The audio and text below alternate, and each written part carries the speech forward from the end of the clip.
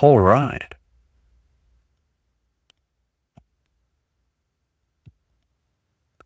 So, hopefully that worked.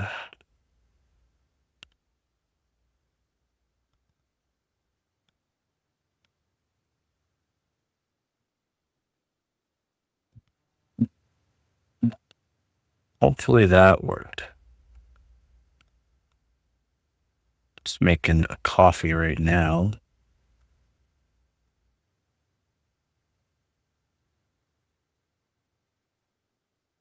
Right. All right.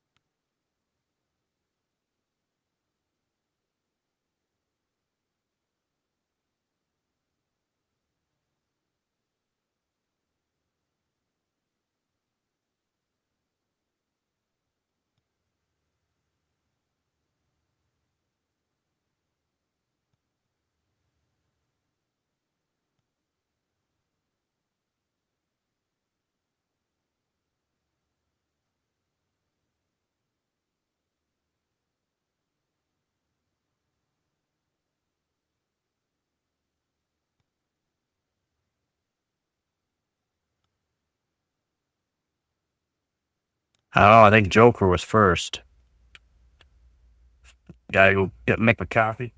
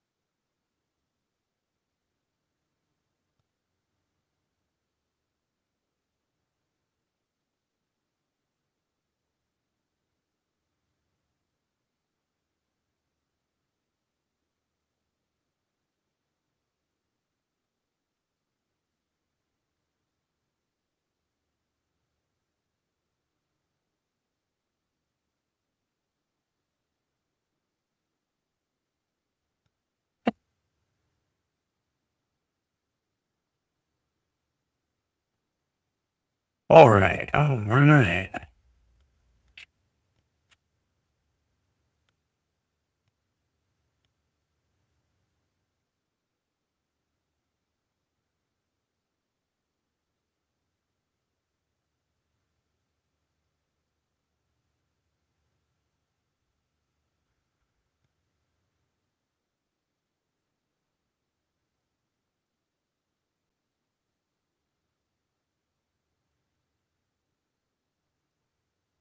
Go chat up. We can see. We can see.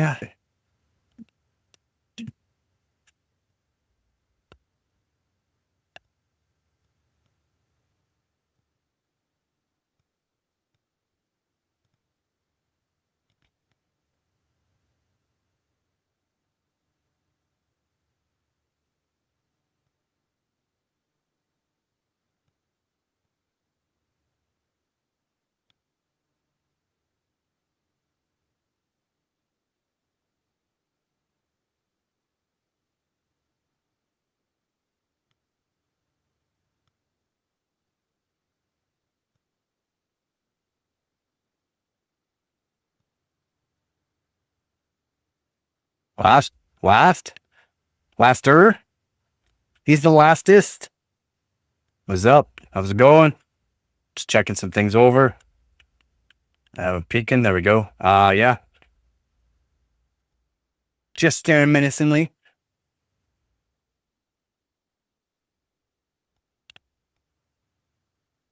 So hopefully, yeah. Hopefully everything's good. Everything looks good. Everything sounds good again. Awesome. We're good to go. Hopefully everyone likes the title. Old GPU, new GPU, old GPU performance. I think that works pretty good.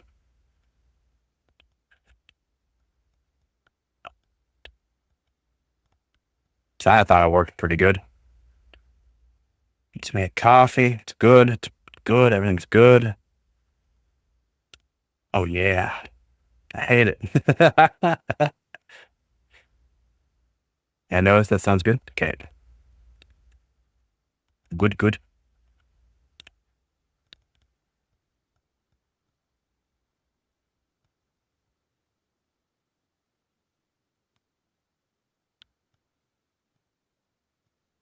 So hopefully that works though, so that way the stream is being seen. It was a 30-hour long stream. Before that was another long stream as well. So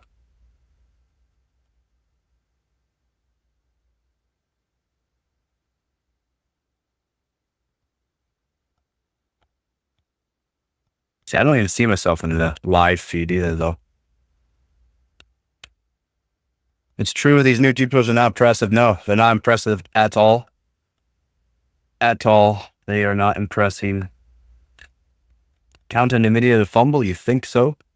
Brutal, man. Like, actually brutal. But 5060 Ti performs just like a 4060 Ti. So where's the gains? Is the gains going to happen with the optimizations, with driver updates and stuff? Maybe. Still haven't seen any. Still haven't seen any driver updates for anything for any kind of gains, which is absolutely brutal in my opinion. It's been how long now? Oh, maybe with driver updates and game optimizations, they might pick up for NVIDIA. Same thing with AMD. They might even pick up a bit more for AMD as well. And AMD is gonna be launching theirs maybe by the end of this month. Maybe a week or two into May. So they're gonna be ahead of schedule what they're expecting. So could be better. But the 1070 Ti 1070 Ti FE brand new is solid, yeah.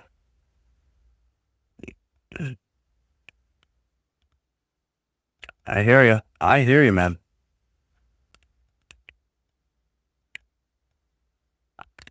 Saw this thing where someone has like 20 cell phone hooked up to one thing. They use it for some sort of media control. Hey, something like that to springboard your channel. Yeah, they got some wild setups for views, fake views. I'm not a fake view kind of person, to be honest.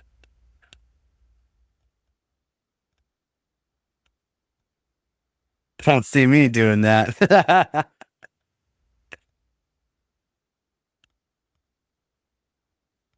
Let's see.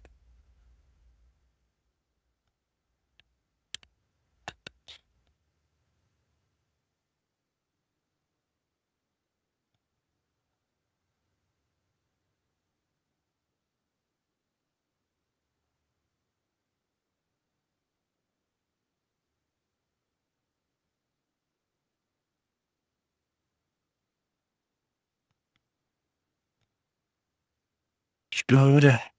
Just checking over some things here.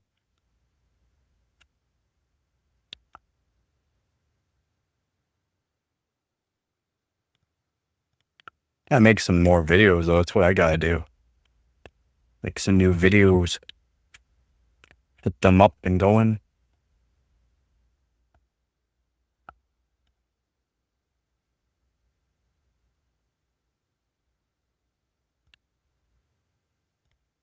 We shouldn't have to use DLSS and frame generation to get more performance. Yeah, with the exception being budget and older cards.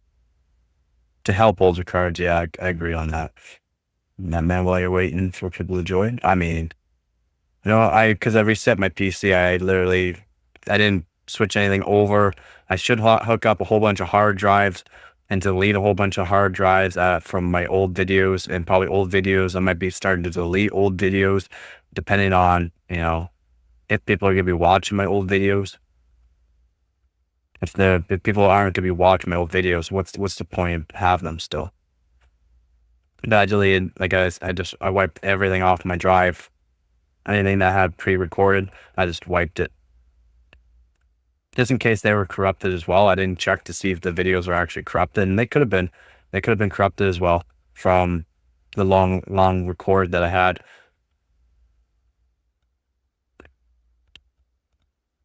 So I have to start recording more while I'm streaming, and then try to make things look good. And then while I'm doing that, it's kind of like I'm not paying attention to chat, and not great, but yeah, I do need to make more videos, some shorts. People are liking the shorts, and now my views have gone way down. It's fine, my views have gone way down, but it's not like a big thing for me for, ton of views. But going from 25,000 views or 30,000 views every 2 days down to 1,000 views or so every 2 days, it's it's a lot. No, I haven't figured out how to do that yet.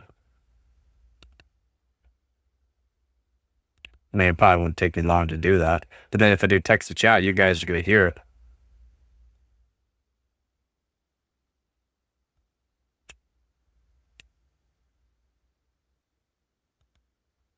You've only seen my shorts. I got a ton of videos out there.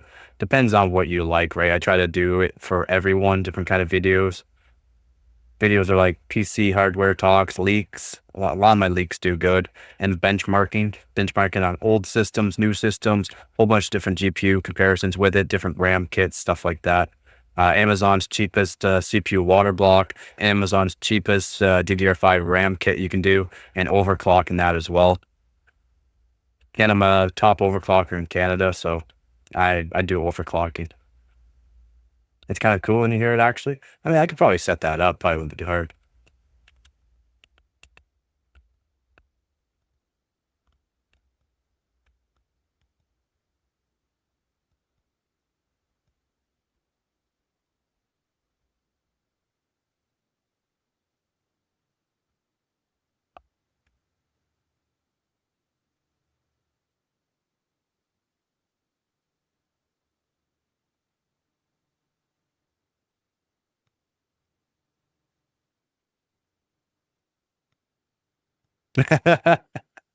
I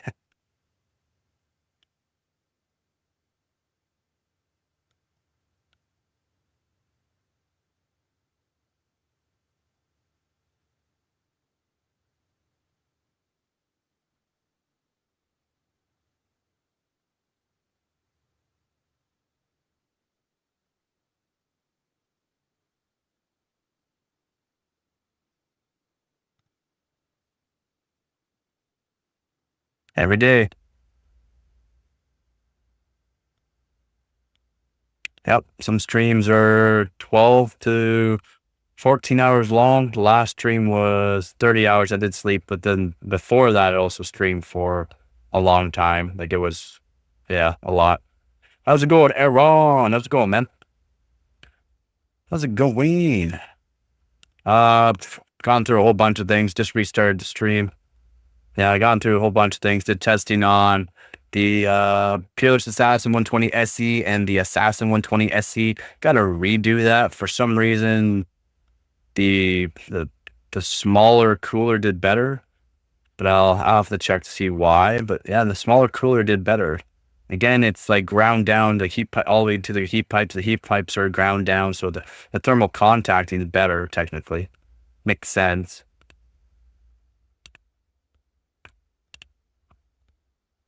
But 6 degrees cooler on the lower one. Yeah. Yep. So I did this one, the Peerless Assassin 120 SE. I did this one.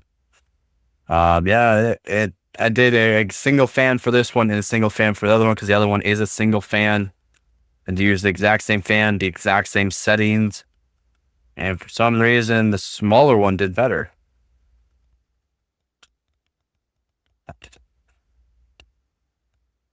So the Peerless Assassin, so this one, the Peerless Assassin 120 SE is 6 heat pipes. The other one only has 4. I also noticed a few hours after you left, it stopped playing any commercials on your channel. I think YouTube is very smart about being able to get away with anything. Not that you were. After I left, stopped playing any commercials? Wow. Yeah, PC blue screened you. What did it say? Do you know what it said? Did you take a picture of the error code?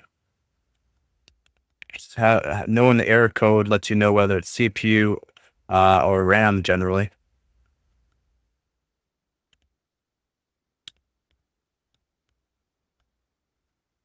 Yep, both 120 mil. The Peerless Assassin, again, it's supposed to be used with 2 fans. I only have 1 fan to keep the test kind of similar. 1 fan versus 1 fan, even though it's the 120 SE is made for 2 fans. So maybe that was it. But what I also noticed is the coolers, the 120 SE, the Assassin 120 SE, not the Peerless, the Assassin 120 SE has ground down the actual plate, down to the bare copper, and it's all the way to the heat pipes, like ground down to the heat pipes too, like really ground down. The other one has actually a plate on it. So it's not ground down. It's nickel. It's all nickel plated and has this really thick plate, as you can see. So the heat pipes aren't close to it. So the thermal wicking technically isn't as good. Yeah, the thermal wicking isn't as good. It just makes sense that the thermal wicking isn't as good, but for overall temperature. Yeah, that one would have more thermal mass. The other one has more thermal wicking. But I don't know. I'll redo the test. I put together, I used the exact same mount. The mounts are the exact same on them. So, I mean, it's kind of odd in my opinion. Yeah, that one. Yeah, this one, the Peerless Assassin 120 SE is supposed to be for 200 watt max. I don't say 200 watt is the max. I've tested on 12600K before overclocked, and it works just fine. But I did it on an X5650, which is an old Xeon 6-core 12 thread, 4 gigahertz, 1.4 volts. And the Peerless Assassin 120 SE was 73 degrees Celsius. It did 4776 for Cinebench R23, and the Assassin 120 SE did 4793, and it did 67 degrees Celsius, so 6 degrees cooler.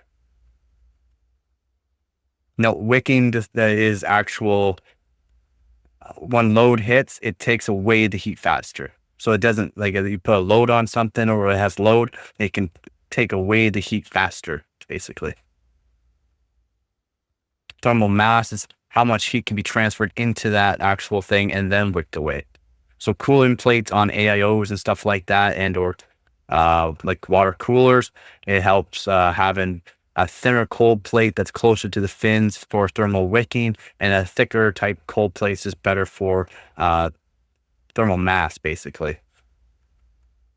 Wicking and thermal mass is different. And then you got to worry about pressure too. More pressure helps thermal wicking and thermal transfer to the mass. So there's a lot of plays for the heat. I was wondering, always curious if you could just leave your stream on like that. Doesn't seem to work though. Apparently it didn't like it. So maybe because the chat wasn't going as fast. Maybe there wasn't a whole lot of viewers or something. Maybe it was a long stream, 30 hours.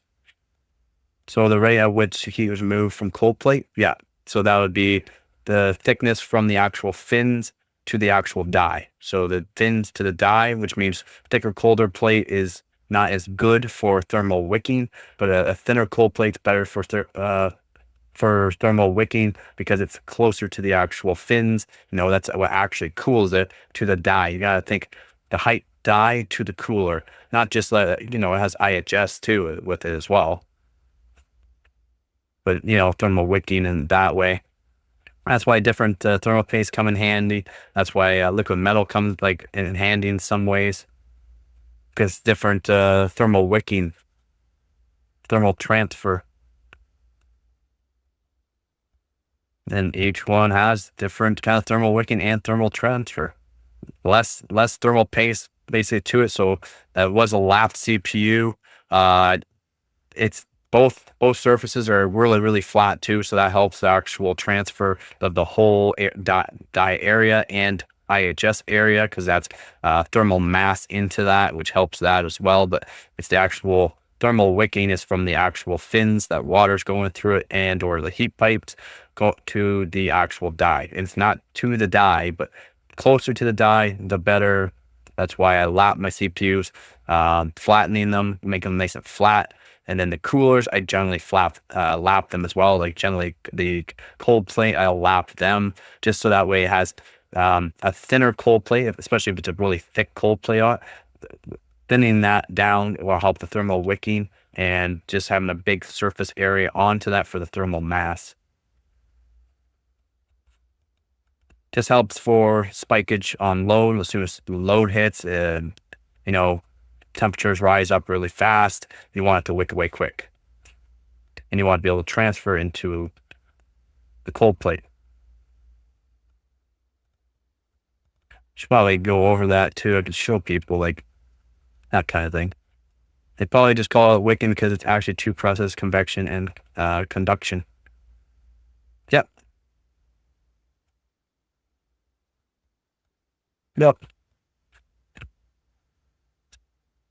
That's why water is better too, because it has way better thermal wicking. Way better thermal wicking. It can just wick away that heat. And then, the size of the radiators dissipates the water temperature. It's a dissipation. Wonder if the efficiency differences you found aren't due to difference in how each address hotspot management? No. No.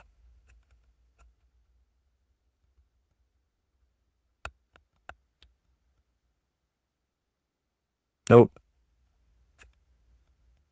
No, I think that's because that has the 120 SE has a thicker plate, an actual thicker cold plate on it, and the other one has better thermal wicking onto it. And and depending on the dissipation, again, the 120 SE, Peerless Assassin 120 SE is designed for two fans. I only used one fan. The difference probably could be a lot better with two fans, of course, because it will dissipate the heat better because it has a thicker cold plate, which means it can hold it more heat pipe equals better hotspot cooling. No. Better hotspot cooling would be mounting pressure.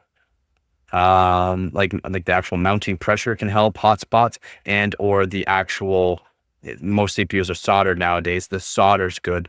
So that way, hotspot it's hard to do hotspot testing due to the fact it can vary for CPUs because of the solder. But not more heat pipes generally doesn't help actual hotspot itself. It just helps thermal dissipation. That the thermal dissipation, it dissipates the heat faster, which means it should cool it down faster. I was going to say it's probably the thickness of the material that's able to transfer the heat better. I mean, you can't really change the design of those things, but only so much. The materials where the heat pipes are placed is more important other than the number of them. No. I mean, yeah and no. Yeah, flatness of them will definitely do hotspot. Let's say you have a concaved CPU, right? Not convex, but concave CPU, and you put a nice flat cooler on it, you're gonna have more actual thermal paste in between the cooler and the IHS. Now will affect hotspot and transfer and transfer, because you want basically metal on metal. You want copper on copper or nickel on nickel, whatever it's going to be.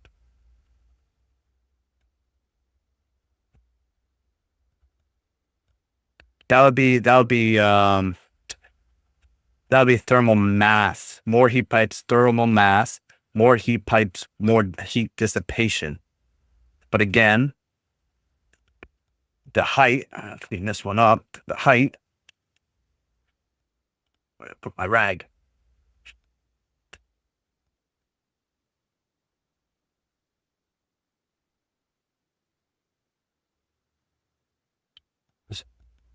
So, show you what I mean. I'm going to take the other one off and show you why I'm thinking the other one's kind of working better for the CPU test that I did. Again, 6 heat pipe, right? 6 heat pipe, but you see this massive plate, how far away this is nickel plated, yeah, but it's a copper. So it's all soldered to this. That would be thermal mass, right? Because thickness, see how thick it is? So the heat can transfer into this, and these heat pipes, so the 6 of them, can dissipate that heat better. It can just you can keep a high load onto it, and it'll even out better because it has 6 heat pipes. It could dissipate the heat. But this thickness of plate does not help thermal wicking at all, which means it can actually go to a higher temperature because the heat's holding into this actual cold plate, not being dissipated or wicked away by these actual heat pipes as fast. Yeah, it's thick. It's a thick plate. A very thick plate. I've been researching cold plate design from this employed cold plate mount offset. Due to the fact, again, this is why being closer to the die is better. Like I said, being closer to the die is much, much, much better than being too far away. So why they did that offset is because those AMD CPUs, the chiplets are at the bottom, at the actual bottom of the CPU. So, you know, you got the IHS, right? And then you got the actual die, right? You got the actual die. Well, AMD, I'll make it. Intel's chiplets, as you can see, I put a line there, are at the bottom and it's shifted downwards. That's why they do an offset with their coolers, and you can buy offset mounts so that way it shifts the cooler. That's just due to the fact the chiplets are farther down, even though you have the cold plate, the IHS cold plate IHS, you know, the IHS on it, it's shifted down. Everything's shifted down it. Even though you have all this thermal transfer, it's not cooling the chiplets as fast. It is. It's very thick. It's a thick boy. Arctic Freezer being one company. Yep.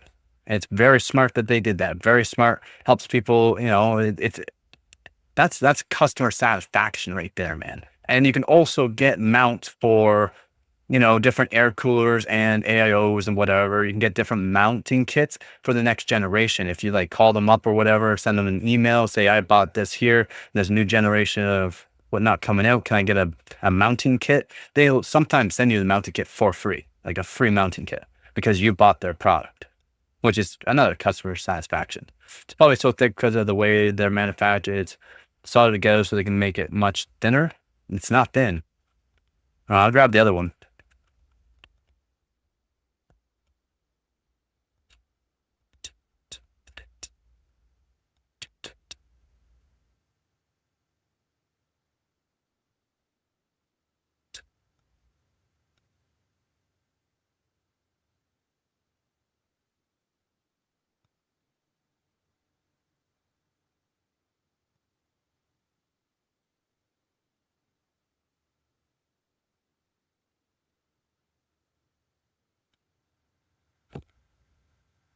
See, you can see my contact spread's good. Focus.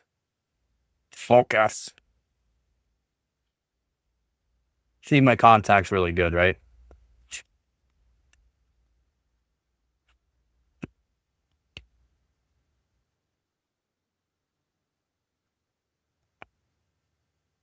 I clean it up. Look good. All right. So now look. Now we're at bare copper, ground down into the heat pipes themselves. What's up, Moses? What's up, R10? Offset mounts have been used by the OC community for ages, right? Yeah, but I'm pretty sure they're designed by the OC guys themselves. No, I didn't do this. This comes from factory, and they actually ground down to the heat pipes. Good, man. I'm doing great. I'm glad you're doing good, man. Yeah, so the thermal wicking on this is very good. The heat dissipation isn't as good because it's only 4 heat pipes. Hopefully you guys can hear me. I'm blocking the mic a bit. So 4 heat pipes, ground down right into it. So it's literally, you're right on the actual heat pipes. It's going to dissipate that heat. It's going to wick it away faster. The thermal... I'm doing some OC comparison between manual CPU overclock versus AI. I've done the AI. If you go to watch my old video, I like the videos like this. Yeah, AI overclocked my PC. It's not great. It works, but it's not great. So yeah, so that's that right to the heat pipes. And then this one, it's got a thick cold plate on it, which does not help thermal wicking. Thermal transfer though to it is not bad, but the heat actual dissipation's better because the 6 heat pipe. My auto OC, yeah, the auto OC is terrible. It isn't good. I'm good. Yeah. So yeah, that's here. But I also did it with only 1 fan. This one's designed for 2 fans. I only used 1 because I want to keep the comparison somewhat similar, as in this is only a single fan design and this one's a 2 fan design, but I don't care. It's single fan. I'm only using single fan for this one. I want to see a single fan on this one. So yeah, that's the difference though. And why I think the comparison's not bad, just due to the fact this one's literally ground down to, so it can wick away that heat much faster as long as the 1 fan and these amount of fins on 4 heat pipes is better. And it's good. It worked really good. And then also this one wasn't as good due to the fact it has this massive transfer of heat, to it. And both these plates are really flat. I mean, they are very flat.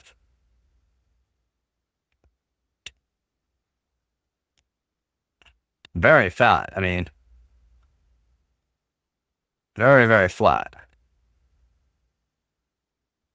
You can't, there's like no gap.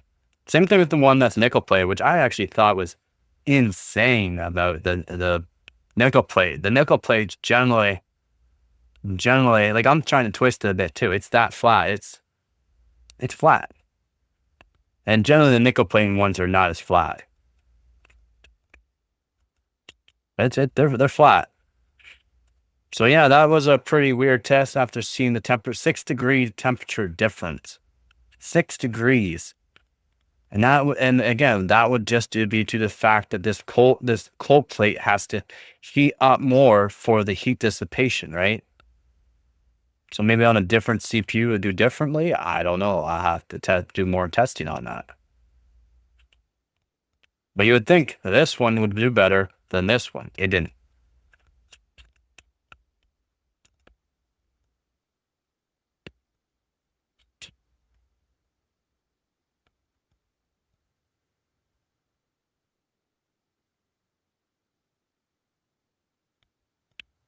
It didn't do as good. Hopefully that kind of explains it.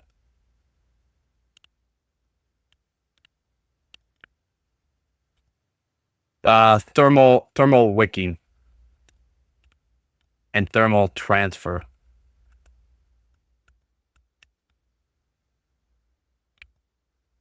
And do I have anything for?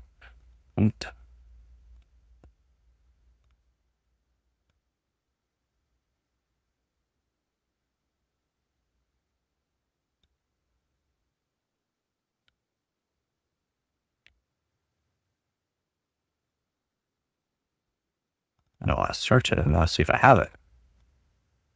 I have a very bare Windows 11. I don't even think I have Windows Paint. Nope. Bigger is not better. Yeah, bigger is not always better. Thicker cold plates are not always better. And that does not exactly mean for extreme overclocking either. Okay. Extreme overclocking, thicker cold plate can be good for some applications. A thinner cold plate, better wicking than that, also can be not good for some applications, as in some actual core designs of a LN2 pot is it wicks away the temperature so fast, like so fast, that the CPU will cold bug, basically, kind of like a cold bug. It'll crash the CPU because you cooled it too fast. And cooling things too fast is a big problem in the OC community, which is not great.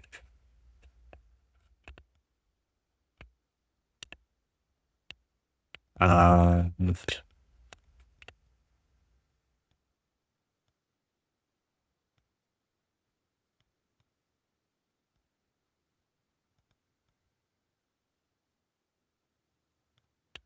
download Paint here.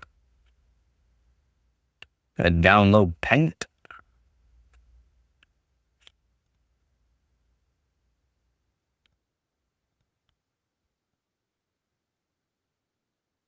And show you what I mean by that.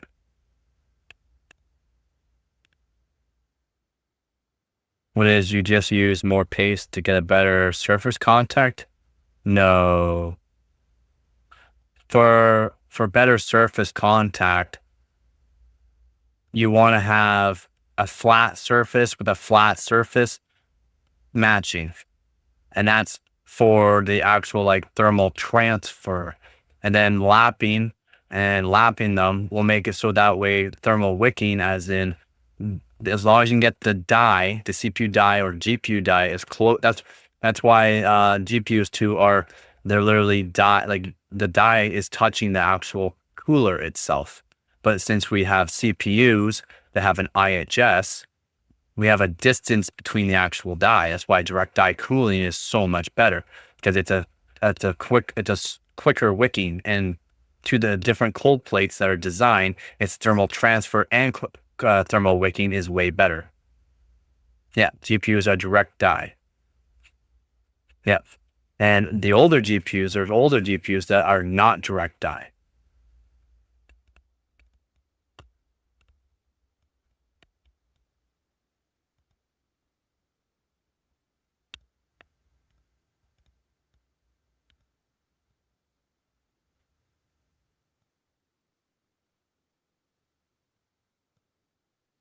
Okay, so we got Paint here.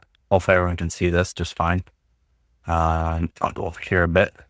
So we got Paint here, and make this a bit bigger for everybody here. See? So we got Paint, and then we got, can we do straight line? Yeah. So we can do cold plate. Could do thickness, different thicknesses. No. So I want different. How do you change thickness? I don't use this stuff. I don't use these things. How do you change the thickness? Okay, well, I could just do squares. So we got the cold plate and a thicker cold plate. And then what we got here is the IHS thickness. And then we got the CPU die. And in between, and I'll even leave that the way that is. And we got here, we got the IHS again. And then we got the CPU die.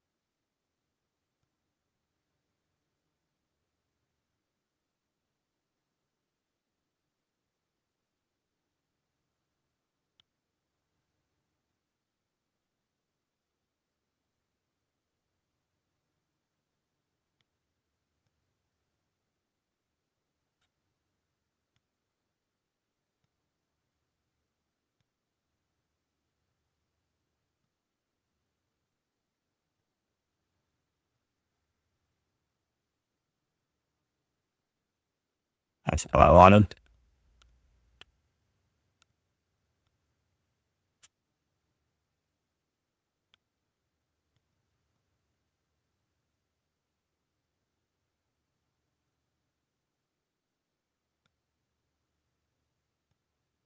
All right. Can we see it? Can we see this? Is RTX 5060 a good choice? Nah, not in my opinion. Not in my opinion. It's a waste of money. You can just go out and buy yourself a used 4060 or 4060 Ti for cheaper and be getting the same performance. It's not good. It's terrible.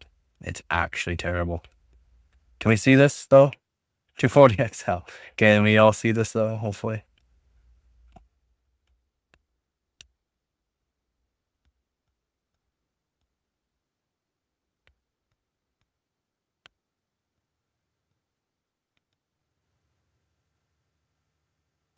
Okay. That cold plate IHS CPU die. Thicker cold plate, I say thicker. Thicker cold plate. So cold plate IHS CPU die, thicker cold plate IHS CPU die. Now, again, we want to have this CPU cold plate, and then you gotta have some sort of number. You gotta have some sort of cooler, and we can say AIOs or even CPU blocks just because it has fins. It has fins. The thicker cold plate is better for the CPU die, transferring it to the IHS, transfer it to the thicker cold plate. As in, this thicker cold plate takes longer to heat up, which is good. That's good. That's why it takes a lot of design for these AIOs and water blocks, and there's so many different variances of them. What you want is a thinner cold plate, nice and flat to an IHS. Nice flat IHS, but you can't find IHSs flat. They don't come flat. I've done this. I've done many testing of different, many CPUs. They could be convexed or they could be concaved, which is, or even wavy. Some bigger CPUs could be wavy, like literally wavy. And then like you have thermal paste in between. Most of that gets taken away from the micro scratches or whatever else that's actually in it. And that's worse. More scratches and or more gaps that you have to fill up with thermal paste will actually hinder the performance of transferring from the CPU die to the IHS and the transferring from the IHS to the actual cold plate. It's like you have a big bubble of air or something, and then right around here with this part here, it's not going to transfer the heat as well. So you have a weird spot right here that doesn't transfer the heat as well, which can transfer to the CPU die where there could be a hot spot, or hot spots get hotter. Is thicker better in this case, or does the same apply to thickness as it does to overall visual size? How long time were the cooler tests you did? Just a Cinebench test. Cinebench test, 4 gigahertz on a 6-core Xeon at 1.4 volts. Just a Cinebench test, which takes what? I think it took 4 minutes, maybe 5 minutes. Except for on the Peerless Assassin, I was using it for a while trying to get it working. So I had lots of time for it to heat up as well. But again, that doesn't necessarily apply to how things worked out there, because it should be able to wick away and dissipate the actual heat faster, but it doesn't wick away the heat as fast because of the thermal transfer to the thicker cold plate. It has 6 heat pipes, which should be able to dissipate the heat better, but because of the thick cold plate, it's not transferring the heat as fast from the actual CPU. And I did use an X5650 6-core 12-thread Xeon, 4 gigahertz, and it's lapped. Everything looked good when I pulled them off. Nice low amount of thermal paste in between, which is really good. Again, I can lap those. I can lap them so that the way they're actually like really flat to match a lapped CPU, which is again really flat. Is old GPUs like RTX 2080 or GTX 1080 still good? I wouldn't use a GTX 1080, bud. They stopped the drivers. It's still a good car. It performs like a 4060, but it doesn't. There's no more drivers. They ended driver support in March.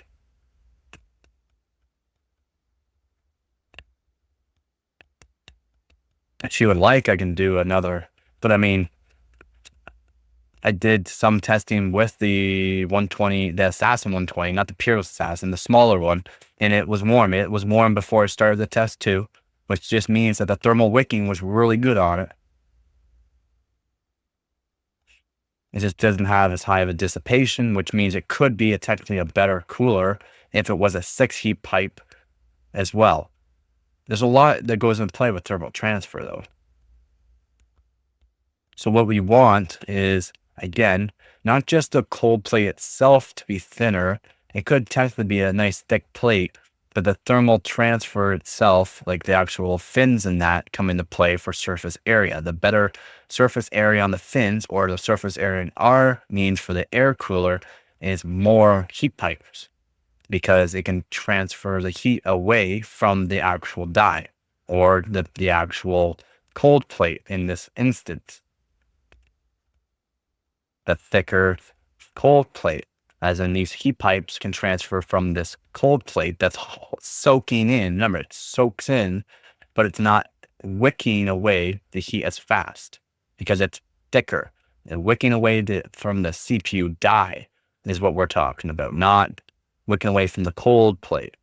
The cold plate's hot. The cold plate's bigger, thicker ones heat up, and then they gotta wick that away. Since I did just use one fan, the thermal dissipation wasn't as good for this one. I'll redo the test. I'll even probably make a video and show everything I'm doing in the video, just because that way I don't have to worry about the chats and stuff like that. I'll make a video that's very detailed on this kind of thing. But I'm trying to make sense. I'm hoping I'm making sense with the way it has to thermal transfer and thermal wick away from the actual die itself. And since we're so far away from the die with this big, thick cold plate, and so far away from the actual heat dissipation of these heat pipes, this right here does not perform technically as good for this test. In my testing, what I'll do is I'll do it on the X5650 again.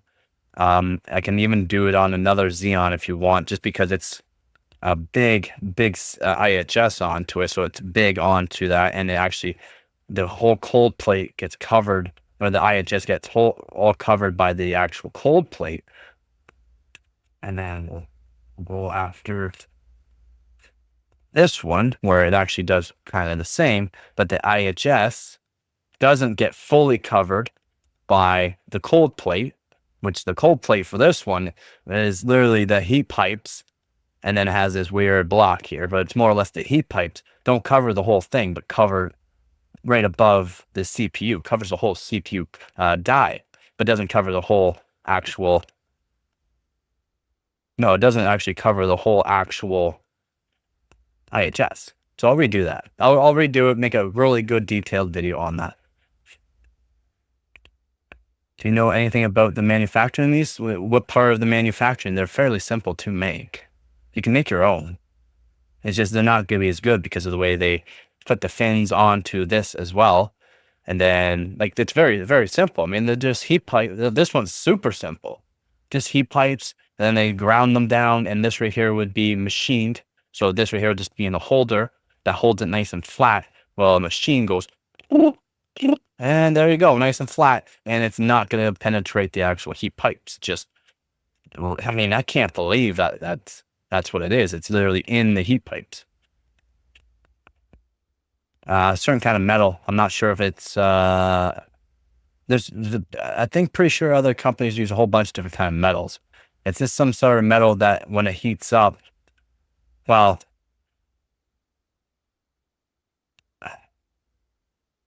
it heats up, turns to a vapor. Is it metal or is it an actual, I'm pretty sure it's a type of metal that when it heats up kind of vaporizes, and then once it's cooled down, it goes back down. Or it's an oil. Oh, okay, it's an actual oil. What kind of oil? I'm pretty sure there's different kind of oils that once heat up, vaporize, or the vapors or whatever go up, and then once it gets cooled down by the fins, it goes back down. That's the theory that, well, not theory, but what I've read on years ago. What kind of oil?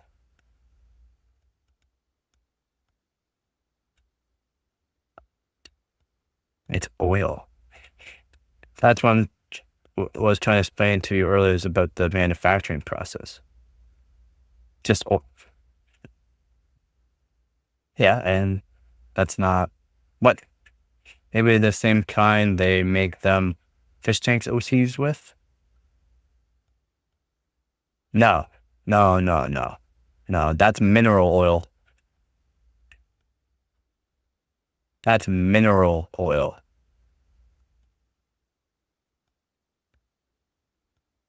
Mineral oil, it wouldn't be in one of this.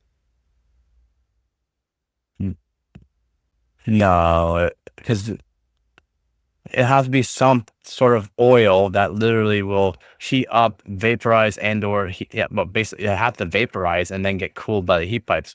Mineral oil doesn't vaporize at lower temperatures like that. Mineral oil takes what, a whole lot of heat to vaporize it.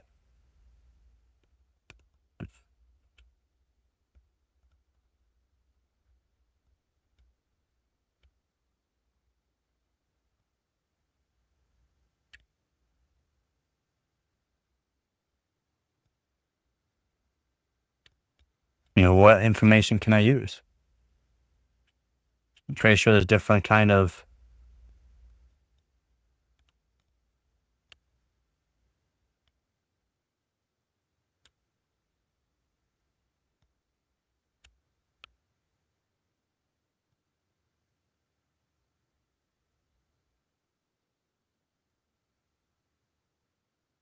I mean,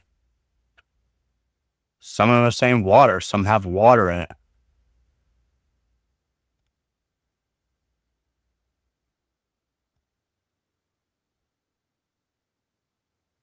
And there's other options. It's just water. It's actually water. It's not metal. I thought some of them had some sort of metal in them too.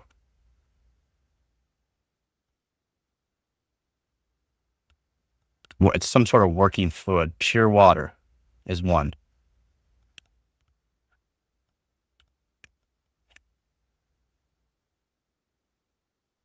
Yeah, because like I said, it would have to be something that vaporizes.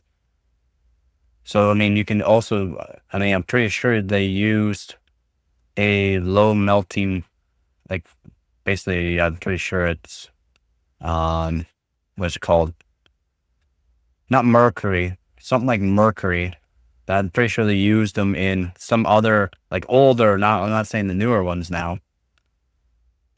Modelants circulate, but that might not be mineral oil. That might be a type of, that's two different surfaces though. That's two different oils in the lava lamps. One of the oils can heat up and then cool down, heat up and cool down. To the fact it's going up to a cold surface, down to a hot surface, up. No, I don't think it's red. It might be red mercury, but I'd see it in old.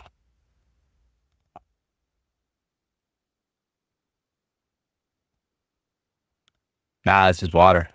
A lot of them is water. Working fluid, which is water or distilled water, is mostly put in these, and that's why they made acetone filled heat pipes, so that way they can be used in cold climates. They just came out with it. It's acetone filled heat pipes. Oh, so it's just that it can circulate. We'll see, because they mix two kinds, but even just the two kind would be circulating, just wouldn't see it. One kind. Yeah, one kind. One king? Yeah, I know what you mean. Yeah, it'd be two different fluids, and then both could be circulating, but you don't see it just due to the fact that the one's a different color than other. You'd only see the one really moving. But that's also heat. Remember that heat rises. It doesn't matter if it's water or air, heat rises, and that's kind of how that works. There's only one manufacturer and one model that knows so far that uses this process, though. Well, the one manufacturer that's saying it is Be Quiet. See, I'm off of like the old ways too, right? The old ways, I'm pretty sure they used not water or anything like that in it. They used something else. Ammonia.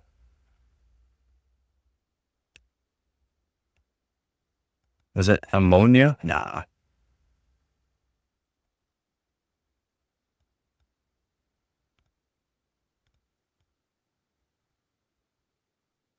I don't think it was ammonia for CPU coolers.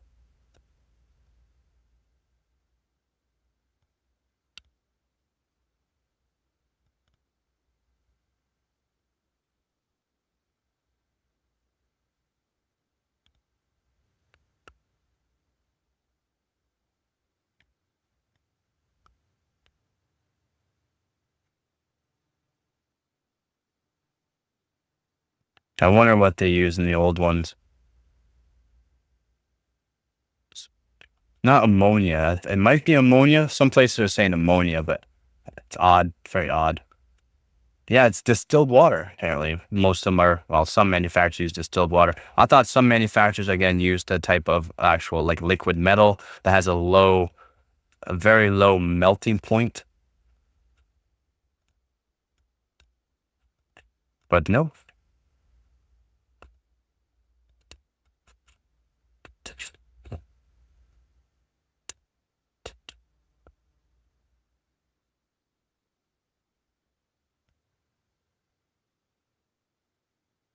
It's not Be Quiet. It is Be Quiet. They're saying right here. According to Be Quiet. Old CPU heat pipes typically contain a sealed copper pipe with a small amount of distilled water. And capillary structure work, the wick inside. According to Be Quiet, this combination allows the heat pipe to efficiently transfer heat away from the CPU. But there's also different kind of working fluids. There's a whole bunch of different kind of working fluids. Whole bunch.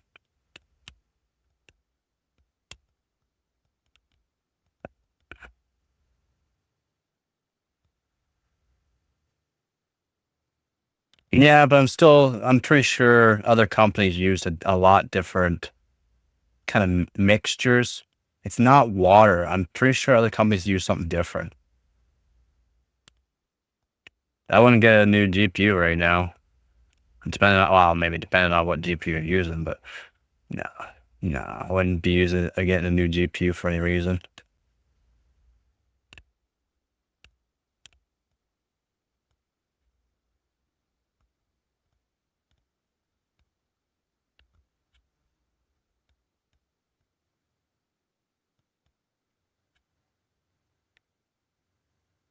I'm pretty sure the old CPUs as well, they might have used a type of maybe ammonia itself, but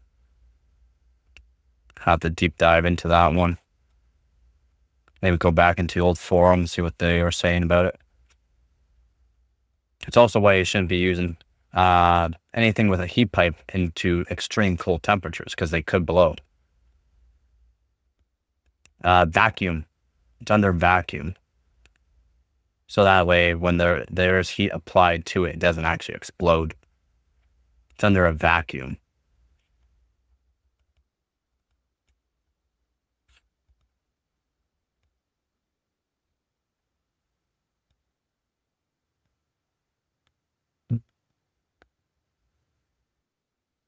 Because yeah, you gotta think if a sealed tube heats up, even with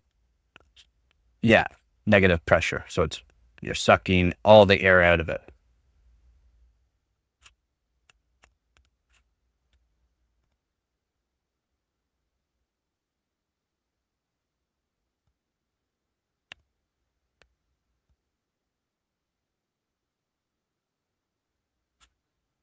That's why I can't believe these two are also ground down heat pipes. I mean, they're ground down quite a bit if you look at it. They're ground down quite a bit. Because yeah, these are all under a vacuum.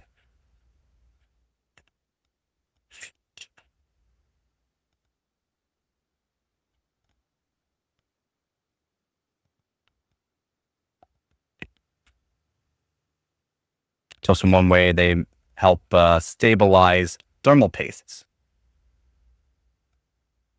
They use a vacuum chamber mixer, so that way they can mix all these things together under a vacuum to help make sure they mix and don't separate. They don't separate as fast. But good. How about you, man? How to tell which side of a fan is intake?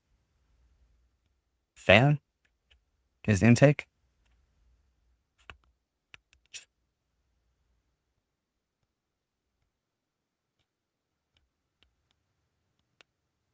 For all PC fans, though, the side that has the actual motor onto it is the outtake, and the intake is regular air. Water coolers are under vacuum too. Air water coolers.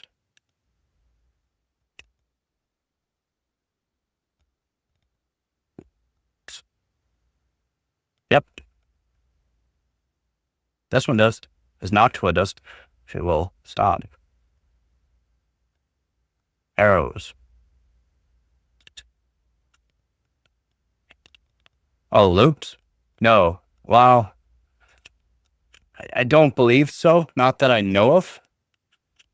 But they could. They could do that to help make sure that way all the air is out of the system. But over time, air is going to get into it, right? Air is still going to get into it just because seals or evaporation happens. So there's automatically going to get air into it as soon as they're done with it anyways. They probably maybe vacuum do it while they're filling it up with whatever fluid they're using, distilled water and what is it called? Glycol. Glycol is generally what they use, like distilled water and glycol mix, I believe. They don't want air to leak in because of the vacuum. You can't stop it, not unless you're literally using some sort of metal and or something, but actual, yeah, no problem. The actual like seals will let air evaporate, which automatically makes it so there's air in it.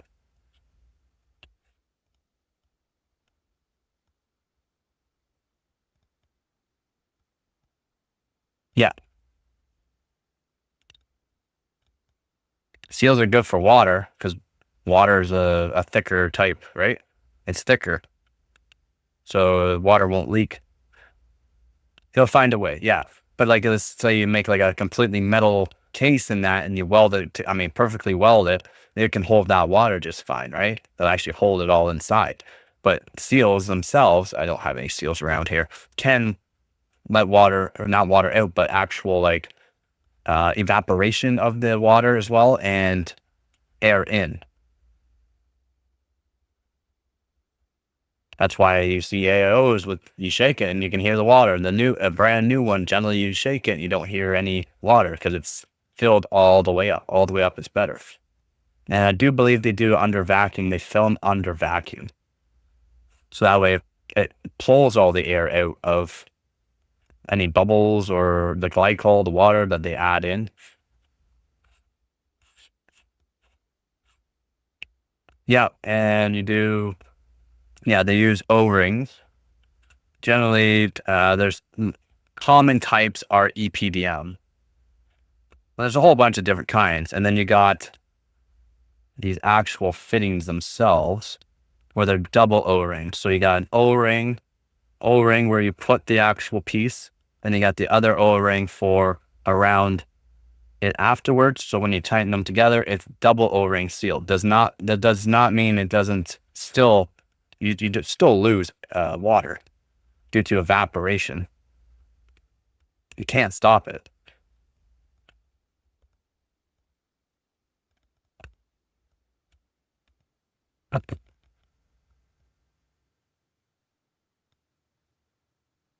Yeah, there's a whole bunch of different, you got a whole bunch of different kind of O-rings, but a typical ones are EPDM. And EPDM is good for a whole bunch of different kind of temperatures as well. Yep. Even on my, well, actually I showed it stream, I think it was yesterday. Oh no, 2 days ago, building the custom water loop for the competition that I'm doing. Some fittings for even soft tubing come with O-rings, but that O-ring goes over top of the tube, so that way it compresses onto the barbed fitting.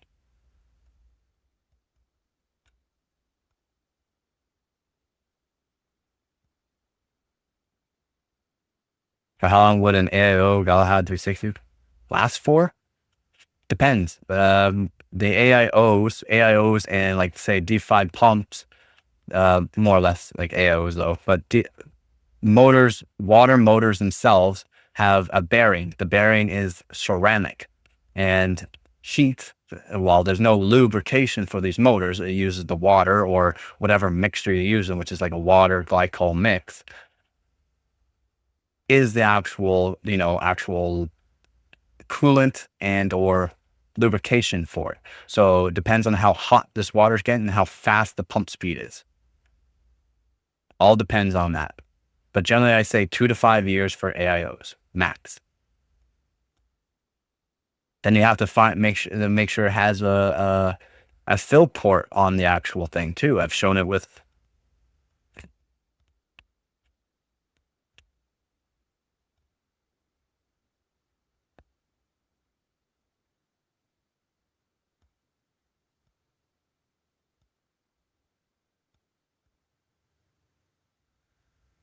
or put out. So some AIOs, so the guarantee plus epsilon, I don't know what that means. So some AIOs don't have a fill port, which makes them very hard because, which you'll hear, hopefully you hear that a little bit, has a little bit of air in it. This is an older pump, so it's already lost air. I mean, it is older. It's older AIO, so it's lost water. It didn't happen. It has filled up really good.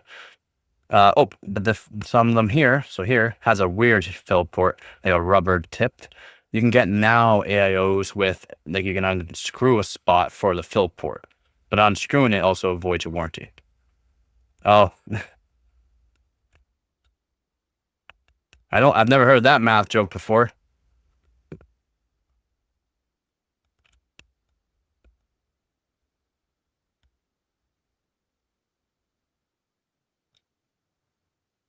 I mean, it probably could run it, but not well. Probably not well.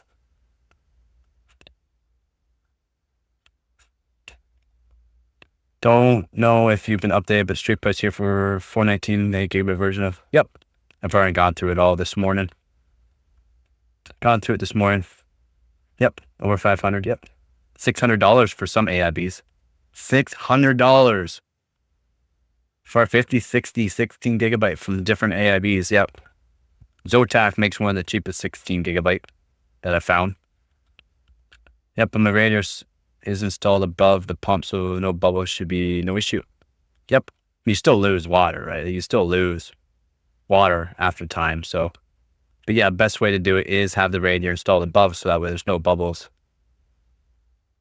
Yep, $800. Well, these 5060s or 5060 Ti's are pretty expensive for the performance. Again, it's a performance just like a 4060 Ti, basically just like a 4060 Ti.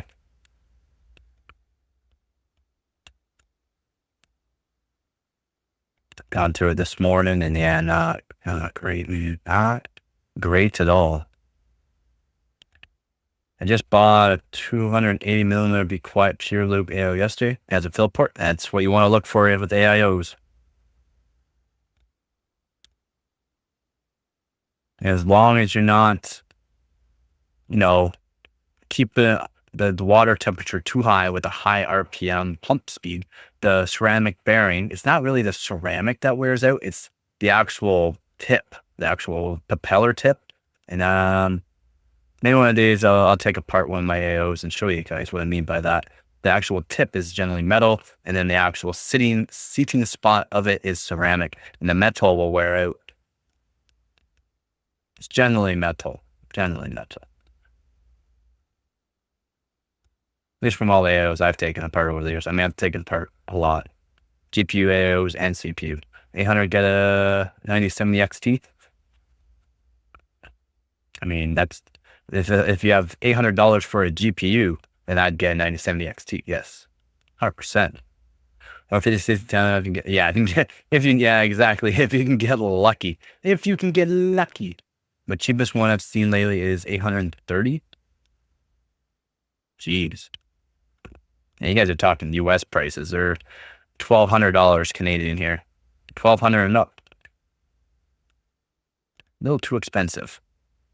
Too much for my taste.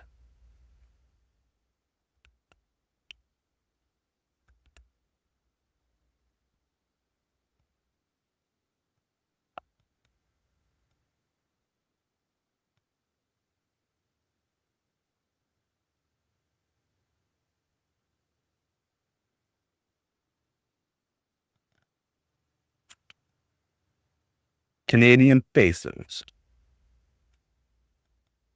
Just want to play Fallout and GTA 6 at 4K. GTA 6 isn't even out yet. At 4K. Good luck. You could be seeing like 30, 40 frames per second. I mean, I'm not sure about Fallout.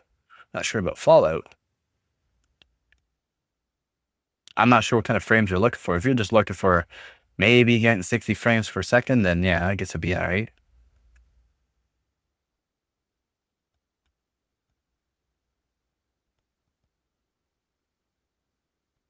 $1,400 for what?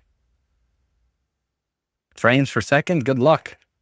Oh, or you mean 1440p? Yeah, 1440p or 1080p would be more respectful for those GPUs of choices right now. Yeah, I thought so. But I don't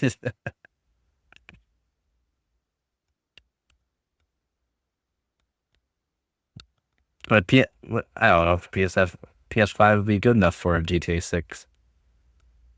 I heard it's gonna be pretty intensive on systems. That's true. It's not. You're right. It'd be released for console first. You diehard Xbox. Nice. I used to play Xbox way back in the day. Way back in the day. Not anymore though. Not anymore.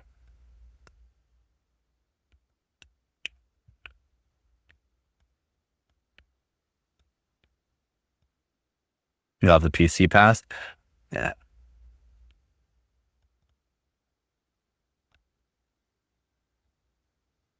If it works, I guess it works for you. I love free games. That's what I like. Free games.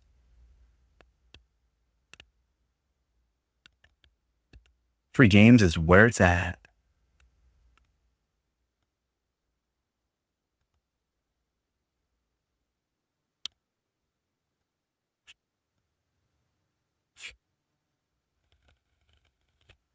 There were at some point dedicated PhysX adapters.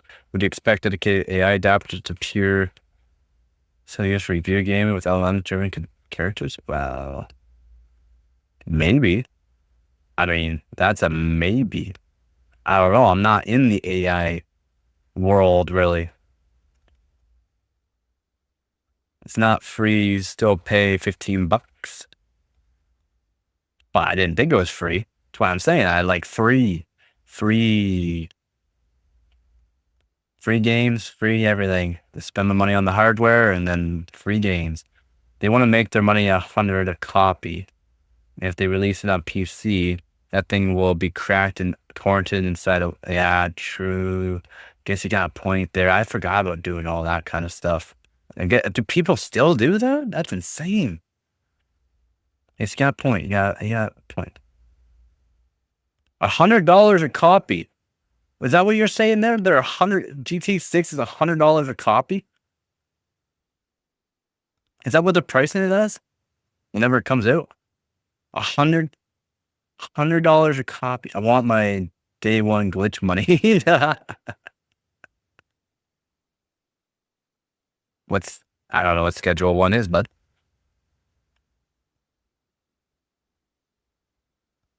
$100 room price. $100 for GTA 6. $100. What? They definitely making money. Money, money, money. Mula, mula, mula. Holy moly, that's insane. That's insane. That means it'll probably be $100 on PC too then, right?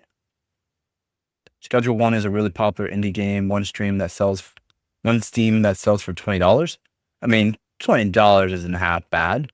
And I'm I like free. That's my price point, free. It's what I can afford, free. It's free? Nice, I'll take it. Does all the add-ons and stuff? It's $100 just for the basic. Yeah, $20 and people still pirating it. That's crazy.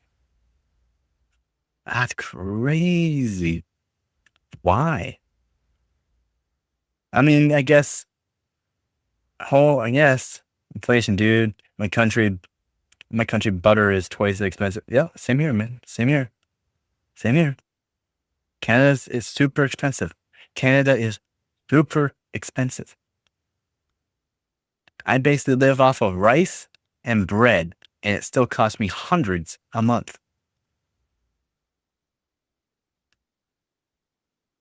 Rockstar money? Yeah, Rockstar. I died. I can't believe how expensive it is, though. That's insane. That is actually insane. Everything else gone up. Meanwhile, will mark up the prices of our games.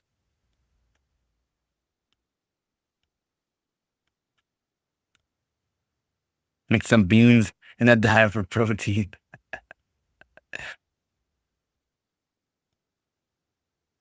Yeah, you would need a good CPU and GPU to play it.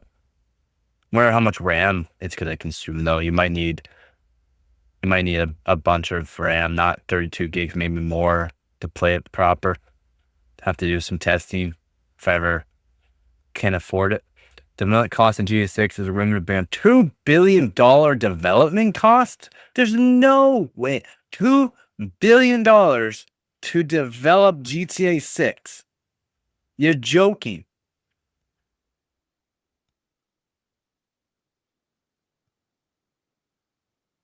It's a game. Well, how is it $2 billion? How much are they paying these guys to make it? And then, why Nintendo wants $90 for the new games? No, it does. Yeah, $90 for their games, pretty insane.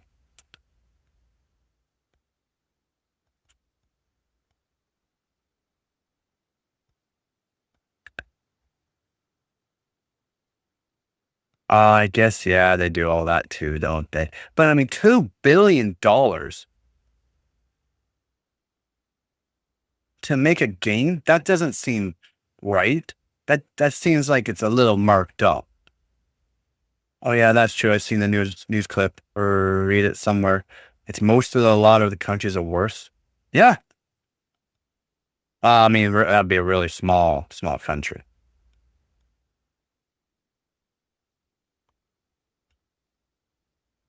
More, I guess some small countries, maybe. $2 billion. Wow. I still don't believe it. I'm sorry. I don't believe it. $2 billion. How many people how long? Wow. I mean, I don't even believe Google. I don't believe Google on that fact check. I don't believe any source saying that's $2 billion to develop the game. Any good suggestions for 2x48 megahertz RAM kit that runs consistently at 6,000? I do science, so even 1 terabyte is small. Oh, for 7950X? As long as you make sure you get M-die. As long as you get M-die, you're guaranteed to be stable. No matter really what, 6,000 megatrans per second. There's so many kits out there for 2x48 though, but it's really hard to make sure you get a certain IC. It's M-die. Hynix makes A-die and M-die for DDR5. M-die is for the 2x24 is better for 2x24 for the high density sticks. M-die is better. For A-die, you want the 2x16 or the 32 gigabyte or the lower density sticks, they're called. And it's not guaranteed. It's not guaranteed. But for higher density, you want M-die because then it's basically guaranteed higher frequencies are stable with decent timings. For the lower density, like 2x32, Hynix A-die, it's not good for frequency, but good for timings. And it does not apply for Hynix A-die for 48 gigabytes or 64 gigabytes. As in, Hynix A-die performs worse at higher density sticks. M-die performs best at 2x48. Oh, 2x48 you want. Sorry, I read that wrong. But you still want M-die. You still want M-die. They just came out with a kit. I believe it was G-Skill. I don't believe Canada isn't already America's 51st state, but here we are. Yeah. I mean, in my opinion, I think it'd be beneficial for Canada because prices for Canada is too high right now. And the 56 Ti is exactly what we said it would be. Underpowered versus previous 60 Ti's versus, yep, 100% agreeing there, Devil. 100% agree. Absolutely brutal. You can still get like a 4060 Ti that performs basically the exact same, almost as a 56. Basically, not in all games, but basically the same as 5660 Ti. Brutal. For science, you may want error correcting RAM. Yeah, and he is that too. So yeah, I guess error correcting RAM would be better. I don't know if they have error correct. I don't know if G-Skill. I don't remember the G-Skill being error correcting. Let me see, because G-Skill does make a really good 2x48 kit. I just don't think it's error correcting, unfortunately.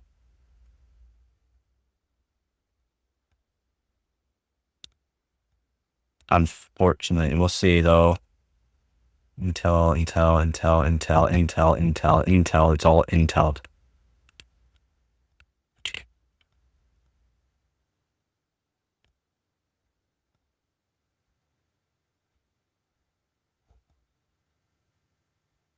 It's not even a guarantee they're probably gonna get 6,000 either. No, I don't even think it's error correcting. So I couldn't actually help you with that. You still want probably M-die no matter what, but error correcting, I don't think G-Skill is a no for error correcting.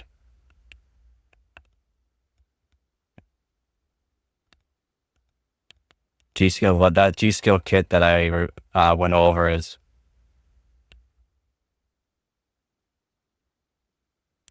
a no-go for the error correcting.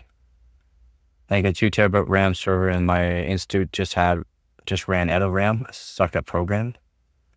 2 terabyte of RAM. That's a beastie system. Think all this AI will come into play with CPUs? Yeah, I guess it technically can. Yeah, I was even thinking about 6,000. I thought for sure they would have some 6,000 kits. But by the looks of it, no, they don't have 6,000 kits. It was the 6,000 kits I was going over. Crucial. It's designed with on-die ECC. Crucial. Give me a second here.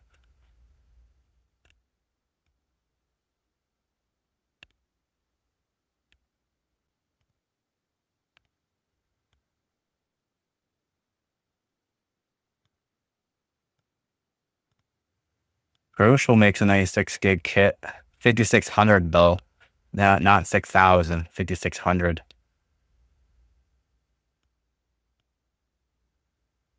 By the looks of it, that's what you're looking at though. 5600. And unless Samsung's got some. Samsung is pretty good. At 5600 by Crucial. I'm not even sure where you can get it.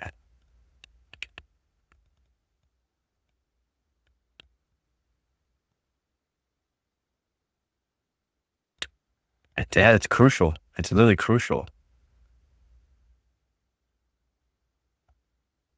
It's crazy. Not for sure G-Skill made a kit for it too. And apparently they don't make them that big of a kit. They came out with the 96 gig kit and 128. But I didn't read anything about being at ECC. Korean Mammoth, yes. See Yonder, AI Girlfriend, similar. Lost about 5 hours in it. Oh my God. Remember when I was learning computational finance in college with 32 gigabyte of consumer RAM? Some of the models took 3 hours to run.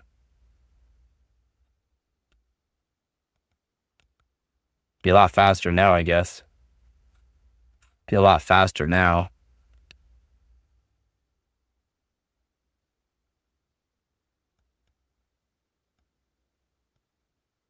I mean, if you don't need the ECC, but it's just if you need error correcting. If you don't need ECC, the G-Skill makes 2x64.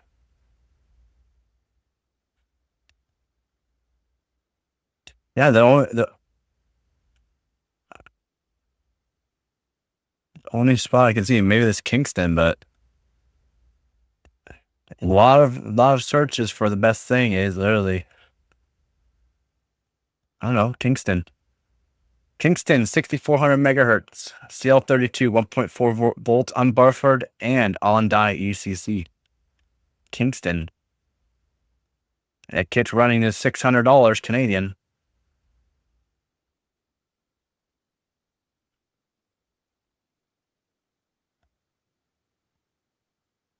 Pretty good though, in my opinion. 6400. That high a density. I mean, is it going to be stable? Like you'd probably have to lower it down to make sure it stays stable on depending on different systems, right? Now we don't run our own models. We use Bloomberg terminals. Those things cost $20K a month. What are Bloomberg terminals?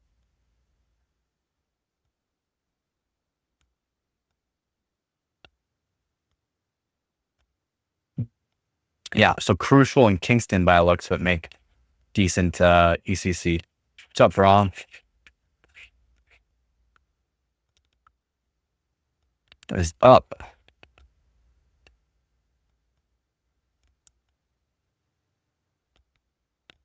Crucial the best I'm seeing, those 5600 megatransfer per second ECC by that size, and then Kingston's got a 6400. But I wouldn't even trust it. Still wouldn't even trust 6400 being the best choice.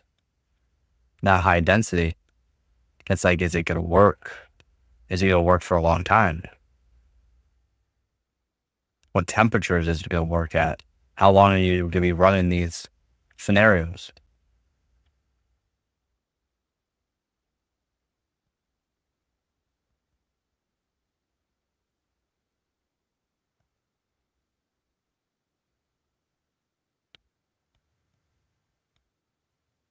I might have passed out. Yep. Might have passed out. So my apologies there. Basically, they are PCs that let us remote into Bloomberg system, pull their financial data, do calculations, use their finance modules. Oh, 20 grand a month. I wonder what they're using in those PCs though. That's probably decent specs in it. Yeah, good. I saw that. I saw some of the messages. Some messages were pretty funny.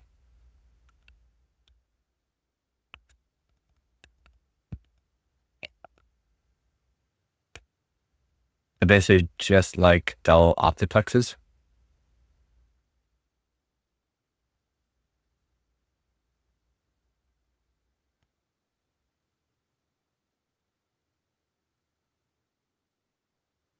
That's it.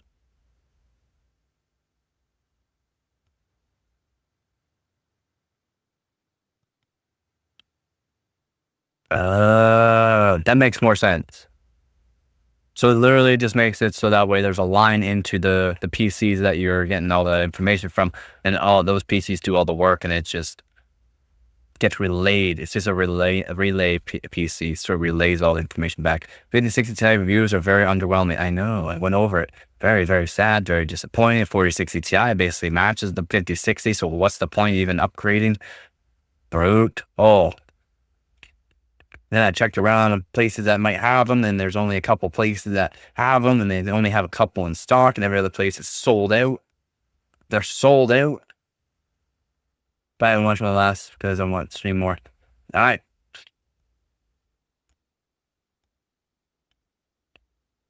Yes, but you have to use their terminal to remote in because security. Yeah. Okay. Yeah. No doubt. I mean, yeah. It'd be like signed PCs, signed server, signed everything. So that way, if anything happens, they can go right to the source. I would get a used 6800 XT over that. Yeah, I actually agree. I agree.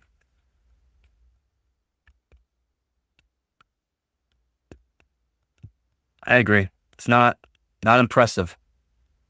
Not impressive. Unfortunately.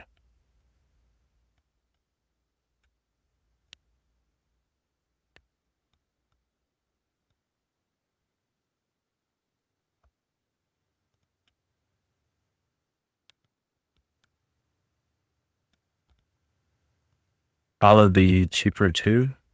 I mean, used, yeah, maybe 20K a month for the terminal plus $200 per megabyte of data. What?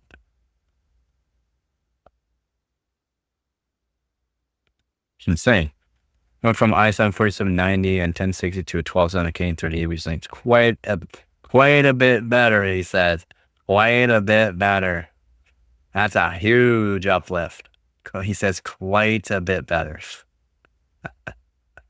That's like, you're getting probably like, what, 4 times the performance. A 4790 can't compare it to a 12700K either. That's crazy, SD.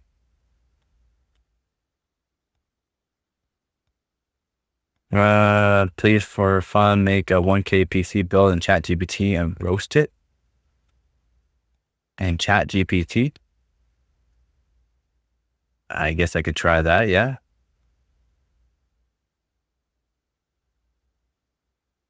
How big is ChatGPT to download?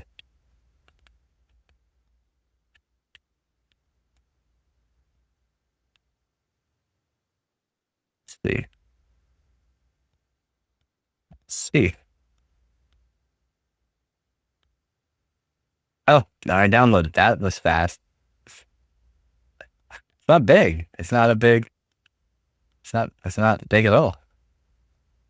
It's just a little download. Yeah, I'm happy with it. And yes, probably over 4 times. Yeah, it would probably be at least 4 times, if not more in some games. That's crazy. That's a huge upgrade. 126 megabyte download. That's ChatGPT is very small. Downloading, and done. Installed in a second. That's nice. Exit.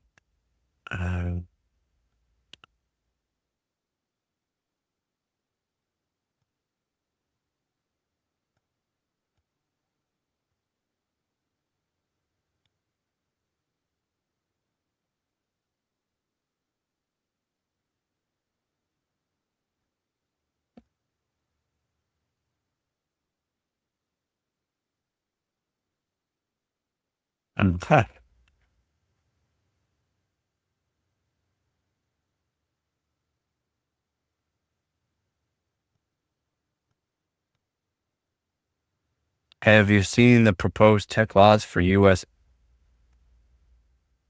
No. Let's go in with that.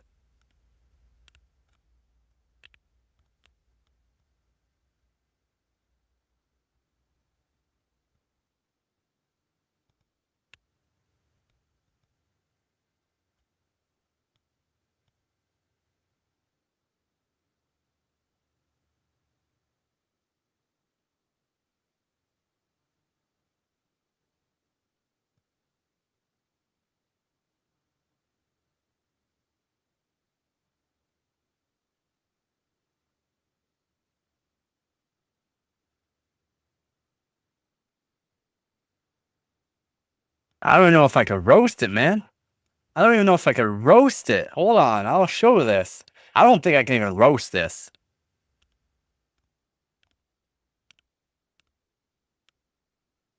How can I roast this? You will have to register your electronic devices and could be confiscated based on political content? Based on political content.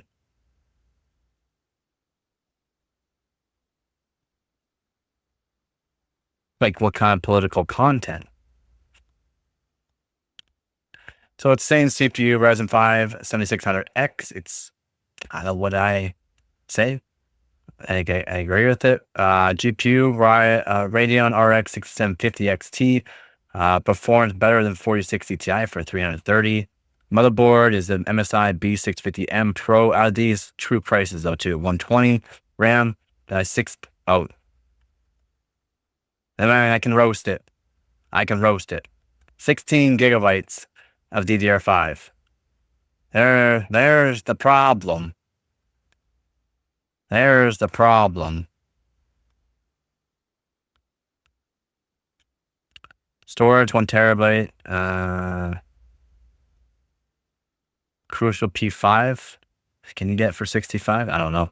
NZX TH5 Flow, great airflow. It's not bad. Corsair, I mean, NZXT case is not really a good case anymore. NZXT kind of went downhill after a few things, but Corsair RM650E, 650 watt, gold plus gold, fully modular, $80. Cooler, stock Wraith, Spire, or upgrade to $30 cooler if needed. I mean, the RAM's not great. 2x8? 2x8? I mean, no. I recommend 32 gigs nowadays. 32 minimum. That's kind of brutal. They deem it they can force you to put all of your equipment into luggage.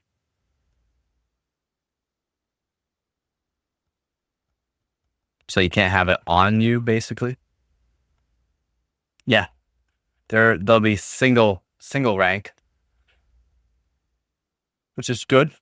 I mean, they perform better technically than dual rank, but I mean, they're not good sticks by any means. Yeah, there's 8 gig sticks in existence. Are they hard to find? Yes. So I don't get how they're recommending it. It's odd. It's an odd choice.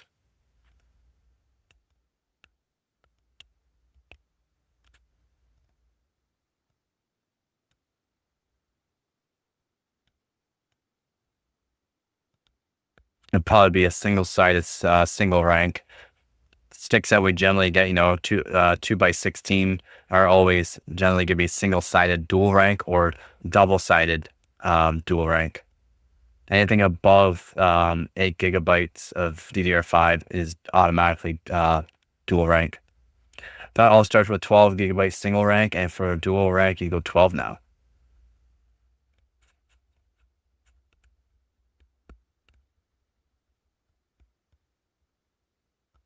Oh, well, yeah, sorry. My apologies. Yes. That all starts with 12 gig. Yeah, anything above, it can be single. No, anything above 8, I do believe, is anything above 8 is dual rank.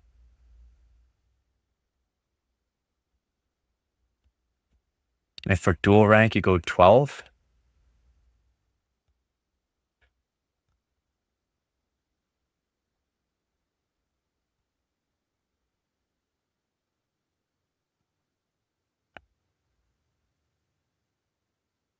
They're selling single DIMMs.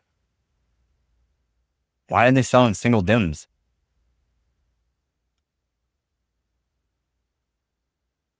And I mean, you're losing a lot of performance though. Like you're losing performance going from 2 sticks to 4. So the dual rank above, yeah, for 12, yeah.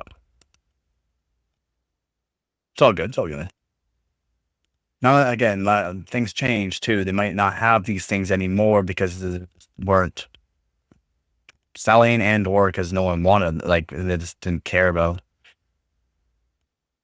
They have been selling single dims for years. Oh, I haven't even checked out these single dims. 1x16 would be single rank to 32 gig. Anything over 48 would be dual rank since 1x12 exists.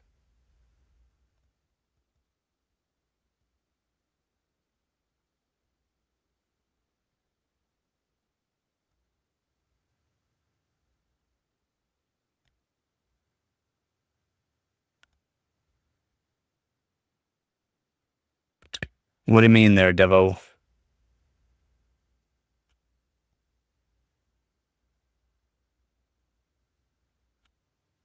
You mean if 4-dim board or single channel would be single rank due to the fact it is a dual rank. 22 gigabyte could be either single or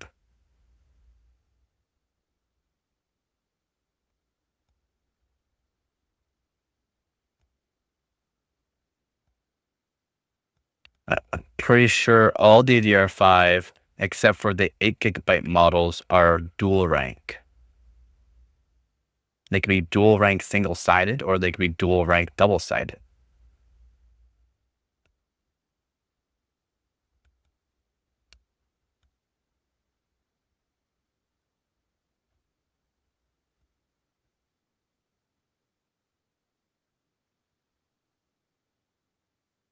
Yeah, I'm not saying single dim.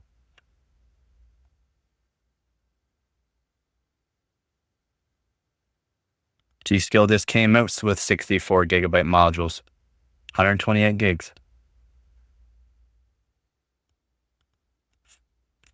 Oh, okay. My apologies. Yeah, DDR5 is messed. DDR5 is messed on how it all really works out.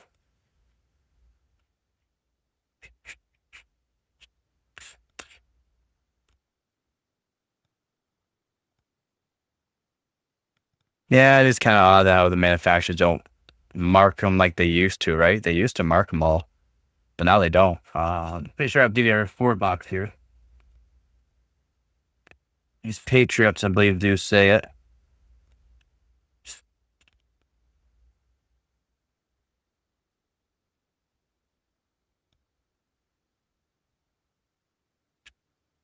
No, they don't.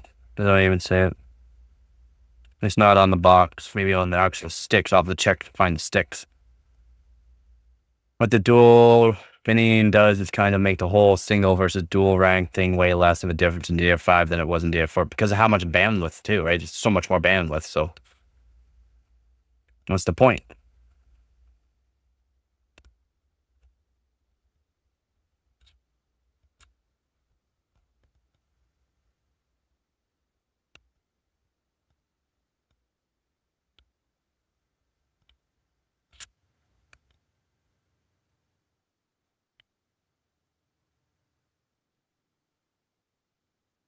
It's technically single rank is better.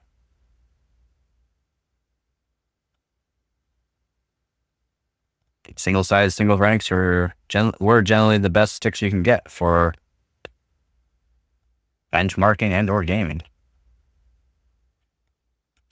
Like my sticks that I have in my kit, in my actual PC are single sided, and they're 2x24. They're single sided though. You can get dual sided though.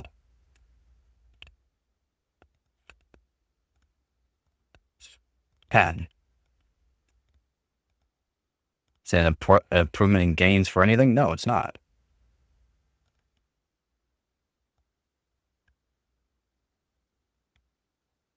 Secondly, it would be worse.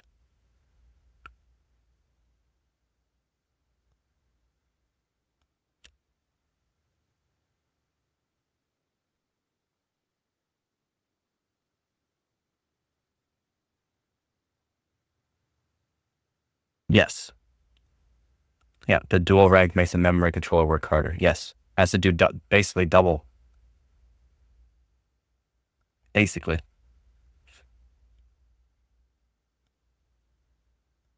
Now, could that be an issue for maybe the Infinity Fabric, and why the Infinity Fabric is an issue, as in it can't handle the dual rank as well, and that's why it's really hard to overclock RAM to high frequencies on it? That could be.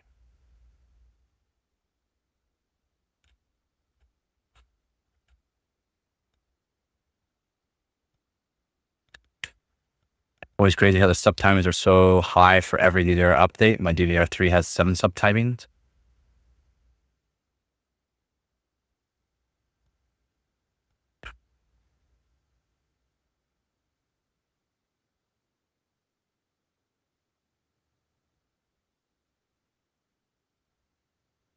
Is it 7? I say, okay, can always handle it, but handle it means dropping it to 2-to-1 ratio. Yeah, which is no good. I get that. I mean, for AMD to perform.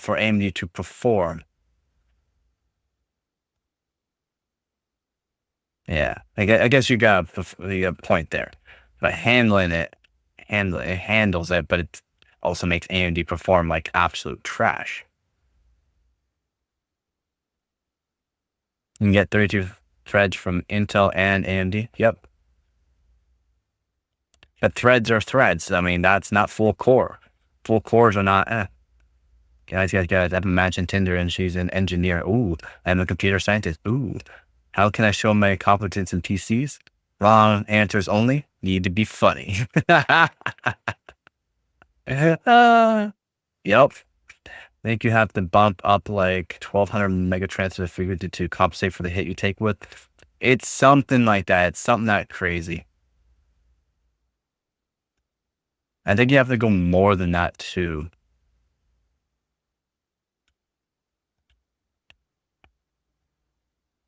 And not all boards and all CPUs will be able to handle it. So I guess having these 6000 CL26, 6000 CL28 with maybe some good timing kits are way better, because it'd be, for most people who can use it, might be 1600. It's mobile. Yeah, that's what I'm thinking. It's around. It could even be more. It could even be like 1800 mega transfers different. And yeah, it would be MOBO and a little bit CPU dependent. I mean, if my 12600K can overclock my DDR5 to 8200 mega transfers per second, yeah, not perfectly stable, but I mean, up to 8200 mega transfers per second on a 4-DIMM board, then what does that say about memory controllers and how different CPUs, how the higher bin CPUs or higher tier CPUs are better? It's not. Really, at 101 6000 to 64 with tight timings is better than 7000 plus loose. Yes. And I also like why, if you have like Hynix MDI or something like that, and you go to 7200 megatransfers per second, lower the timings nice and low, you can outbeat 8400 megatransfers per second, 8400 megatransfer or higher, Hynix ADI. Or not ADI, but ADI. Well, I guess not ADI, but I mean, 8,000 megatransfers per second due to the fact that you can't get the timings as low. It's why I always say people try to stay around 6800 to 7400, because you can tighten the timings a lot better than 8,000, and 8,000s could be a lot less performance than 6800 or even 7400. It's one or the other. Exactly. That's why these 6000 kits, I want to know all the timings that they're doing on these 6000, because what if they're just like really good, but they could be a lot better? Then you're losing performance on XMP. During the height of DDR3, the max was 8 cores. Now we have 16 cores that can run at 5.6 gigahertz all core. Yep. And that will make your RAM soon. Yeah, exactly. Yeah. And also depending on CPUs. To get better frequencies, you got to lower the frequency, better RAM frequency, you got to lower the frequency of the actual CPU. So that way everything can stay cooler. So maybe the memory controller doesn't have to work as hard on the RAM, and the RAM doesn't have to work as hard. Slowing things down so you can get something faster, basically. It says the CPU memory performance is overblown after a certain speed on either platform. Yeah, probably. I can agree with that. 8,000 megatransfers transfer anytime is in high TFA is trash. Yep. That's why I like my Hynix M die. You can put TFA down all the way down to 16. That's why M die is really good. TFA at 16, boom, done. That helps. GRC, lower that down to 500, maybe 600 to make sure it's stable around 600 at 1600 mega transfers per second with CL30 or even CL32. TRC PB, so per bank, you gotta lower that down to like around 400. That just boom. Cache rate latency, you gotta lower that down to 12. Bam, boom, bam. You're crushing 8400 meg transfer per second RAM speed. Due to the fact timings are loose, so loosey goose, it's not even funny. Zen 6 apparently has a whole new memory controller architecture for exactly this reason. IMC has been pretty much the same from Zen 3 Plus to Zen 5. Yeah, well, the whole new memory controller, because you can do 2000 no problem on it. Oh, not well. Is it 2000 or 3000 memory controller?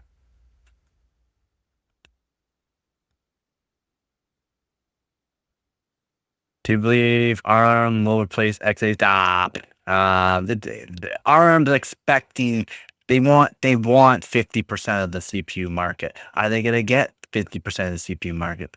Probably not. Maybe if they just blow stuff out of the water, I mean, just absolutely crush it, maybe. But they got a lot of work to do. They got a lot of work to do. All AMD need to do is put the mem controller from the APUs onto desktop CPU. I mean, that would be nicer, wouldn't it? I mean, the APUs are really good for memory controller.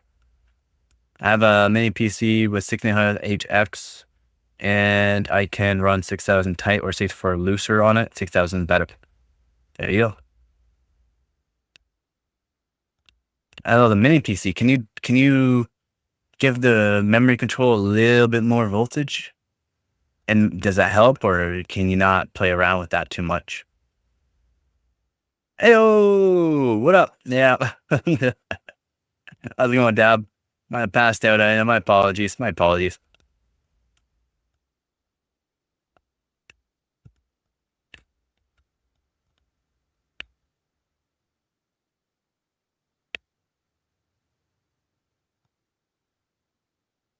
I can on my unit, but the limitation there is so dims. Oh yeah, because it's a mini PC. I guess it is half the actual RAM size. Would make everything tighter. So they probably. I wonder what temperature does it have? Do they have temperature monitor on them or no? That was a ridiculously large yellow cup. I love it. Yeah, a big old 32 ounce DeWalt coffee cup.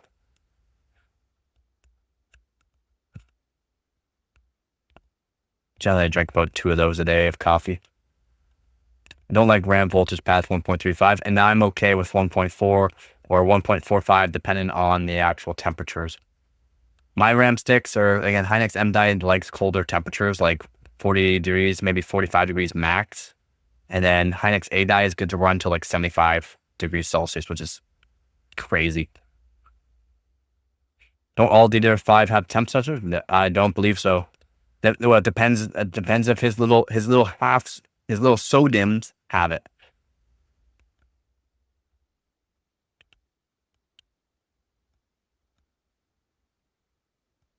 I too drink 10 plus cups of coffee a day. Yeah, that'd be like, depending on what size your cups are, I drink about close to a pot and a half of coffee a day, basically. Yeah, laptop SODIMMs are craptastic timings, but 20% higher stock timings than regular RAM. Yeah, desktop RAM should all DDR5 should have. No, actually no. No. What's his name? Dab. Right there. This guy. That guy. This guy. Right there. Debatron. He has a kit that doesn't show temperatures on it. And I was very weirded out by that.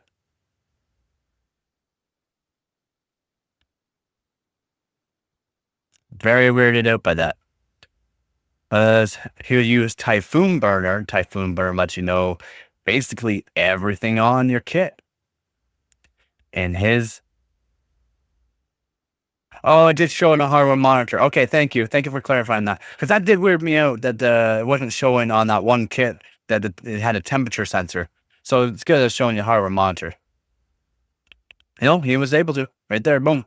What is up, Joe? I cut those horns off. Just a simple 1/4 bar bend. Got Corsair fluid coming along with those new hoses. Nice. What kind of fittings? Like, what kind of fittings you gonna do? Yeah, they'll only be a 1/4 barbed end. They're small. And instead, it's the flow on AIOs isn't even near the same as like a custom loop. Not even close, even with those high RPM.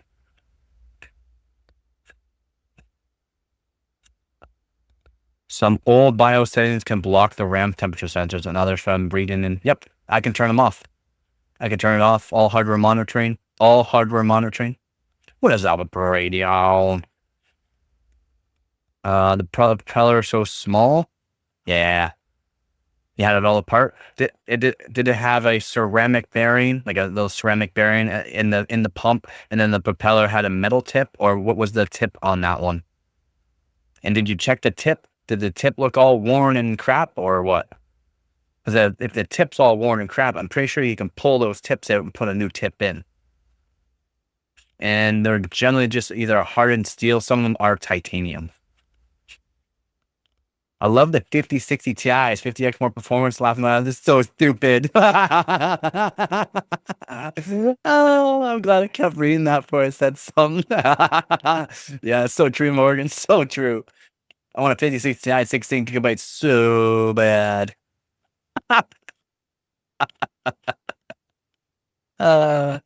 It was just a plastic wheel, 3 propeller. It has a magnetic ring around it. I guess that's what spins it. Yeah. Yeah, that's what that's the motor. That's the motor.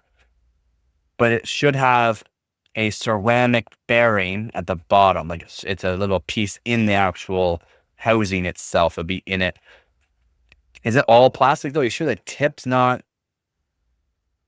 Because I don't believe they're all magnetic. Like even though it's magnetic levitating like motor, it's an actual like magnetic levitating motor. It floats basically. For when water and stuff goes through it, it needs something for balancing it sometimes. I mean, all the ones I've put through. You better hurry up and upgrade, buddy. At this point, just me agreeing with NVIDIA's stupid marketing makes me want to buy Radeon cards more. I hear you. The 6900 XT junk can't stand up against a vaunted 5060 Ti. Yeah. Oh, I didn't go that far. I can take pictures. Yeah. Yeah. When looking at the propeller itself, it's all one piece. And then when you put it in, it magnetic levitates. But then there's generally a ceramic bearing that generally doesn't hit, but there should be a pin on that propeller of some sort. So that way, if there is jarring around and stuff like that, it won't make the propeller go bouncing around and smashing. Generally. I can upgrade in December. There you go. That's not bad. That's still not bad. Radeon, if you get a new GPU, change your name. Yeah, of course he's going to change his name.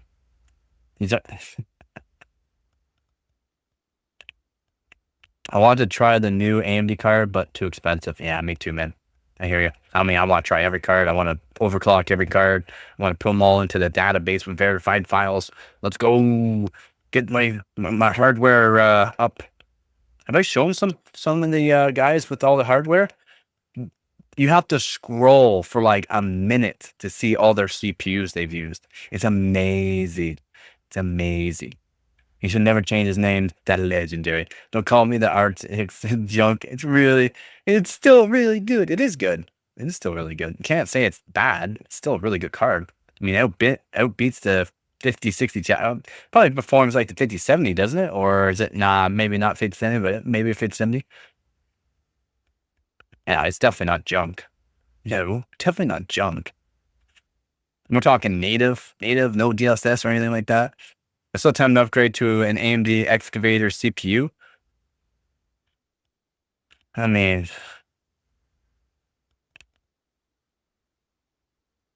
did they have to change it from the bulldozer to the excavator? Is that what they did? Hope we get a 4050. Hope we get a 4050.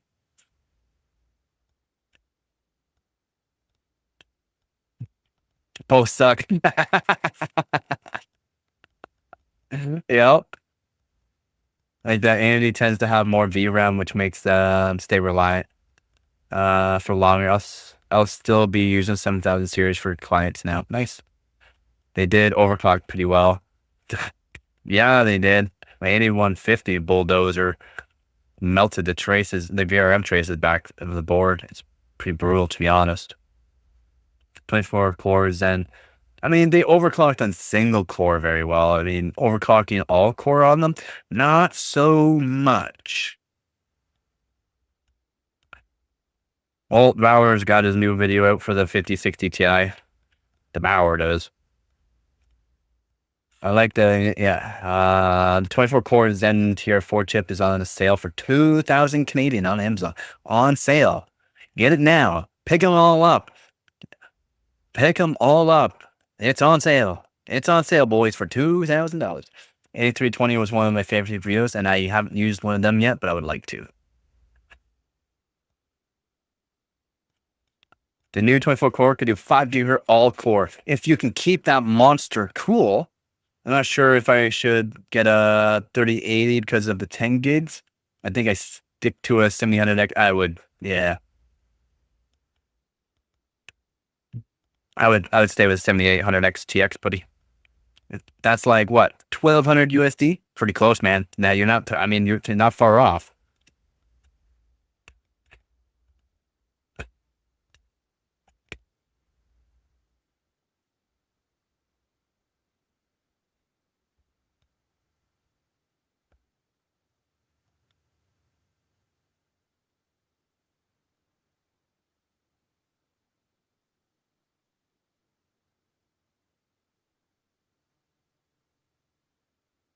Oh.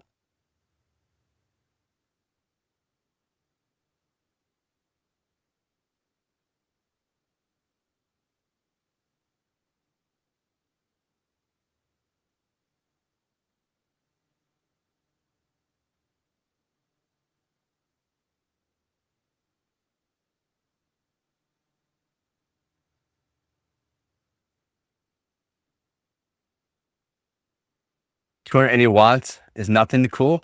At 5 gigahertz, 280 watts, that's it? I've made my 13900K pull almost 600 on water. 30, very impressive, but like you said, only 10 gig, yeah. Takes a lot of power. When is all going to put King Charles onto the currency?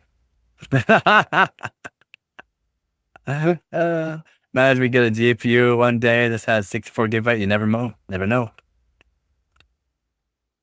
You need a 7995 WX command game without it. Yeah, man, I want one of those so bad just to play around with. That's what the speakers are getting. You have a 600 watt speakers, really? RTX 2800 XTX. Boom! No, you forgot the super. You forgot the super. No, you forgot the TI super. TI super, bruh. Dude, same. I want one, but they're yeah.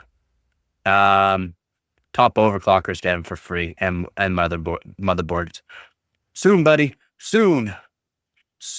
I'll be there. Don't you worry. I'll be there. There's a Threadripper they're selling around my area for like $100. It's just a 8-core 16 Threadripper, but I'm like, dang, I really want to play around with a Threadripper just to say I have a Threadripper and overclock the Threadripper because it'd be cool. Yeah, the 1900X, buddy, yeah. And then there's a 1950 as well around. But they want more for that, of course, and I couldn't afford it. I think they wanted like 300 at the time. It's a while ago. Those workstation stupid are so cool, but you could buy a car for that price. Yep. That's why I also would like to try the new Xeons, the new 6000 Xeons, because all P cores on a Xeon that you can overclock is brutal. I got 2 L5 square kickers, actually like 4 watt. Dang. But I got a 3000 watt amp waiting, but I need to upgrade the alternator. Oh, well, I bet that doesn't cost. I mean, I bet that costs quite a bit. The Ryzen 4070 has 64 gigs.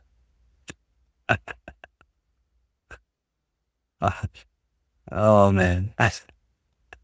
Oh yeah, it does. I have all the parts, just need the time. 15 inch? 15 inch? But those go. What is funny is the 1900 actually is the fastest first gen AM4 CPU. That is kind of funny. Is it actually?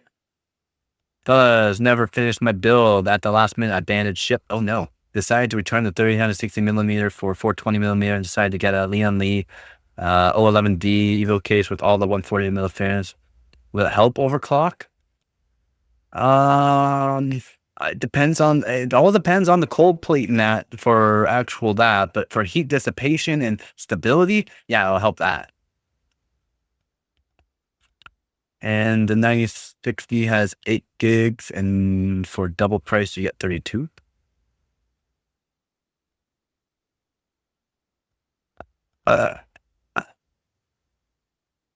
What?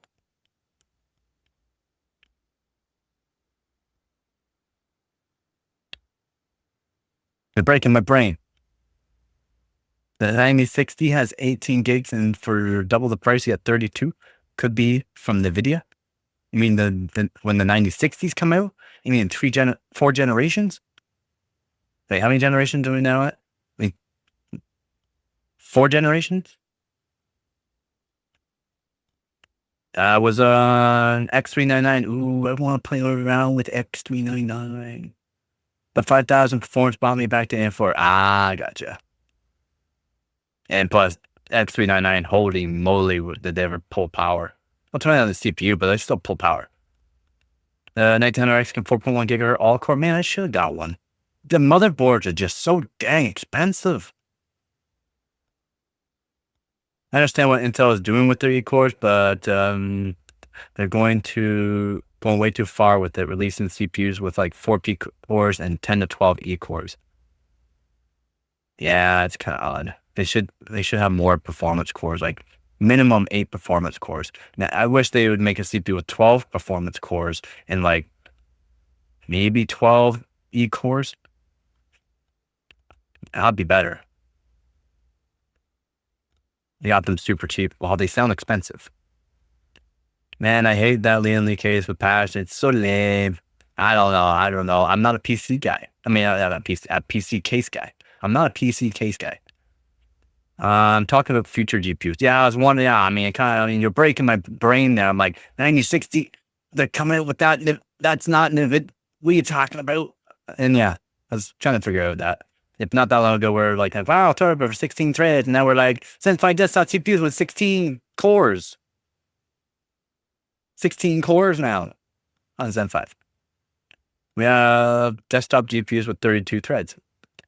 Who cares about threads? We want full core performance. A thread is a third the performance of a core. Jeez. I only completely build my PC every 7 years or so. I figured if I'm going to do it, I'm just going to go out. Yeah, I hear you. Hope you're right with me only needing 32 gig of that RAM though. Another 32 is 209. Yeah, 32 gigs of DDR5, plenty. Wait, another 32 gigs is 209? Like extra for kit or another, like a 64 gig kit, 16 by 4 or one AP core is going to fry itself. Depends on how they lay it out, right? It's all depend on architectural design, how everything's laid out. Maybe they can make it so that way it's better. I meant cores, not threads with my Threadripper comment. Okay, that makes sense. Dell is the best brand for reliable PCs and easy to repair.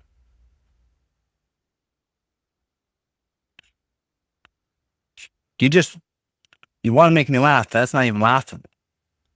SMT on AMD is not that bad.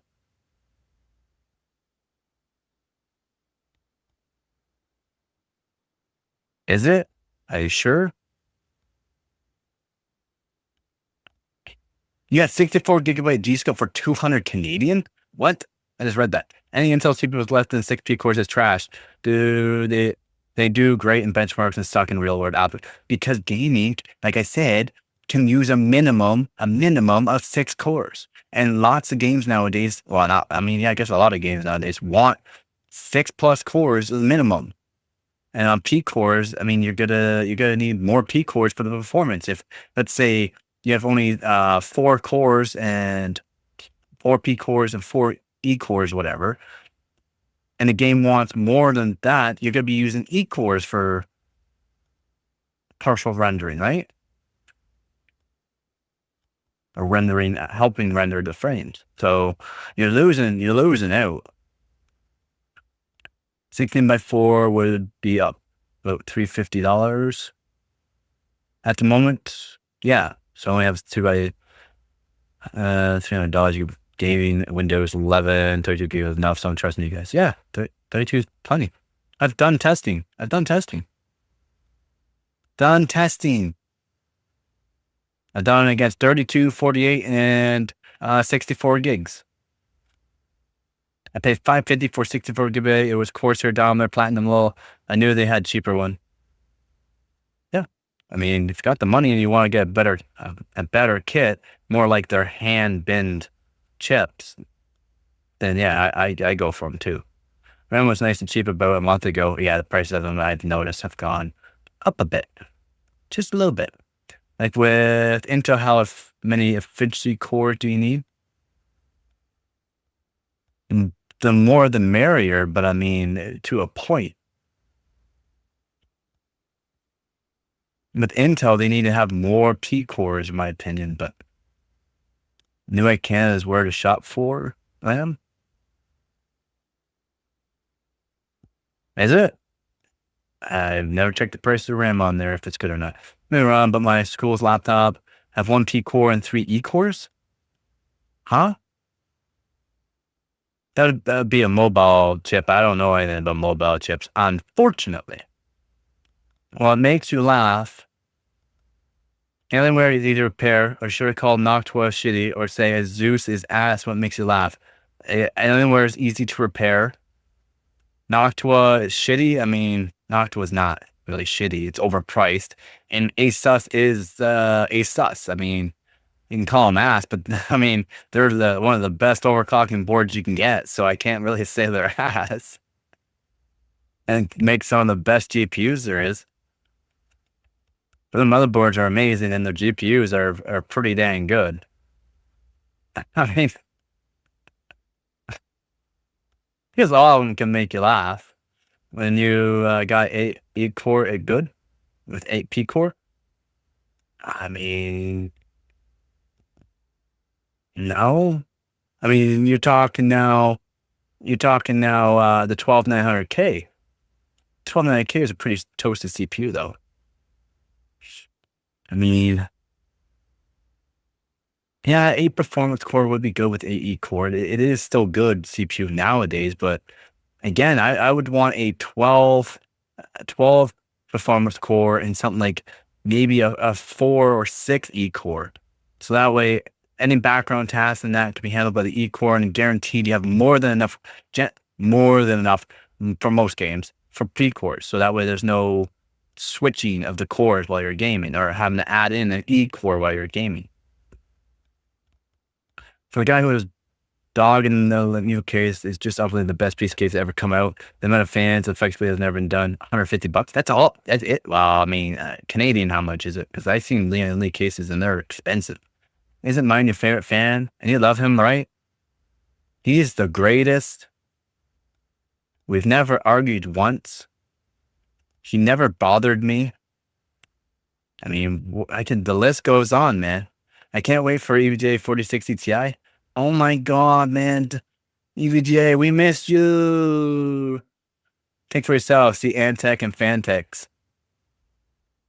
I love Antec PC cases, especially old ones. Antec C8 is similar, almost got it, but Leon Lee is better. I'm not a PC guy, so I can't even talk to you guys with that one. I'm sorry. Yeah, I wonder if CPUs with more P-core are going to be a thing. Yeah, I do believe it's going to be a thing. Because, yeah, you got to remember the Core Ultras now that they went with no hyper-threading and also DLVR. I mean, helps so much. And again, no hyper-threading, so lower power consumption and lower wattage with 24 cores, 24 threads. I mean, you still got, I mean, they don't need that many E cores. Like I said, switch that around kind of thing. You can give more P cores, less E cores, or just more P cores with the same amount of E cores, in my opinion. No power P cores make more sense than crippling E cores, in my view. But have you not seen the Core Ultras? 5 gigahertz E cores. You can overclock into 5 gigahertz on the E cores. Fantex P400 480 fans for $89.99. Canadian dual 360 rad support too. Canadian dual. Oh, I mean, for $899, that sounds like a decent PC case. Fantex might be the biggest bang for a buck, but I won't argue that. I'm not sure. The front panel connector is also like a USB connector. Oh, yeah, I know, right? I know it is nuts. You can overclock into 5 gigahertz on the E cores. It's crazy. And DLVR, you can literally put every voltage to every core. You can tune it yourself. Every single core voltage can be changed. I need those 140mm fans everywhere though, especially 3 of them directly feeding the GPU. I think most dudes don't realize their GPU downpops. It's often the hottest part.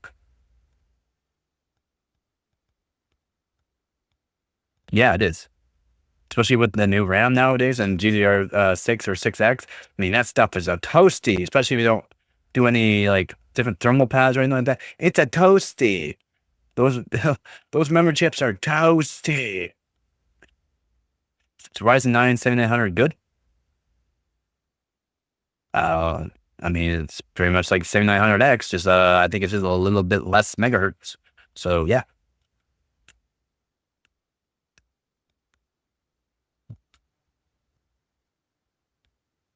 I think the resale of 140 is the way to go.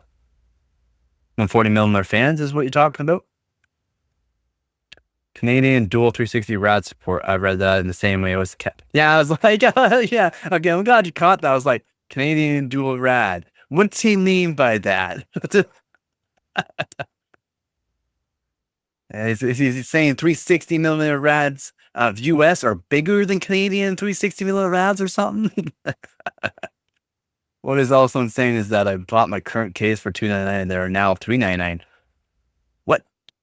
Oh, Corsair 7000D, yeah, but also the Corsair 4000D is a lot cheaper than what it used to be, which is cool.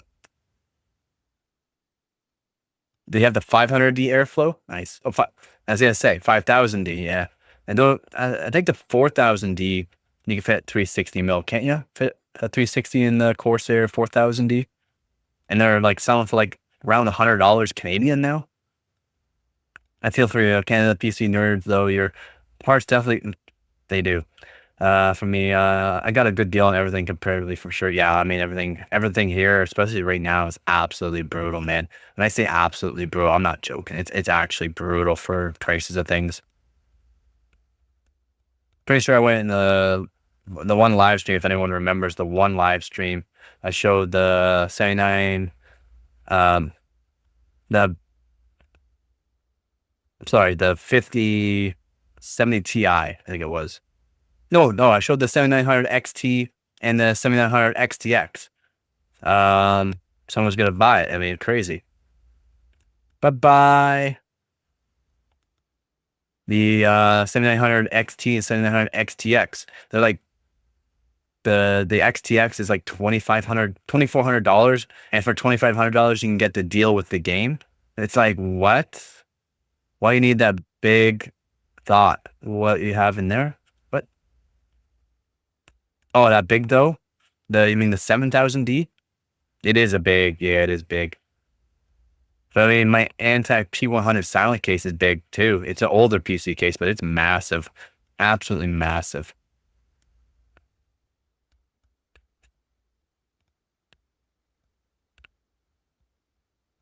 30 terabytes of NAND with a 99X.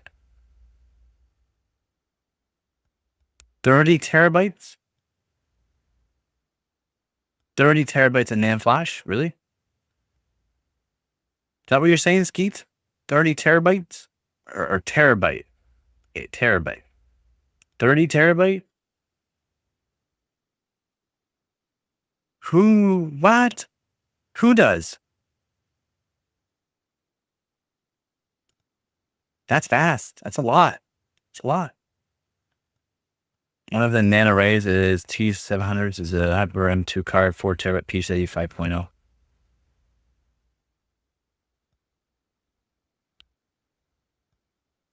So 4 by 4, 16 terabytes? Is that what you're saying? Because that you're talking like now, Professor that's in the Discord. He's absolutely, oh my God. Oh, 2 by 2. 8 terabyte. Okay. He has stuff like that. And holy crap, is it fast? You're showing me this piece. I'm like, so what raid you run? He's like, what raid? I'm like, what? I'm like, what? What raid you running to get those speeds? And he's like, what raid? This is the speed. Like that's insane. Wanted to ask you guys if you don't mind for 10 fans. Should I get a fan splitter or anything? They're all are yeah. Fan splitter, but depending on the motherboard, check the motherboards. You can only go up to 1 amp on the header. So you have to watch that. So a maximum of like 2 or 3 fans. I have 4 RAID 0 arrays and 8 terabyte SSD. I bet that's pretty good. Canadian DDR5, 4320 mega transfers per second equals 6,072.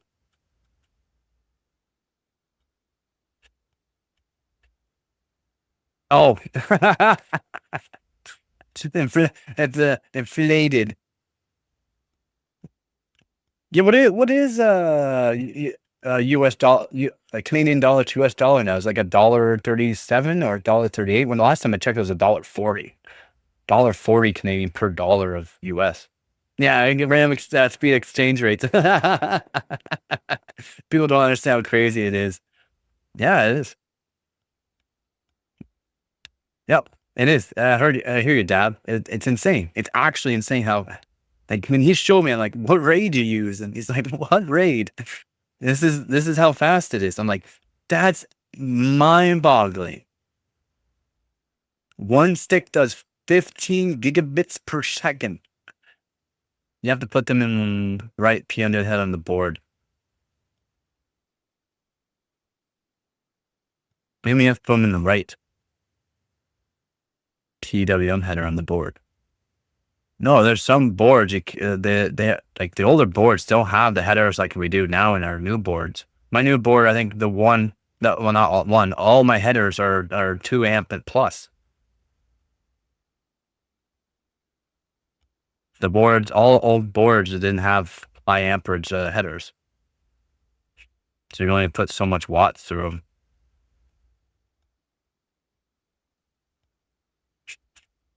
That's what I know. That's what used to have a Western Digital and 1500, but I am gifting that to a nephew. And 1500, what's that? Is that like an SSD or hard drive?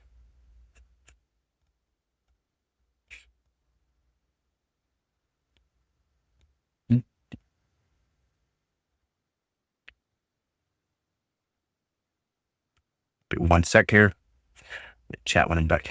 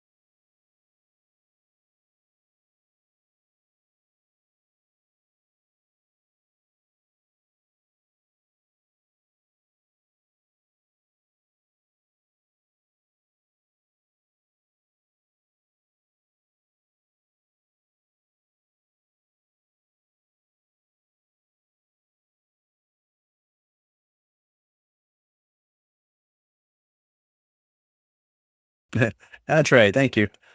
Excellent condition. You're muted. Oh, okay, my bad. My bad. We're back. We're back.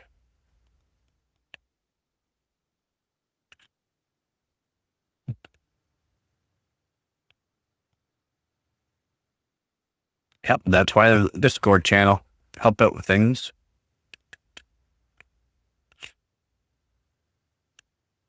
Hmm.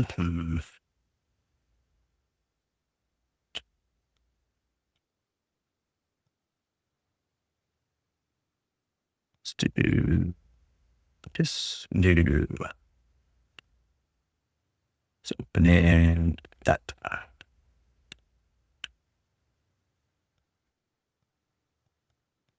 I have to get my daughter from the school bus soon. All right, man. Do what you gotta do, man. Do what you gotta do.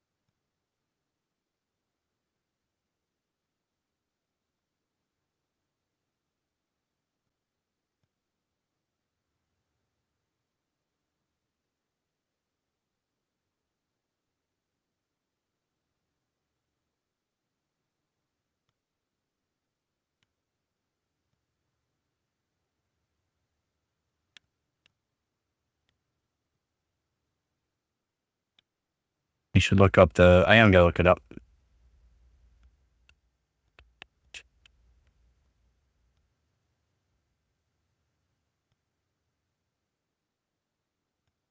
Oh. Oh, it's like the Optane from Intel. A different kind of Optane. But yeah, PCIe Optane. Yeah. I don't want to look at the prices, but I'm going to look at the prices.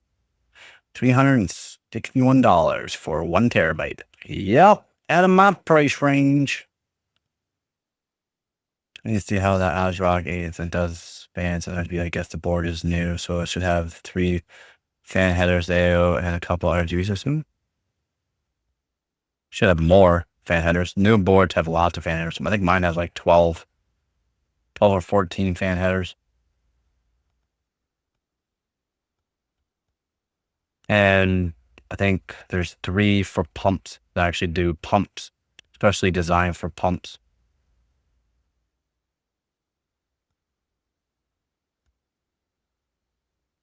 It's QLC crap. What's QLC? Me and another one. See? QLC. Man. The pros and cons of QLC NAND flash. Oh, its ability to withstand heavy write and read cycles. So they don't last as long, eh? Yeah, CPU and CPU option. There's another just for AO. Huh, you're right. Yep. That's crazy. It only has 3 in total, though. They'll be high amp, though. They're not like the old boards. You can put lots of fans on them. You could put like 5 or 6 fans on them, no problem nowadays.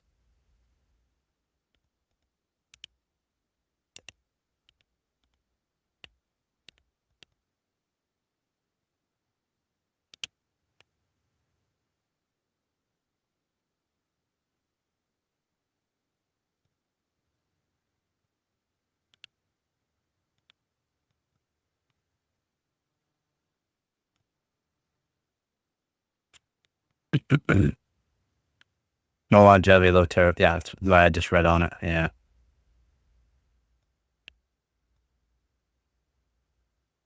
Yeah, M2. The best SSD tech is LSC or SLC, but QLC is the market today, really. Yeah, for speed.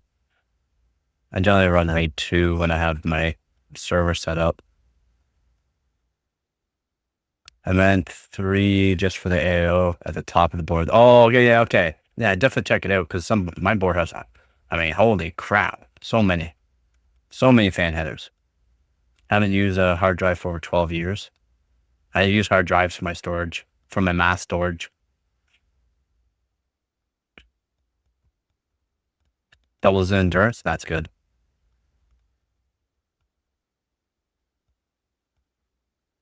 SLC, yeah, see, I use hard drives.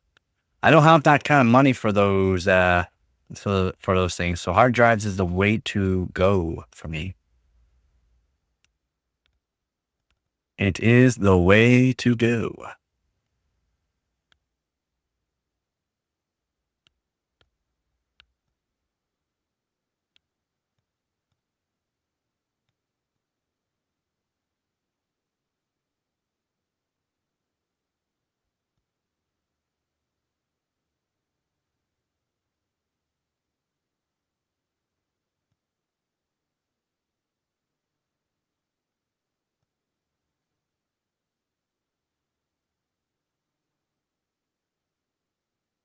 The cost?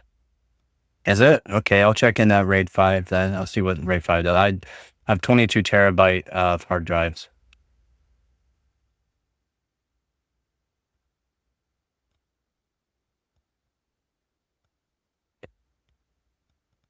And it's full, literally full. I'm all filled up. Gotta delete a bunch. I need to delete a bunch.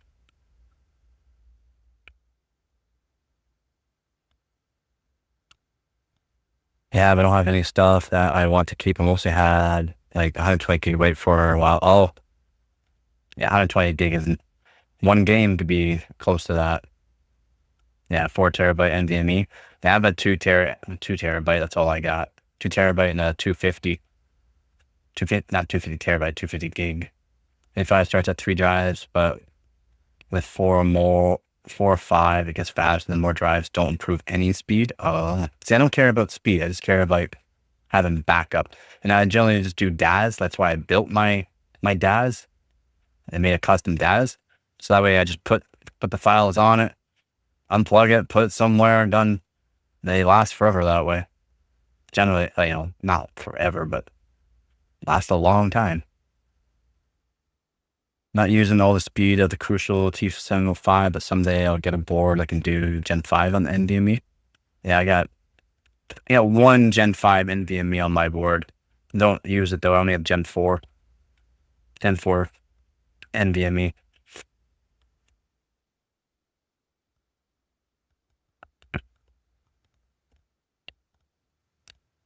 One day. I think my 980 Pro 2 terabyte works good for the recording and transferring of things if I need it. Plus it has 16,000 hours on it now, I think.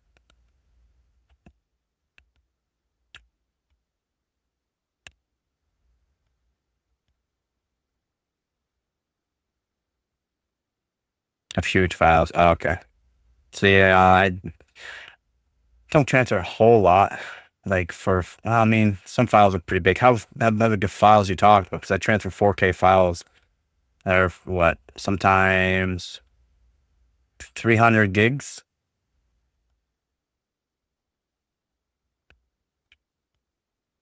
for videos. Some of them are 300 gigs.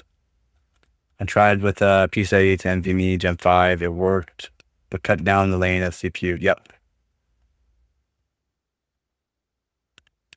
Does. I mean, any that you put in cuts down the lanes of the CPU.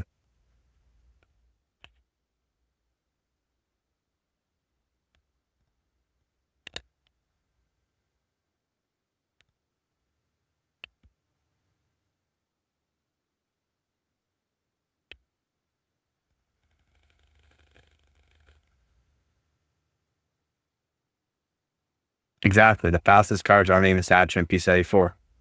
And some of the lower VRAM bits only use 8X. Yep. Yep. Yeah, I've gone over that. It's brutal.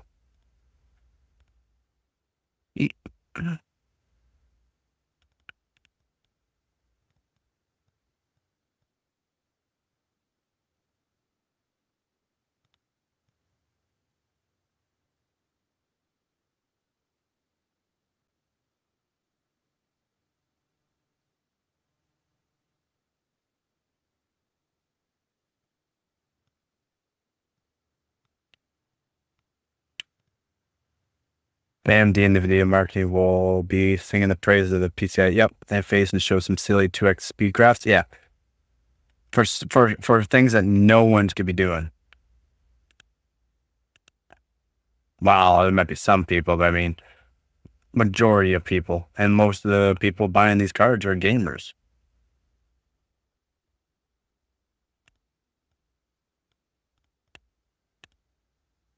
Literally gamers. So I mean, yep. Of course, they're gonna show silly grass.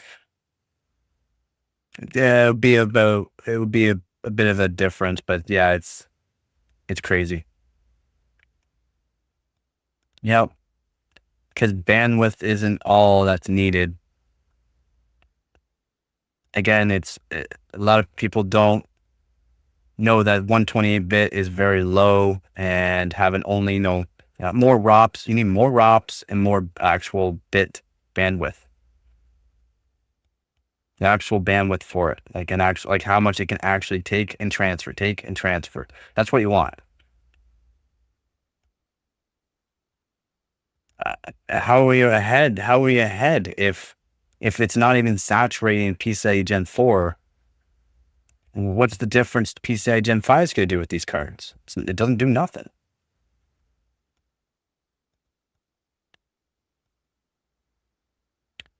Yeah, and then they're going to market it all. They're always going to market the better stuff that's really not the performance. Yeah, pixel per clock and lops per clock. You want more better. That's how you're actually going to see performance gains. Doesn't matter it has a high bandwidth in that if it can't actually do anything with it. More VRAM is good for some things, but more VRAM is not really needed for most things.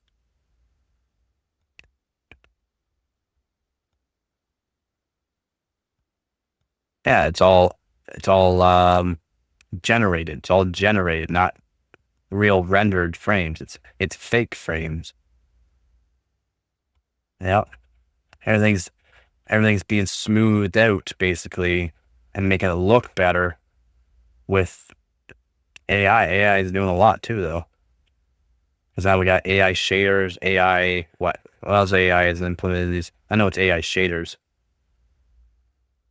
There's also other kind of AI implemented in these things to help out the performance because we're getting to a hardware limit. Best thing we can do now is to start adding in elements or softwares or coding that might help out the actual performance of the cards.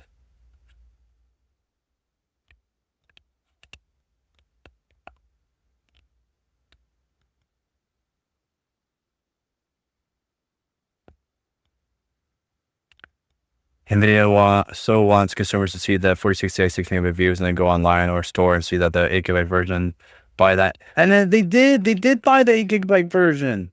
They're sold out. Yeah. Everything's sold out. There's a couple of 8 GB still available, but most of them were sold out. The 8 GB versions were sold out. It's like, why? Why are people buying the 8 GB versions?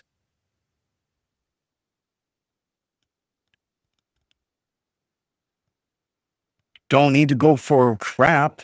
Buy used. Used. They have a choice. Used. Someone down the road has a card from last year or 2 gens ago that perform the same, if not better than this card for way less. Yeah, I checked out Newegg, Best Buy, and Amazon. Amazon had nothing for Canada. Best Buy had some for US and a couple for Canada, but most of those sold out. Newegg, same thing.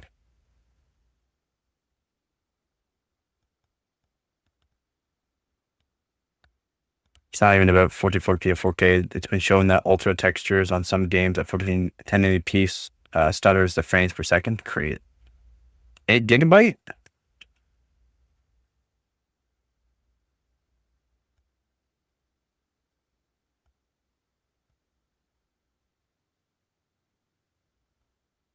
Now, would that just be the game, though? Would that be the game? Because I keep hearing about the Stalker 2 game and how brutal optimized it is. It's just crazy unoptimized.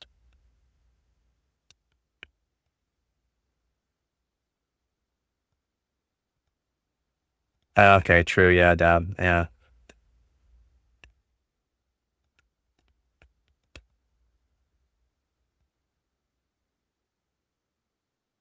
Max texture settings, cripples 8-bit, 1080p. Wow. Wish I never sold my 6700 XT because then I could show comparisons of certain cards or be able to afford some of these newer cards to test them side by side against older cards and newer cards.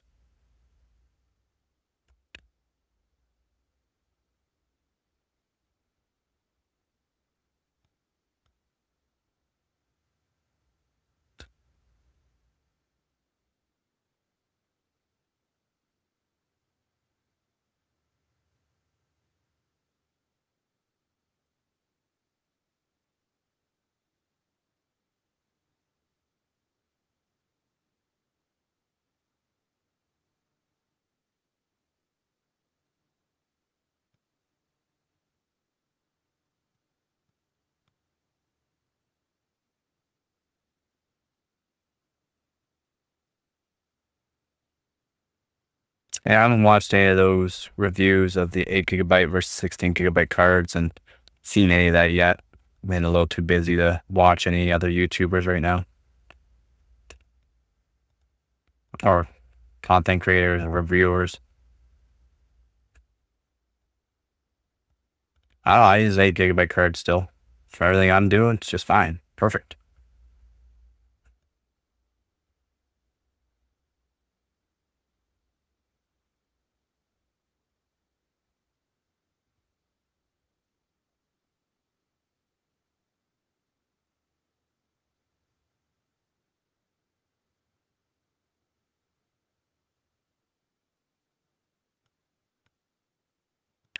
It's brutal. The time we're living in.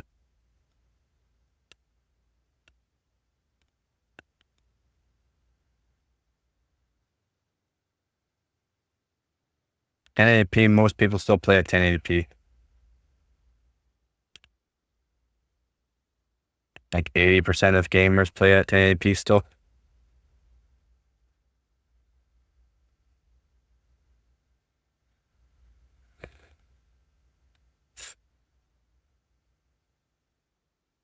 I play at 1080p. It's just fine for me. I also play games that doesn't really matter about your quality of the game.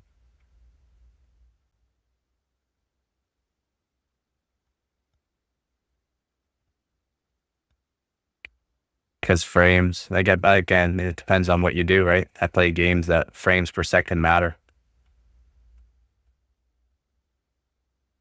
I can't have my frames going below the refresh rate of my monitor or there's some sort of stuttering. And you're going to be moving around very quickly, lots of things going on all at one time, lots of people.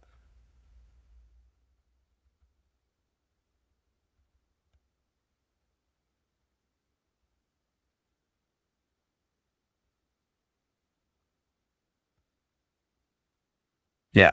Yeah. Well, it's going to be way better. And there's a lot of people that technically can't actually utilize higher refresh rate monitors anyways, but if you can get used to them, you'll get used to them as in you'll be able to actually get a better feel for it with higher frames. Yep. Yeah, if my setup, but what about lows? What about your lows? Your lows can get lower than the refresh rate monitor at 1440p generally. 1080p, you might have a low of like 300 frames per second, which means you're never going to hit the lower than the refresh rate of your monitor. In many games, I can't see the difference between 1440 and 1080p on my monitor, so chase the frame per second at 1080p, and you can max out your settings generally. And things look really nice at 1080p still if you can max the actual game.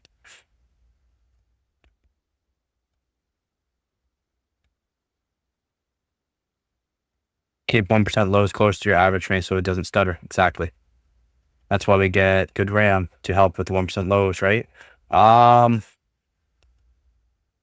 Yes and no. it's a lot to do with CPU nowadays. RAM can help. Like I said, I've shown better timings, higher RAM speeds help gain more frames. Doesn't necessarily help the lows that much. It will help make sure it doesn't hit a lower point, but it's CPU too. GPUs, I mean, as long as you're not bottlenecking the GPU with the CPU, you're usually just fine. Started playing on 1440p monitor when I had 1080 Ti and everything worked the same. They fairly close. You're gonna be losing frames though. You will be losing frames.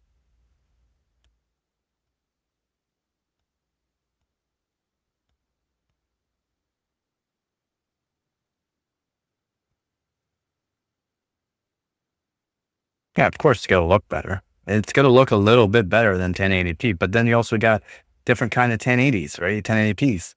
You got higher end 1080p now, like that. It's a lot more quality in the actual monitors. Still 1080, just a little bit better. And 1440p ain't that big like 4K. Yeah, yeah, it ain't cutting your frames down that much. No, no, you still do lose frames. But 4K, yeah, like crazy amount, 4 times the amount of pixels per inch.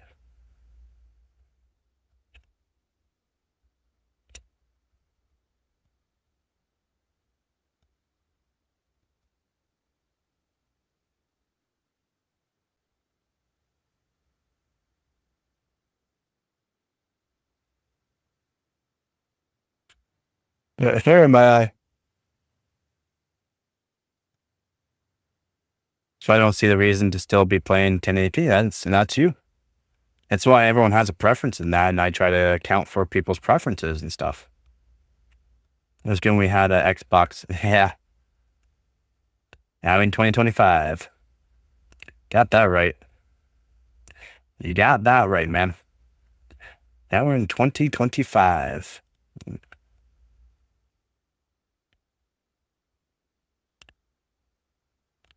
Yup, how the time passes. How it does.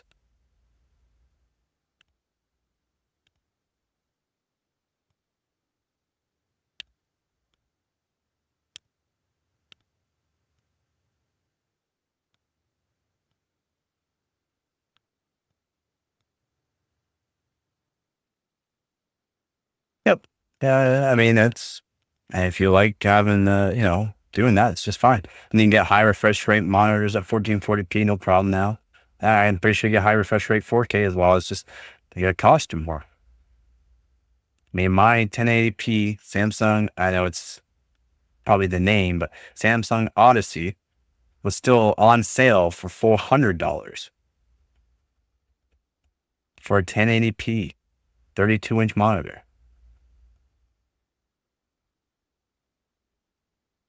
Yeah, it is crazy. 240 hertz 4K, that's crazy. Yep. And technology is advancing so quickly now, it's absolutely crazy.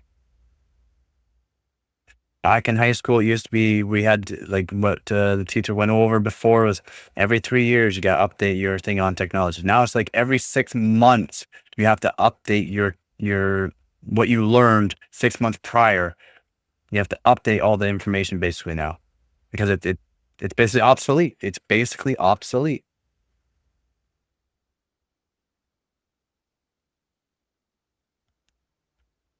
You're talking like what? How many years ago now when I was in high school? 14 years ago? 15 years ago?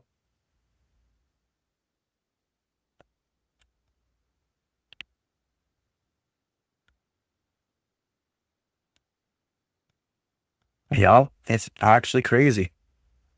We're living in a great time, but also not a great time. You know what I'm saying? It's good, but it's not good.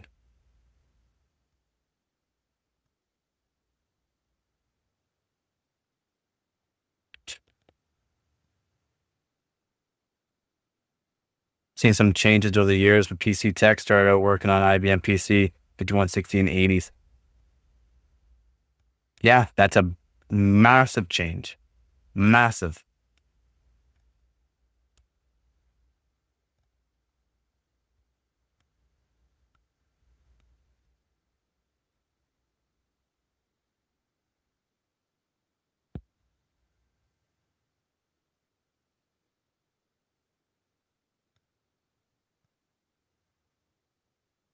Yes, he has. He's definitely been around.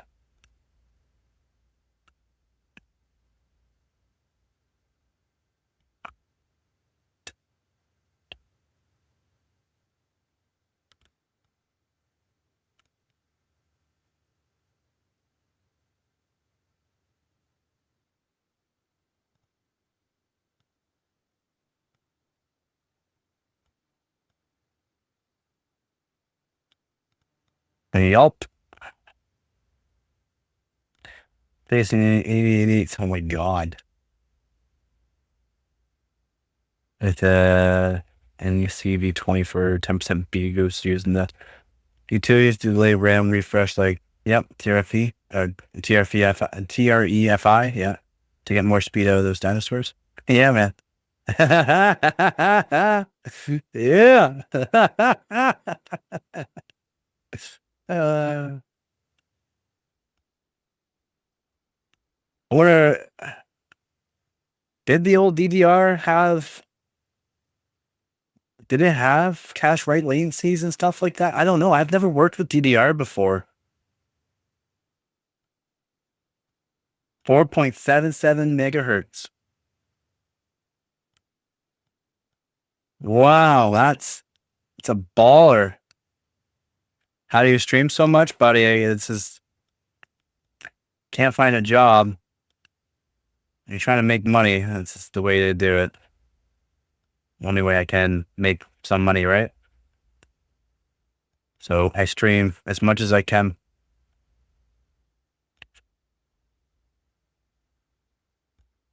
It's going good. Going good. How about you, man? Sorry for passing out on you. I kind of fell asleep. I did like a 26-hour long live stream and passed out. Nice. Always good to hear, man. Yeah, my apologies, man. I went through some of the messages. Oh, man. That made my morning. I was like, I'm sorry. So I ran through the message like, oh my God. uh,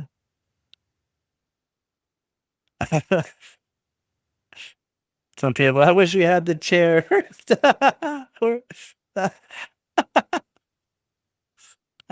Shoot. Remember as had Kathleen season Stevie for the well, I get Kathleen's, but I mean cache write latency. I didn't know if it would be a same type thing or different on it. It was the cryptic 120 to 60 nanoseconds. No, we weren't getting the true latencies like that. We still don't get true latency. We get theoretical, right? It's all theoretical latencies. It's all theoretical. I mean, the best I got in my DDR5 down to is about 46 nanoseconds, which is really good on DDR5. Anywhere around 55 to 60 is decent. I got my latency down to 46, just certain timings and that to help. Cache latency down, cache write latency down, everything down, refresh rate down.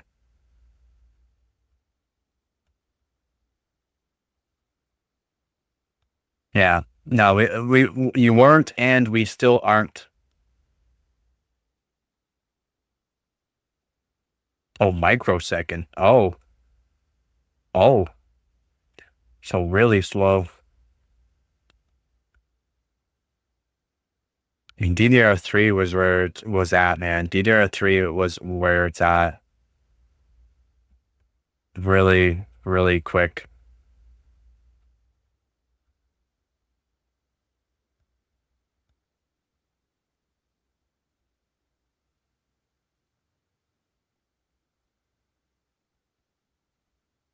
Yeah, microsecond. That's crazy. Yep. Yep. Very tweakable. A lot of things scale with voltage too. As long as you can keep them cool, you can add in the voltage, and these chips can handle voltages very well. I was showing it earlier too. Right around 2000 megahertz on it. Cast latency of 6. And I was at 2.12 volts. A lot of voltage, of course, a lot of voltage. But I mean, still on ambient. It was insane. Insane. The scaling on DDR3 is amazing.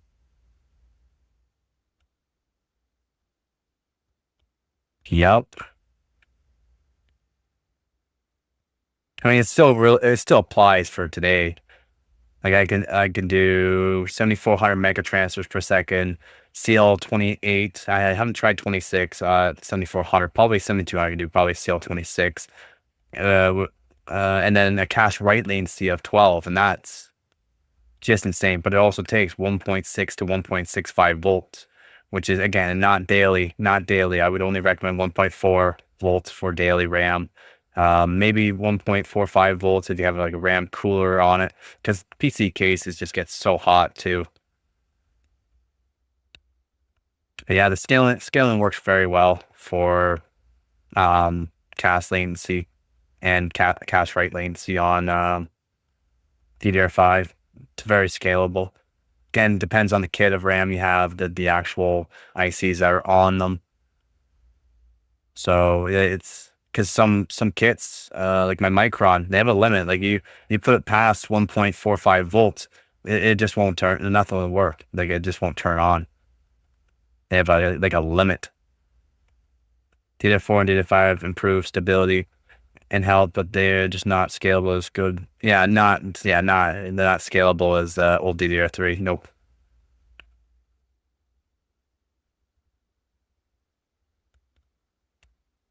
I mean, DDR4 is very, very good for stability. DDR5, you really got to know what you're doing with DDR5 to make sure it's stable. XMP is not even stable all the time. But yeah, just not as scalable. Plus, I wouldn't be putting that kind of voltage through my DDR5 as I would DDR3. Let's say if I put it on LN2, then yeah, but I mean, I'm talking ambient. 23, 24 degrees Celsius in like ambient temperature. You still got 8 more before you can sub. 1091, I believe, right now.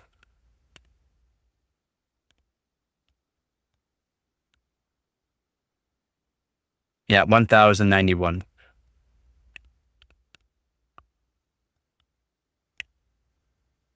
I really want to win this one kit. I really want to win this one kit from the Hyperless Havoc competition that I'm doing. I know I'm not going to get first because I don't have good RAM kits. I have lots of CPUs that are really good, not RAM kits. I really want to win this RAM kit just for the random cool little setup I have. And it's a really good kit of RAM that it will help my DDR3 overclocking. XMP is Wild West. Yeah, vendors put in profiles they know aren't really stable because they don't have to guarantee it. XPs, your mileage may vary. Yep, a lot of it depends on motherboard manufacturers, to be honest. How well the motherboard's layout for the RAM is.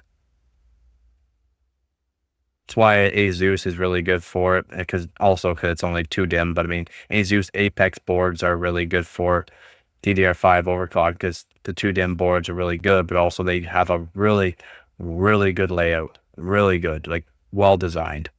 That's why you can easily get 8,000 megatransfers per second stable on those boards, as long as you have, Hynix M die, so 2x24. Even Hynix A die, you can get up to that speeds. Is it going to be necessarily stable? I mean, you could probably get stable 8,000, but you're going to be loosening the timings up quite a bit, which it doesn't help your performance. 7,200 megatransfers per second, in my opinion, is where it's at. With new Intel's well, not Intel, but CU DIMM with Intel Core Ultras. Like they got 9,200 megatransfers per second kit, and you can easily overclock them to 10,000 megatransfers per second on ambient, on just air. It's insane. The record now is like 12,766, I think it is. That was by Splave, one of my teammates, world's best overclocker. Absolutely insane.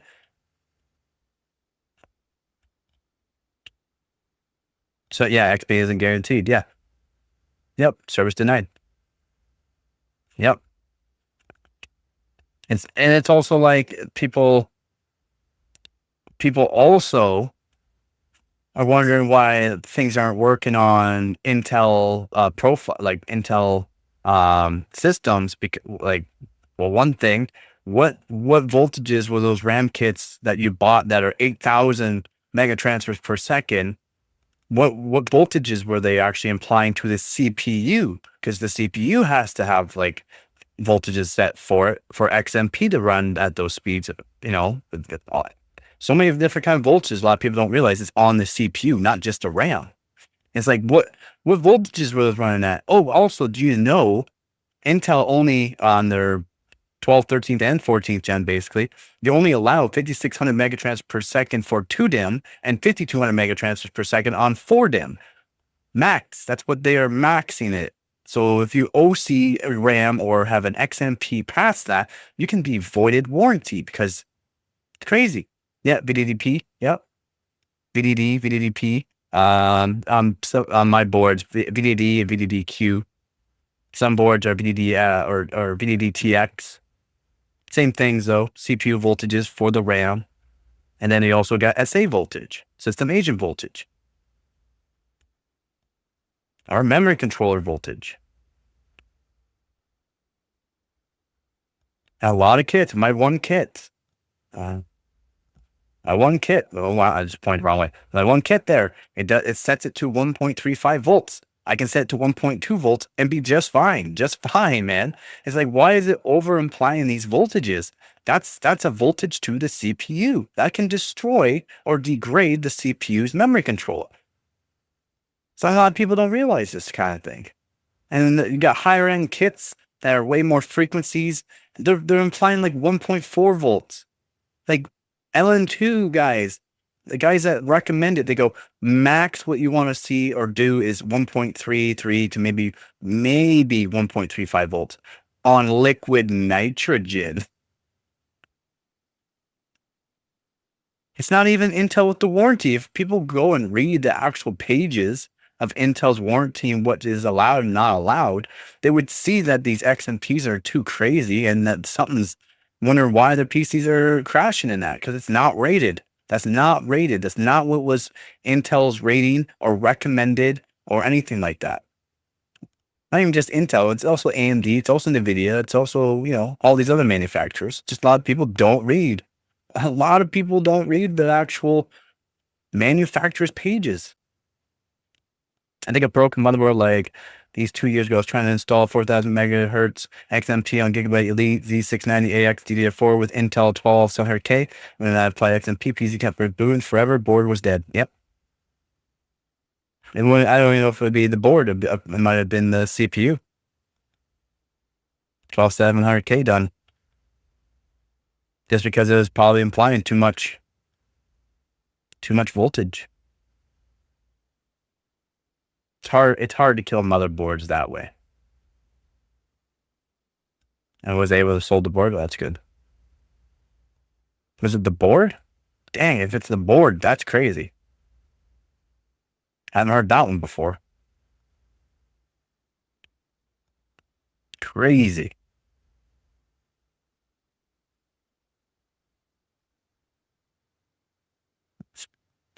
It was brand new. Brutal. Yeah, in my opinion, it's really hard to kill motherboards. I mean, yeah, you can overload the VRMs, which is one thing. The actual RAM DIMMs, like the actual DIMMs, the DIMM slots, that's hard. Bad component. Oh, it was a Gigabyte thing then, yeah. It could have been a bad board. Yep. The CPU wars is what, CPU wars. And also, like I said, I've gone through this. Motherboard manufacturers were putting too much voltage into CPUs on Intel side, and they didn't say anything, but maybe on AMD side too. But also AMD did have some issues with the 7000 series. SoC voltage too high, but motherboard manufacturers are putting too much voltage because it's not just the CPU that, wants the voltage. The motherboard also implies the voltage. And because you want, you want your CPU to, overclock a bit more, or you want these crazy RAM kits in it, well, guess what? You're going to need a good motherboard. You're going to need some different kind of voltages that don't make sense. Just don't make sense. It really doesn't. Like, if you manually tune, I've had bad CPUs CPUs from known bins that were bad, no issues. I've used my CPU and like this 1300K for what now? 6-7 months, zero issues. My own voltages. If I put it to stock and it allowed its own voltage, the voltage was so high, it was crazy. The RAM tried me. I don't know, the voltage must be wrong. The XMP fried everything. XMP is Intel and Expo, so you would have enabled Expo, but I mean, you'd have to have an AMD to enable Expo. XMP though is actual Intel, and Expo is AMD. They did the same on the same side with AMD. Yep. But that was actually AMD. They changed their microcode too, and it helped it. But I mean, I don't think it fully helped it. 1.7, it was doing over 1.7 volts on the SoC voltage. Crazy. Yeah, they wanted to differentiate their offerings. That's why Intel made sure that won't happen again. This will never happen again on Intel side, because they limit the motherboard manufacturers now. They limit it, and now the best motherboard versus best motherboard are going to be identical. The worst motherboard versus the worst motherboards could be identical. Was just weird on Gigabyte listed support RAM that was once supported. Yep. On Gigabyte. That's right. Board manufacturers are not Intel or AMD, right? That's board manufacturers. That's the AIBs. That's a board manufacturer. And it's been like that for years though, guys. It's not like it's new. Like, this crazy voltages and all this stuff is not new. It's just this newer technology that's coming out, newer architecture, smaller nanometer size architects and all that. I mean, the voltages cannot be wild. They cannot. It's been like that for a long time. ASUS is one of the worst ones for applying too much voltage to CPUs. Then you got different RAM kit manufacturers too, though. So again, like I said, apply their own voltages. Again, these voltages apply to the CPU, not just RAM. And a lot of people don't realize RAM has their voltage and CPU has their voltage for the RAM. A lot of people think, oh, it's just RAM voltage. That's just the RAM. No.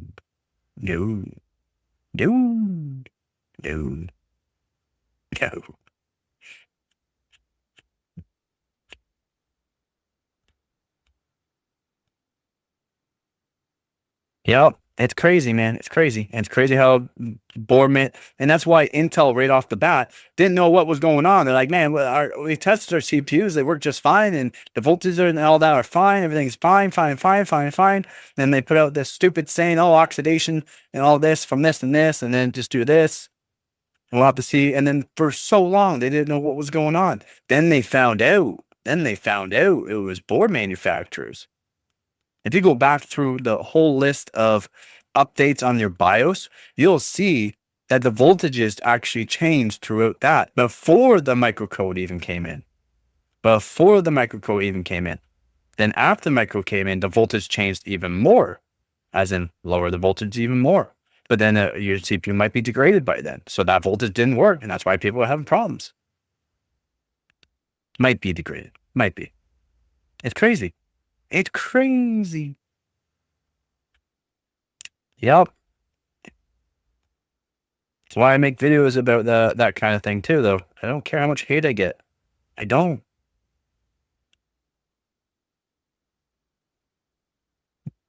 Intel took the blame. Literally, Intel took the whole blame. Made sure if your CPU got degraded, or if you have that 13th or 14th gen CPU, you literally would have an extended warranty.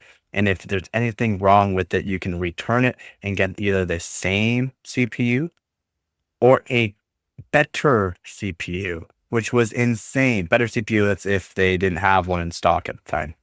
You would get a better CPU. It's wild.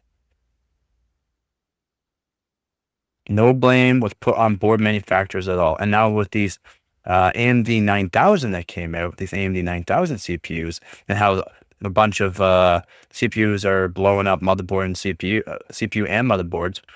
Guess what? They're trying to blame the board manufacturer, especially one board manufacturer, ASRock.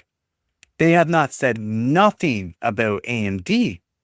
AMD already had issues with the 7000. Why are they not saying anything about AMD? Because AMD fanboys.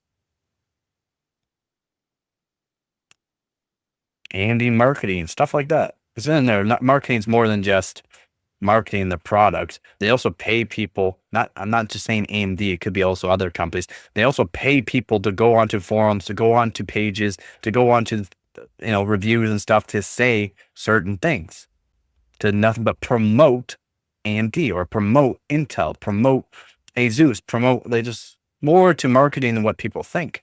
It's crazy. It's crazy.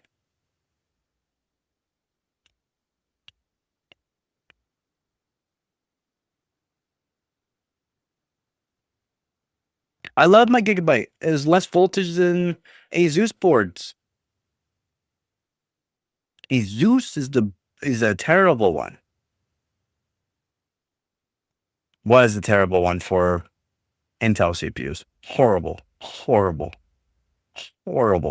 So many CPUs died from Asus boards, and that was due to the fact they're put 1.6 volts while you're in the BIOS. Oh yeah, that's great. Great idea, Asus. Great idea. That's not the CPU. That's literally the board doing that. It's basically going, are we gonna start? Are we gonna start? Are we gonna start? We got 1.6 volts. Are we gonna start? Are we good? We're good. No, man, you're not good. You're fine. You're fine.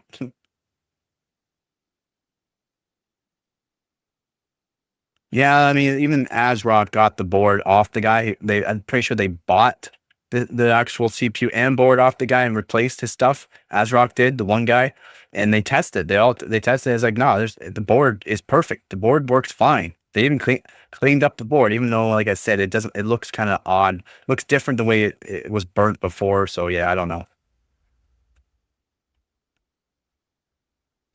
Oh, they're saying hair now. They're saying crumbs too. They're also saying crumbs.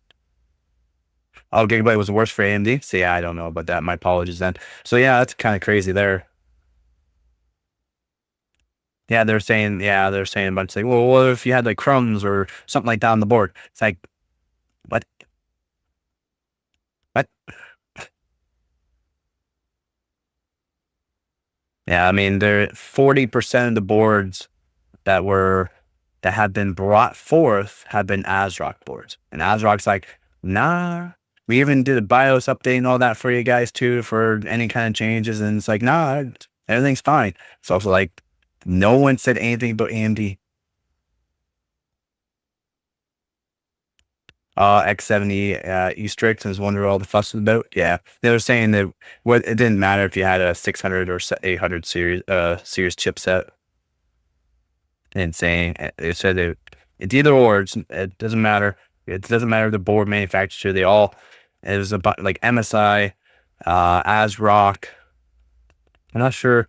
I haven't checked it in a while, but there was like over 300 known cases. I'll check that later, actually. It'll go through some of that too. The 9000 series not doing so hot. Whereas and that's the thing. The more CPUs, the more GPUs that a manufacturer actually sells, the more issues we're going to see from them. And now that Intel's not selling as much, there's not going to be any issues really, because they really aren't selling much.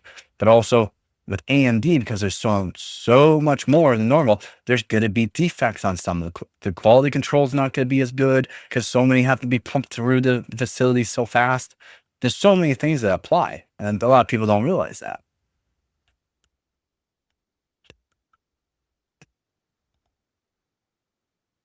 It's crazy, man. It's crazy.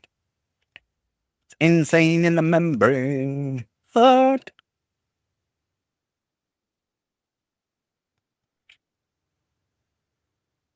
Why I really want to be able to afford all getting these new stuff to, more AMD stuff, more Intel stuff, more NVIDIA stuff. So that way I can do my own testing and stuff like that. Truth is the 9000 X3 is the best selling CPU, but some of the measures will not dehuman if it's exactly. And even though they use robots and that too, it doesn't mean that it's perfect.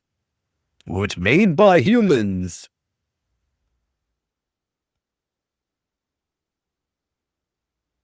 Yep. Like, did they want to let this through? No, they don't want to have any kind of bad reputation on them. So why would they want to let that through? It's just, it happens. It happens. It just happens, guys. It's not that it's not, it's like for me, it's like I'm trying to hate on that company. I'm non-biased. I like AMD. I like Intel. I like NVIDIA. I hate Mac. I only care about stuff like an overclock. Since COVID, yeah, it's probably true there. Yeah, the quality control could be a lot worse. Just made a really good quality control people are no longer working there because of COVID. You never know. You never know. It's a crazy world we live in nowadays. It's brutal, man. It's actually brutal.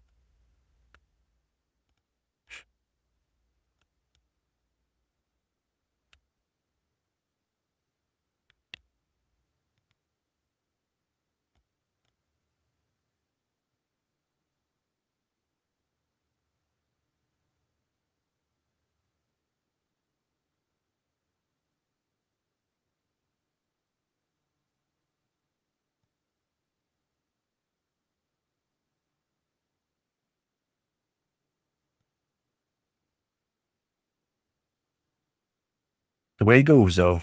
The way it goes. Really wish these 5060 Ti's were better, though. Yeah, it's crazy what they've done with GPU pricing. And have you not seen AMD, though, with their CPUs now? The pricing? It's absolutely wild. Wild. How their CPUs now cost like way more.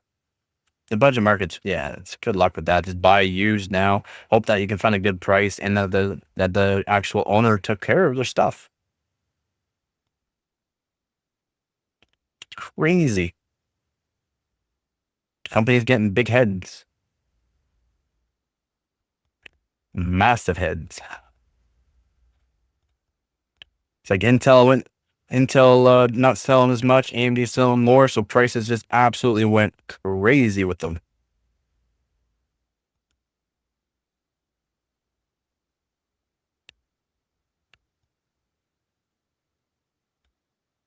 Absolutely wild.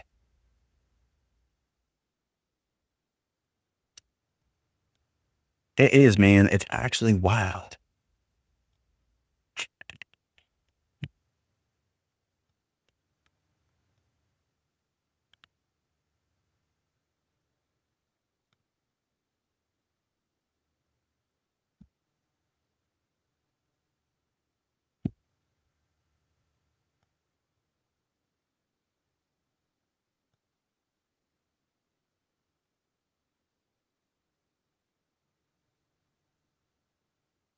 And he sells 5 for every one of Intel.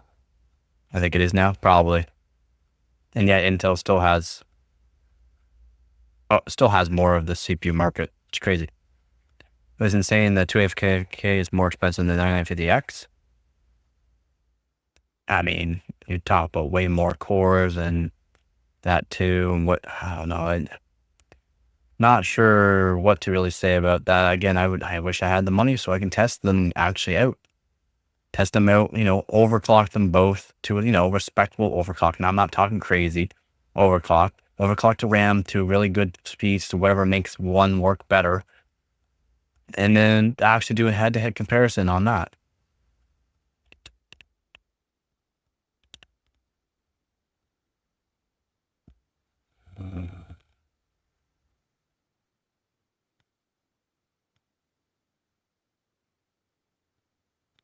I would love to be able to do it. I'd love to.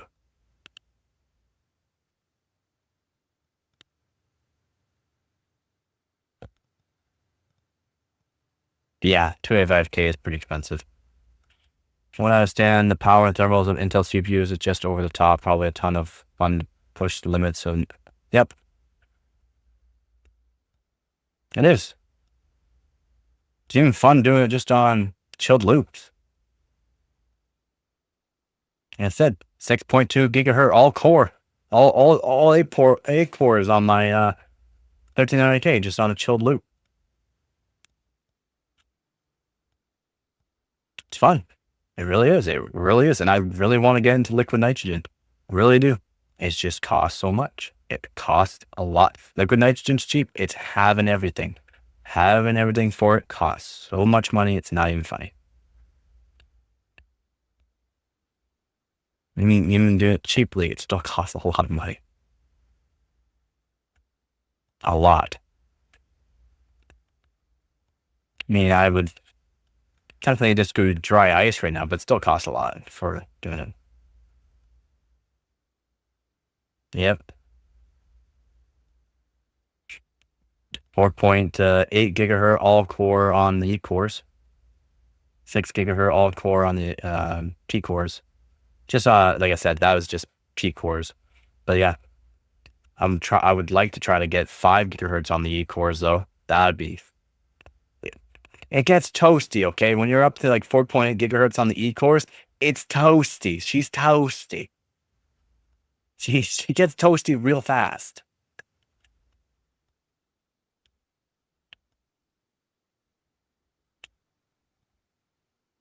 That's the thing. I would also try to do like benchmarks and that, with dry ice and all that. Dry ice would be easier though. Dry ice, the whole system, and then go into a game. Go into the game, see how many frames I can get.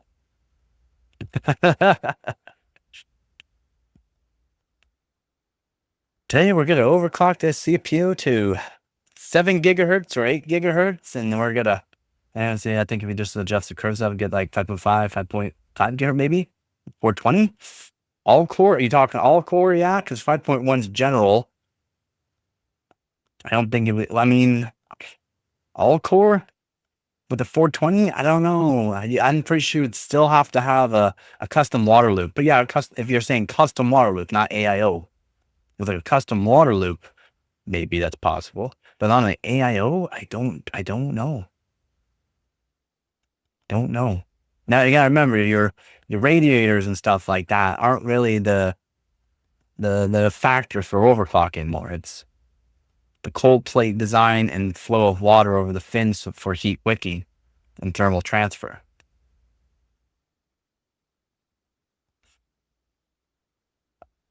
But yeah, you probably could. Probably could. Yeah, you'd have to look for not like the most expensive AIO, like a good actual keep the CPU nice and cool AIO. And I'm not sure which ones those are. I have used AIOs before, but they're probably really good ones now. Yeah, you'd have to figure out which one actually has a good cold plate. Good cold plate, lots of water, like actual flow of water. You'd have to. This AO Alpha Cool Isobar 420. I keep hearing that. I keep hearing that's a really good one. I keep hearing that's a really good one. They pretty much all the same now, but there's some better. Yeah. Alpha Cool AO uses custom water cooling parts. It doesn't match to a D5 pump though. We're talking from like maybe 700 liters of water per second to like 1,500 liters of water per second. And then the restriction and all that too comes into play. So you might get maybe 200 or 300 versus like 900. Then AlphaCool should do it. I keep hearing that AlphaCool Ice Bear is actually really good. Seriously, I've heard from even overclockers like last year. One of the guys, one of the really good overclockers, he used the 420. He used the same AlphaCool 420 Ice Bear AIO. He did delit his 1400K liquid metal lit, whapped it, and he went outside and he chilled his loop. He chilled his loop, and he was doing really good with his 1400KS. And he said he really likes the AIO. It works really good.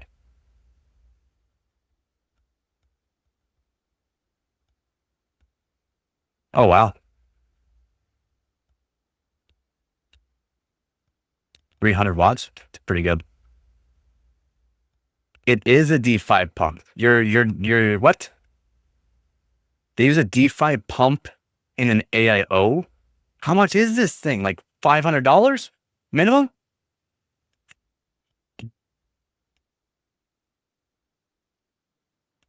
How much is this thing?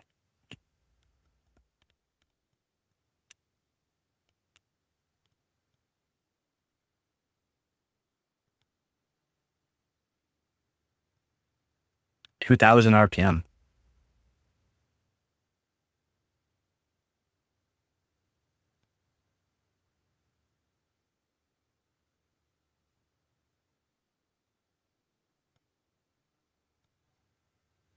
You get a lot of different prices.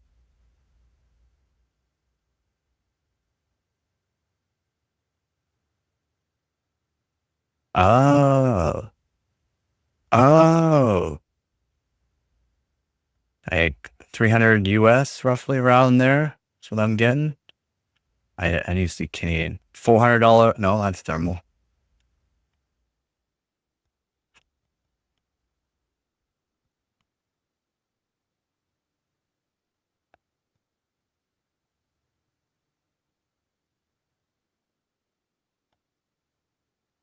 It's right around 320 to $400 CAD.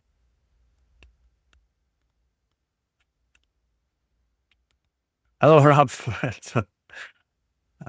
They can span it to GPU too. Yeah, I saw that. Has a quick disconnect on it. Yeah, he's saying 139 euros.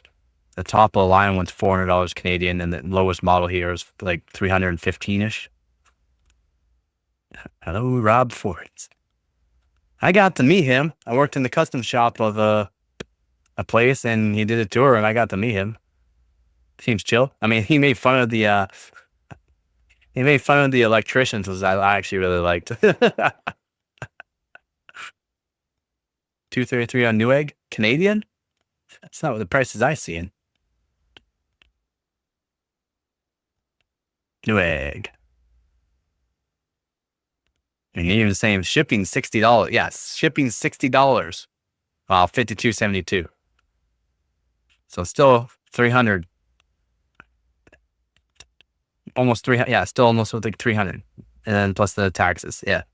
Yeah, you didn't see the shipping. Yeah. Then I started buying from AlphaCool.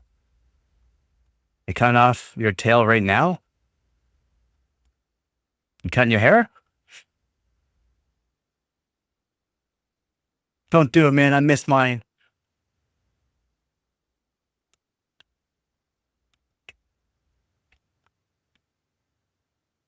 But my hair really needed it. It was like, yeah,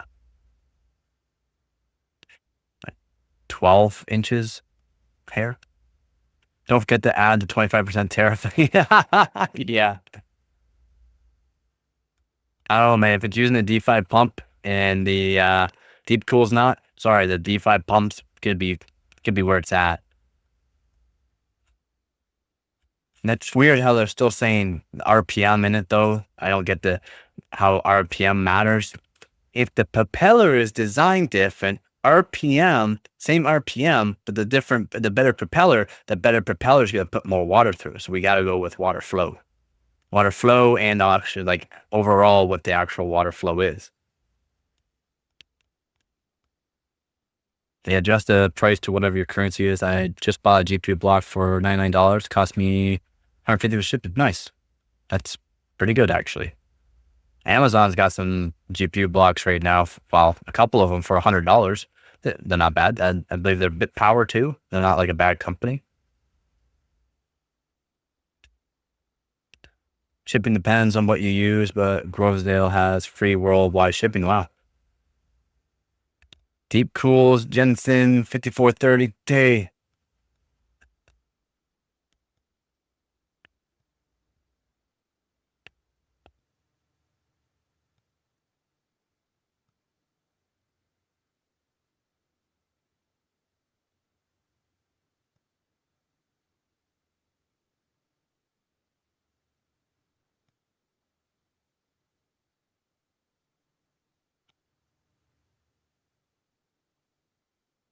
What's that? Oh, I was tempting it wrong.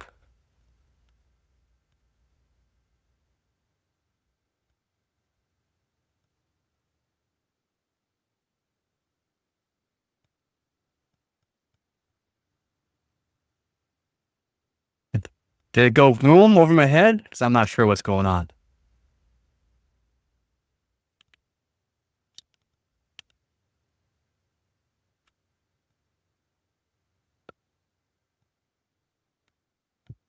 Try to search, but I can't find nothing. So something went over my head there.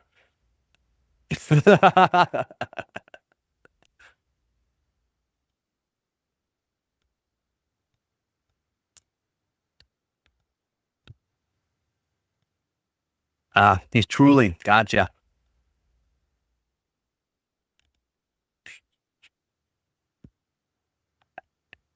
Thought so. As soon as I tapped in, I'm like, something wrong. I have 3 mining systems running Alpha Cool. GPU upgrades are so easy. Yeah, I guess that would help. You're still mining, eh, bud? Holy. I don't think you like Deep Cool. Well, I mean, some people have their preferences, right? Some people probably had some bad experience with certain products. Doesn't help.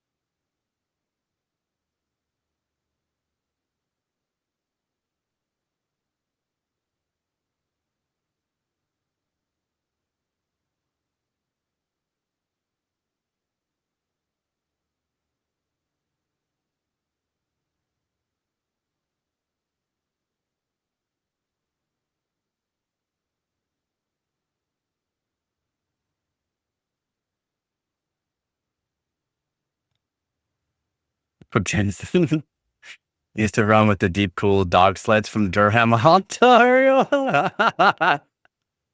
Let's go. Girl, Durham, Ontario. Quick connect, is that good? Yeah.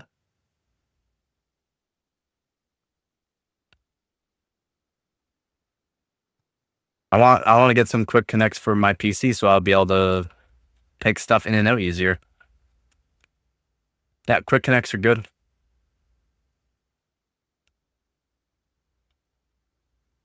Make it easier, add more radiators or change out CPU blocks for easier testing, change out GPU blocks or GPUs, like if you're water cooling them, like I guess mine's hidden, but if you want to do all that kind of stuff, yeah, it is really good. And then, yeah, you can get them for all right price, but still can't afford it right now. But yeah, I would need a whole bunch of quick connects, to be honest. I would need a whole bunch of them. Yeah, but it's a lot easier doing testing and switching out stuff. So much easier.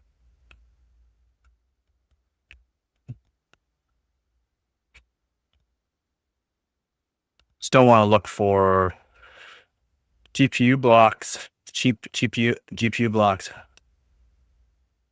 Have you ever overclocked a Demon Slayer? No. What's a Demon Slayer? You mean like the Demon Slayer? The like 3 drops of fluid? Yeah. Put like a cloth underneath, do it, disconnect it, boom. Making sure nothing gets wet. I mean, it's pretty easy. That's all you're gonna be dropping. I mean, that's better than literally having to take everything apart, a whole bucket, everything like that. I mean, it's a pain. It's a literal pain.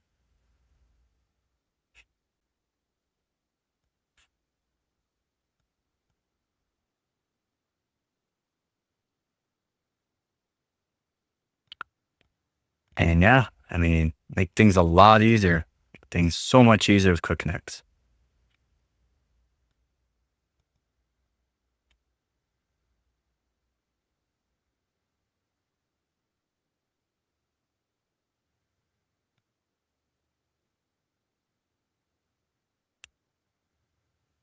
Yeah,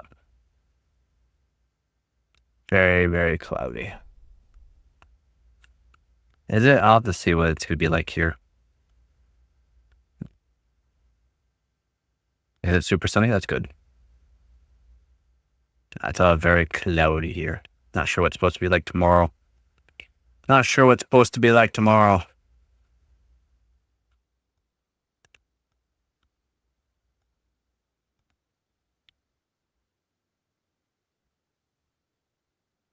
Yeah, tomorrow is supposed to be sunny. Friday, Saturday, nothing but rain. Sunday, cloudy. Monday, cloudy with rain. Tuesday is not good. I mean, tomorrow's the only sunny day. The rest of the days are nothing but rain. Lake Ontario's casting shadows over us.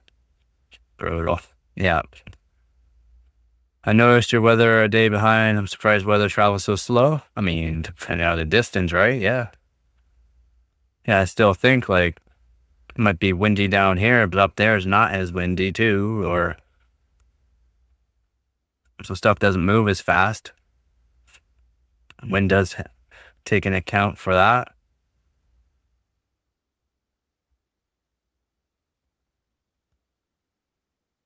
Isn't Friday all ball busting holiday? Friday a holiday? I don't know. Is it a holiday? I don't really keep up with that kind of stuff anymore. When you're a single, no family kind of guy, you kind of forget about days, and days just are days. Another day. Day's just a day, man.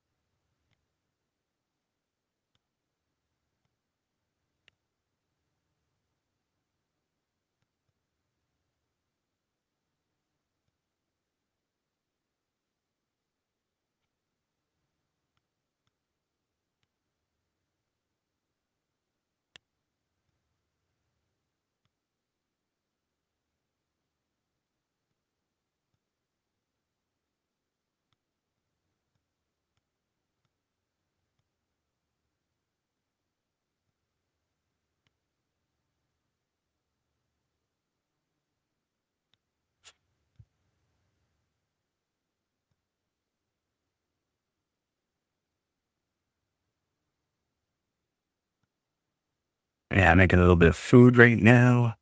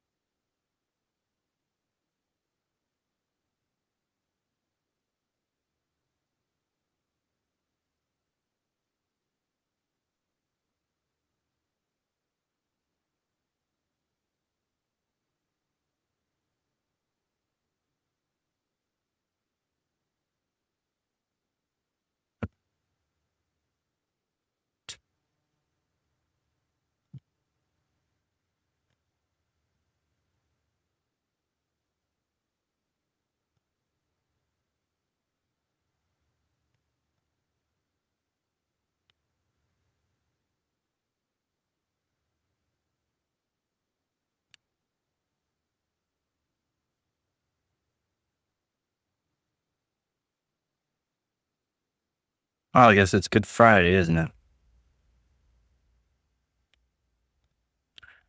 Guess it's Good Friday. I guess you got a point there. I guess it is. I've always worked for places where we didn't really have holidays. Didn't really have holidays. Couple of jobs, yeah, but I've worked for a lot of small companies to where you don't really have holidays. Or Christmas Eve, could have worked Christmas if I wanted.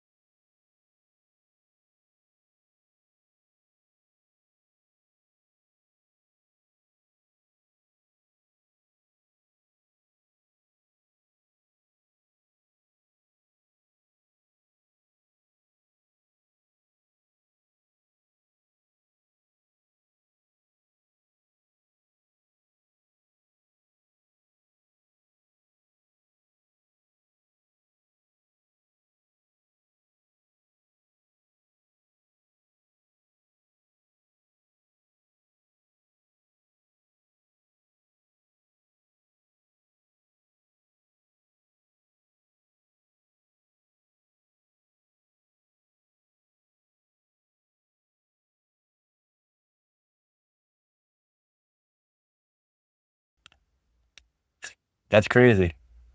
That's quite warm, man. And yeah, all black long sleeve. That's kind of warm.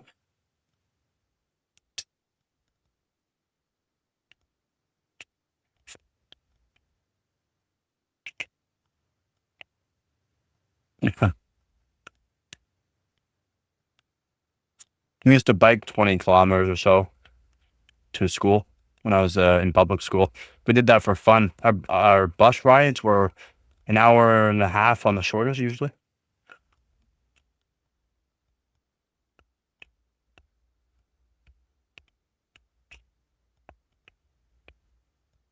At 40-degree summer, 49-degree summer. It's a warm summer.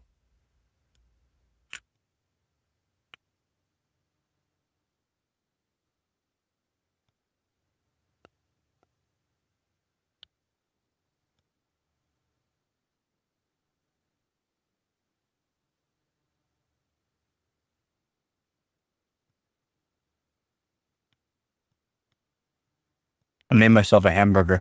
It's on toast, but I made myself a hamburger.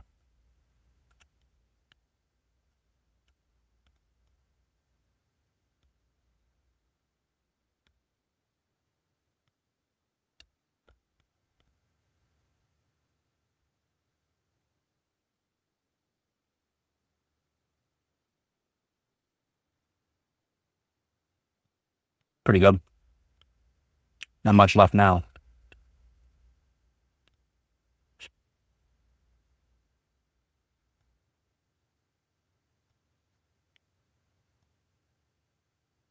You named yourself ice cream, but you dropped it? Oh no. That sucks.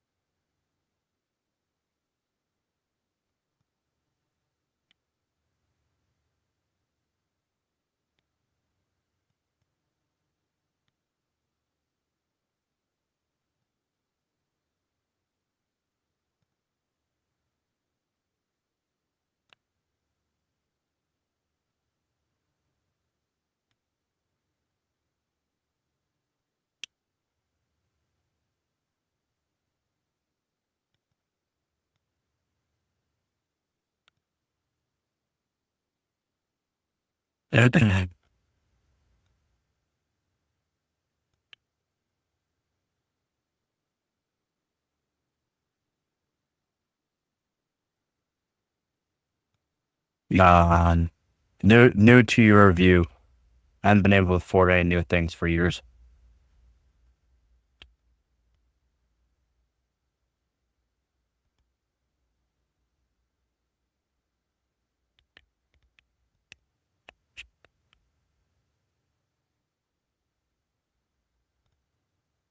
That's Gen 3 Intel.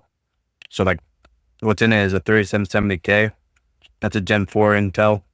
There's some GPUs I've shown before. The only thing that's new there is this cooler. I just did a test. I just did a test for versus this. So Assassin 120 SE versus the Peerless Assassin 120 SE. Found that for like $20 on Amazon.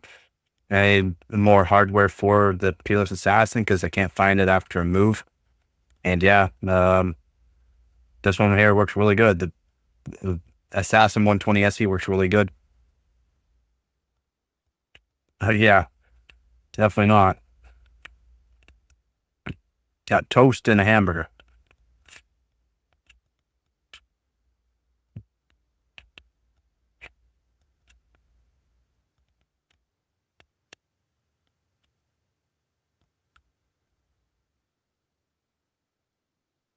Mm-hmm. I try to do it once a year minimum. That's what I recommend.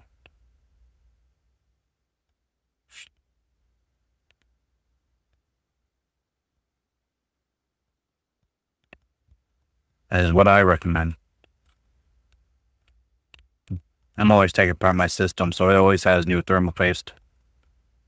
Like 20, 30 times a year.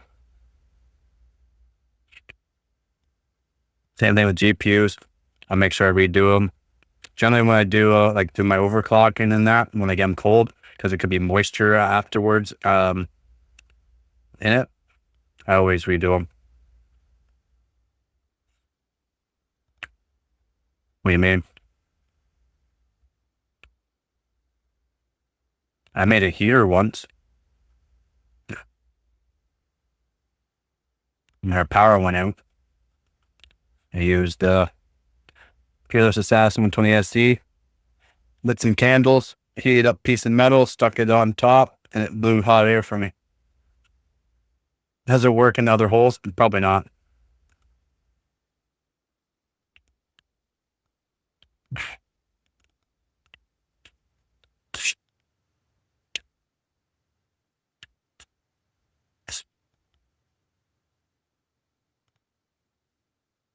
There we go. Coming in strong. What's up, Z?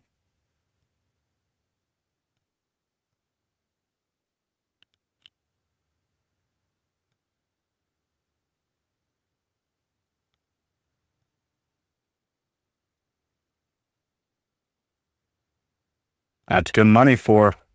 That is good money.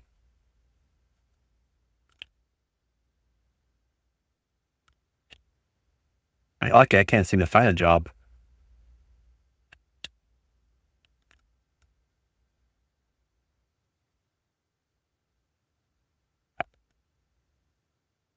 How's it going, man?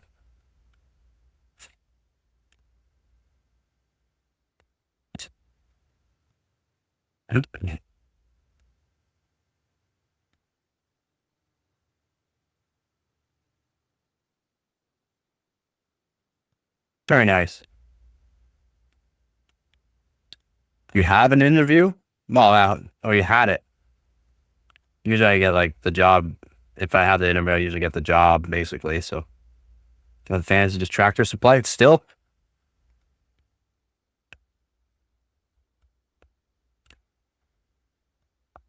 you do yard work.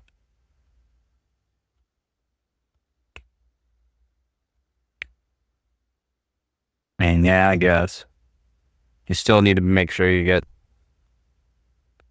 find people for that too that want it done. Have to wait on email. Well, I hope you get the job, man. I still haven't heard back from the jobs I applied to last week, and the week before, and the week before that, and the week before that, and the week before that.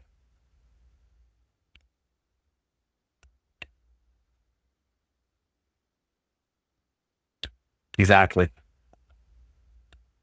Or they hire handymans.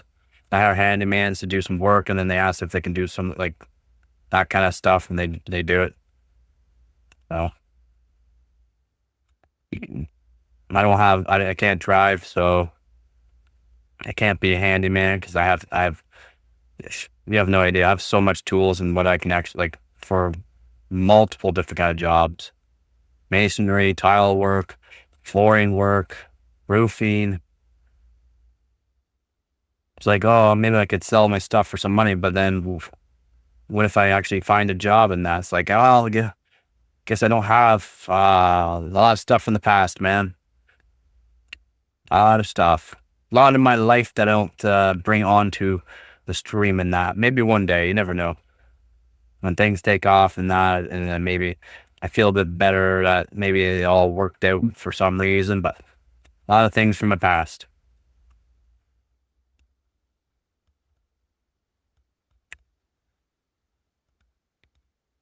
Trust me, I had a nice $40,000 car. I had a nice place to live. I had all that kind of stuff.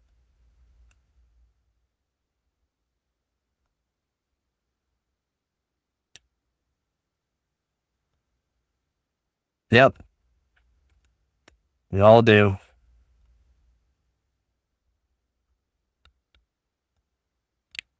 It is what it is. Things happen, I guess. Yeah, you save a lot of money if you made money though, right? If I'm not making money, I'm not really saving money. I'm trying to spend every penny I can to make sure I, buy the cheapest food that I can that would last me as long as I can. I'm trying not to drink as much coffee, trying not to smoke.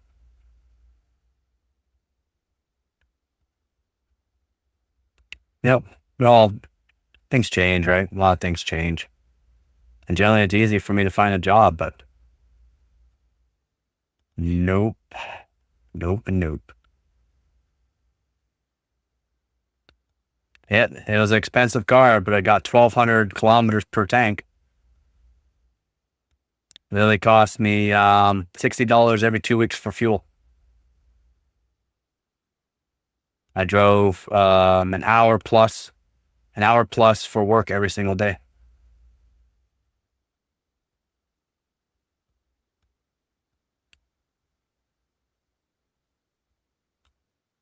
Do raffles? I mean, I'm trying to put my PC expertise into around my area, and nobody wants PCs built.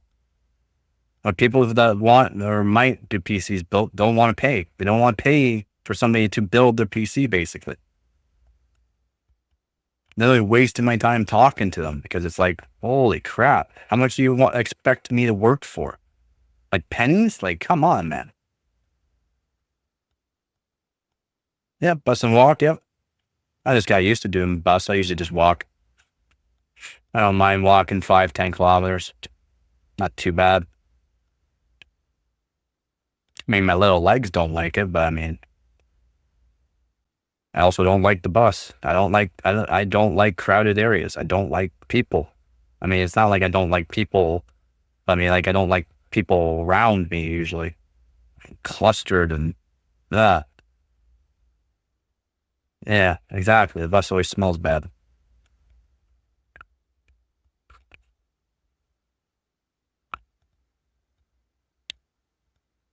Yep. That's why I just put in my headphones and go.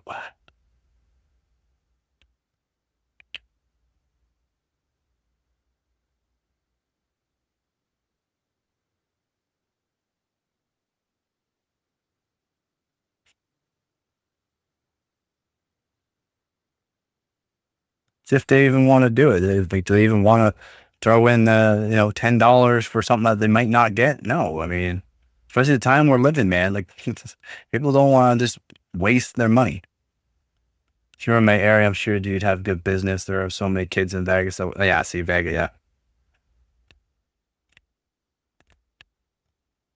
If the highest knowledge being RTX equals good. Yep.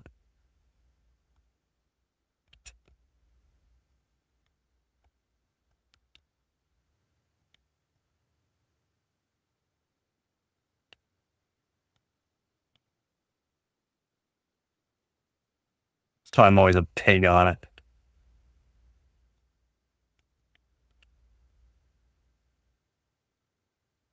Wow, Terrence. People wasting their money on raffles where I'm at on fake designer clothes and they know it's fake.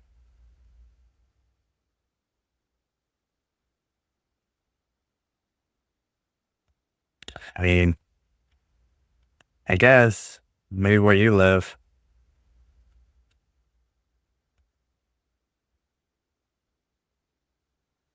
flexing is cheap now. What do you mean by flexing?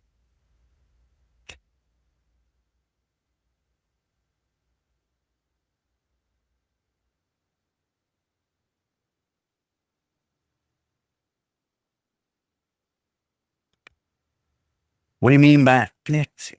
I live in the desert. Oh, brutal. I mean, because it's not terrible if people are spending money on nothing. Oh, with the fake stuff. Gotcha. I don't know anything about it. I literally have clothes that I've been wearing for the past almost 10 years now. I'm okay with looking like an absolute dirtbag, man. I am just fine with it. I look like I'm home. Well, I mean, even when I was making money, even when I was making decent money, I still look like a homeless person. I don't care. I don't care my clothes is covered in paint. I don't care my clothes has full of holes. I don't care. I don't care what other people's opinion. Just because someone looks like something or does a job like that doesn't mean they're not a good person. I only care about if they're a good person, good human being, respectable. That's what I care about. I don't care about anything else. I still shop at a thrift store. Yeah. There's none. I even applied for roofing, but then it's like I don't have my up to date working at Heights. I don't have an up to date working. I can't even afford to go get my up to date working at Heights.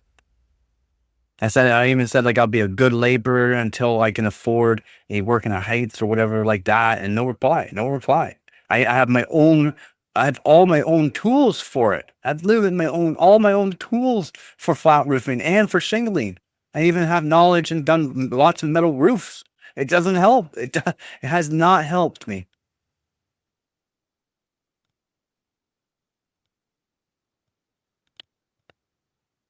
Only appearance part of someone I care about as long as they don't smell. As long as they don't smell horrid. you want you wouldn't want to be standing by me after a long day work. That's for sure. Doesn't matter how much deodorant I put on.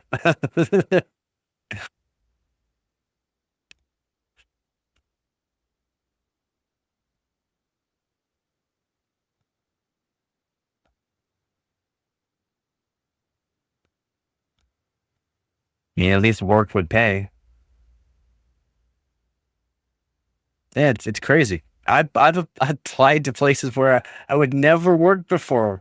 Never worked before. I still nothing. Still nothing.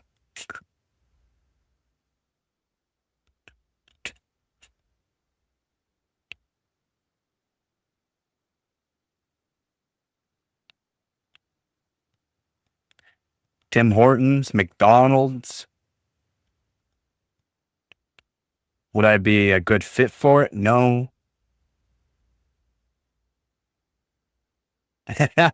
Sell some feet. No, I wouldn't do that. I wouldn't do that. Sorry, man. Hey, some people are cool with that. I'm not cool with it. I would not be good with customer services. Why I do the trades and that too, because it's the way it is. If there was a fishery around here, I don't think there's any fisheries around here. And trust me, busting a sack doing fishery, I've had way worse jobs, by way harder jobs than any of that. Any of that.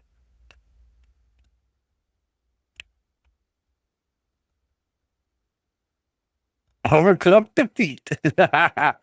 Yeah.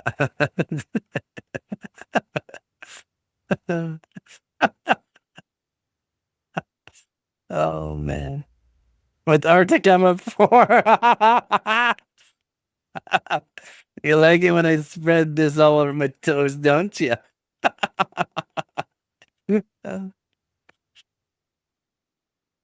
Dad brings me poppers. Oh my god. Just brutal, man. Just brutal. Yep. Lovely time we're living in. Lovely time I'm living in.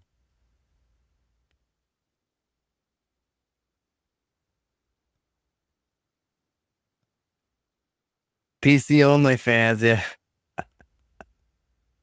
I see me spread this. I'll spread it for you. I'll spread it so thin.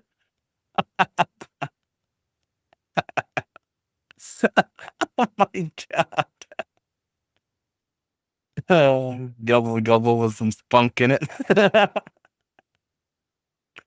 It's some exotic angles of the over. I've been working on doing those montages and stuff like that. It's not easy. It's not easy to do though. I don't have a high end camera either, so it's not like I can make them look really, really good. But I've worked on last week actually. I worked on some. They're not great though. And great. Do some montages on the GTX 1080 Ti for the win. Oh boy.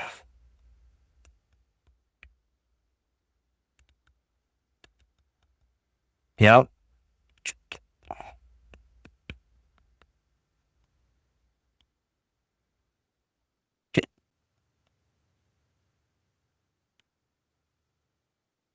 Yeah, make sure, yeah, make sure you spread it nice and slow now. Not too fast. Oh, God. Oh, if you want to see some good spread action, go watch my oh my God. Taking apart GPUs. I took apart all my GPUs, redid them, and I yeah, every single one. Gotta get that close up spread action. um, Z690 Master Skinner. uh, yeah, yeah, cold plate for feet to make sure you get some max performance.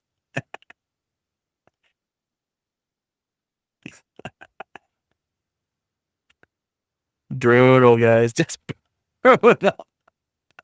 Amazing ideas, guys. Amazing ideas. I mean, when we had money, I mean, laughing's the main thing, right? If you're around people that aren't gonna be making you laugh, what's the point of even being around them? At least that's my opinion. If you can't have a good time, then what's the point? Hey, what's the point? Ooh, just brutal.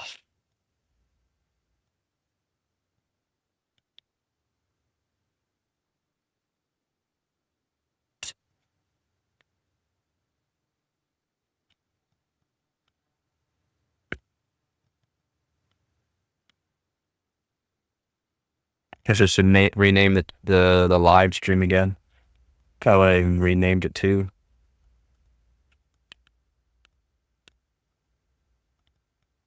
Gonna be a big YouTube right now, bro. You think they're down to earth? Ah, at least you can say that. It'd be nice to have some more people to say that. I'll thank you all for liking the video, by the way. The live stream, I should say. Oh, I mean, I hope so. I hope so. It'd be nice, you know? A lot of it is luck. It doesn't matter really what a lot of people say. If you just do this and that, a lot of it is luck. You can't say it's not luck. What did I name this video? Oh, new GPU's old GPU performance. I lost a subscriber. That sucks. Back down to 1,090 subscribers.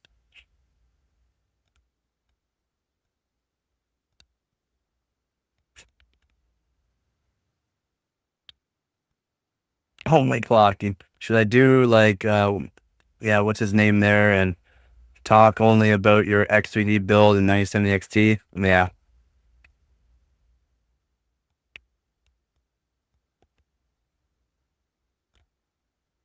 Yeah. Every successful person had some luck.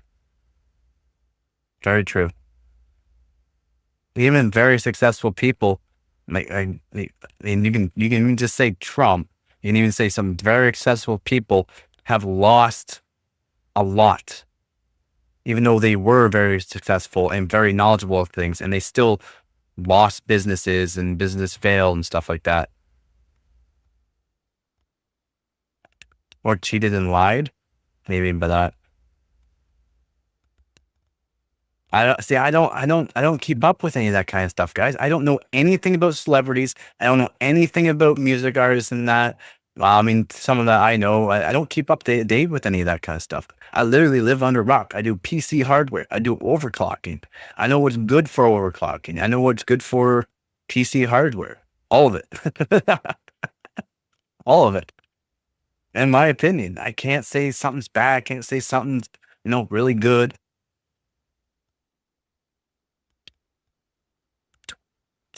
what I like to do, right?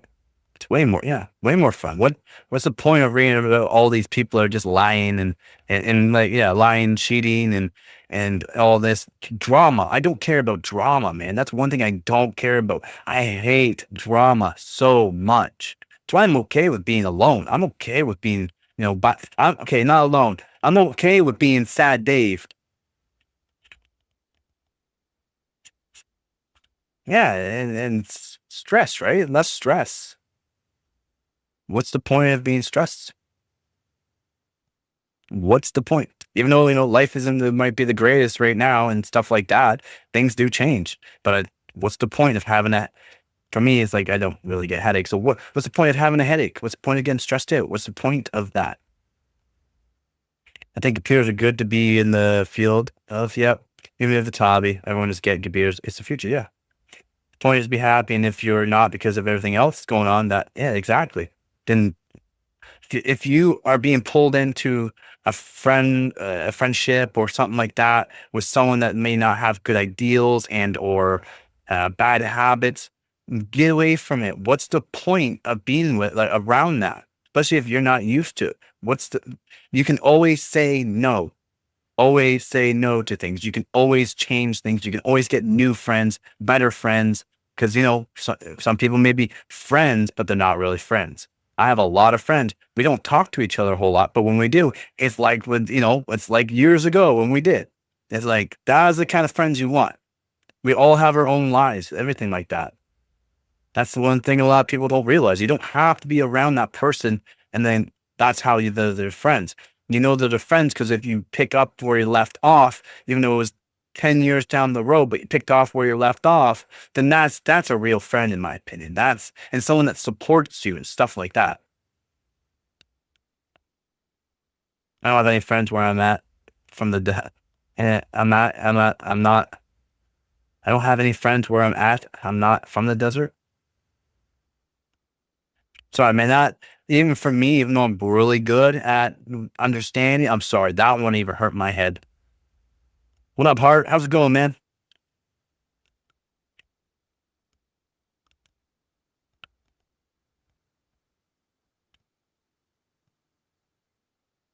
So going, man.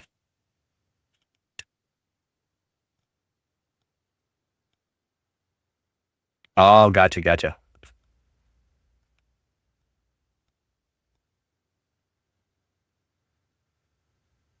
I hear you. I hear you.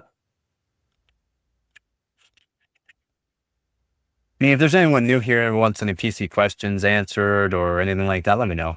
Really want that pizza? Well, I hear you there too. I would like some pizza. I just made myself a hamburger, some toast and a hamburger. That was my hamburger. It was good though. It's still really good. I was really happy about it. I'm glad I made it.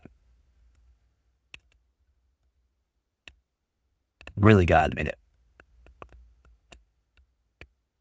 Oh boy. No, it's not. It's good. It's good.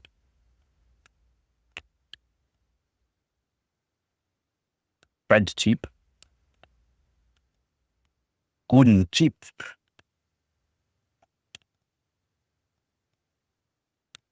It's about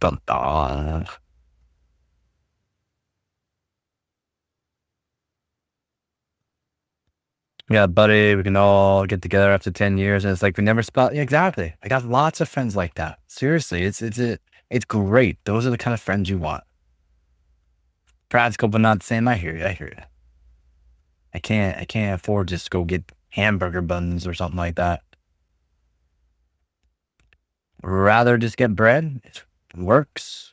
You can buy the big loaves of bread for very cheap and it works. That's what I like. Lots of people come in sometimes to ask about which PC should get, but maybe we should make a list of hard to build to most affordable PC for gaming. I mean, yeah. I mean, but there's so many variables. A lot of people don't realize how many variables there is. Not a world record. But for the overclocking, pretty good. I actually can't complain. Still need to work a bit more on the RAM. It's boring. I know it's boring, and I want people not to be coming in here going, oh, look at this. This is kind of boring. I mean, one guy came in, he's like, that's a cool setup and all that. Like, yeah, that's cool. It's a cool setup and all, but did he subscribe? It doesn't look like he subscribed, or if he did subscribe, he unsubscribed anyways. I know. I'm like I said, I'm going for a world record this year. Well, I'm at 12,600K.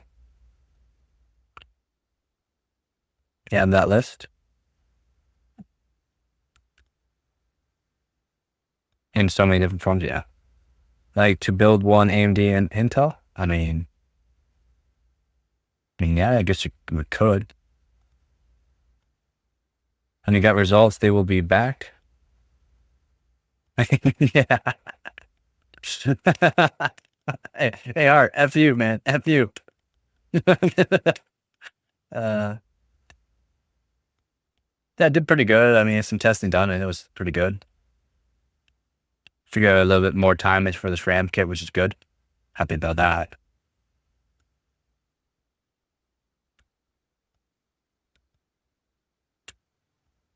Almost got 2,000 megahertz running at CL6, which is pretty good too. Need to figure out a bit more timings, maybe a little bit more voltage, but kind of don't want to put more voltage. But yeah, streams every night hasn't seen much growth, but having solid videos seems to bring on the viewers. I haven't made videos. I have to make videos. I have to do videos and shorts, and my views went, like I said, from around 30,000 every 2 days down to 1,500, I think it is, the last 2 days. And they like most of them are from the live streams. Like 500 view live streams is what I'm getting right now. So I thought it was pretty good. 500 views per live stream. Best ones I've had. Well, I mean, I've had one live stream months ago that was 600, but I mean, I think I was doing pretty good. It's just the views. Yeah, I need to get my views up. Definitely need to get my views up, put up more videos and stuff like that.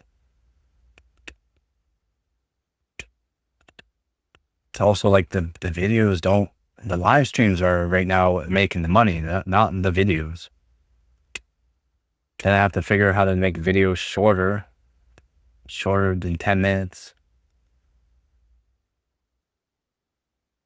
That's true. We are.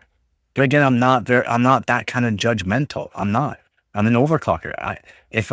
I'll say something good about this, and someone goes, well, this person said something about that. It's like, I mean, good for them. Good for them, man. I just want to overclock the snot out of it. That's all I want to do. I don't care really about how crappy it is for gaming. I'm sorry. I don't care that it's not getting you the 4,000 frames per second in your crappy game that you play. I care about how well I can overclock it. I care about seeing if I can get a record on it. Maybe a world record, like a 5090. Get me a world record. I just care about getting records, man. I just care about getting the actual records.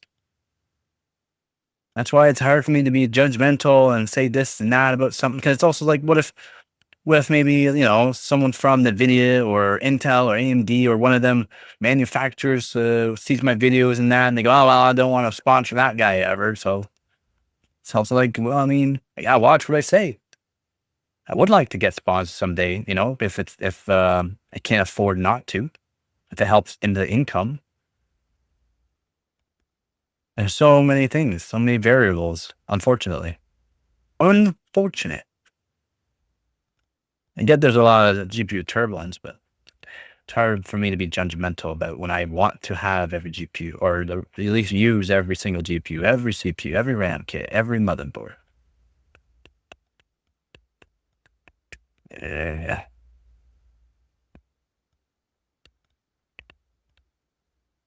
It is what it is, I guess.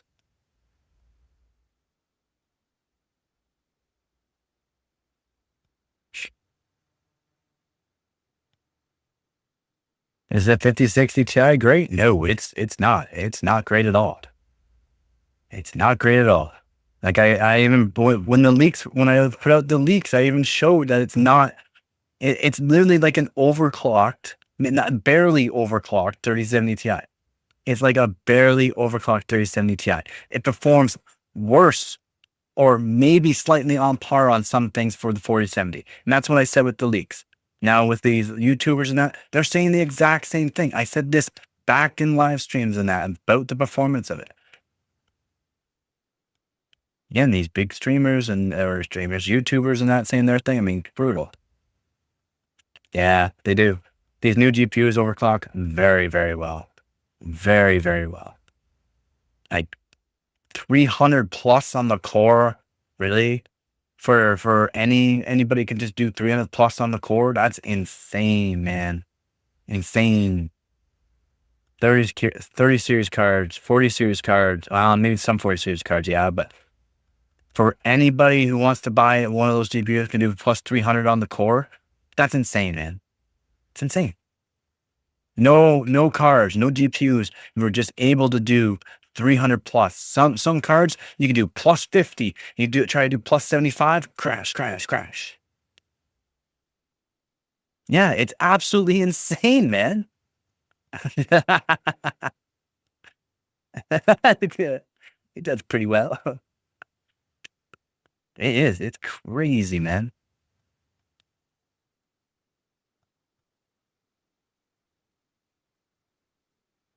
Hey, just brutal. Ah,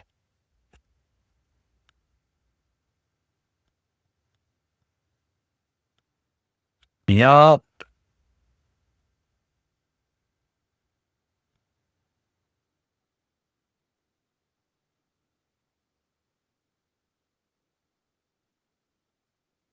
It's like also like I could sell stuff. I could sell my stuff and get, a new GPU and, maybe get a record. But then I not want the new stuff. I wouldn't want any new things. Why?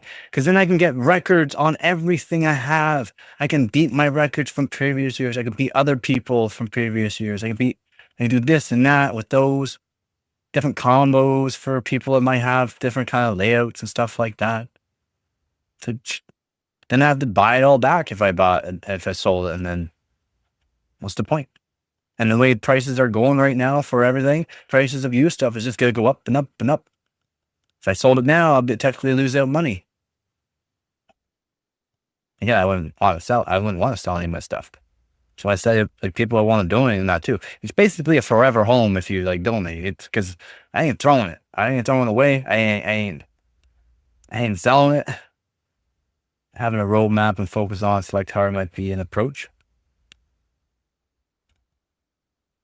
Like what do you mean by that?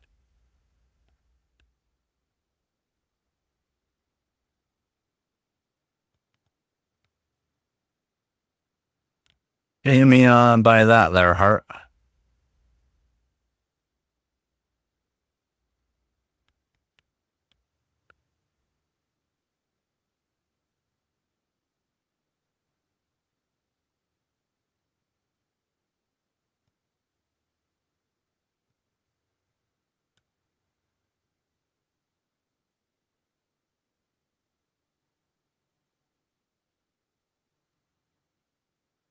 I don't have anything new.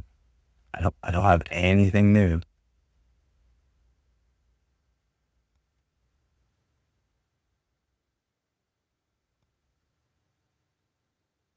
I can't.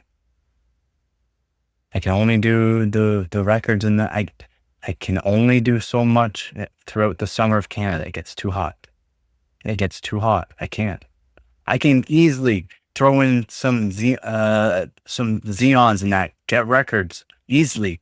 Easily. I mean, easily. I've shown it last year with the X5570. Literally only had it overclocked to like 4.1 gigahertz. That's it. Got a record. Did it get me views or people wanted to see that? No, it didn't. No, it did not.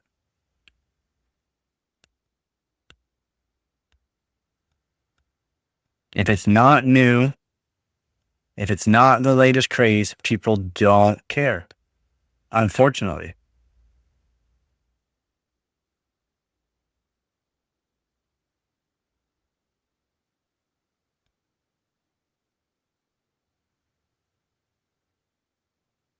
Yep.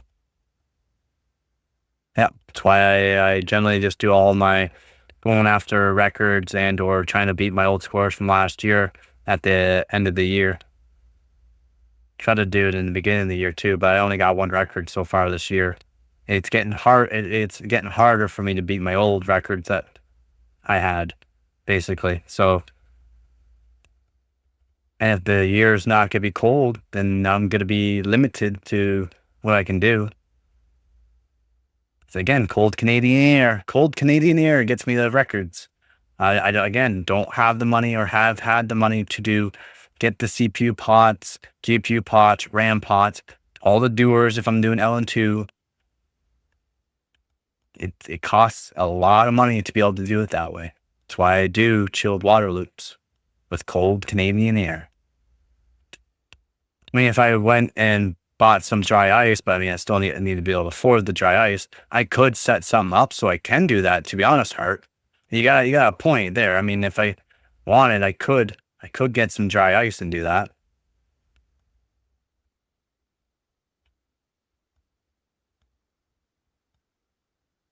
Okay, well, if I'll give it a try.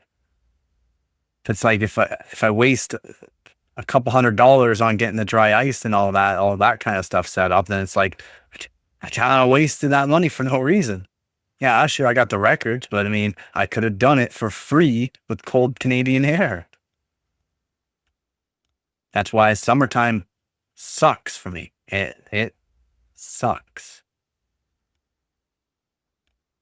And I could get I could go get dry ice and set up a chilled system with dry ice. That would work. That would technically work. Then I'd also have to build a secondary streaming PC, which is going to be old, which probably won't work so well. That's why I've been trying to save money for a new motherboard so I can use my 12600K. I got RAM kits and that for it. I basically got everything for it. Basically do. I just don't have a good enough system for streaming. And I did stream on my old X5650, but the USBs are starting to go in it. It's not working so good. Summer challenge. We bought a box of cold Canadian air just for the OC and on the beach. I think I already asked this, but I forgot if fire needs oxygen to burn, can't you just cover all electrons when the oxygen enters and then clock that way? What?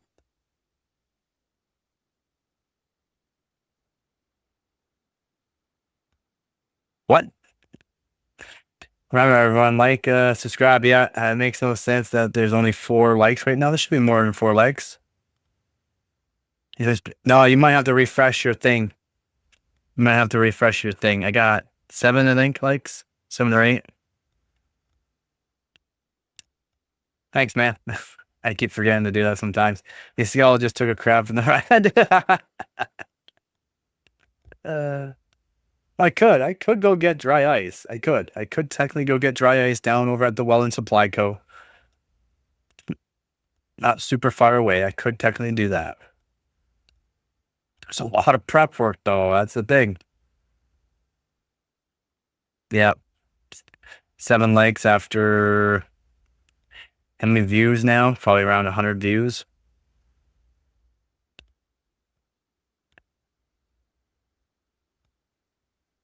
$99 views. 99 views. 7 likes. 8 likes. 16 likes. How are you seeing 16 likes? I ran out of dry ice, so we were breaking records with frozen shrimp and ice. Oh my God, make a crazy video like that. Oh yeah, no, no, you're right. There's 17 likes now. You're right. You're right. Yeah. Thanks, man. Yeah.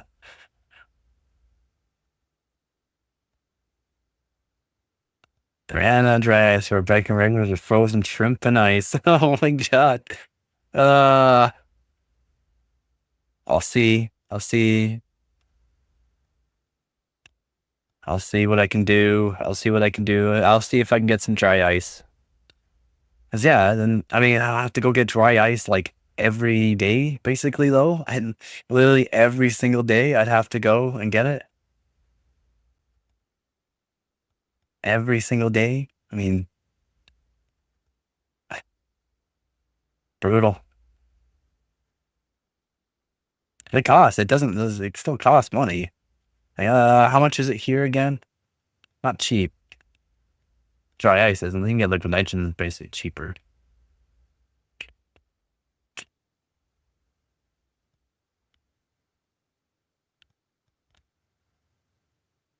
Um, Around $3 per pound.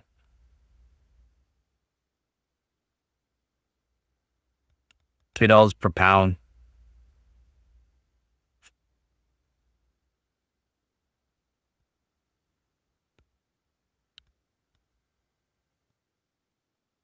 Yep. And get delivered. I'd still have to get it every day though. It'd probably cost $50 a day to do it.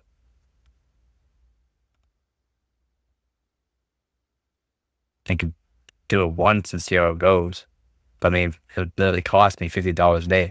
I spend like a couple dollars a day. And I think I'm spending too much right now.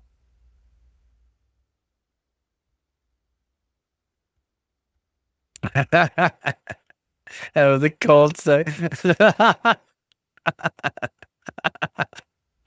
uh, let's set up right there in the hallway. Yeah. I wouldn't risk my stuff getting broken though, man. I mean, funny. That would be funny to do though. That would be really funny to do. I would.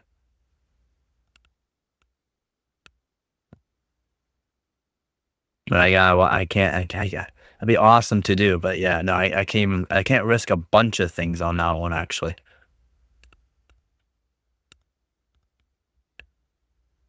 Yeah. Uh,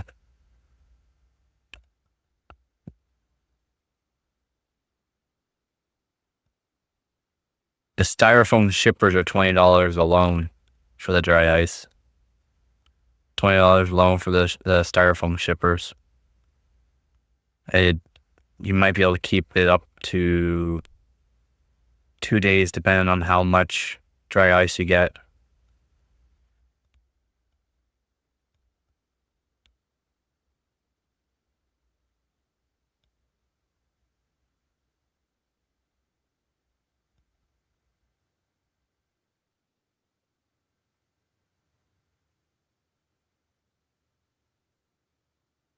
Yeah. And I'd still stay in the division that I want to be with dry ice, not do liquid nitrogen. Well, with liquid nitrogen, it costs me too much because I have to get everything for it. But dry ice is the cheapest option. It's almost like the old Top Gear challenges. Oh, the crazy things yeah, yeah, yeah, yeah. I've done some really weird ones before.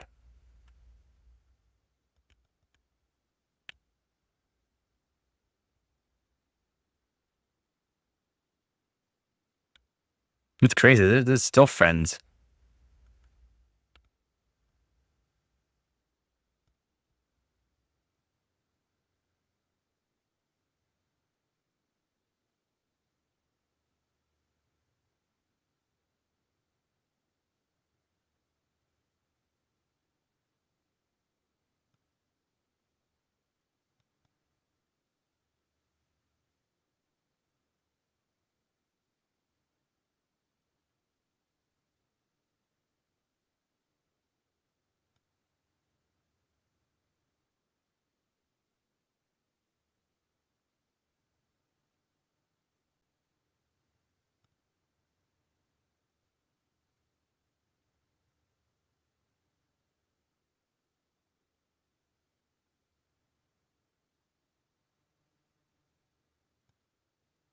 have to recall and see if their prices have changed or not.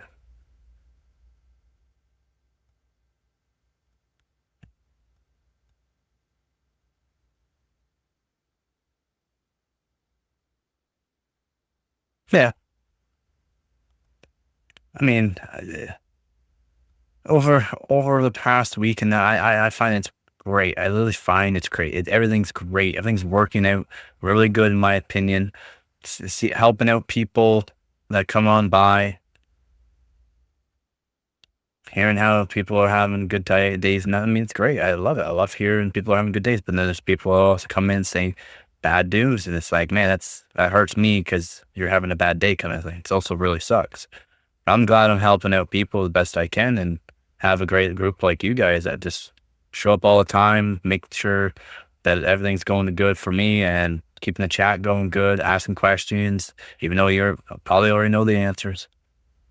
It's great. I mean, it's not like it's not bad. It's just, if I had a job in that too, I'd be able to do more, especially for you guys that show up all the time.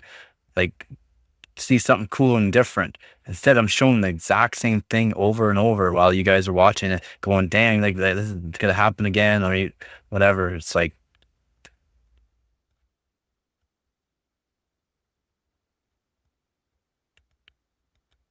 yep, exactly. Keep going. It's keep moving forward. Keep doing your thing. Keep doing that. It's the main thing. Again, it's uh, it's like, yeah, I know I'm not a top YouTuber. I'm not making millions of dollars in that for my videos. For guess what? I don't want to be like way up at the top of the list there, making millions of dollars from my videos and that. Would it be nice? Yeah. Do I want to be like that?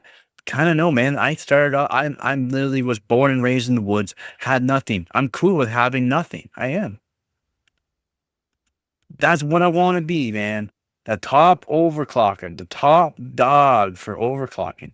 That's and that's why I really made the YouTube channel too. Like, no, not YouTube channel, but YouTube channel to maybe help fund my overclocking. Maybe help people out too. It's like,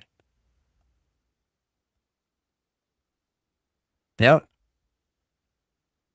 And I was top dog in my league last year. I was top dog in my league last year in Canada.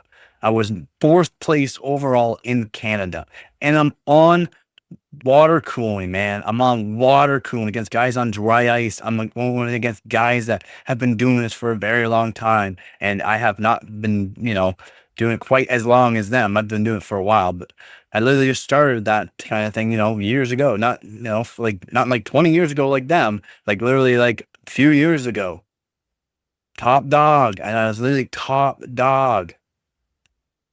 Oh, have to eat the passion and need until we get the records, bro. You got it, man. Like, I'm cool. I'm cool with just only spending a few dollars a day, saving some money so maybe I can buy something new to show off. Just built my new PC and started putting away my old one. Couldn't help but reminisce that I had the 1080 Ti. Let's go. 1080 Ti. I know, well, you say the EVGA, but you can kind of see the box. For the win, EVGA, yeah, 1080, yeah, 1080, yeah. I know, put 1080 Ti away. Ah, legendary, man. Absolutely legendary card. Ah, but that one hit you hard. That one hit you hard. It's like, oh, oh, finally putting away the 1080 Ti. It's like brutal. Oh my God, even the 1080 Ti for Win 3, it's even more brutal. It's even more heartbreak. Oh man, it is, yeah. It's like, rest in peace, EVGA. It's like, oh, they're not done as a company. No, rest in peace, EVGA. Yeah, I hear you. I've been using the hell of it too. That sucks. It really does suck. It's awesome that you just built your PC and you had it. Yeah, see? That's the thing. These games nowadays, it, they won't even allow certain GPUs. It's brutal. It is. It's brutal. The card would probably work still just fine to play the game, but nope. If you're not using a new card, you can't play this game. We got games now. It's like, oh, you're using an older card. Well, you're gonna get 15 frames a second. It's brutal. I hear you, man. I hear you. At 5080 now, nice. Now, but I'm not sure keeping my 1080 Ti still. Hey, if you gotta sell it to help pay for getting a new 5080, it's what you gotta do, man. If you don't really need the money, then you could just give it to somebody for that way they can have a card if they're not playing apparently Final Fantasy VII though. Pass it along kind of thing. A challenge accepted. I bet I can get it to work.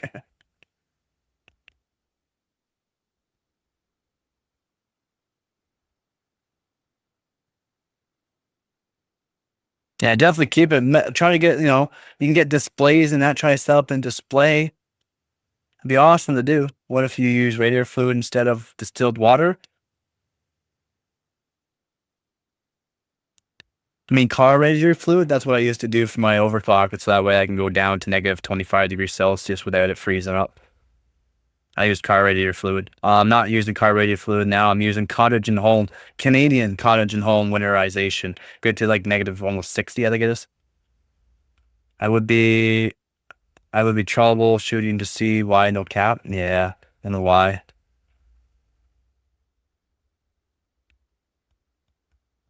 That's what I got in my system right now is cottage and home winter, Canadian winterization fluid.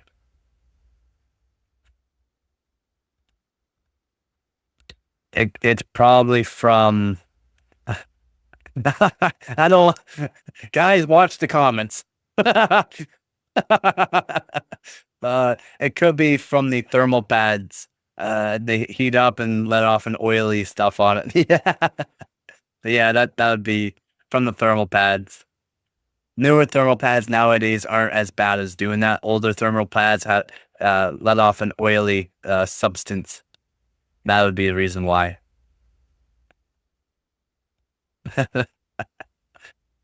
Yeah. Yep. If you know what I mean, you know what I mean.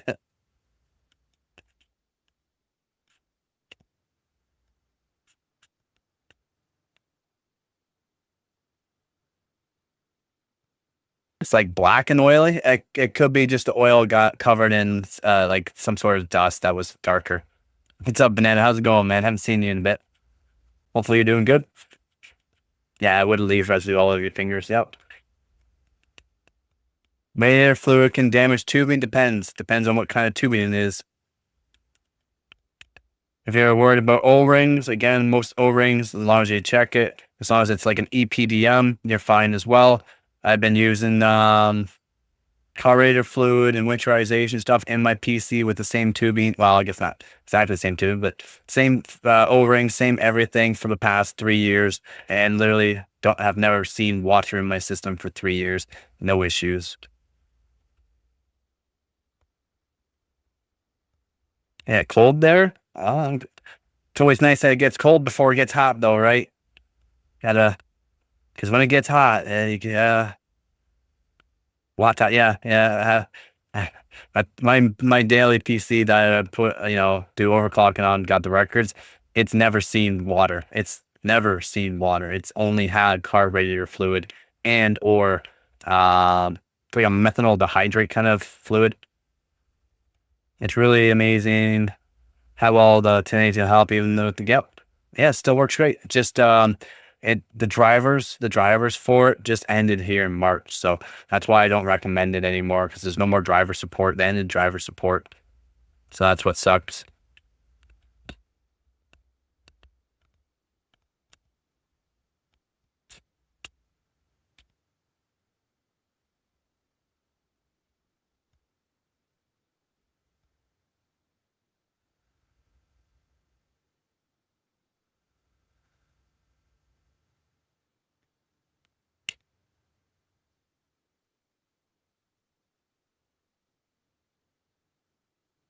What is that?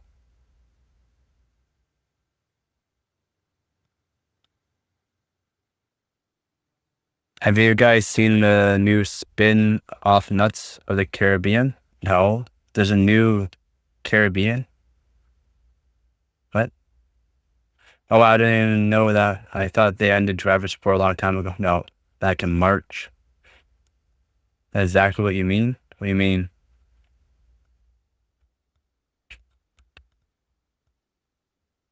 Don't know why, but I'm taking it personally. This is probably a dumb idea, but what if you put ice with salt into the reservoir? The salt will melt the ice to below freezing, but keep it unfrozen. You can't go too cold with it. That only works to -10 or 15 degrees Celsius.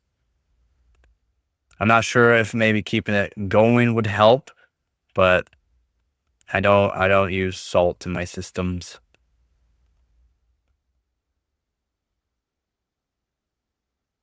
Again, you gotta check to see what tubing you're using and check to see what O-rings is in everything to make sure you can use certain fluids in it, right? I've already checked and I've made my own O-rings for things as well. I have EPDM rubber, which is really good. The worst Ducey purchase for me is pump res from Amazon blew up and put plastic bits in my loop. That's brutal. What is WC? Or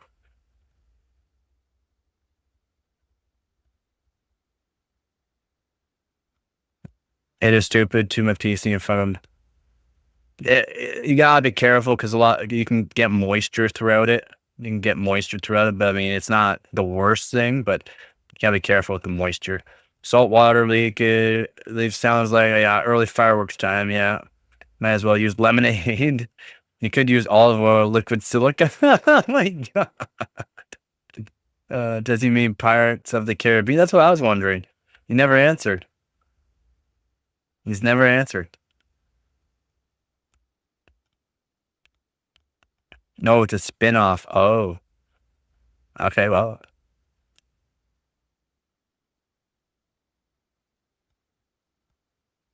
oh, comedy. Okay. Well, I mean, I thought Pirates of the Caribbean was a comedy, action comedy thing.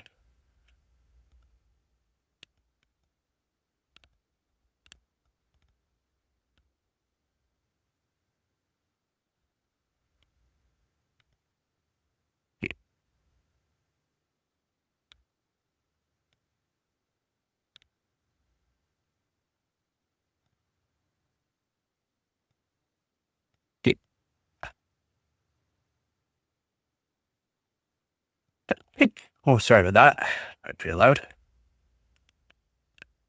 Salt is all. Yeah, very. I must be bored. I must be boring, but I don't watch any of that stuff. Yeah, me either.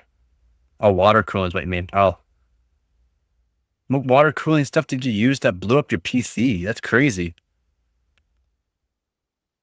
Yeah, I recommend to overclockers that wanted to get into going into extreme temperature, like water temperature, like really cold, like we're talking like -20 minimum cold.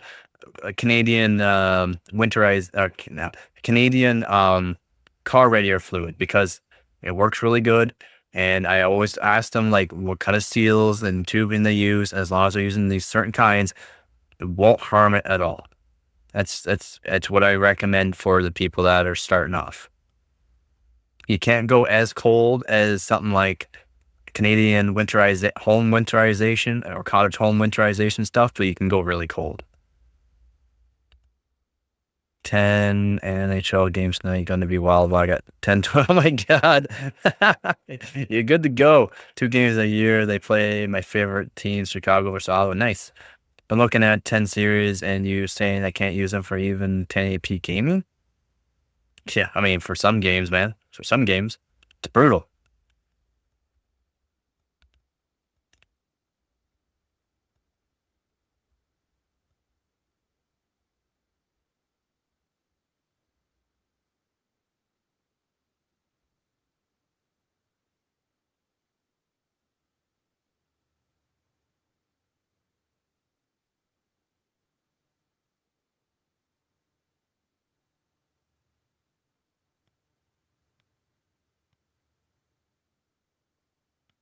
How could I clean the oil residue off the card though? Should I use alcohol? Yep. You can use alcohol wipes or you can use really high grade alcohol isopropyl with Q-tips. I mean, if you're I don't know. It's not like you got to throw it in the system again. You can give it an alcohol bath, and you take apart the whole card and like pour isopropyl over everything. That's how we really clean cards up, especially when it has that oily residue. It's not easy to get that stuff off, man. If you're like seeing it all, like the blackest part is on the card is that, it's basically like good luck trying to get that off and making it look like the same. All right, Sterling's live. I gotta run. I'll be back 15. Sturdy up, guys. Honey pause. All right, take your easy, turds. Denatured alcohol. Use unpasteurized milk. It's thick. It's really thick.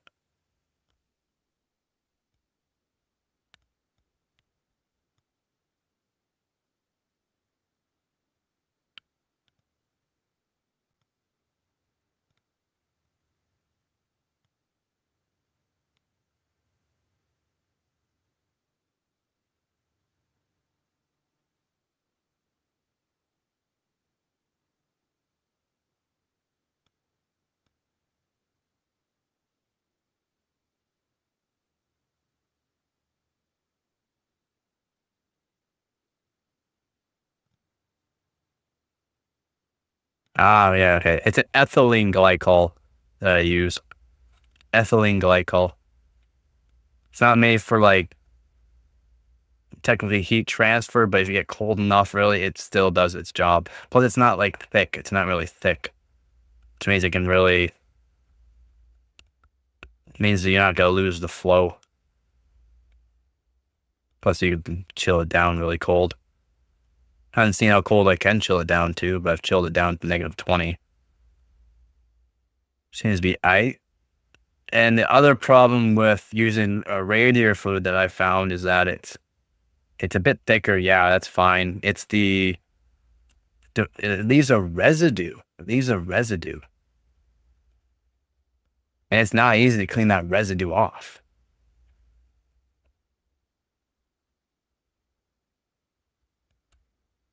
Yeah.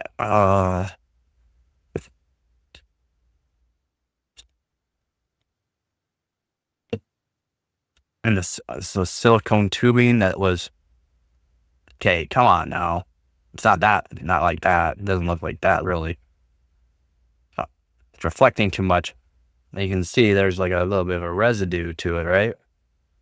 You can't really clean that off very easily, unfortunately. You got glows. Yeah. Yeah, these are residue. That's the only thing. That's the only thing about it, except for like the reservoir itself. I can take it apart and clean it. It cleans up really nice, but that's all you gotta realize. It's gonna make things cloud. And that was like what, 2.5, almost 3 years of use to this. It's not like the tube is bad or anything like that. It's just a little cloudy. If I could like put something through it to clean it, that'd be just fine. You still haven't found those fittings? Have you not found those fittings yet for your old pump? You still haven't found it? Funny fact: a handy treat used to be made with treat used to be made with propylene glycol. What is tahini treat? Might just need to overall. What, get whole new fittings?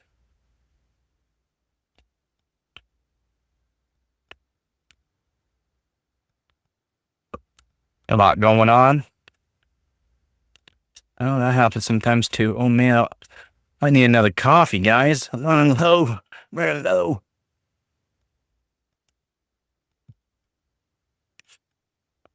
What? I don't know what that is. Skeet, help me. You treat is made with propylene glycol. Propylene glycol. Really? Like used to be made with, or is that like a coating?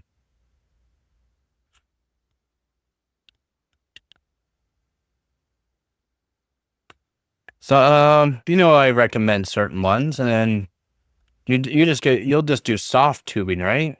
Right? You just do soft tubing. You're getting old. You know, I recommend certain ones.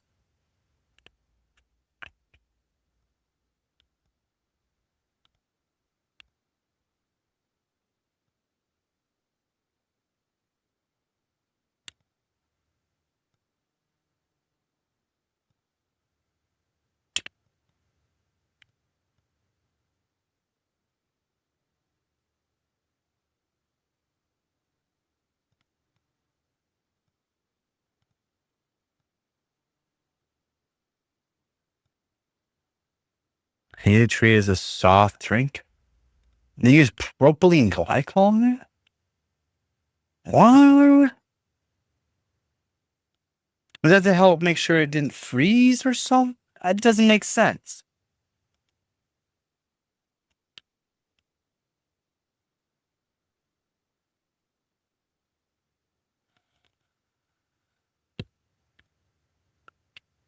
Okay, you know there's fittings that I recommend. Okay, there we go. I was gonna say, who's selling those ones now? Like, what is wrong with these prices now?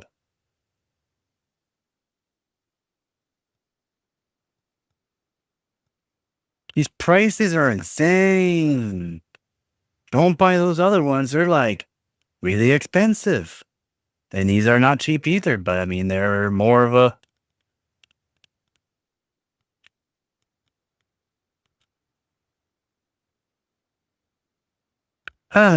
That's actually insane. Two soft tube fittings, $40. $40 for two soft tube fittings I used to recommend because they were cheap.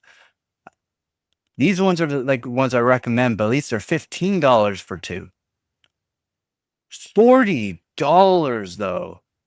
This is not the black ones that I recommended. The black ones are really expensive. These are blue. At least these ones are cheaper. If you want to take a look at these. Oh man, yeah, more sound on going there. This is brutal. If you want to.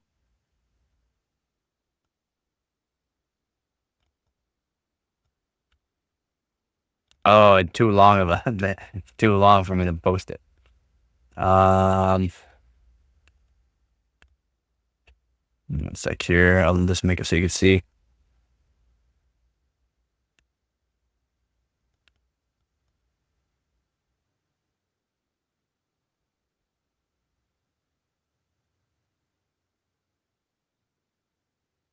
I'll make sure you can see this one. Second. One second.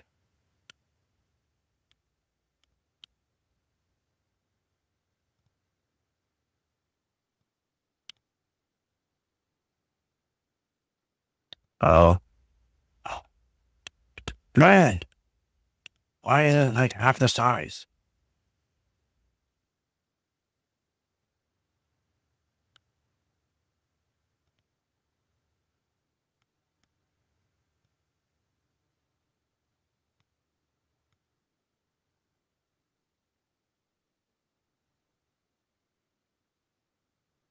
Can you see that? They're $15. Oh.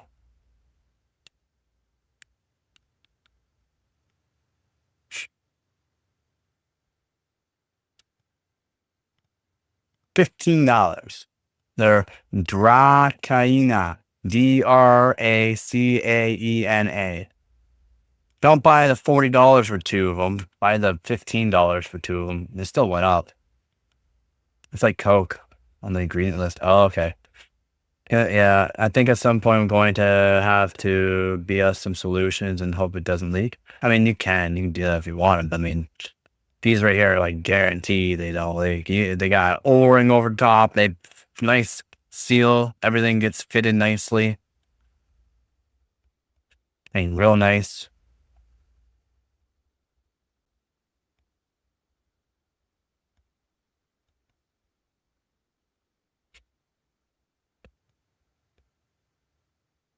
Yeah, and they're not too expensive. And those are the ones I do recommend.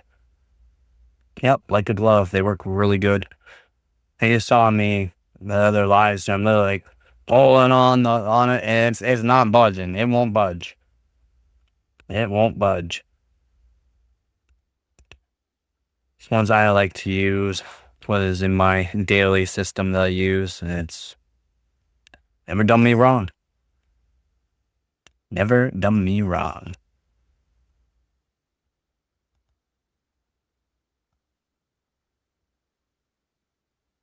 I can't even put it in the chat because it's the name, the actual name is, or like URL is so long it's not even funny.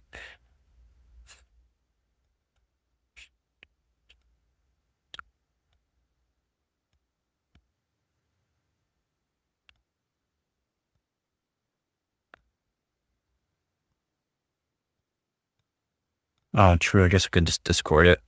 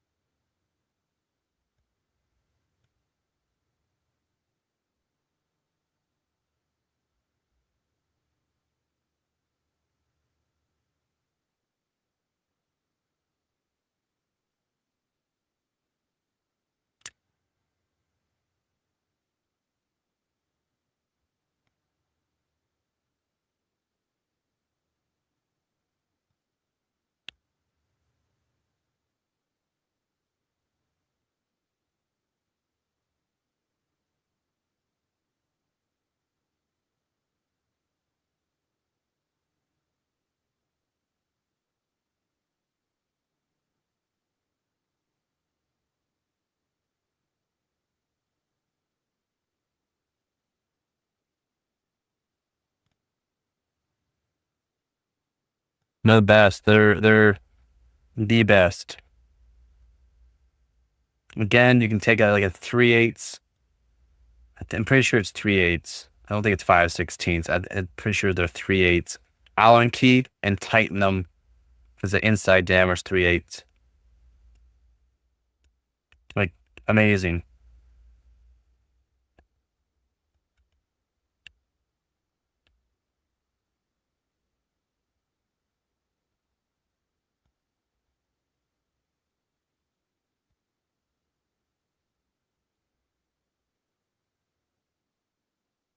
They are the best around.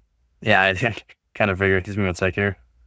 I'll put it in. I'm just gonna put it in general.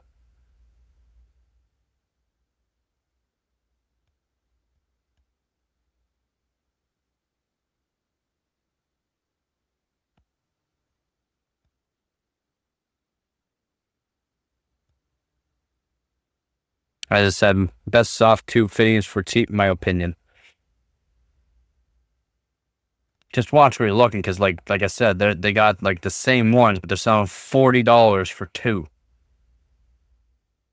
Then you can get two of them for 15 now. They used to be cheaper. They used to be like two fittings for 12. They used to be $6 a fitting. Now they're $7.50 a fitting. And they got some selling for $40. The exact same ones. $40. No thank you. No thank you. No thank you. Is there a TikTok shop in Canada? Oh, what? What did you just say to me? What did you just say to me? Is there a TikTok shop in Canada? TikTok is an online thing. They have shops? TikTok shops? What are you talking about? What you talking about, Willis? What? What?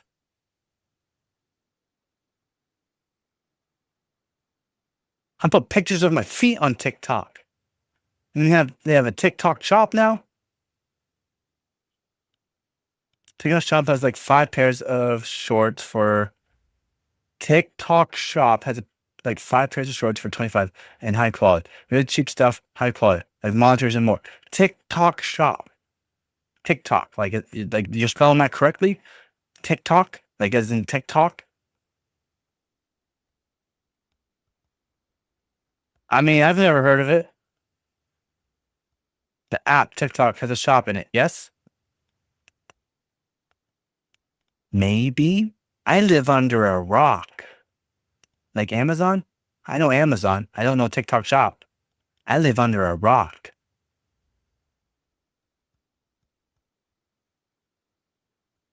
That's crazy. It's insane in the membrane. I never knew that. I never knew that. That's absolutely wild. The rock would offer better ambient temps. uh,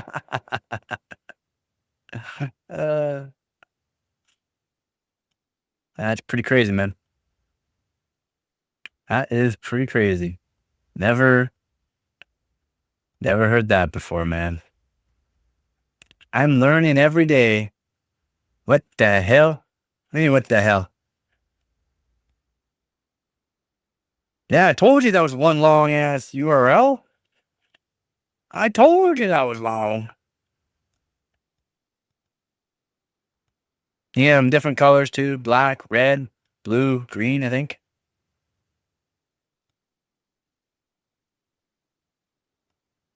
They were great. Yo, what's up, Squeeze? What's long? You know what's long. So long, I got wrapped around my leg.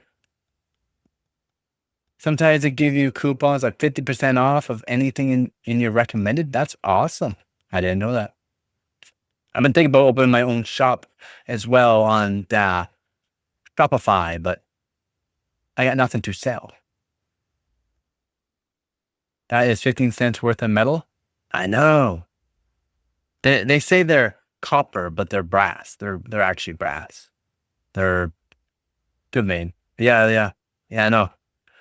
It's not like they cost. I mean, not like they actually cost a lot for metal, but they're my recommendations for PC fittings for $15 for two. Yeah, you can just use a nice big Allen key. If your fingers aren't working so well, you can use an Allen key. Give them a little tight, make sure they're tightened down nicely. They work great. They work great.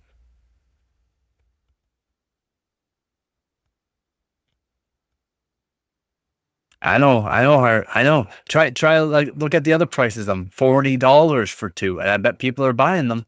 Going, oh, these gotta be good if they're $40. Yeah, you can get the exact same one for 15. Maybe if they'll pay something like that for PCs. Actually, maybe it wouldn't sell well since people only need it one a year. But I think you get, yeah, I get the idea. I've been asked about that. You need like 8. They do 6-pack for $40. There's 6-pack for $40 and you can buy 2, so that's still gonna cost like $55 before taxes, unfortunately. Unfortunately. I know, man. Not cheap, man. They make other fittings too, but they're not my technically my recommended ones. They make other ones too, and they might be like $10 for two. Again, everything that I've recommended like last year has gone up in price. It's brutal. It's brutal. Like everything from the tubing that I prefer to use to the fittings I prefer to use for soft tubing has all gone up. Has all gone up. The Thermalright Peerless Assassin 120 SE has gone up from the $35 that I recommended it at to $50 now. It's crazy. It's crazy.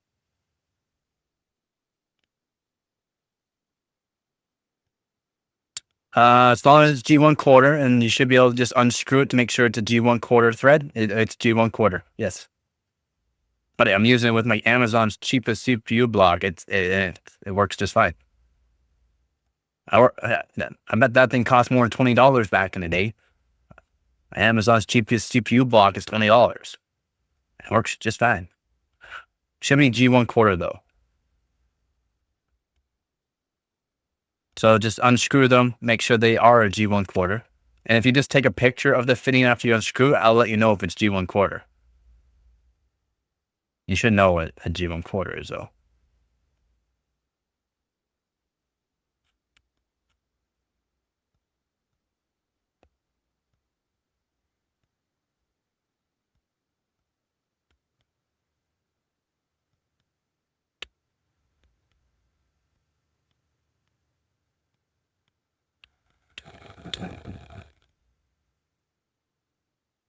Yeah, no, uh, FMB there.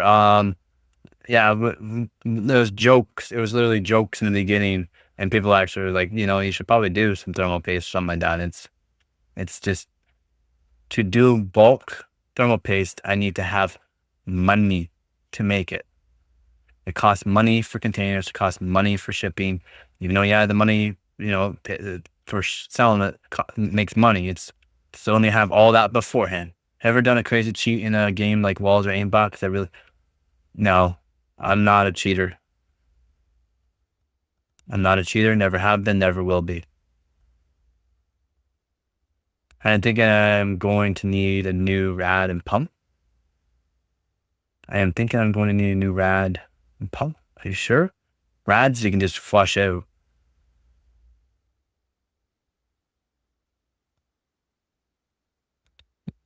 Taylor one has it combined, pump and rad, but then I don't know. I can't recommend it. I can't recommend something like that.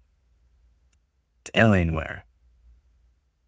Alienware used to be cool, but now they ain't. Maybe in your opinion, but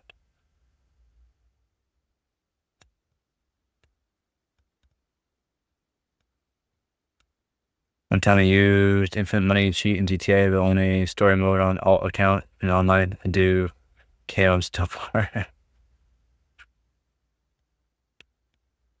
Yeah, I love it. A large aluminum one. I would still go with copper. Because that old pump that you have, or old water block that you have, has nickel plating, but it looks like it's well, it could be cast aluminum, but I don't think it's got to be cast copper. If the nickel plating comes off and you have aluminum rad, it could cause issues, like it'll clog stuff up and or wear out your pump. It's not worth the headache, in my opinion. Always make sure you keep copper with copper, aluminum with aluminum. Have you looked up any ZTT since we discussed him? No. I used the F12 cheat with TW Medieval to recruit Sherwood archers after 20 turns. Wow. That's what I'm thinking. I'm going to need a copper rad. I recommend copper rad, but do you want me search on Amazon? Are you on Amazon right now? Search R Cooper, as in R Cooper. And they make really, really good copper, full copper rads, very, very cheap. That's what I use in my custom loop that I have for overclocking. Very cheap, and that's worth. Yeah, bookmark, nice. Yeah, R Cooper is amazing. Very cheap rads. You can get any size from them, basically, and they're half the price, if not a quarter of the price of some of them. Corsair sells copper rad. Yeah, no, R Cooper sells them for like $30 for like a 240 mil full copper. I mean, it might be like $35 or $40 now, but they're a lot cheaper from R Cooper, and they're full copper, and they're my recommended for people that are on a budget. I have Corsair rad. I have a Corsair rad. Again, I have one. They're not cheap, but I also made a custom water loop guide, and I got cheap stuff that works really good. I tested so many for custom water loops. Total War Medieval 2 actually a grand strategy with real-time battles. With real-time, that's pretty cool.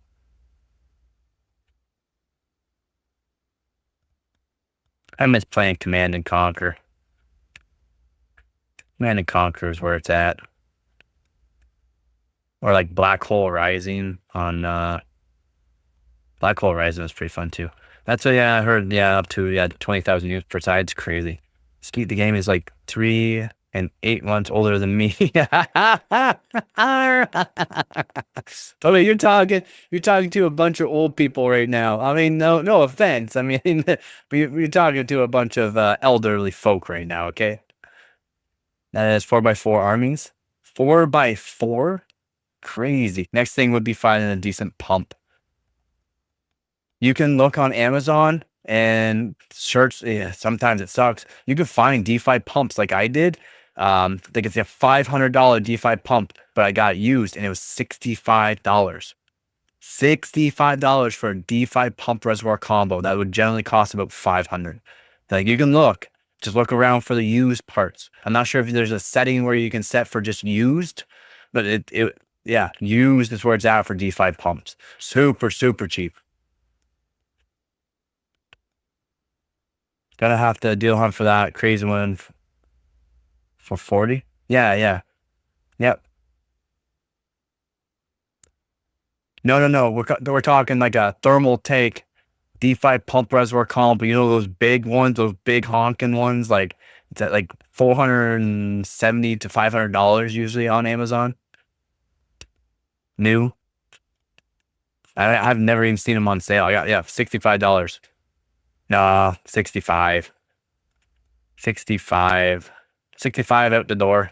So whatever. That's like right around $60. I just saw it, put it in the bin, ordered it. It's there next day. Didn't come with original packaging at all. I don't care. For $65 for a DeFi pump reservoir combo that would generally cost me like $500. Oh man, it's in that basket so fast.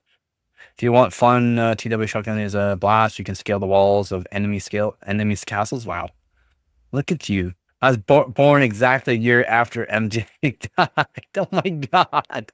What a fact, man! What a fact! Thank you for that fact.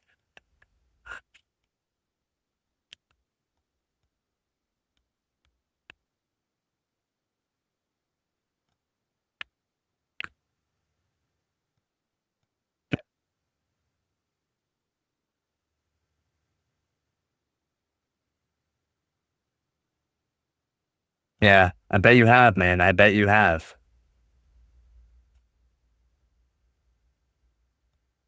I like the old games. The old games are pretty cool. Like that Jack's Rabbit game. I thought that was the coolest game. The games that meant cheating and like it's like Siege, Marvel Rabbit. No. I know, man. I used to be a top premier ranked player in CS2. I quit because every other game was a hacker. Every other game.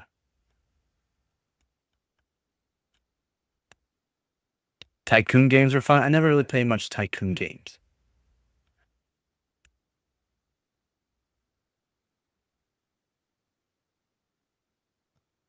My birthday is also National Windows Day, Microsoft. Nice. Siege and Fortnite anti-cheats are getting much better. That's good. I'm glad they are. You do know they have an anti-cheat software that can make sure no one cheats. Like anyone that like was on like went online on that account with any kind of cheat or activated any kind of cheat right off the bat would be insta banned. They have these as well. They just haven't implemented them. I think they put it in one game so far. They literally have it. You can search it up. I forgot what it's called, but you can search up what is like the best anti-cheat that is like that they don't use, and it'll let you know. I forgot what it's called, but it uses like some sort of. It does use an AI, I think, for it, but it's literally like 3 times and 2 are fun. I keep hearing that. I keep hearing that. Gotta take off stuff to back in there. Sounds good, man. Honestly, games online is dead. Might get banned. Lame. Oh, really? That's brutal. I generally don't play MMOs. The last one I got heavily into was Defiance. I don't know much about it. There's one called Moss, though it banned Shaco and he wasn't cheating, but still got a year. Are you sure he wasn't cheating? Are you sure? Are you sure? I have the same birthday as Winston Churchill. Is that so?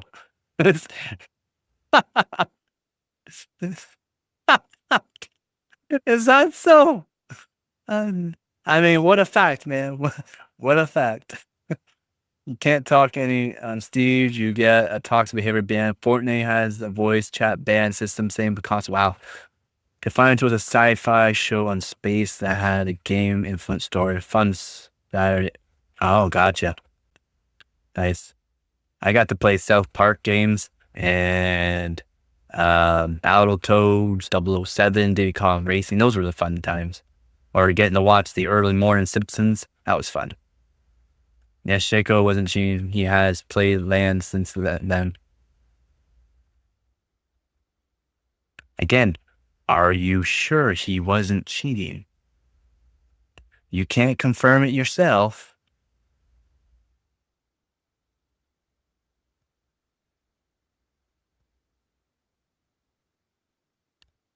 Wait, no, you do know top, like, pros cheat as well, right? You do know that, right? Wait, no, my birthday is exactly 20 days before Winston's.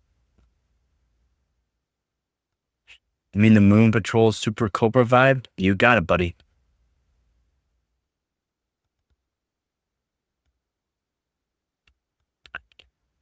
You do know people that were pros have cheated in lands, right? Right? You do know this, right? How many people have cheated in games? Have used keyboards they're not supposed to be using because they classify as cheating? Have used mice in games during thousands of people in that and have been caught? You do know pros, lots of pros have been caught cheating, right? It's why I don't care for pros and stuff like that. KBM don't matter in Siege, brother. KBM. Oh, keyboard mouse don't matter in Siege. They can have still cheats. You can still have cheats. There's so many games where people have cheated on lands. The love of money is the root of all evil. You got it. If you are going to play a game that you could be winning money, there are guaranteed to have people that are cheating.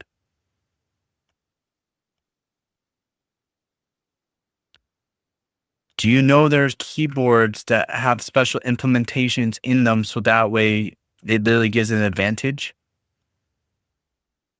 Do you know you can put a cheat in a mouse or keyboard? That's why certain pro level spots, you have to use the exact same keyboard, has to go through verification, as in they'll take it apart, check all the softwares and stuff like that, where they actually have softwares.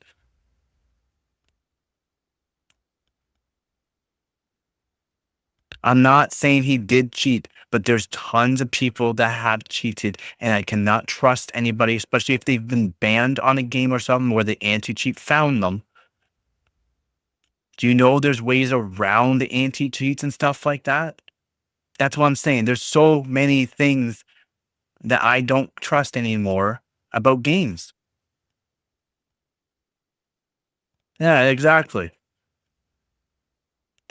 Razer has a certain thing on their keyboards that is banned in some games. Some keyboards are banned because it has a software implementation to where if you like slightly did something, you can literally make it so that way your aim is perfect shot every single time. Which takes away the game mechanics. Game mechanics are part of the game. If you're buying something or having something that has a software on it, then again, one of the pros in CS2 literally accidentally used it.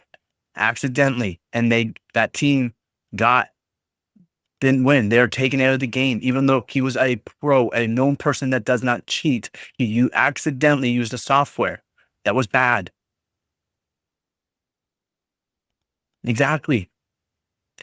No, he is accident. As soon as he went for the shot and he was like, oh no. And everyone's like, what? You got the shot, man. That was amazing. He's like, no, no, no, no. Replay, you'll see. And it's like, oh, like what is it? Like that you hit the shot. No, I cheated. I cheated. That's basically what he said. No, I cheated. He exactly. I checked the Discord. I forgot who it was. I forgot who it was. Like like people felt bad for him because he even said, "No, I cheated. I cheated." Like, oh man.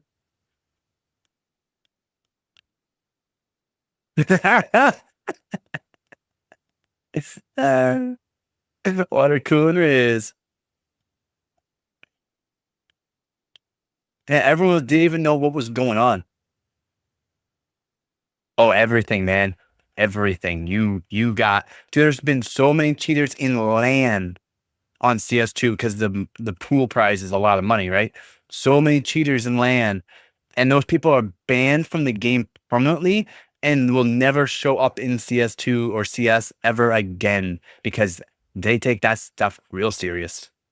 Real serious. And I 100% agree.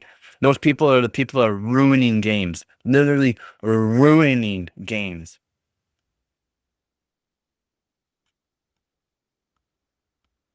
Yeah, no,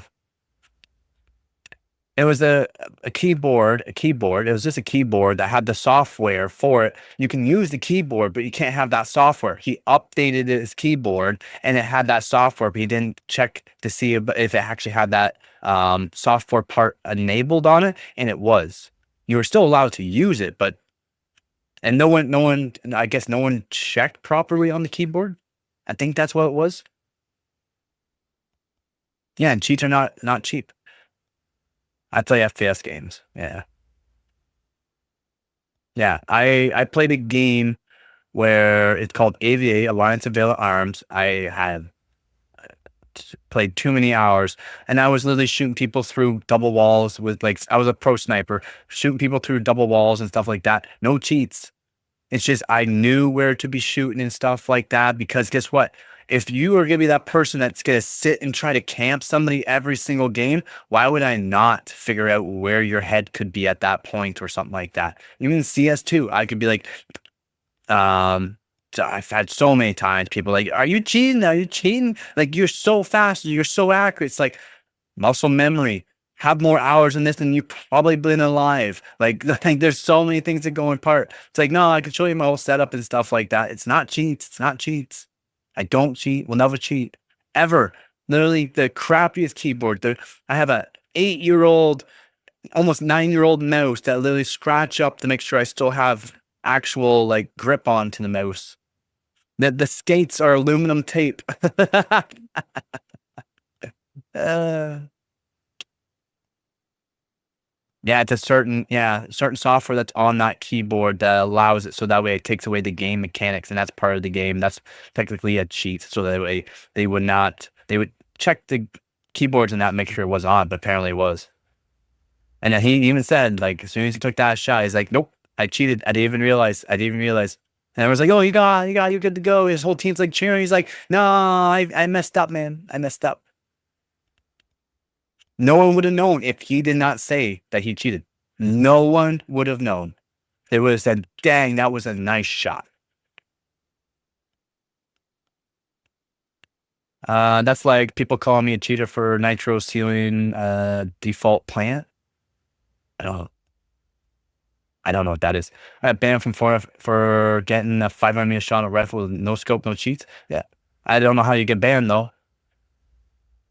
But you should see the stuff I used to do. If you go back to my old videos and stuff, you'll see.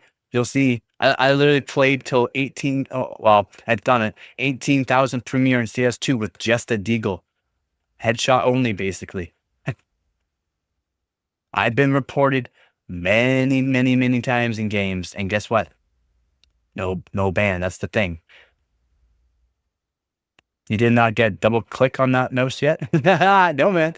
So if my mouse starts to wear out to where, when you're pressing it, it sometimes doesn't even register, I'll take apart the mouse. Do you know the clickers? I know how to take apart the clickers and fix the little piece of metal that's in it so that way it does the click. So it gets proper click. Again, I'm that cheap. I take apart everything. I'll take apart my monitor eventually and add fans in it so that way it'll last longer. I had a mass passed down to my siblings since 2009. I get hack all the time in Fortnite. I think the only reason I haven't been banned is because sometimes you get barely a kill. Cheaters never have a bad game unless they're really bad. I mean, yeah, and no. Yeah, and no. Yeah, no. It's not that it gives me a double click. It's that sometimes it won't even register proper, or I don't know, something's off in it. But no, I fix it up. I just fix them up. And then, the little piece of plastic that's underneath to hit the clicker, you can just use epoxy on that and make the clicker back again. So that way it works fine.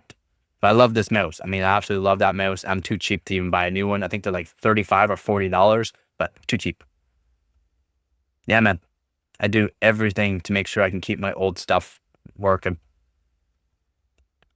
Why do you think I have 20-year-old GPUs that work? I fixed them. My mouse clicker breaks, I will replace the motherboard. My mouse clicker breaks, I will replace it. I have a spare mouse that the exact same model working. Yeah, this is a G203 Prodigy mouse. G203 Prodigy. It works so good. At what? Exoprimal? I think I've heard of that game before. I mean, I just recently got into, I recently just got a mechanical keyboard. The keyboard I used was, now I don't have it. It was an old black web keyboard, membrane. That's what I used. I was given the mechanical keyboard. Again, thank you very much who gave me that. Hey, Joe, what's up, man? Would you even use a Bloodslug Pro X if you got one? And I was like, nah. Nope. I want another one of, I just want another one of these. I'll probably do the same thing with it. I probably will use light sandpaper and scratch the whole thing. So that way my hands, if it's, hands sweating that, well, I don't care if I have sweaty hands. If I can still grip the mouse nice proper, that's perfect with me. Yeah, I use sandpaper and sand it down. Eventually, I'm going to have to get a new one because I was sanded down too far. As you can see where my fingers sit on the mouse, it's already worn down to where it's shiny again. And where it's not shiny is where I don't really touch it a whole lot. So I got my keyboard along with my GPU for free. That's nice. One of my best deals was Logitech G510 and G700 mouse combo for, yeah, nice. Put skateboard tape on it. Yeah, I don't know. No, because I'll make it thicker. This is like perfect for my hand. Perfect. But I need to, does anyone know how to do, like, I don't know, to find new skates? I literally pulled this one here off of another mouse and cut it to fit the spot. This one's almost done for. And then these back ones I taped over with aluminum tape. I have a Motospeed CK61 mechanical. I want to upgrade the switches. Upgrade them. I got tons of switches. It's just, I don't care. What I have works. Nah, bro, that shit will tear up your hand after like 2. Nah, man, you don't realize my hand. Yeah, I even though I don't work, I still sand my hands down once in a while because my hands get super thick calluses.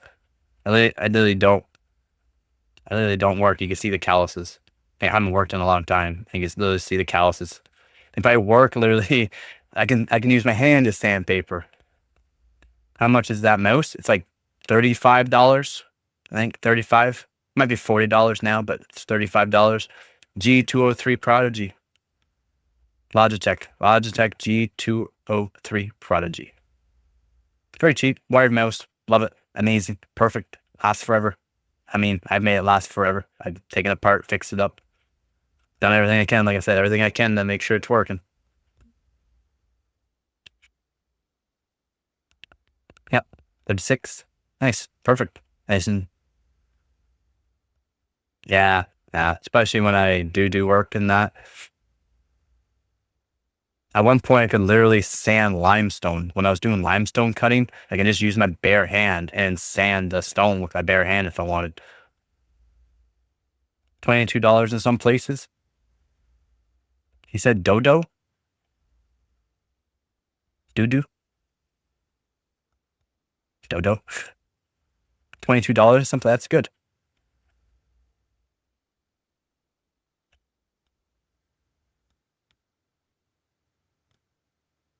Yeah, I do sandpaper my hands, yeah.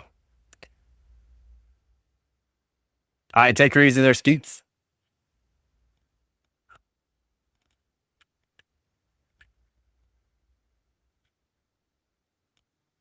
Yeah, for some reason, I have thick skin. I have really thick skin for some reason. My hands don't. I mean, my hands get very, very, very thick calluses on them. Like, very, very thick calluses.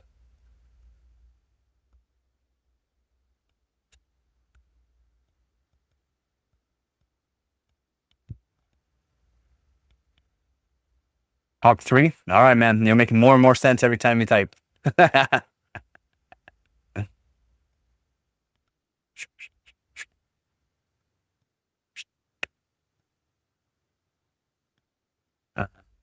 Yeah. If anyone's new here and wants to know about PC hardware, the specs, kind of performance over 5060 Ti, again, I kind of came out with the leaks about the 5060 Ti a while ago, and the performance you're kind of be looking at, it's not overwhelming. Let's say that.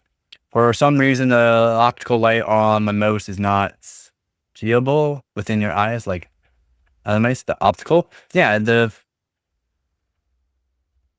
no, yeah.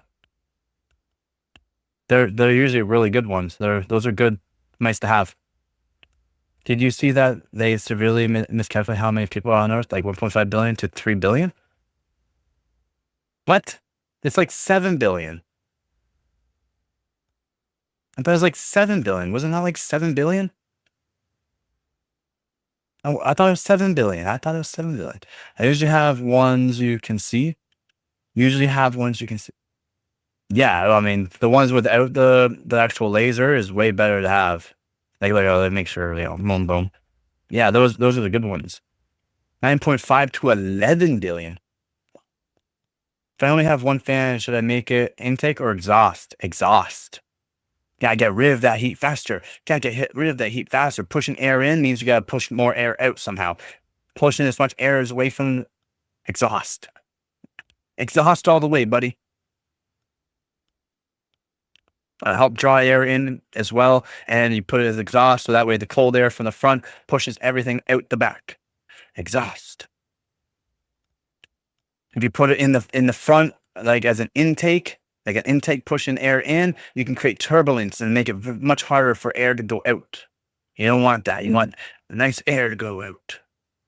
That's how air works. Air sucks to move. It's very, very complicated. Water is very easy to move compared to air. Air is not fun. Again, I used to install ductwork. Turbulence. Yeah, you want exhaust, man. You want exhaust.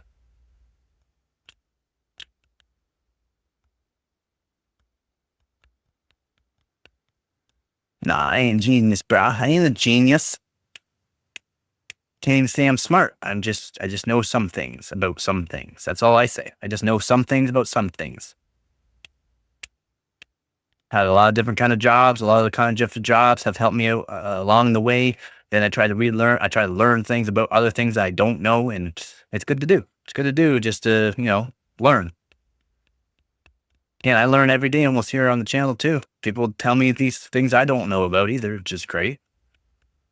I don't know anything about these kind of games that you guys are playing or crazy monitors or all these PC cases and stuff like that. I know PC hardware. I know overclocking. I know DDR3, DDR4, DDR5. I know the speeds. I know the ICs. I know those kind of things. I know timings. I don't know other things. Again, I live under a rock.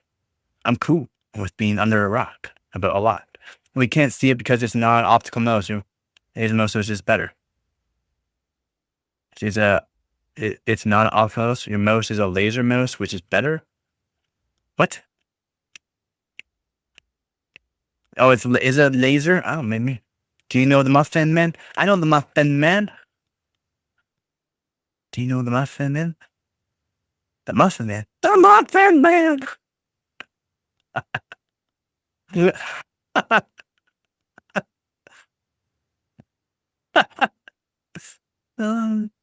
Oh my god! I didn't even get that. Hold on. I'm putting it on so we can play it because that's just so funny. Thank you for bringing that up. Do you know the Muffin? The Muffin Man?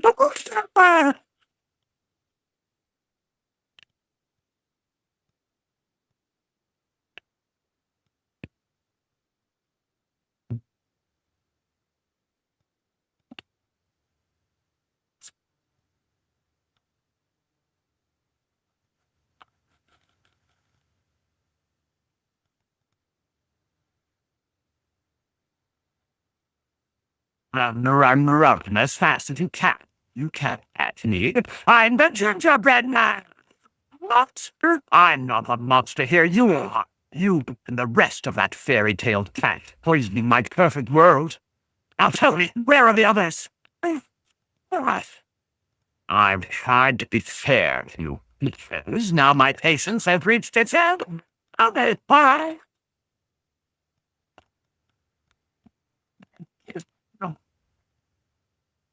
Oh, the Muffin Man. The Muffin Man? The man? Yes, I know the Muffin Man. Who lives on Drury Lane? Well, the Muffin Man. The Muffin Man. Yeah, it's from Shrek the movie, yeah. Do you know the Muffin Man? So good, man. So good. Cracks me up every time. It's so good. It's so good, man. It's so good. Good kids movie and adult movie at the exact same time. They gotta make more of them. Do you know the Muffin? The Muffin Man? Oh, so good. So good.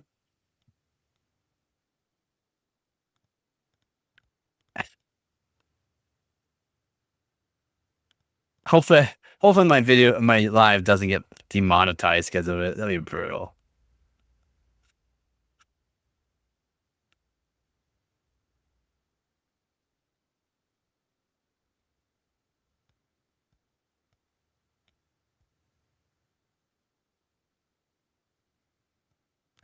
It's going crazy.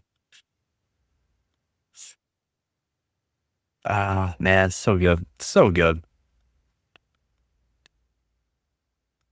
Wait, did you guys hear that at all or no?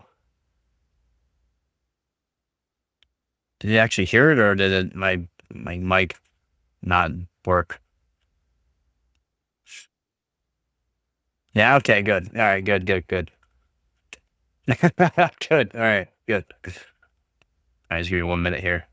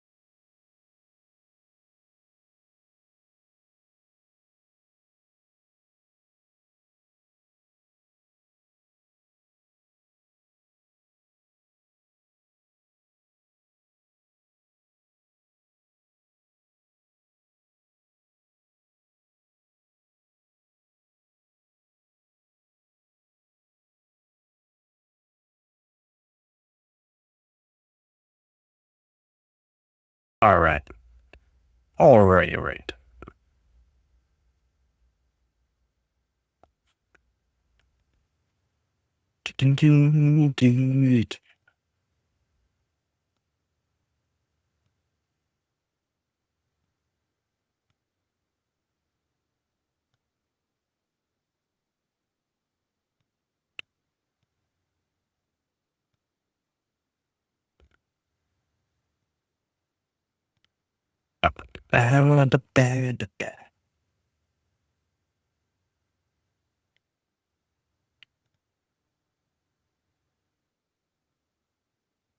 Oh, excuse me.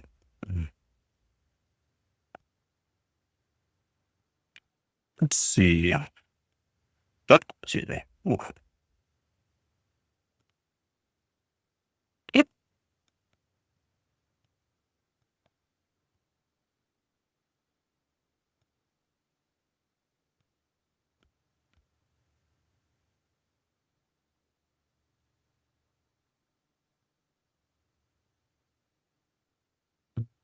So I'll show what I mean by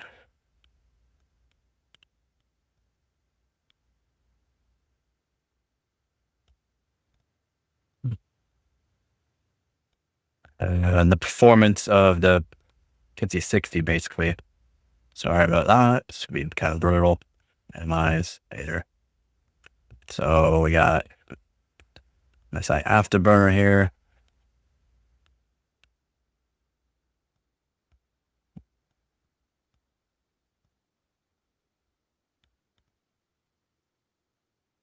Put fan speed up a bit here.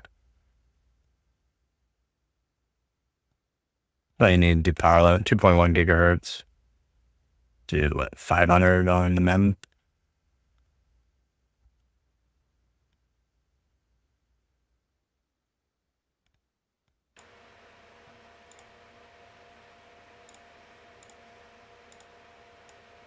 Take away that so that it's not using anything.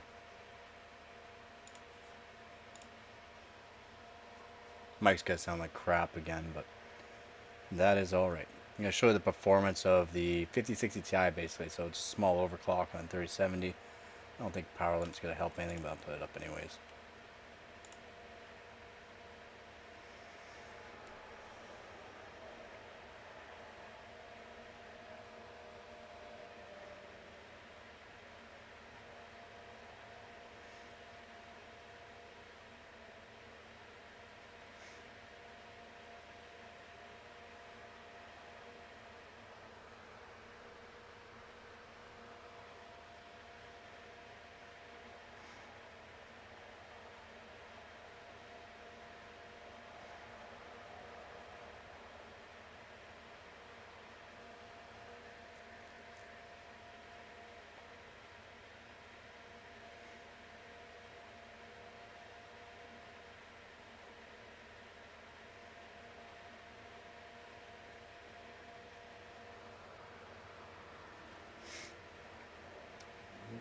For some reason it's still not. I think it's the video broadcast still doing something. Yeah, it is. Why? The score should be over 140,000 right now though. Which the 5060 Ti 16 gigabyte does about 145,000, 146,000 depending, but around 145,000. It should be more. It should be over 140,000 right now, but apparently NVIDIA broadcast still going.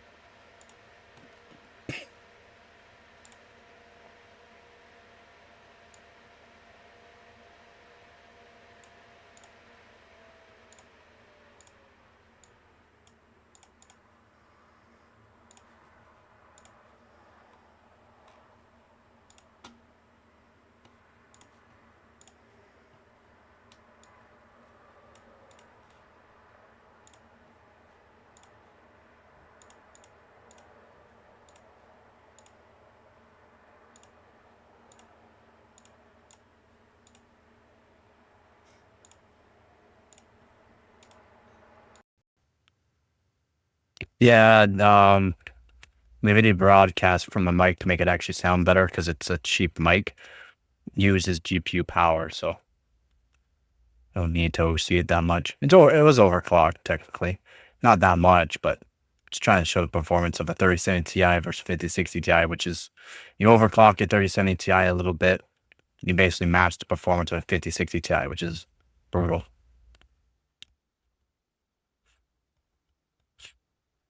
I got 8 records with the 3070 Ti, so it's been overclocked quite a bit.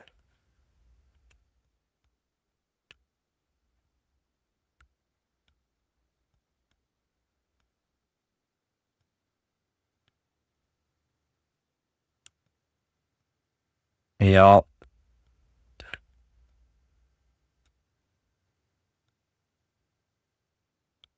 Just can't believe how bad the 5060 Ti is. It's crazy. It's actually crazy how bad it is.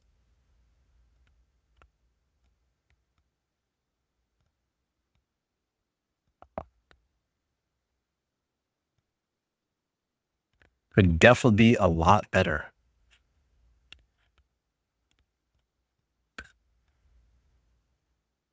Oh yeah, I got that Chat GPT downloaded with the it's $1,000 PC system specs on it. Yeah, people only buy it for more VRAM. Yeah, I hear you.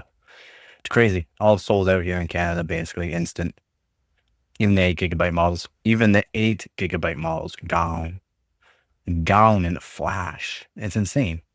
It's actually insane.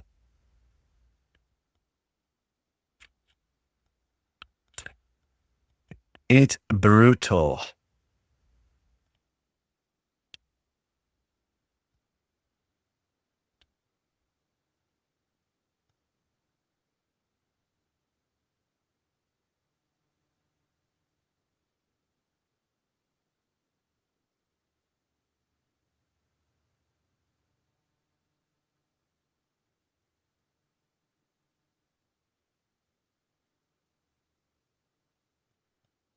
It could be better. It could definitely be better. Still, even with 16 gigabytes of VRAM, it could be better. And I showed it earlier this morning too with the performance it's getting. It's for 4K, it's not there. 1440p for some games, it's not there.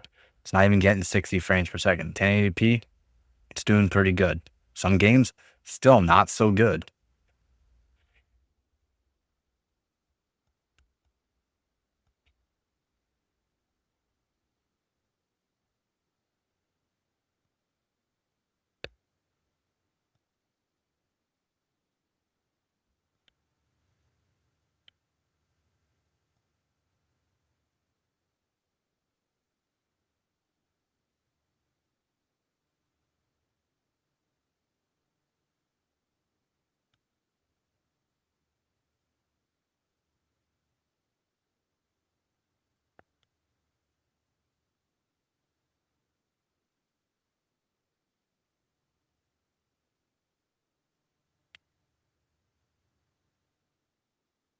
Hmm.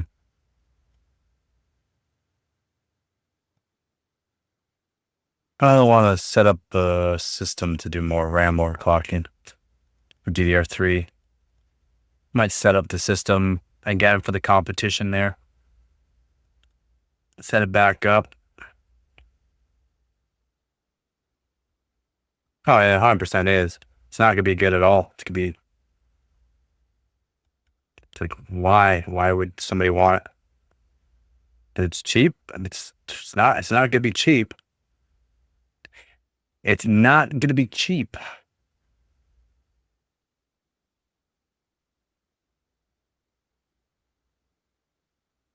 Yeah, it's so true. I want to know what the performance of the 9060 XT is really gonna be. And it's probably not gonna match the 5060 Ti. So it's like, what's the point? Because it has more VRAM? Like seriously? If you can't use the VRAM really, then what's the point? Or utilize that amount of VRAM? What's the point? Because it has more, because it says it has more. So you're gonna spend more money on something that's not gonna perform?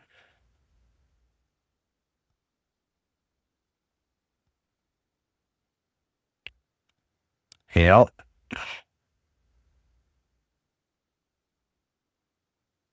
I mean, I kind of nailed the price point for going over the price point for it. I kind of nailed that. But some AIBs are going up to like $600. $600 for the 56 tats on them. Crazy.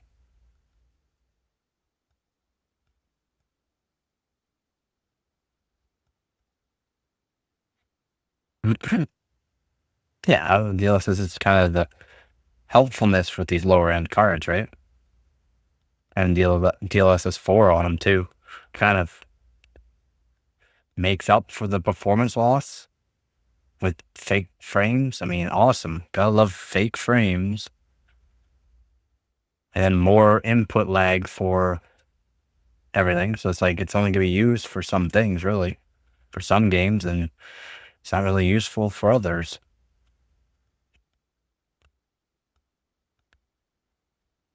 I guess you can't say input lag, frame rendered lag or frame generated lag.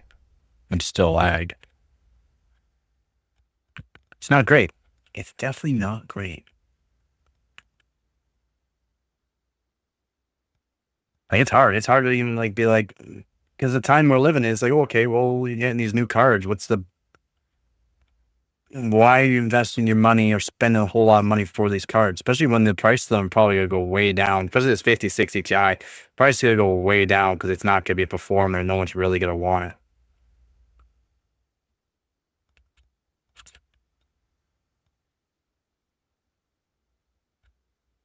That's why the higher end cards still sell for a lot of money because they still perform.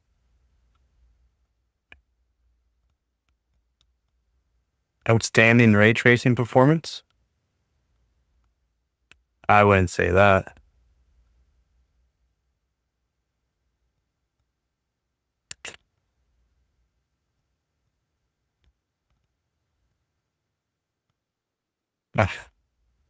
Yeah, okay. Yeah, I mean, I saw how they all sold out so fast here in Canada. Like, did anybody even watch any kind of reviews on performance for them?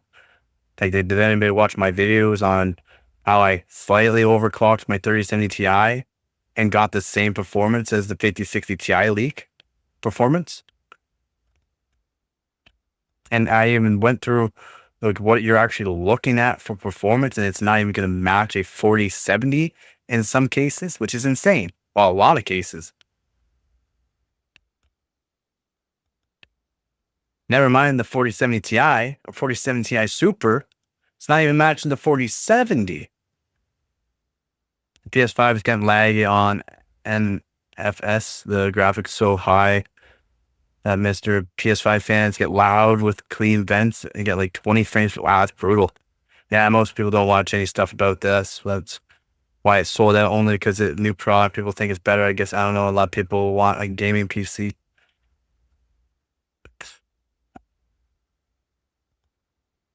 Sweet, my gaming PC from, 4 years ago outperforms your brand new gaming PC. Awesome. That's a great investment, guys. Great investment that you're doing. My PC from 4 years ago.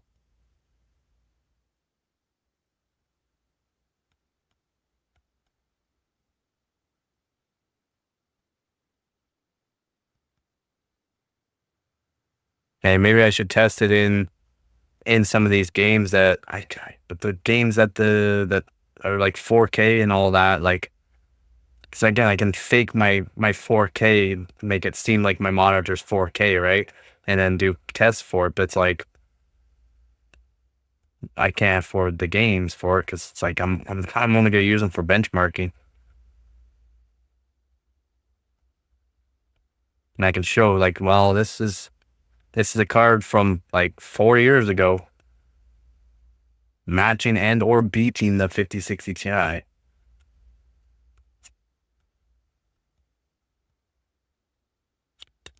Actually, what is my best score on Geekbench 6 for? What is that GPU behind you in front of the Zotac box? This one? It's a EVGA GTX 770. I bought it $20. I had to walk pretty far. I showed it on live stream, me fixing it though. As soon as I got it, plugged it in, didn't work. Went over the card with multimeter, figured out what was wrong with it, and resoldered on components and made it work again live on stream when I got it. Yep. Yep. It doesn't work anymore now. The last move I did, it got banged around too much and it ripped out voltage MOSFETs basically for it. That way, like, it ripped them out and ripped the traces. I tried to connect the components together with a small wire.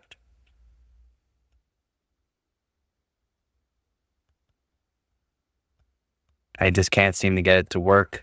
So I'm wondering if when I powered it on, it actually fried the chips. So it's just a nice look piece now, because the last move I had was kind of rough and destroyed it, unfortunately. So I would like to get some more, like a couple of them, so I could do SLI. 4 would be cool to have too, so I could do quad SLI. But yeah, unfortunately, yeah, the last move was rough. I tried to fix it up, but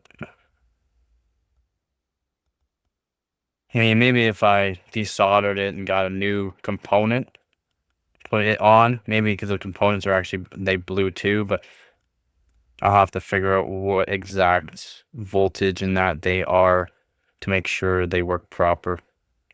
And maybe, but when I turned it on after I moved, because I was going to do some benchmarking on it, it kind of had a funny smell, and usually funny smells is burnt out stuff. So unfortunate. It's unfortunate, but yeah, that's what that is there.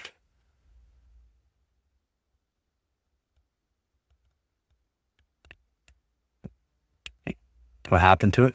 Well, like I said there, I got the card not working for $20. I thought it was working, so I was like, dang, $20. I just had to walk a lot, like bleeding feet afterwards. I'd walked a lot. It's like total of 30 kilometers almost. But yeah, and then I picked it up, took it home, and once powered on, didn't work. Whatever, did some multimeter work, and here, SMT went, had to fix it, replaced it. There's a couple. The other one soldered on nicely, really good, so it's really hard to find. Forgot where it was though. A couple of parts had to replace, but right here,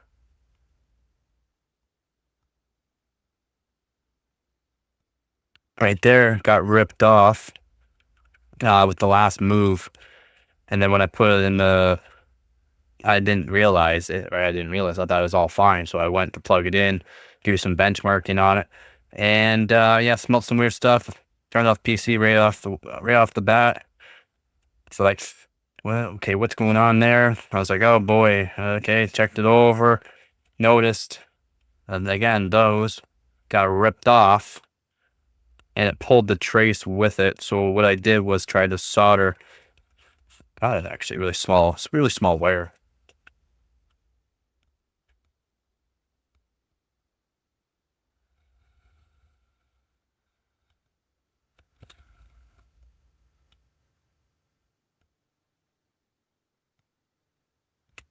Some really thin wire in between, so that way, because that's how it worked. This is just a trace from the one end to the other end of the actual.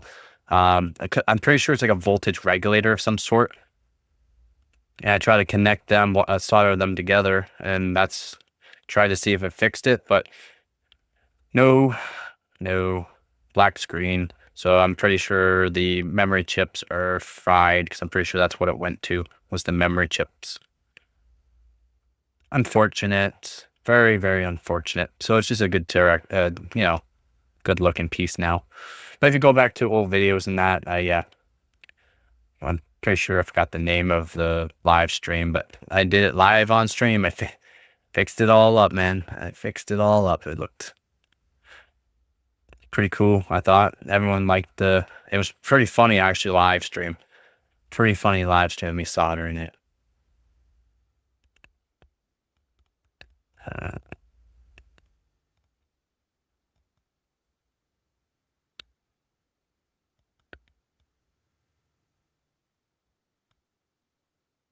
my God, I've done a lot of live streams. Holy.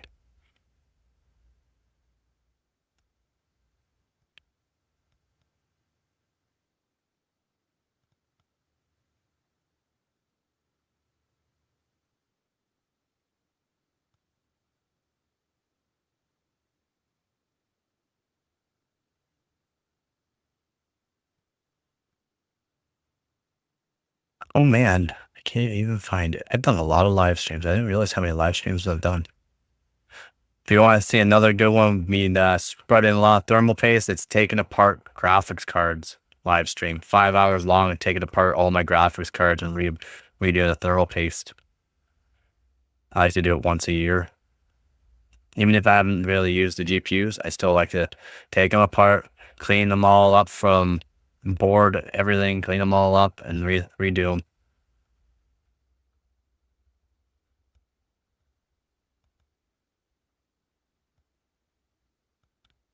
And another live stream you guys should see is the best overclockers in the world join my live stream. The best overclockers in the world joined my live stream and asked me to join their team. That was another one. That was amazing. Amazing weekend. Why can't I find it?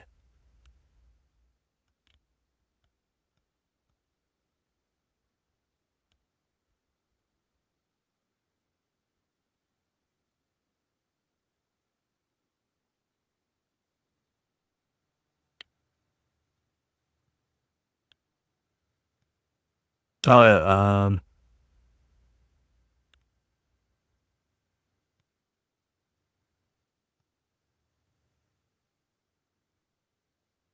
I see. It might be a World Cup overclocking comp. And that's not really what I was doing. I was fixing my GPU. Yeah, I should do another live stream of me doing take apart all my graphics cards again. No, it wasn't that one.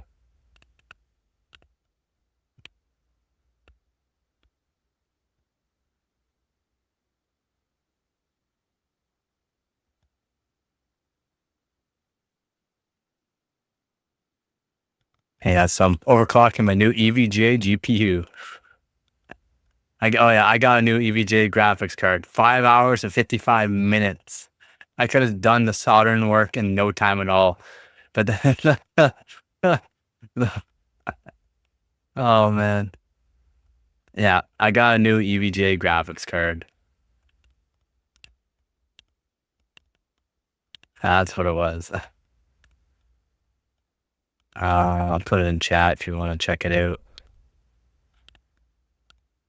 It's good. It's back in the shed. Oh, I liked it. I liked the video. Liked the video. A lot of people liked it. It was funny. So that there is the stream. 5 hours and 55 minutes.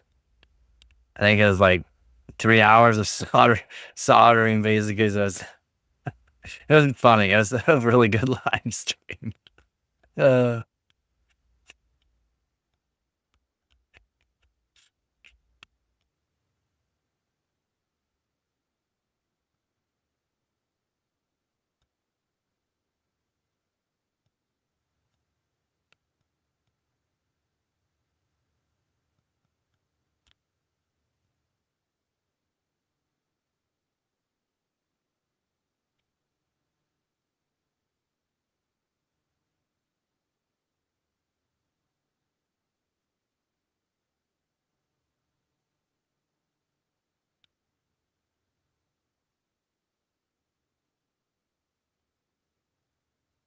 I've made I mean, that live stream, that last live stream that went all the way until this morning, I made $3.30 off of the ads.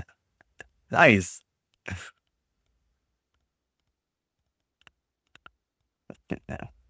Oh, sit on that.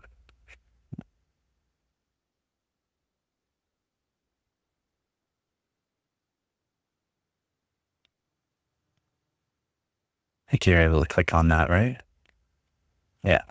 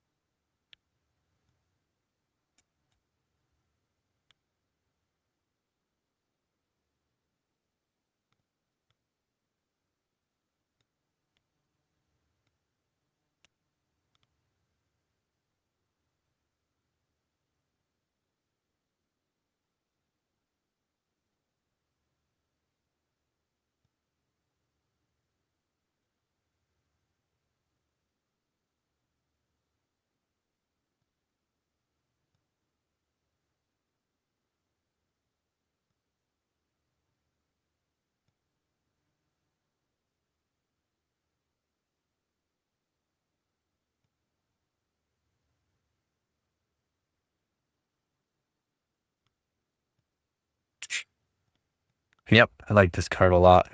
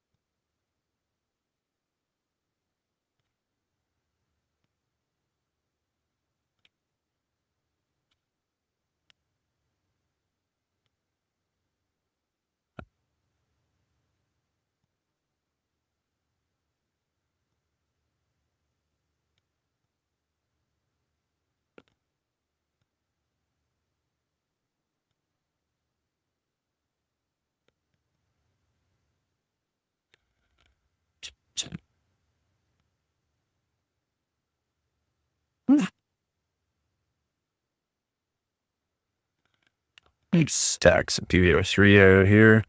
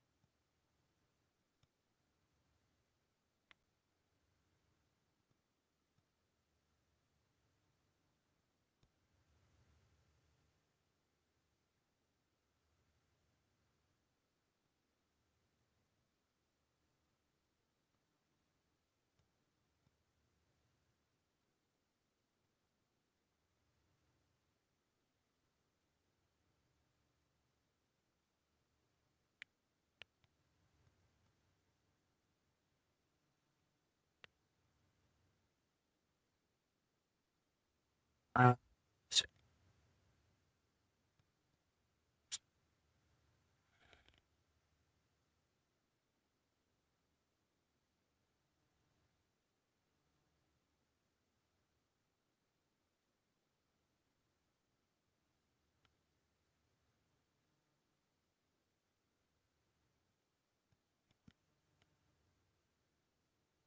Oh, I can put that one there. And I have a motherboard for that one.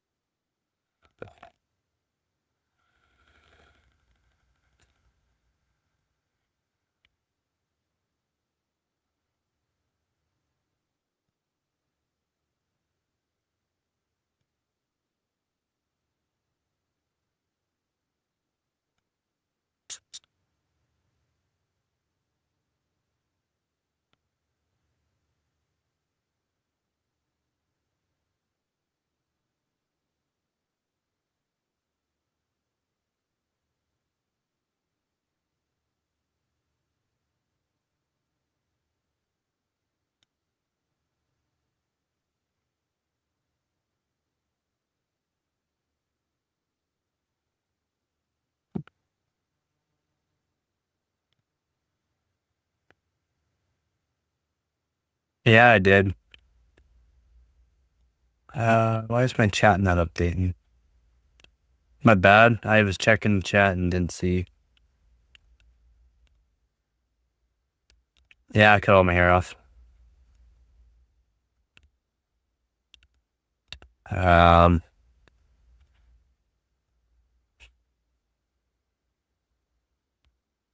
a lot of people around me were saying to cut it off.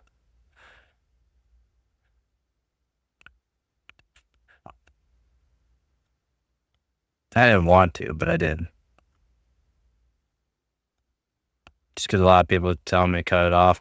I didn't cut it off for so long, even though people were telling me to cut it, but I did. I did cut it off. I liked it. I liked my long hair. I still have it. I gotta donate it still. I don't know why I haven't gone to the donation place yet. Just gotta donate it. It's like 13 inches of hair. Or more. It's pretty long.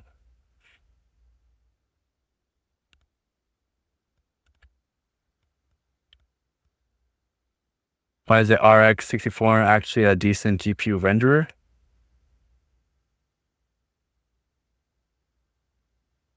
The 6400?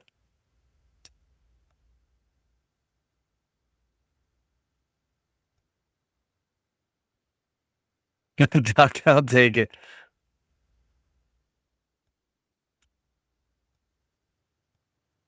What do you mean?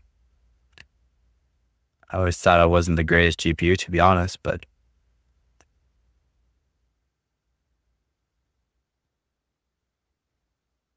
I don't know. I need to know more about it. I don't know much about the 6400. I just know it wasn't a great card, to be honest.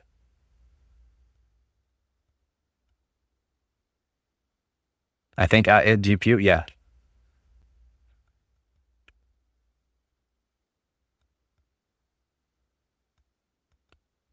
Yeah, it's a GPU. I believe it was a 4 gig, was it not? Was it not a 4 gig? That's why a lot of people didn't want it.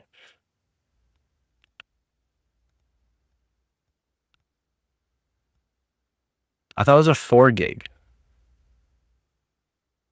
Yeah, it is a 4 gig. It's a 4 gig card. At like 12 compute units.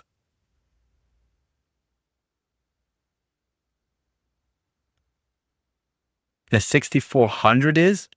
Wouldn't the Intel 310 be better? You want the 6 gigabyte 1060, man. I mean, I want both. I want both. I was gonna buy one a couple of years ago, but the guy wanted way too much for it, in my opinion.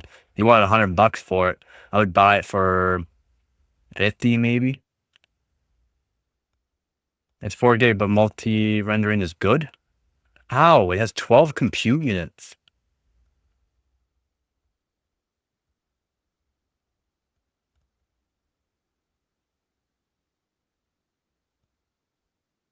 And I thought, isn't the Intel better? Intel 310?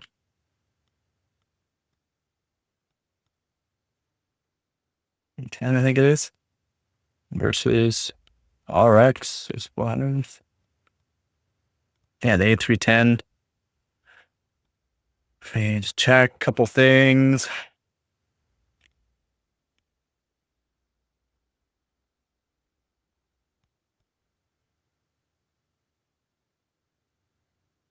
For low profile.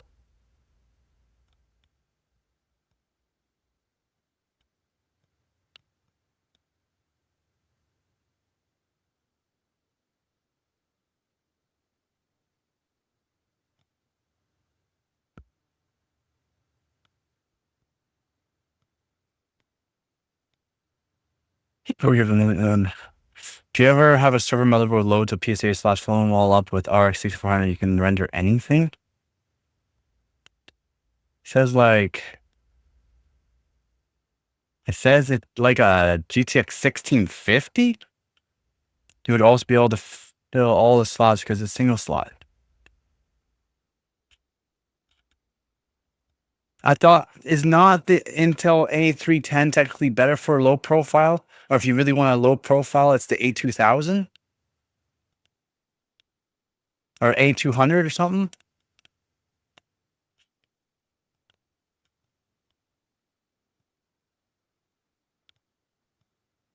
Oh, maybe I'm mistaken.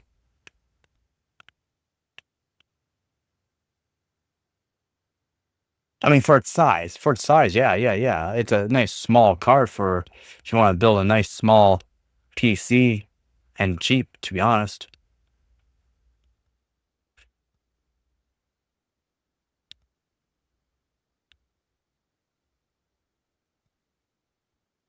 Nah, I guess the A310 is a little bit worse. Yeah, the A310 is a little bit worse.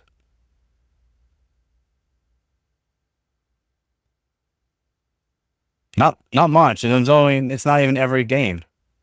A310 is beaten in other games. In some games. So I guess that depends on what you're liking. No. They have single slot. They have low profile. The 3050 for low profile is not that bad.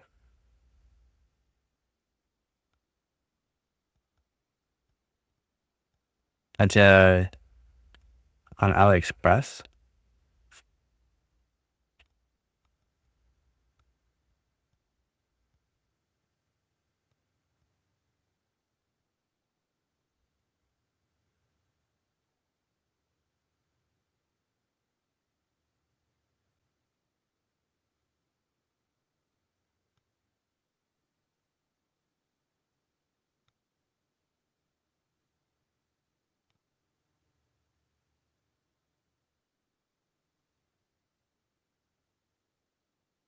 Yeah, the 1650 low profile is still one of the best ones. 6400 is good. Apparently the Quattro T1000. AMD Radeon Pro. I mean, these are, I don't know why people are buying the Pro WX 3200.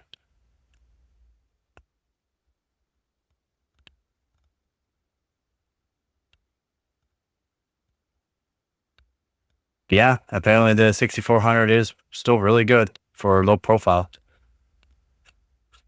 Well, Brom.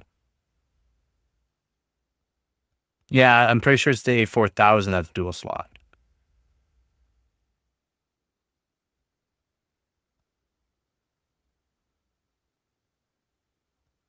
Pretty sure they made a A2000 single slot as well. Oh, not much, just chilling. Having a good time. Changed up the back a bit, so things look a little bit better there. Might put up the AMD motherboard box there too. You can see I put up the Z690 and all that too, but changed stuff around, showing off some CPUs, GPUs, and showing off a bit. I need to get lights so that way I can show. It's so dark. When I don't have the when it gets at nighttime, I can't show off everything as nice because I don't have the light from the window. But yeah, apparently 1650 is still good. The 6400 is good. The A310 on some games does beat the 6400, but a lot of games, the 6400 does beat the Intel A310. It's still a good card, especially if you need an encoder. The Intel A310 is good. For ray tracing, yeah, the 3050. I mean, it's a low profile, but it's also not a single slot.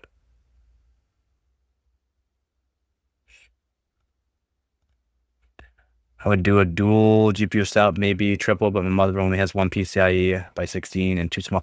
So if you do triple GPU, they have to be the same GPU. You cannot switch out the GPU. They have to be the same GPU. I kind of figured what you meant. A lot of newer boards only have 1 by 16. And the other reason is because you don't need the other GPUs to be full 16 lane. You're only going to be utilizing the VRAM from the other GPUs and or encoders. That's it. You won't be utilizing anything else but the encoder decoder on the other GPUs or VRAM. It's unfortunate, but that's how it is. But yeah, if you do triple, you have to have them all be the same GPU. They have to have all the same driver.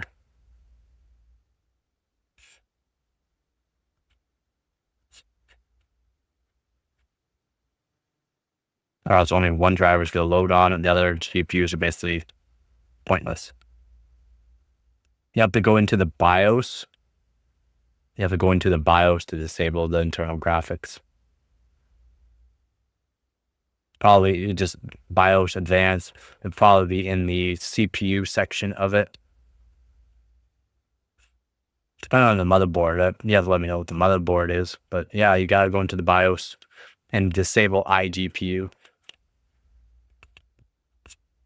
or integrated graphics. I always have mine disabled. You don't have an option there? What do you mean you don't have an option to go in? What do you mean?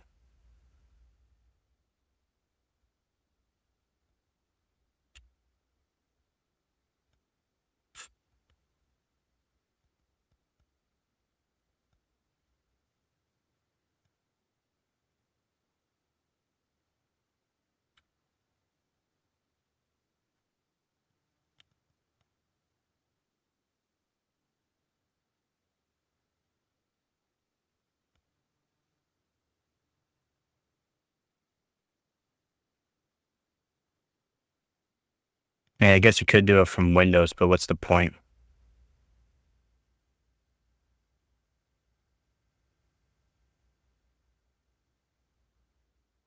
Ooh. How was it even? No, it wasn't even enabled. Yeah, you gotta make sure it's all enabled for SLI. It doesn't work just right out of the box, just plugging it all in. I have a motherboard from Asus ROG Strix G10 CE pre-built based on Asus Pro. Yep, different BIOS, and the motherboard is black on mine. That don't matter about your motherboard. You should be able to still go into the actual BIOS. You can disable it in Windows, but I mean, why do you want to disable it? The reason why you want to disable it? It happens to a lot of people that don't know what they're doing for real. Yeah, true. I have mine iGPU disabled at all times. Just because I don't need it. I don't need the iGPU. I disable it from the motherboard.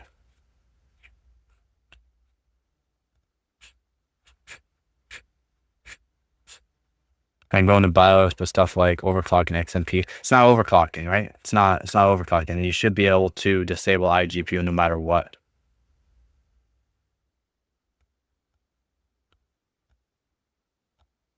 It's crazy the XMP is locked. So, since the XMP is locked, wait, is it DDR5? What is Asus ROG Strix G10 CE? Not all supported. That's crazy. Okay, well, you can do it through Windows. Just go into Device Manager. Do you want me to show you how to do it? So, I mean, I don't know why you want to disable it, but every time you load into Windows, it's going to reload it. You have DDR4. Oh, okay. Shoot. I could have recommended a kit that you didn't even need XMP. It automatically went to 5,600 mega transfers per second.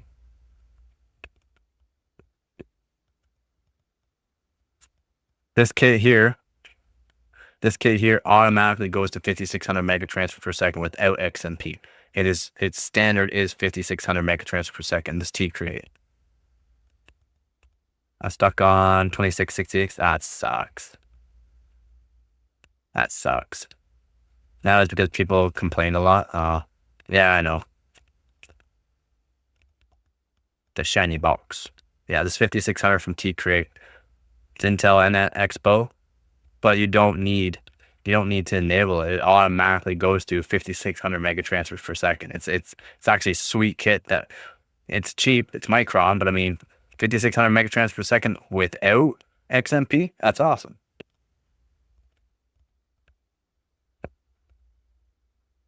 Yeah, I thought it was pretty cool. And it's only 1.1 volts. Very low wattage, or not wattage, voltage.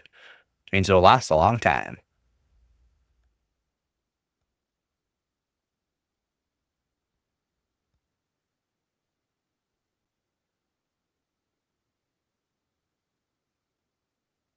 Always even got the old blue fans. Nice. I didn't even know it was a thing. I thought it was all like 4,000 for the base. Yep. Yep. It is generally 4,800 for JDEC. JDEC. But JDEC can be different kind of things too. And that kit there, technically JDEC speeds on that is 5,600. Share the water block again. Maybe you can figure that fitting size with a dime comparison. That's a dime?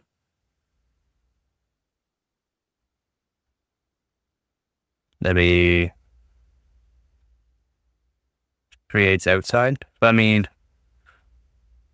I need to see the fitting. You need to like unscrew the fitting itself. They look like they're G1/4, like you can unscrew it. You just need to unscrew it. Yeah, I know. I see that. There you got the old teal fans. That's pretty cool. I used to have one, but I don't have one anymore. Used to have one. I can't tell. I can't tell the fitting because then you can just buy new fittings. But yeah, that's a dime. So yeah, they look like they're quarter inch. That's the other side I need to see.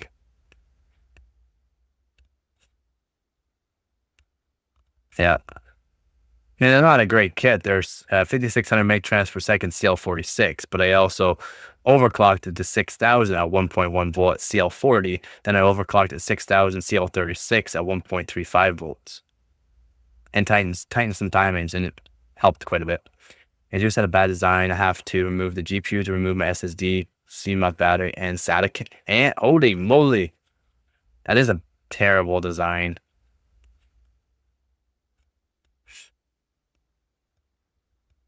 That is a terrible design.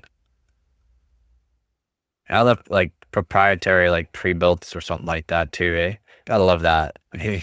Gotta love it. I'll have to you'd have to unscrew those fittings so I can see the other side. Oh man, all my fittings are in use right now. No, they're not. No, they're not. What am I talking about? So I need to see the side that goes inside to see if it's like a G1/4 like this. But by the looks of it, I don't know. Yours is a G1/4. Unfortunate. Like, yeah, the side that screws into the block, I need to see if it's a G1/4.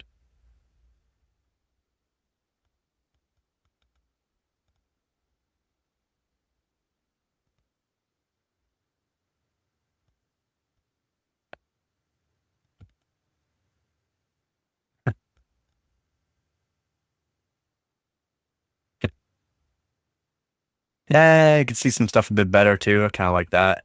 Shows off the GPU is a bit better too. Kind of like that as well. Although my old GPU is kind of blocking my nice water block GPU here. Oh, I kind of like the old GPU though. I like the way it looks.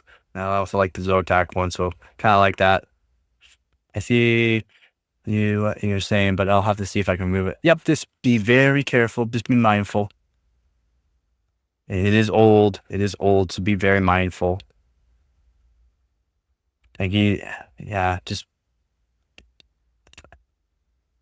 I mean, you could technically just get.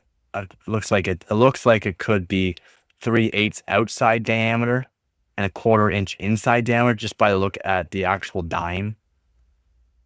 I think that's what it does look like: 3/8 outside and then a 1/4 inch inside diameter. So I've got my first PCs, PSU, and GPU.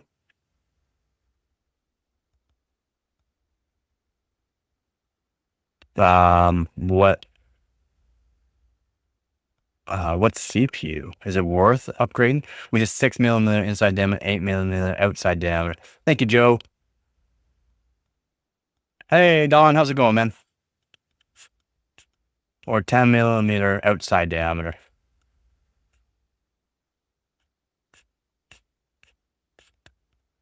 Gotta love those 10 mils. Gotta be always losing those 10 mils. How's it going, Don? Did you just assume my gender, Don? No, I call everyone man. You could be a woman. I got lots of women that come on here too. I call them man. So take it or leave it.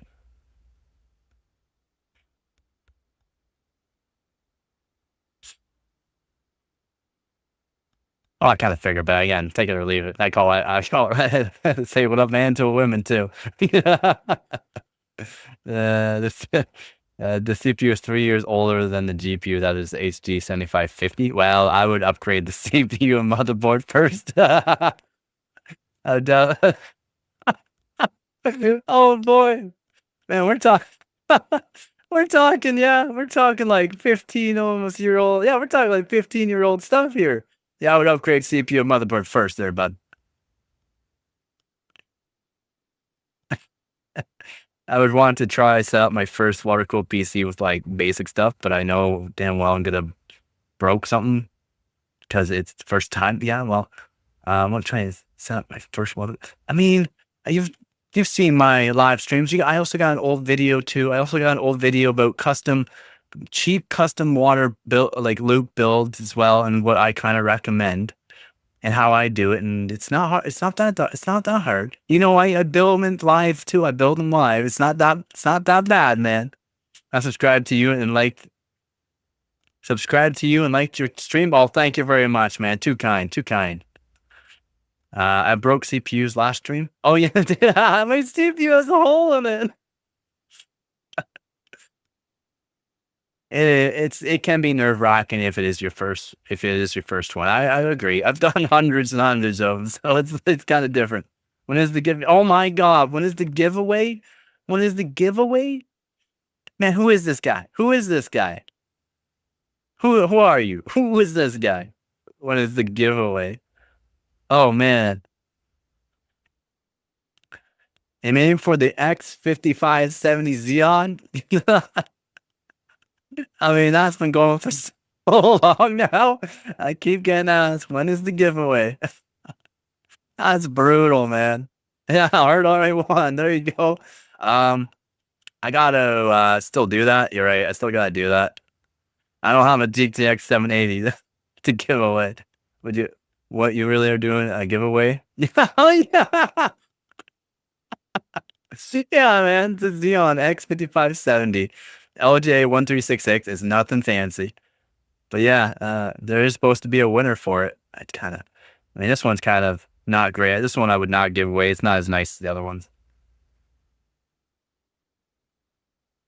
There we go. Calm down, camera. Oh, almost. Please. X5570. There you go. I mean, it's kind of hard to see, but X55. There you kind of see it. X5570. Did I win? I don't know who's gonna win yet. Still haven't gone over it. So yeah, basically anyone that's subscribed and has liked the video and has chatted in the chat can actually win the X5570, which is, it's nothing spectacular, but it is something that I can do. 770 Super GT giveaway. I'll take it. Not as nice, even better. Can I have it? I can give you a winner. Me. Can I have it? Bro, I want an LGA 775 CPU for my first PC, but they're overpriced. They are. I have one LGA 775. And yeah, they're still, for some reason, overpriced. I don't play Roblox. No, I've never played Roblox. He's got a whole bag of 775. A whole bag, so I bet they work perfectly. No fixing at all. I'll be giving away a good one, a good Xeon. I'll be giving a good Xeon away, like known working, guaranteed to work. If you have or want to get into overclocking, it's a good CPU to actually learn overclocking on. Have a bunch of the Pentiums. Do you? Nice. Yes, you will have to find them, show them off. Show them off in the Discord. By the way, if anyone doesn't know, there's a Discord channel, Patreon page. Also, there's TikTok and Instagram. Do have it all. So if you want to join the Discord, you should see some of the stuff that's actually in the Discord channel. It's pretty wild, and it's just getting bigger every day. 64.1 and all that. Dude, yeah, put them all in the Discord, man. You know, there's a channel for it. Yeah, go in the Discord. Yeah, go in the Discord. We have different channels for just about everything: old hardware, new hardware, PC setups, server setups. Some people in there have insane server setups, like home server setups. It's pretty cool. Home server and networking, crazy, crazy PC builds. Like I said, new old hardware. If you need any kind of like overclocking tips, I am like one of Canada's best overclockers. So that's what I do. I do overclocking. So yeah, definitely take a look. Yep. Just click on the Discord. It should bring you right to the Discord actually, and there should be people in it. And they'll say hi and whatnot, and you can start chatting away. But yeah, there is that Xeon giveaway. Can I not join? You don't have to join, Rob. You don't have to join. You don't have to join, bud. When? I don't know. I don't know. Should I make one? Should I make another live stream maybe tomorrow and put it up, or should I make this part of the live stream part of it and make tomorrow the actual like choosing the winner? So I have to go through older live streams as well to choose people out of that and see if they're still subscribed, because you gotta be subscribed. You have to have chatted in the chat. That's how you can win it. My mom asked me to build a whole network setup like switches, optical fiber, and access point. Nice. Yep. If you ever need help with that kind of stuff, the Discord channel, there are people in there that are very well tuned on that. Very well tuned. Like, we're talking very expensive setups. New or not, as long as you're subscribed, and since you've chatted already and you said you're subscribed, I can check, by the way. I can check to see who subscribed or not. You said you did, so I'll just check here, see you subscribe. And if you subscribe, then yeah, of course. Of course. Of course. All right, so you did subscribe. Very nice. All right. So yeah, you can win it. Even though you're new, it doesn't matter. Anybody that subscribes and actually chats in the chat. Just curious if anyone knows. So I want to do the front mesh kit with the Lian Li Evo case, and it says it supports two 160mm fans. Does anyone? That's a crazy. Yeah, man. I have been subbed since my first chat. Let's go. Yeah, you can be a part of it. And let's say I choose you. Like, let's say I choose the person. You can say, pass it forward as in, I don't want the CPU, thank you very much kind of thing. Pass it to the next choice. So if you don't want it, then just say so, and I will pick another person. Again, it's all at random. It's all at random. See? All right. If you want it. But you're not subscribed. You're not subscribed, Duck. I know you're not subscribed, Duck. You're waiting till 1,100 subscribers to subscribe, or 1,099 to subscribe. So you're 1,100. I know you're not subscribed. 1,091. 1,091. Oh, I guess I should put up the browser. 1 second here, and I'll set that up.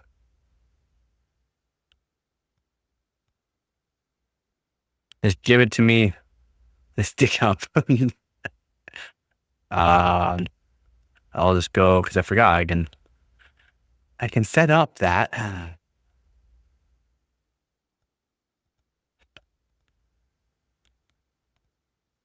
Apparently I should be setting up mid-roll ads too, because apparently I could earn up to 10% more than what I'm making right now. So I should probably do something like that. So see live count.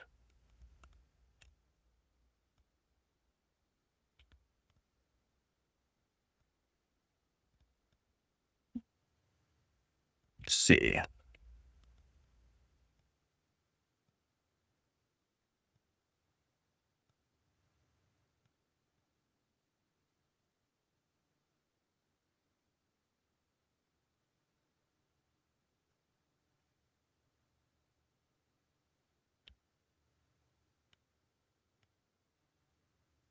No, not the ads, Doctor. Yes, ads, please.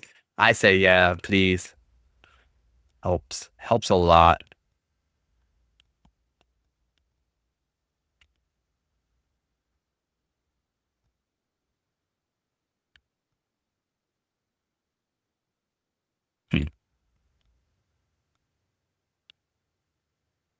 Long one, how do you do?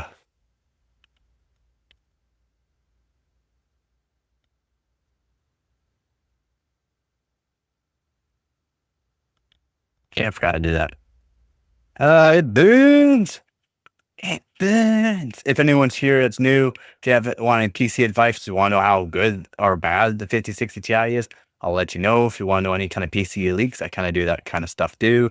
I do go over PC leaks on prices and other things as well. So, and I'm pretty good at it. I'm pretty much nailed the pricing, except for some of the AIBs on the pricing, as in the board manufacturers. The pricing is a little bit higher than what I expected, but MSRP price, I nailed the MSRP price. I mean, I nailed it.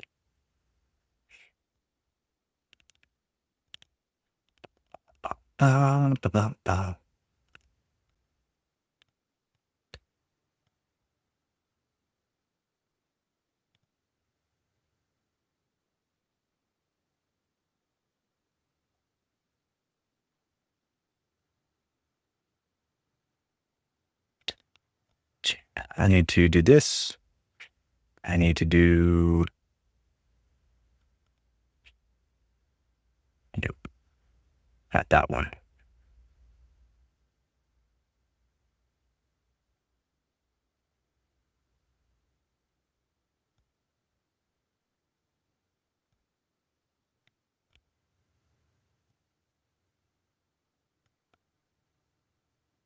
Sign in. Twitter's not allowing me to do it the right way here.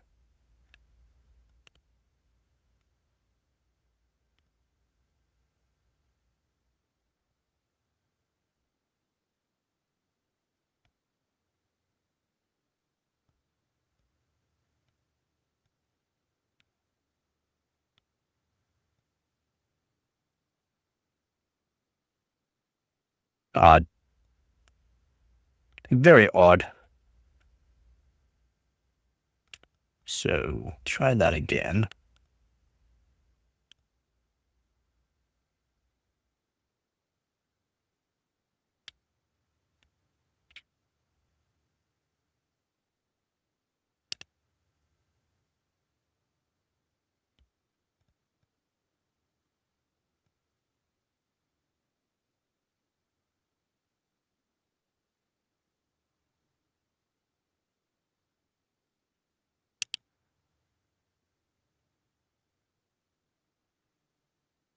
I mean, well, I'm gonna do that. That sucks. I did that after. I had a sub count, but that allowed me to do it. My screen on sub count. I gotta go crazy looking for more. You've already gone crazy there, Hart. You've already gone crazy, bud.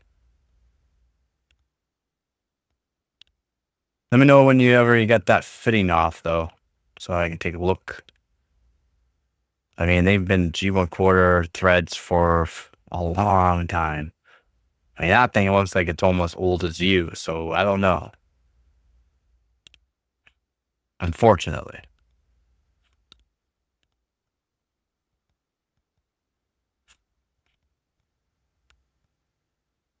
Gonna go crazy.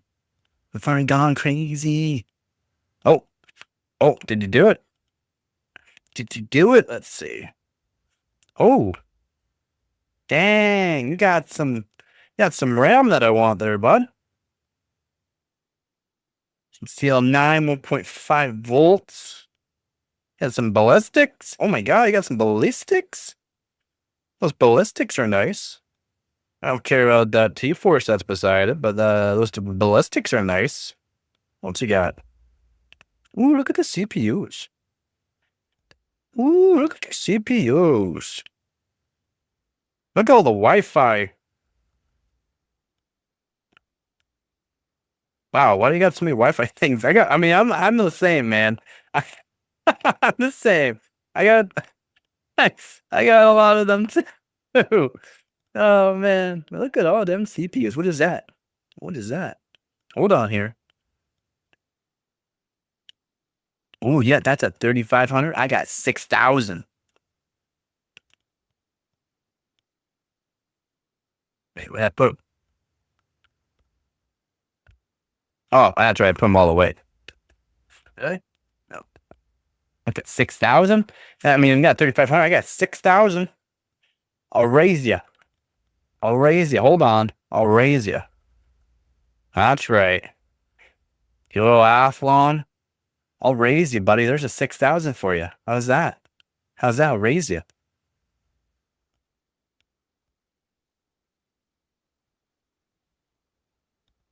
Hold on. I'm still looking at your other stuff. You're posting so fast, man. That's a 6,000. That's nice. What's he got? Pentium. Those are really, man, you taking this pictures off of an old Nokia or something? It's really hard to see some of those. Oh, we got videos too. Oh, that's the videos. The professor. Best video of all time.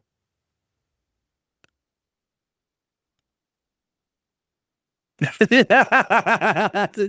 taking it out. Oh, okay. Oh, you had some more, but gave him away, man. That's awesome. That's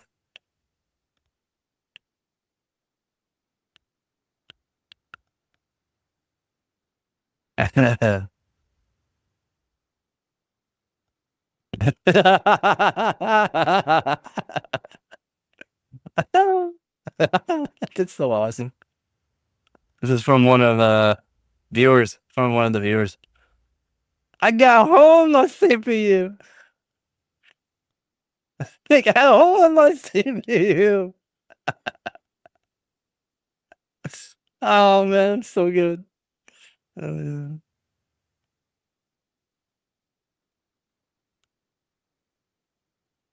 wait, that's not what I wanted. How how did I even do that? I'm learning. How did I do that? How did I reply to your message? I meant this one.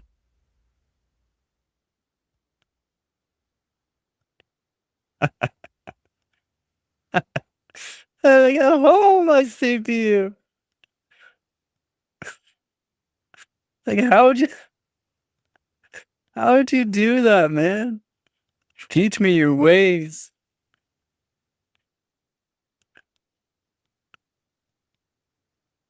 Yeah, so yeah, like I said, I'll raise you. I got the 6,000. Boom. And the FX. The lovely FX bulldozers. 8150. FX 8150 by good old AMD. Gotta love the old pins. The old pins.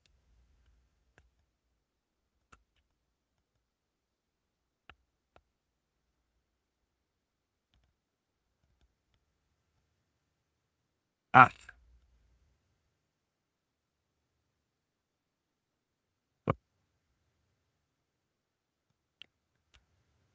Why are you giving away all your hardware there, buddy? Why'd you give away your hardware? I share these videos at work. We're still laughing. Yeah. I still don't understand how that could have happened. Me either, man. I really don't know how that was possible. I got a hole in my CPU. And yeah, you had a hole in the CPU. I do lid solder CPUs all the time. Never seen that one before.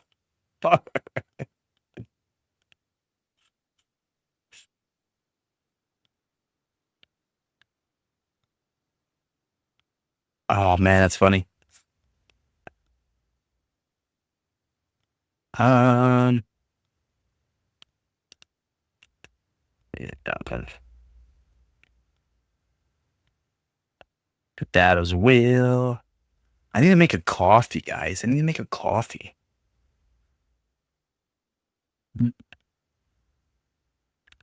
I need to lean in coffee. Coffee's what I need.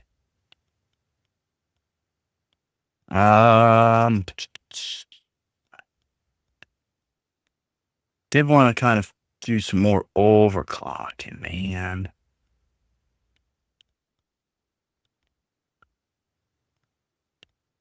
Figure out these RAM, DDR3 RAM kits some more. I do. It's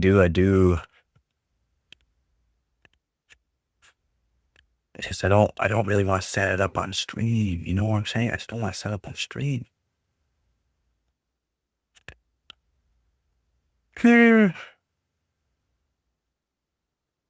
Oh, Jenny, some coffee.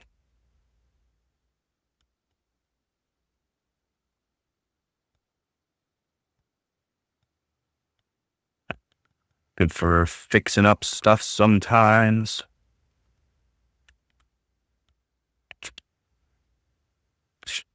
Let's see.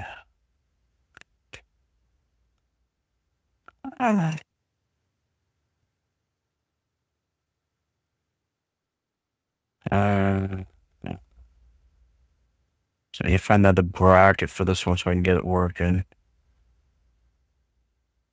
I want to do some AIO testing too. I do want to do some AIO testing as well. I do. You know what I'm saying? I do. I definitely do. I do and I don't. I do and I don't.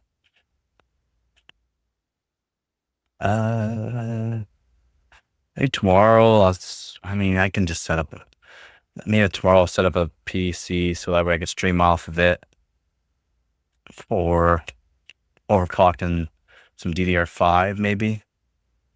Maybe overclock some DDR5 and see what we can do. Yeah, I got some decent overclocking on it, but let's see what else we can do.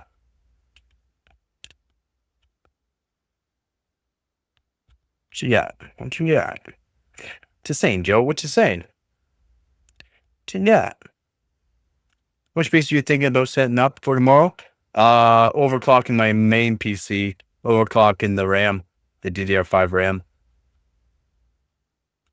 It will go for, 6800 CL26 or something.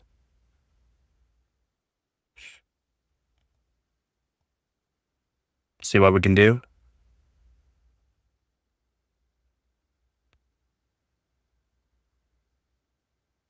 Oh, he's got a... Man, you went way too fast, and it went way too blurry, way too fast. Hold on here. That's a what? Pause. It's upside down. 8350. Dang. You beat my FX processor. I have an 8150. He's got an 8350. I'm pretty sure Hart has a 9590. Do you not, Hart? What will you use to stream from? I'll be using this bad boy, the Xeon PC. I'll use a Xeon PC for it. Oh, wait. Yeah, I should be able to do the Xeon PC.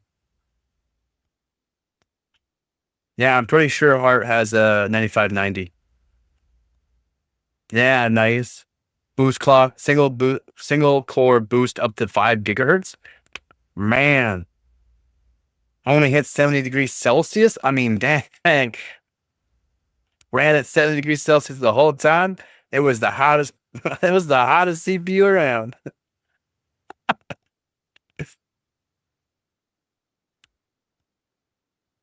Yeah.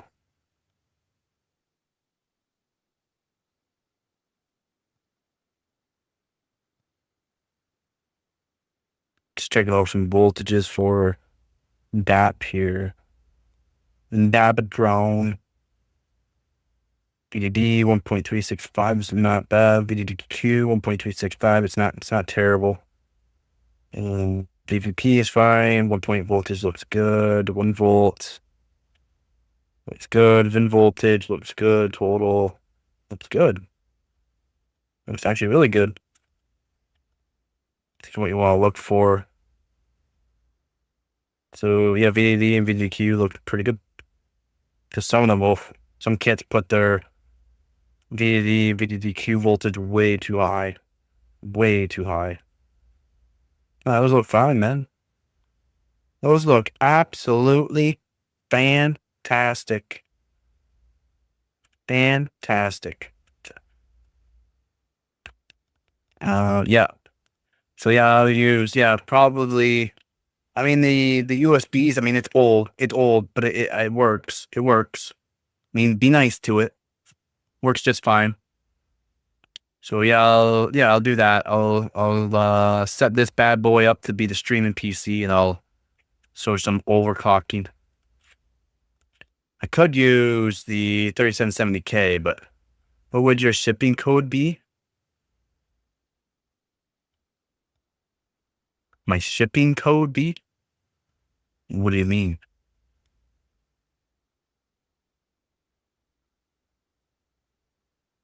Shipping code. I don't know what you mean by shipping code. You've lost me, Joe. You've lost me. Jimmy, how's it going, man? Yeah, all while I was doing some overclocking earlier, showing everybody, people like that. Oh, zip code. I would say it in private. I'll let you know in Discord if you want.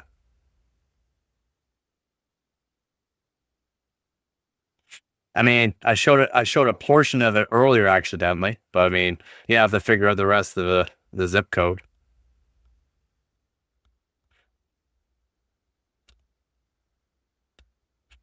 But if you want to know, I can let you know in Discord. How's it going, Jimmy? Yeah, I was doing some overclocking earlier yesterday too, and you weren't here. Unfortunately, you missed it. But tomorrow I'll be doing it. I'll be overclocking my own. I'll be overclocking my main PC. Gonna try to do 6800 CL26. We'll see. What, I don't know if that'd be cool. Canada doesn't have zip codes like USA does, I think. We have zip code. Yeah, I have a zip code. I just don't have like a PO box, so it's like an address. I got stuff I can't really get to work if you want to mess with. Oh man, you know me, I'll probably get them to work. What's your main rig? So the main rig is a 13900K, a 3070 Ti. It's got 7200 megatrans per second, 2x24 kit, Hynix M die on a custom water loop, and a Z690 Ors Master 980 Pro 2 terabyte. Why did I get hidden from being able to type? He shouldn't.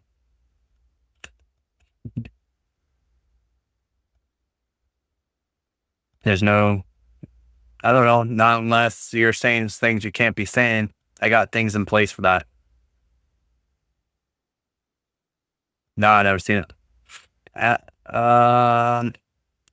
You don't have enough RAM? I don't have enough RAM? 2x24? I mean, I got a bunch of different kits too. I could overclock Amazon's cheapest. I could overclock some old kits or DDR5. Damn, RAM kits like that are really hard to find, USA. Yep.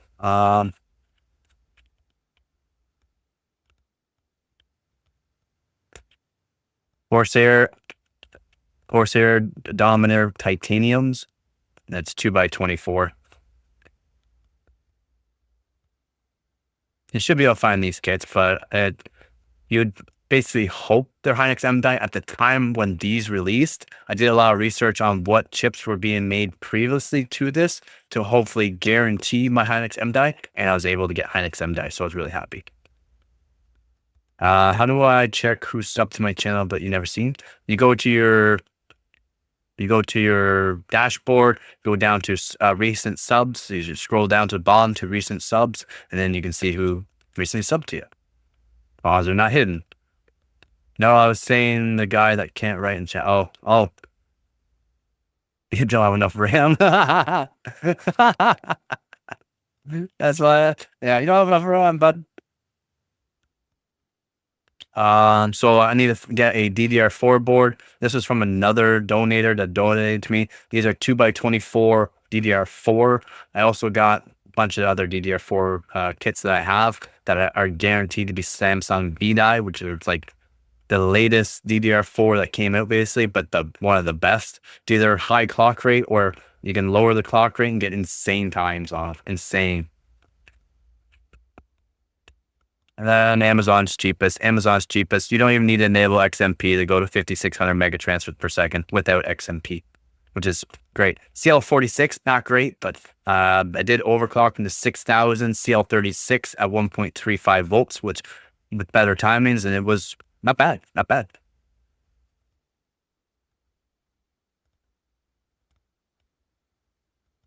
Not bad at all. Oh, what we got now in the Discord, guys? Joe's got something else. What we got? Oh, wait. I've already seen it. Why did it redo it? It's redoing things now. It's redoing things. Oh, we got hurt. What is this? What is this? Dude, that's not G1. That's not G1 quarter.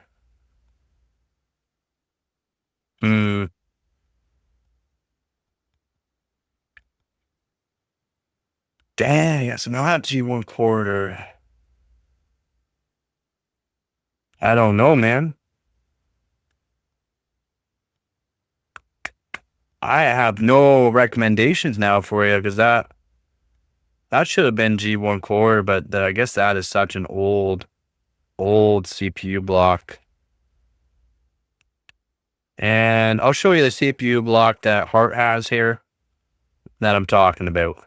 That's an old AMD CPU block. Look at that. Isn't that so cool? It's cast too. It's cast. It's all cast. Yeah, right?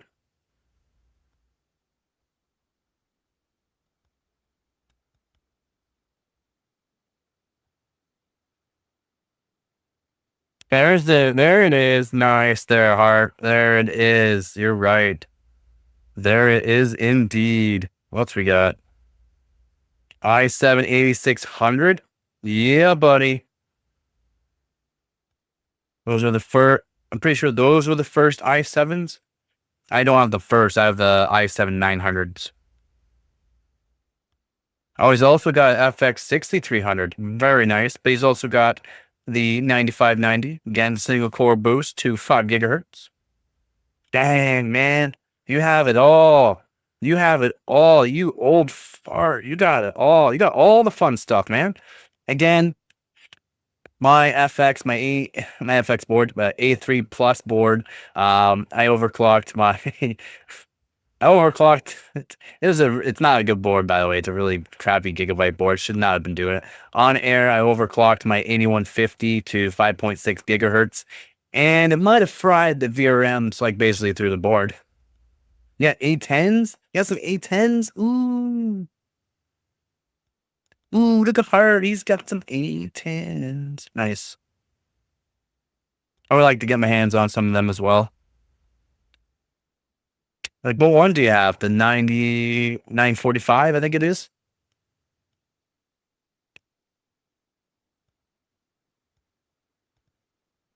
If I remember correctly, or something like that. Yes, May 10s, or I would like to overclock some of them. Apparently, they're fun to overclock. They handle temperatures like cold pretty well, pretty good. Yeah, damn, rat kits like that are really hard to find. Yeah, man. RAM kits are some hard. Yeah, some are really hard to find. RAM kits like that. I mean, they're not cheap. That's the thing. They're not cheap. The 2x24s are not cheap, especially the Corsair Dominator Titaniums are not cheap. Canadian, like $400 kits. I got them right when the Dominator Titaniums came out. I didn't get the limited edition. The limited edition comes in like a big box, comes with a screwdriver, comes with everything you can think of. But it also costs a lot more.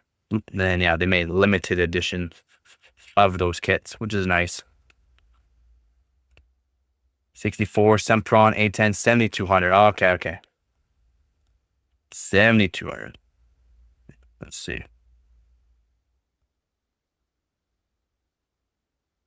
Yeah, he's got some RAM. Those ballistics were calling my name, to be honest. I mean, the Corsair there was looking pretty good, but I mean, those ballistics though. I know those ballistics, those red ballistics, man. Those are where it's at. Those are where it's at.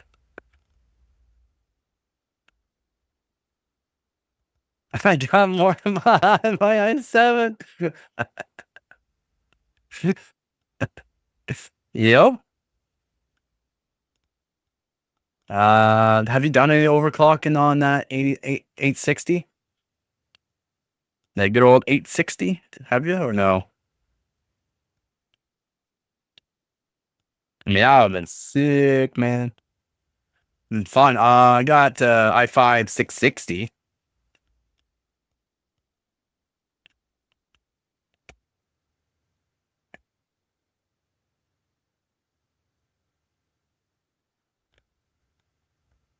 Oh, my toolbox of PC stuff. Whoop.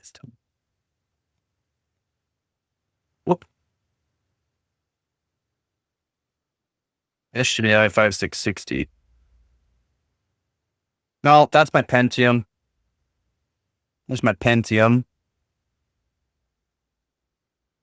Pentium 4. There's my i5 660. There she. Oh man, it's not good. It's not showing. I got hair on it. Focus. Focus. There you go. i5 660. There it is. A little bit older than yours. You found your Optane card? No way. Did you? Nice. Then we got. I got i5 2400s. Whole bunch of i5 2400s. So they're fun to overclock to 2400s with the BCLK overclocking. i7 930. i7 930 here for you. Yeah, it's not the greatest looking one, but you know, it's i7 930. So I got ones previous to yours and ones after that one. It's another what? That i5 2400.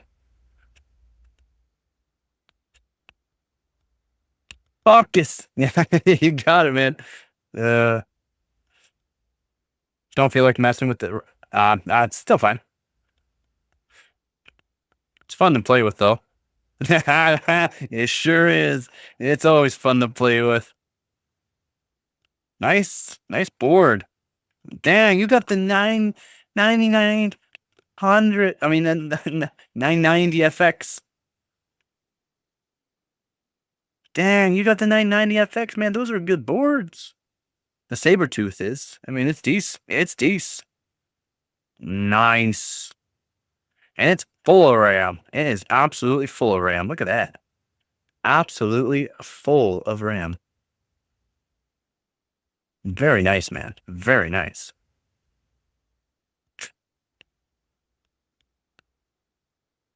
Very nice indeed.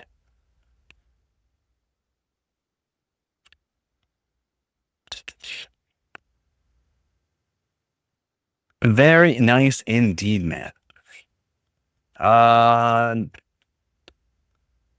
Man, do you have old, hey Hard, do you have old Wi-Fi cards like this bad boy?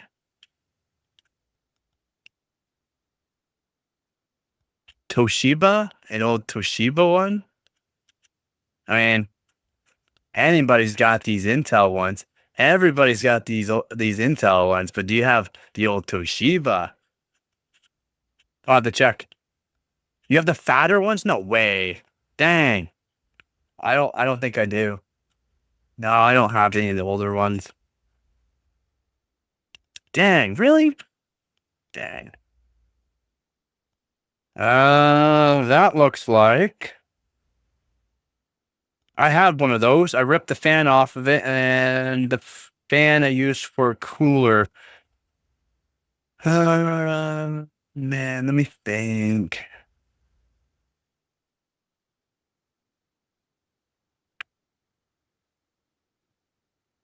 And it's gotta be a GT 200 something, like a GT 200 series, not 200, but 200 series.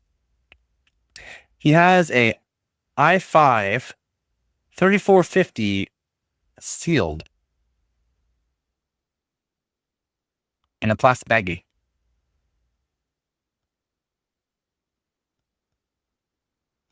Nice. It's ATI? Okay. And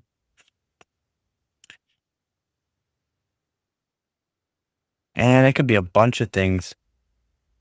I don't think it'd be a 5450.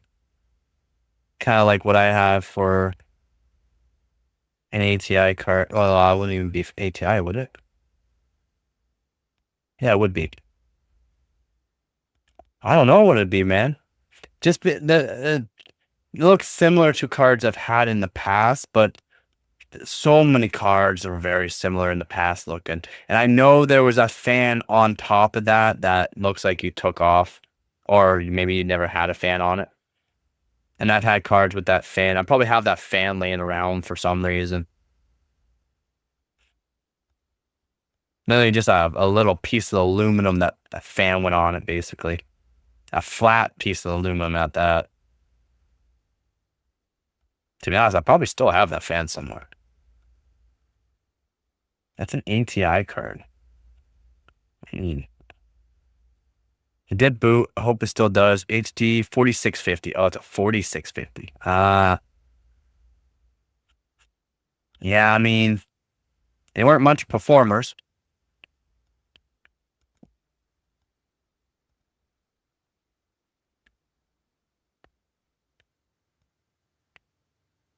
Nice zip tie wind force card there, bud. You got that cooler zip tied to every part of that card you could.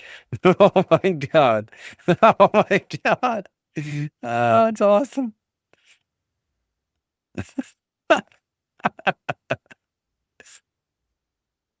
What AIO is that? That's probably the newest thing you own.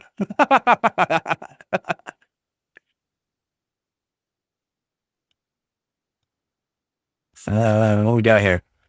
A whole bunch of hard drives. Where are you right now? Where are you? Why you buying this stuff? Did you buy this stuff? Did you buy this stuff?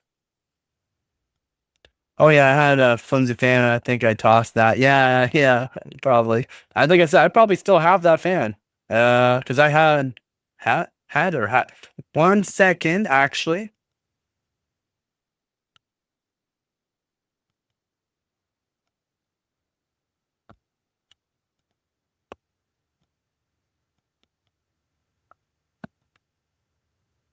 Found her.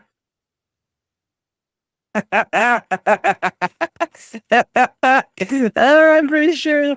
No, I'll search this up. I'm pretty sure this is a 4652, buddy. There it is. I probably have the fan and the extra cooler for it still too. Did not work, and yeah, it is dirty. I tried to fix it up again. I find some stuff from electronic scrap yards and fix them up. Sometimes I can get them. Well, a lot of times I can. I only have a few disk drives anymore. I used a lot. Oh, I have a lot because I save all my stuff to hard drives. But yeah, let me search this up real quick. This actually might be a 4650.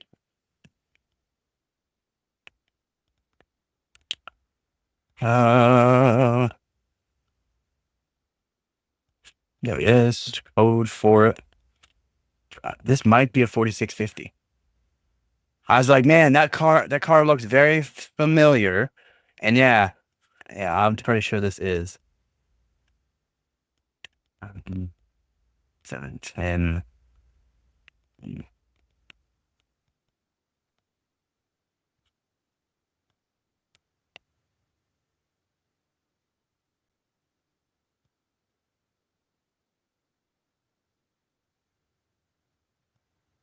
Oh God, I really got to clean up that.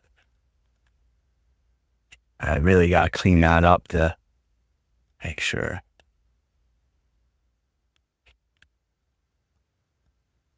Oh, it might be a 4350.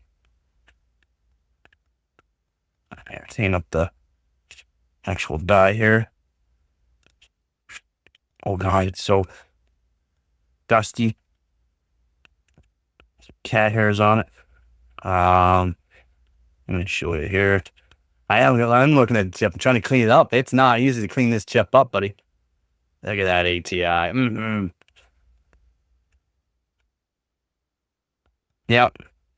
Yeah, I think it is the 4350 here.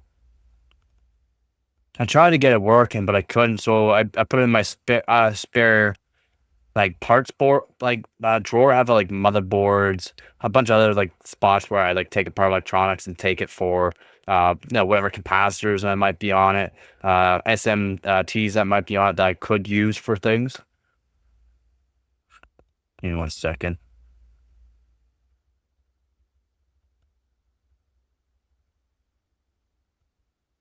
Yeah, it looks like it's a 4350.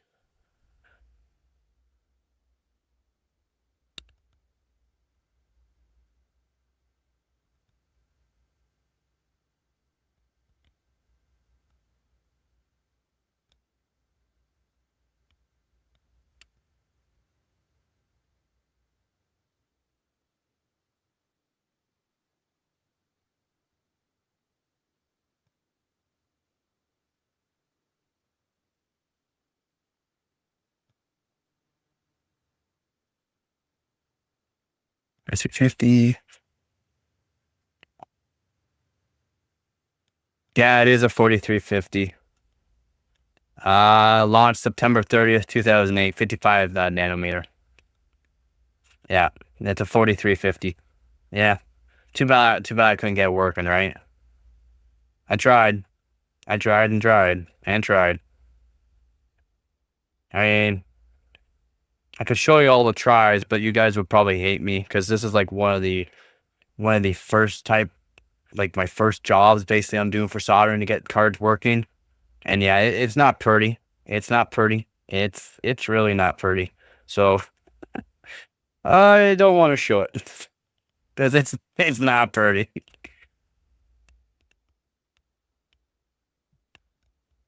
I mean, a lot of things were ripped off of it. So yeah, but yeah, ATI 4350.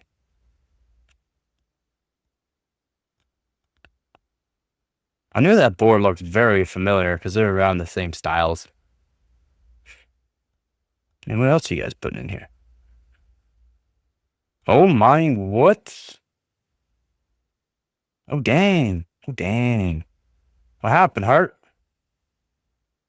What happened? Man, that's brutal. What happened, buddy?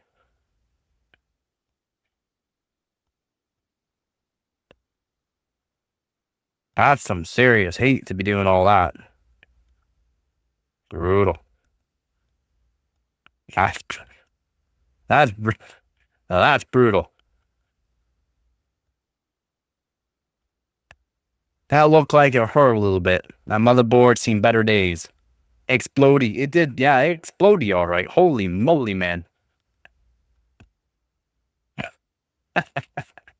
it, it went explodey all right. Yeah, I'll set up that PC. I'll set up that PC and see what see if we can do 6800 CL26. We'll see what we can do.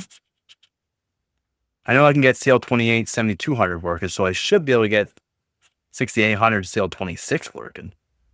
Good. And I don't believe they make any kits CL26 6800, so that'd be pretty cool to do. Should I put in the 12600K and cheat a bit? Because at 12600K, it knows how to overclock. It's really good for RAM overclocking. Oh, prompt drawer here. Back in the drawer.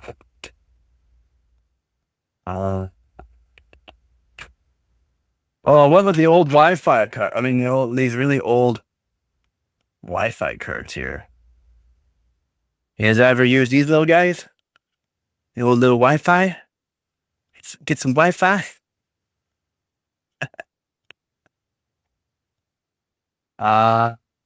My data has my Unraid on it. This is my Unraid stick. I put it on a 32 gig, so that way, boom, and it works. Those little Wi-Fi things work pretty good. I mean, they're not great, but I mean, they work. They work pretty good. Just in case I ever need to replace. So, like I said, I really like my mouse that I have. I remember using the big ones for the laptops in the slot. The big ones of those. I don't have any big ones of those.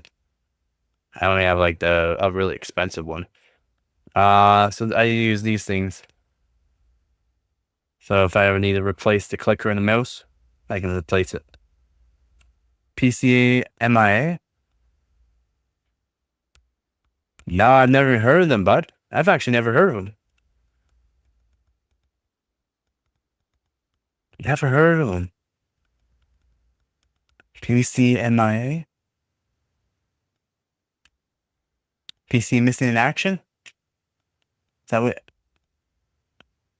Personal Computer Memory Card Internal Association? Oh my God. Those.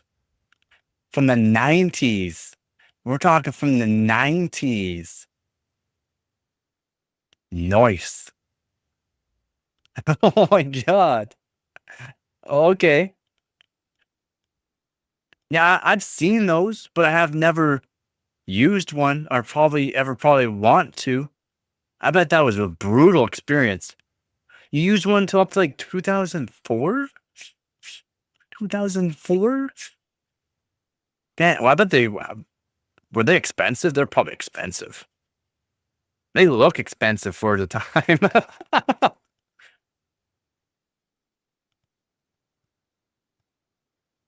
Oh, they have anything else cool really there to show? I looks of it, no. By looks of it, no. I got my homie internal page, but I bet it's pretty dry now.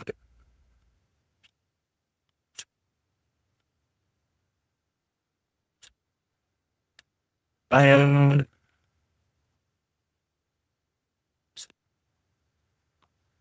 all right.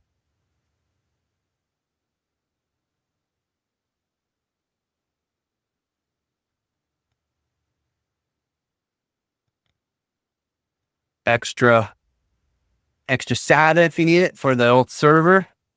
Didn't work, so I just used it again, more spare parts. Wasn't that bad, really. Netgear wasn't that bad. I mean, I guess your preference. Again, no spare board, but this is for PCI.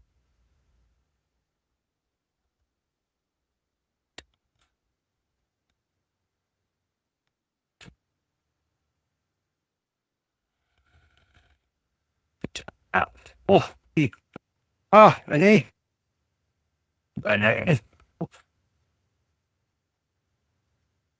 Adding the output full show there. I don't have much track. I mean, I could show really cool old coolers.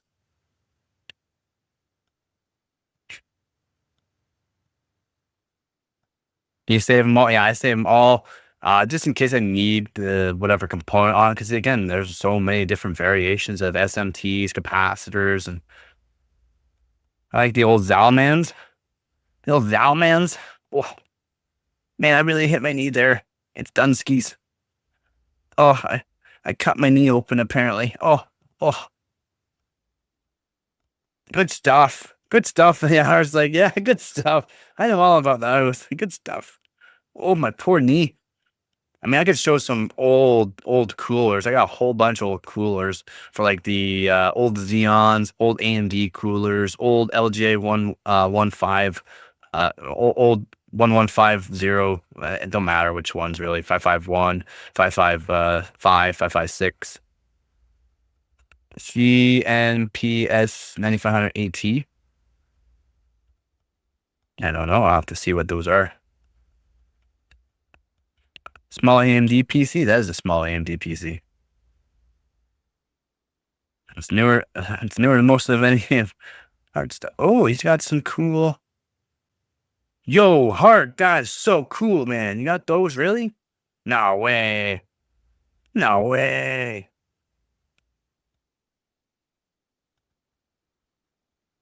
That's so awesome, Heart. Look at these old bad boys. Those fancy bad boys. Focus. There we go. A little bit better. Not really focusing that great. Focus. That's awesome. Yo, isn't that an actual that's a memory chip, isn't it?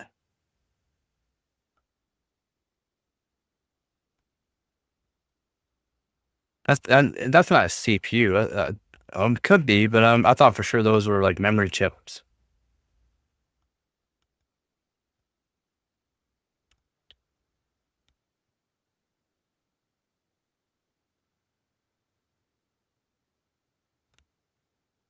That is a CPU?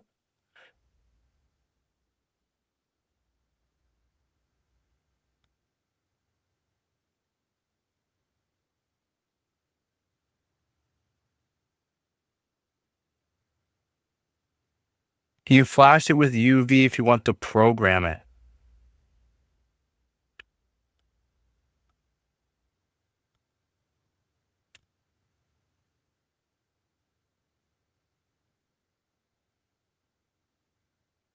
That's crazy. So, is that a memory chip or is that a CPU?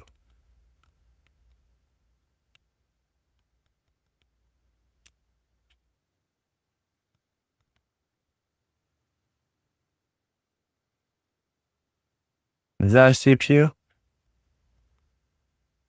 Maybe it is a CPU. CPU from the 70s? Which one is it though? Because that one has the cutout. Did they? I mean, that one has a cutout. So, what model is that, man? You need to help me. Heart. Oh, it is Eperon.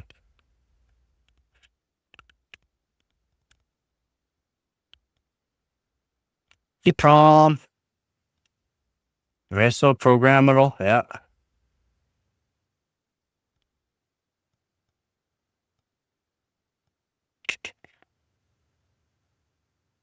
Yeah. First memory. Like, I was right. I knew it was. I knew it was. Yeah. 1971, Intel came with the first memory that could not only be programmed by the user,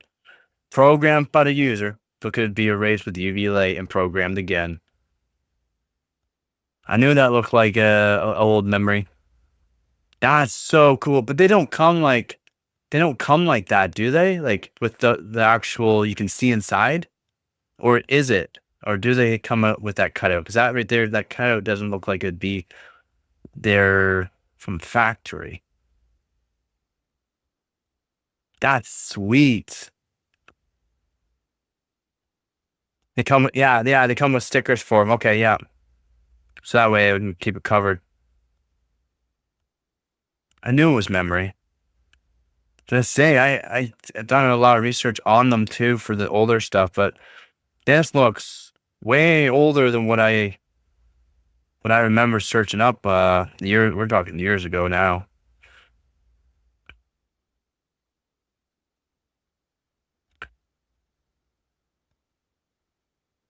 TMX 1795.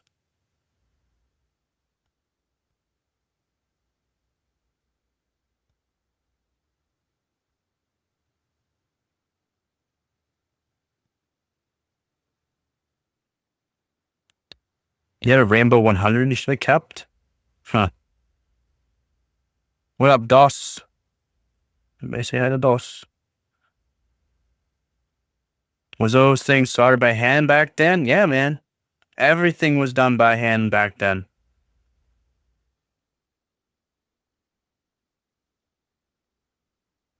I mean, that's not too difficult even for nowadays. It's very, very easy to do nowadays. To do work on like NAND flash chips and stuff like that, you gotta use spider holders basically. So you move different part like metal wires or very small metal wires and prongs to the actual parts of it, so that way you can read off of it. It was an AIM. I thought the store would have used it for like a display, but they just took it apart and dumped it.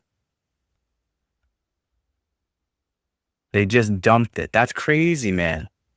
That's awesome. See, what I wanted, what I would like to get eventually some days, buy those old CPUs where they basically used a laser to laser everything off and then show everything. Oh man, it looks so cool. That's crazy they dumped it, man. That's so cool, man. That's so cool. In my opinion, that is so cool. Sorry, but you know how I feel about those. If it says Mac, it's crap. And other Macs, of course you did, man. Of course you did. Of course you did. Of course you did. And my knee really hurts. I sliced it open. She's bleeding. She's bleeding.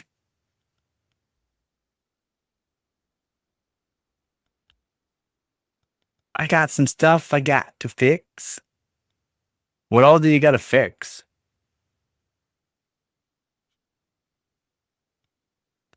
What all do you got to fix? I think it's a Performa desktop. 1 megabyte Mac Plus. Man, we're talking like original. Performa desktop from 1994. Do you know what's wrong with it, or you have to figure it out? Those older components is actually not hard to fix. Generally, it's early 1992-ish laptop. Also early 1992-ish laptop. I think that was one of my first laptops. Not an IBM, is it? I had an old IBM laptop. Like, we're talking like early IBM laptop. One of the first laptops I got. I wish I still had it, to be honest.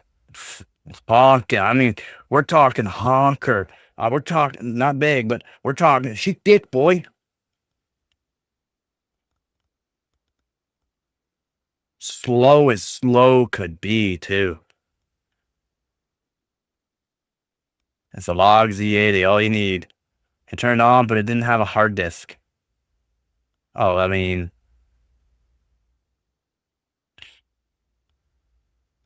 you would have to find a hard disk that would work for it, right? Because you'd have to put an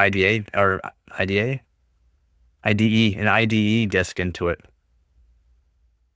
Which I should have one around somewhere if I go look. I should have one around still. Had Toshiba Pentium 4 laptop. It was good. I was playing Toshiba Pentium 4 laptop. I was playing games with that. Nice. The old Toshiba. Or screen. Screens aren't, it turned on but didn't have that. Or screen. They could. I mean, screens aren't terrible, but the old ones are not. Like, it depends how much sunlight has it seen, because it could penetrate it to hit the actual ribbon wire on it, and that will just break, and then oh my god. Use the 5.25 to run program. No need for hard drives. Use the 5.25 to run programs.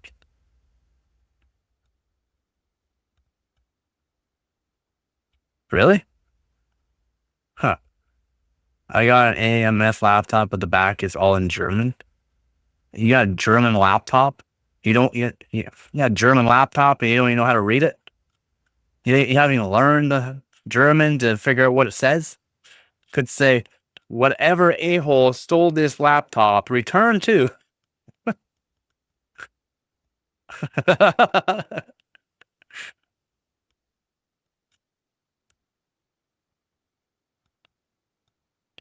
Use the old 5.2.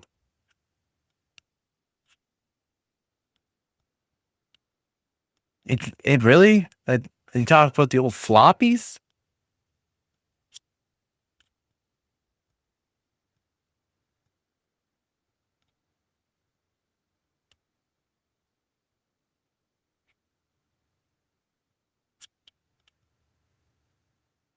Performa 638 desktop or something in the Garage. I really don't know much about Performa. So again, I'm not a laptop person. That's one thing I have not been, even though I've had a couple laptops over the year and I've had a really old IBM laptop. I don't know much about laptops, unfortunately. It's not my thing. Vintage AMS Tech Roadster 15 series laptop model RS 154 CTA untested. Untested. Something like that. Look at me. Look at me. I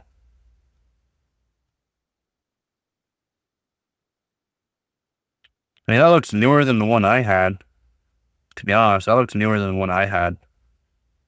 Mine had the old not ball, but I mean the old red pointer thingy on it, so I can move around as a mouse.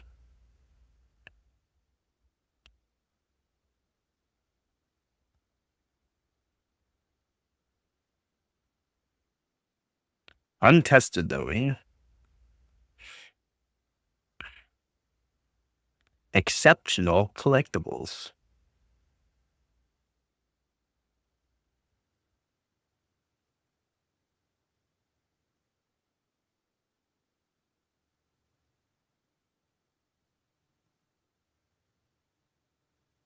I don't think I have anything. The only other older things that I got to like I think is cool. I like the old coolers, okay? Especially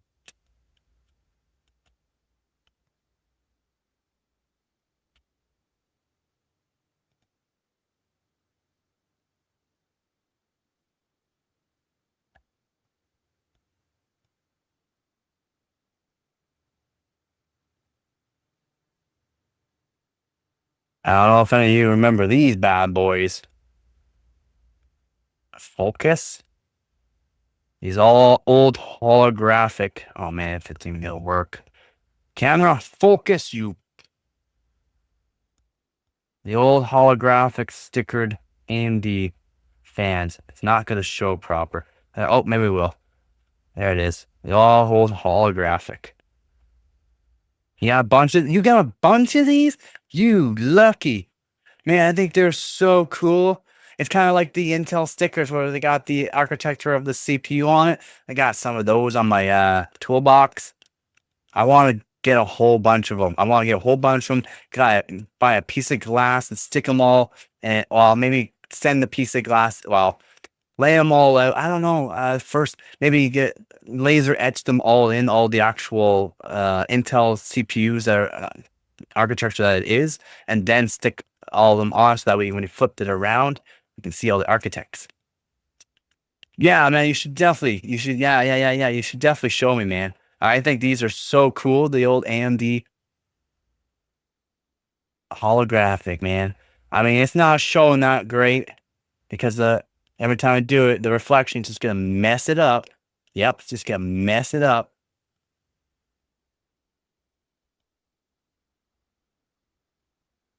I mean, I can get it going sometimes, but just messing it up, not working so high.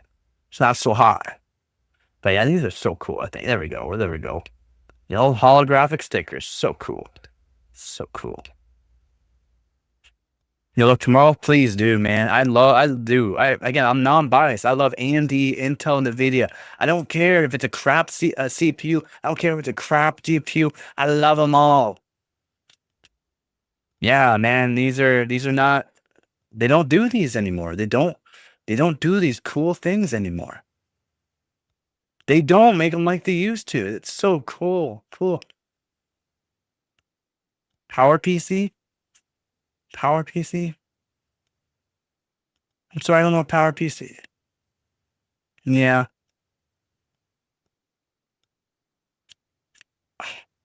So cool. It's like they stopped, Intel stopped doing the architects on the backside of the sticker. If I have it in here, I might. I might. I'll try to seal this box up.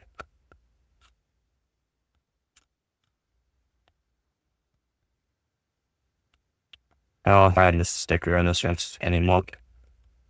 No, just the cover. Dang. PowerPC is max CPU. Okay. Whew. As for close, I was wondering why I didn't ring a bell there, but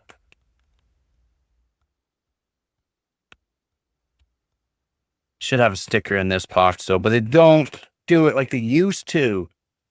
So if you got a sticker from Intel before, I think it's all of them before the 12th gen.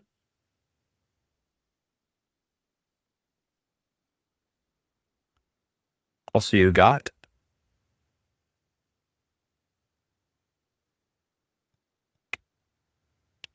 If you got a sticker from Intel, I think it was before the 12th gen. On the back side, I'm pretty sure this one doesn't have. I'm going to lift it up. VIA processors. Got processors. VIA processors.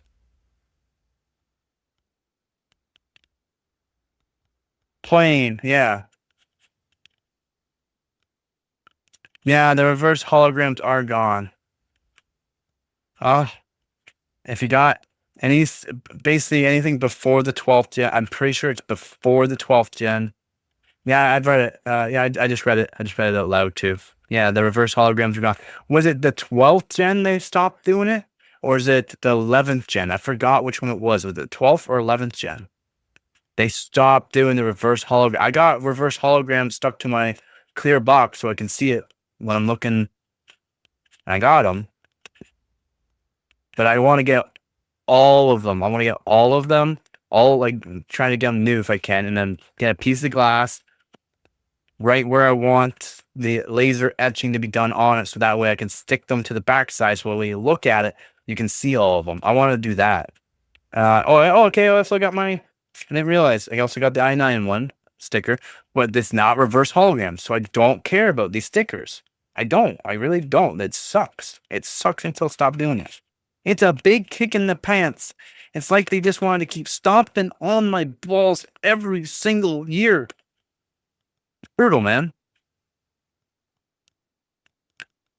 What else we got going on? Yeah, I know. I was looking at some of those too, but people are selling too much because gold, retrieve gold. It's not worth, not even close worth the money for the gold. And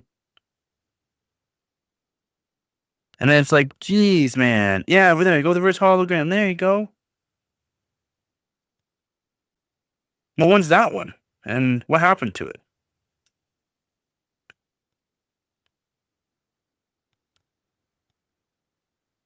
What happened to that one?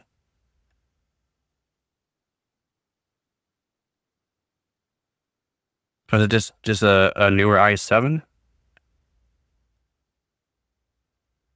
Yeah, I got a bunch of reverse holograms. It's like Intel just wants to keep kicking it in the balls every single year.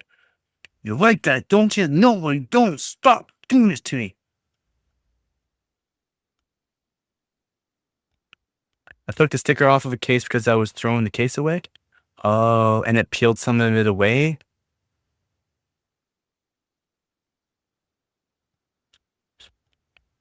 Yeah, they're sensitive. Those stickers are sensitive. Man, this cord is going nuts tonight. Ah!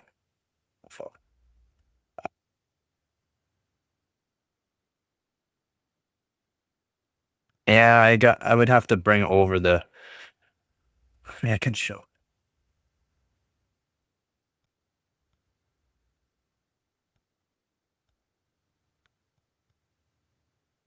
Again, same thing happened to mine here. Same thing happened to my reverse hollows here. Couple of them.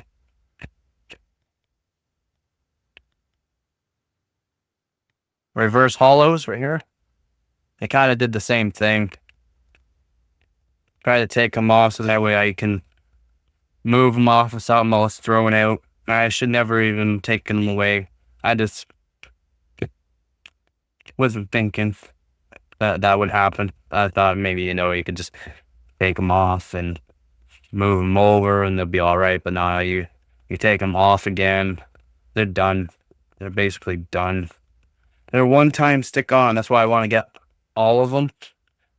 All the ones that they made, and then put them on a piece of glass and frame it up. It'd be so cool to do, I think. That's me, though. That's me. I think it'll be cool. Don't care what anyone else is think. I think it'll be cool. What do you got going on there, Hurt? Touchdown for the goal. That's, yeah, the VS CPU. Yep. 1.2. Oh, man. Look at the size of those M7Ts on them, too. Massive. Absolutely massive.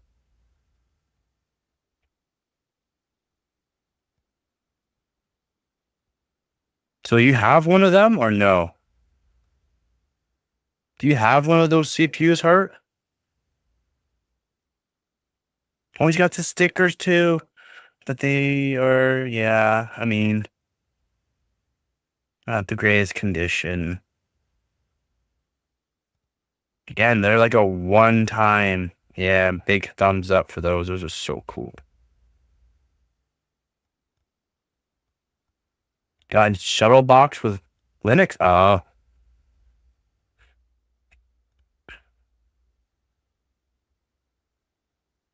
Yeah, someone a couple of years ago was selling a bunch of those VS CPUs. I mean, a bunch of them, but he literally had them in a bag, and you can see the condition. Pins are all bent all over. They're all scratched up. And it's like, man, why are you throwing them all in there? They're like a collector type thing, man. They're not worth the gold. Yeah, they're not worth the gold, man. Like heartbroken. I'm just like, why? Yeah, man. Like, give him the death stare if I could. Brutal. I mean, he had a bag of them. He was selling them for like $1,000, saying it's so much gold, blah, blah, blah. Gold, man. What are you talking about? What are you talking about? Those are like collector things. Sell them for $50 or whatever you want to do. Sell them $50. Keep them in good condition. I would have boxed it up or, made up like a wall mount of some sort for them. So cool, I think. The old stuff is so cool. No, the title, gold recovery. Man, you just Sapphire Tyrant HD 4650, 1 gig. 4650. He's got a Western Digital. Is that Velociraptor? Yeah, it's a Velociraptor.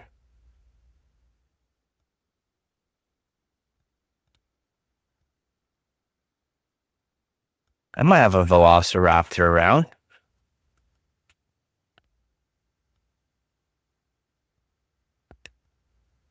I don't know if one of these are Velociraptor. I don't think these ones are Velociraptor. No. I don't have it anymore. Oh, maybe I do somewhere, but I don't know where it is. I don't know where it'd be. He's also got a 4650. Loud drive, yeah. Heard they were loud. I got a lot of old Seagate ones too, old Seagates. Yeah, no, they don't make them like they used to. Focus, you. Yeah, all holographic. And I've kept this one in very good condition. I did get this from electronic scrapyard. I took it off the AMD cooler, and I'm glad they didn't destroy it, as it was in a box of old coolers. So I can't believe I got this in the condition I did. I was very happy. I mean, very, very happy. It works still. It works just fine. Yeah. Oh yeah, here. Bro, I missed the old PC startup sound. The floppy. Yeah. Yeah. Think you can hear. Oh yeah. Oh yeah, now that's good. That's a good. That's some good architecture look. Yeah, 8th gen. Yeah, I I wish I still had it. I wish I still had it in mind because those 8th gens actually popped. They popped. They popped, man. I wish I still had that sticker. They popped. I got an old i3 architecture one, and I don't know what the other one was. What it is.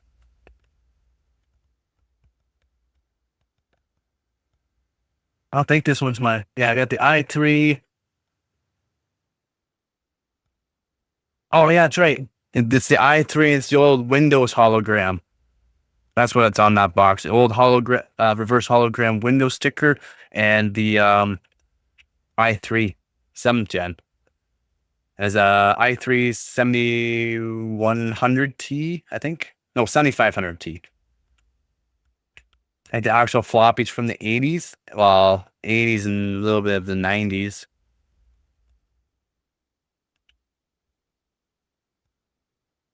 Buddy, I use floppy, and I'm from the. I was born early '90s. I used a floppy. I would take the floppy drive. I would download stuff onto. I mean, you can only put on like a couple of pictures and I'd take it home and I plug it into my PC. Again, we lived way out in the woods, so we didn't get any internet. So that's how I'd put pictures onto my PC that I wanted to have on my PC for a background. I used a floppy.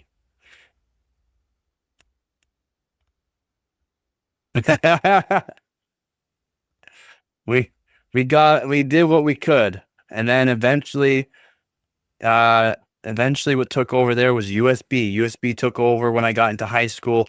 Then I was more onto USB. Yeah, I mean, a 1 gig USB costs so much money. I mean, we're talking a lot of money, but I still had one. I still bought one. I was working in high school, so well, public school to high school, so I bought myself a USB. USB flash disk. There was the hard disk 2.5-inch discs with 1.44 megabyte, and then there was a floppy, which was actually physical floppy whoppy disk. Yeah, the go floppy whoppy. Yeah, about a 1 terabyte, right, like not right off the bat when it came out. About 1 terabyte. It was like 300. It was like a paycheck. It was like a paycheck. My buddy's like, "Man, you're actually gonna buy that?" I'm like, "Yeah, man. It's like top of the line one right now. I'm buying it. I don't have it anymore. Now you can buy like what 512 gig now? Not 512 gig or something like that. 256 gig for not even that price. I think it is. It's crazy, crazy. Now it's like 300, 300, around $300 for one gig. Absolutely wild. The 2.5-inch HD discs. I don't know those ones. Zip drives? No. Not unless you explain to me about it that I might have worked with some when I was a kid. Again, I tore apart PCs. We're talking expensive PCs back when I was a little kid. I tore apart everything. I tore apart old TVs. Yes, very dangerous to do. Take apart old TVs. Don't take them apart. Actually, even PCs were too, but I tore apart everything. It was a 102.5 heart HD disc in one. I have a zip drive and disc. 250. Yeah, zip. Zip discs. Zip drives.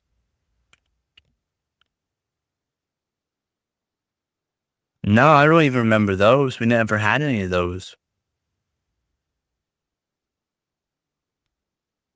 Remove a floppy. Zip drives remove a floppy disk storage system that was announced by Loma in 1994, began shipping in 1995.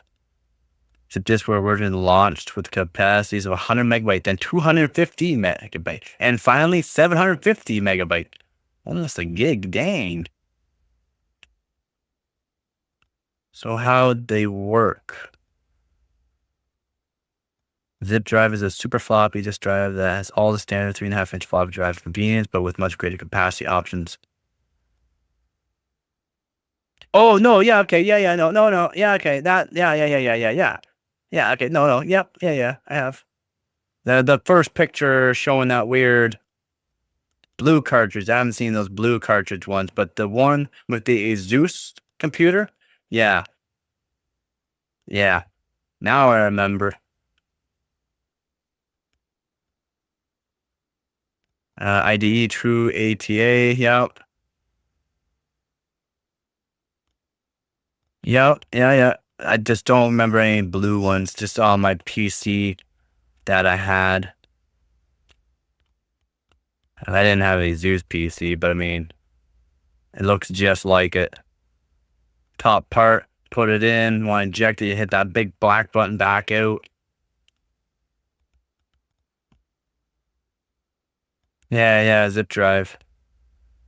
Okay, it didn't make, didn't ring a bell because I didn't know if what we called it. I thought it was floppy. I thought we just call it a floppy drive. We never had any 5.2 like 5.25 floppies because those are the bigger floppies, aren't they?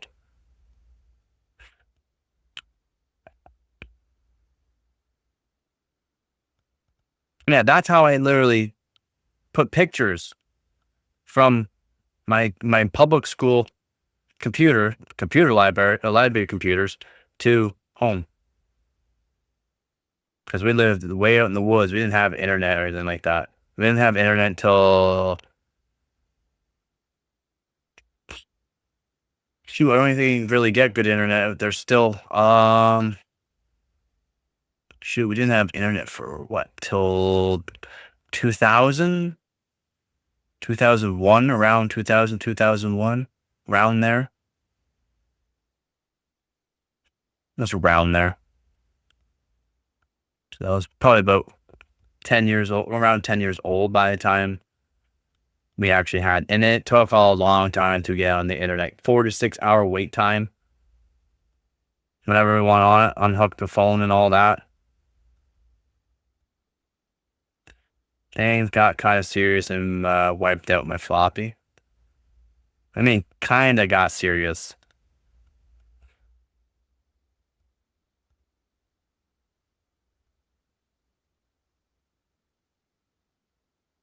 Yeah, I gotta love Canada computers. Some places they don't have nothing.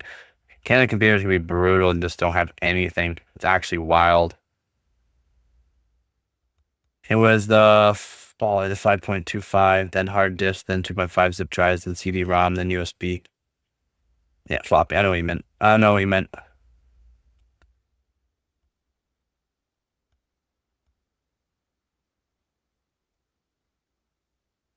Yeah, good old CD-ROM. You weren't a banger back in public school unless you had a CD player. And the best when your friends showed up with those anti-skip, your friends show up with those anti-skips showing you up, man, it was, it got serious with competition when they came out with those anti-skip. Then I'm bouncing my head on music with the my own anti-skip later on, and then all of a sudden the Apple, the Apple what do you call them, iPods came out, and they show up, and I'm still just on my CD, and I just kept my CD. Didn't have a till the end of high school almost. Then I got an MP4 player. Then I bought myself an MP4 player. Don't bump the table. Nope. No, I'd be sitting back against the brick wall whenever I wanted to relax, sit back, listen to some music, put down a CD player, make sure no one was around me banging around. Yeah, man, that was good times. Good times. In my area, they have 10 RX 970 in stock now at 949 gigabyte gaming OC at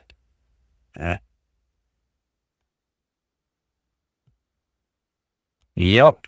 Good times, man. Good times.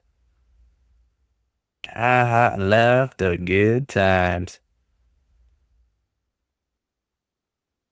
Anti-skip, yeah, man. I remember when they came out. I didn't have one, but I mean, have one later on. But yeah, like I said, competition. You went to school with a CD drive. Your friends will come back a couple weeks later with an anti-skip, and it's like, oh, what is that? You're like moving it around. You're listening to music on the bus. What? How it's all on money with the GPU market. The tech work has gone down the tubes. Yeah. And oh man, the Heelys, man, they're banned in our school. They're banned. Yeah. Kid got one of them and then actually hurt himself. No more Heelys at school. No more Heelys at school. It's like, oh man, I wanted to get a pair. Those look cool. Just stop, go. Look at me go. Just cruising.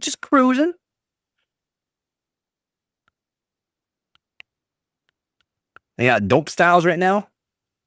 That was the future. Yeah, and then too many people hurt themselves. They got banned quick.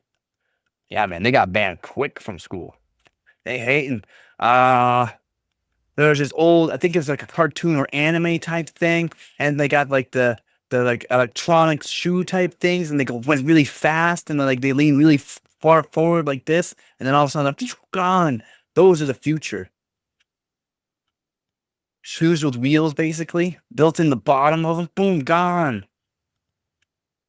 Pretty much, I'm pretty sure that cartoon or anime was made from Heelys. I got one y'all too young for. Remember LA Gears? LA Gears. Why is that ringing a bell, sort of? No, but you gotta help me out here, man. Help me out. LA Gears. LA Gears. See, again, I was out in the woods, so. Oh, we got Aaron shoes. The shoes with the lights. Oh no. Nah, Joe, the light up shoes. The light up shoes. Joe's like, I had one of them. Nah, see, again, growing out in the country and that, we didn't have any of those kind of things or really care about. I was like, oh, did you go hunting this week, or did you see that new Brap? You get a new Brap movie? Brap. So I said, PC go, Brap. Palm Pilots? Palm Pilots? What are Palm Pilots? Yeah, I know. Never heard of Palm Pilots. Never heard of Palm. I had a Dell X3 or something awesome piece. No, we never seen those. No, I've never seen Palm Pilots. Like a PDA? Like a PDA? What's a PDA? Help me out.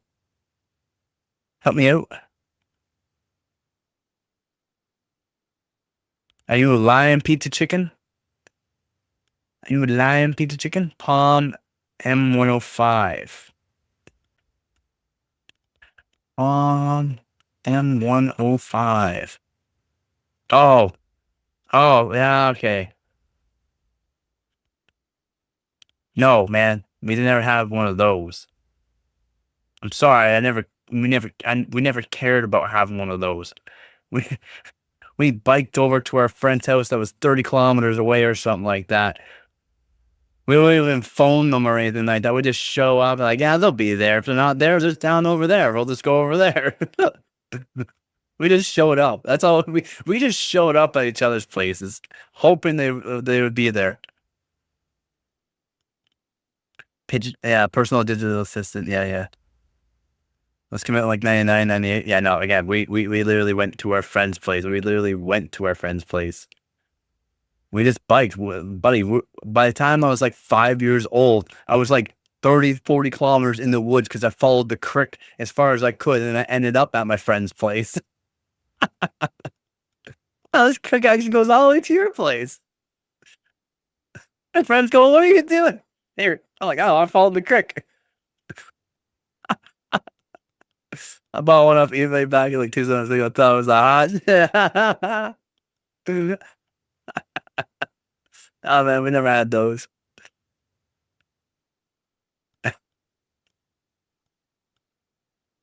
Oh, I never had those. It sounded like they would be pretty cool to have, but no, we never had them.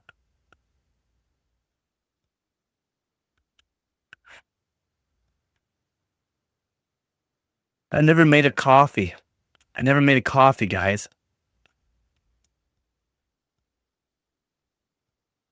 And you don't remember the Pocket PC either? No. No, I don't remember any Pocket PC. Yeah. Sorry, bud. Yeah, buddy. I went to a school that had like 200 children. I went to, I I lived out in the woods.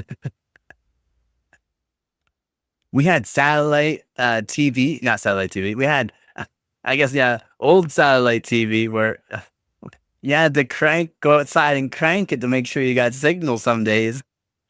Yeah, sorry, buddy. I'm sorry. I'm not that old though. Oh man.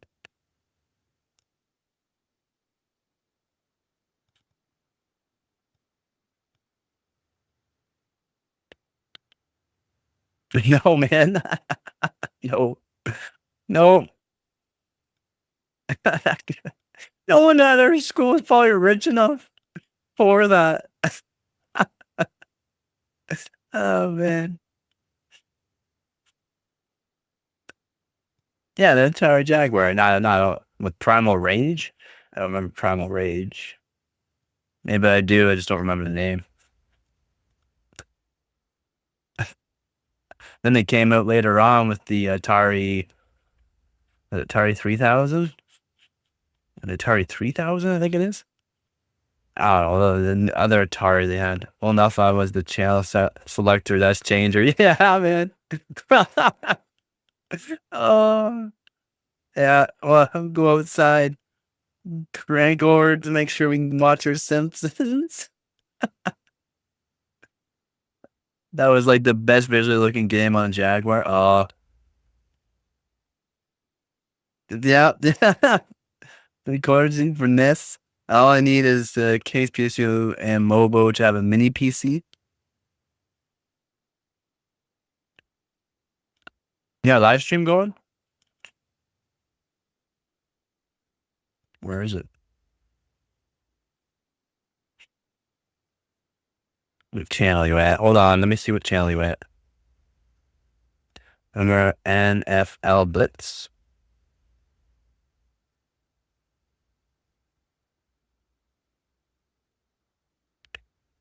Just one sec. Phone's old. It might take a 5 minutes. There we go. The load. Okay, here we go. What you got going on? It's worked. There you go. NFL Blitz. No.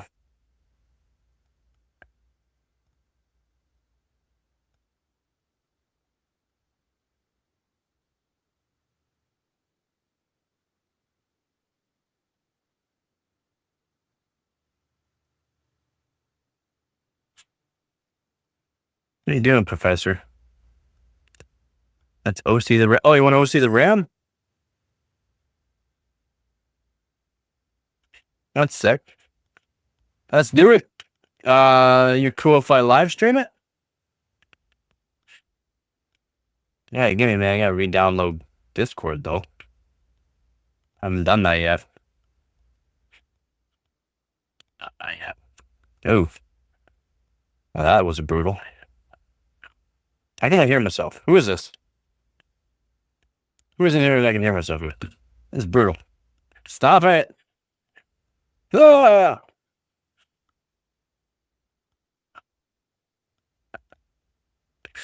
Who is it? Oh, Maxwell. Why can I hear myself?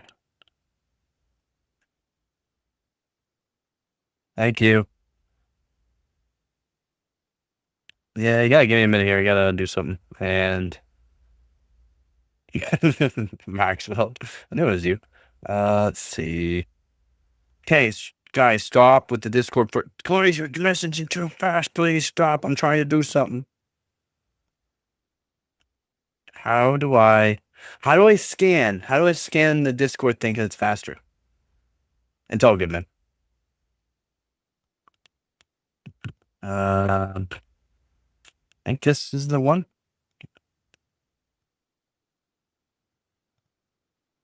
Ah,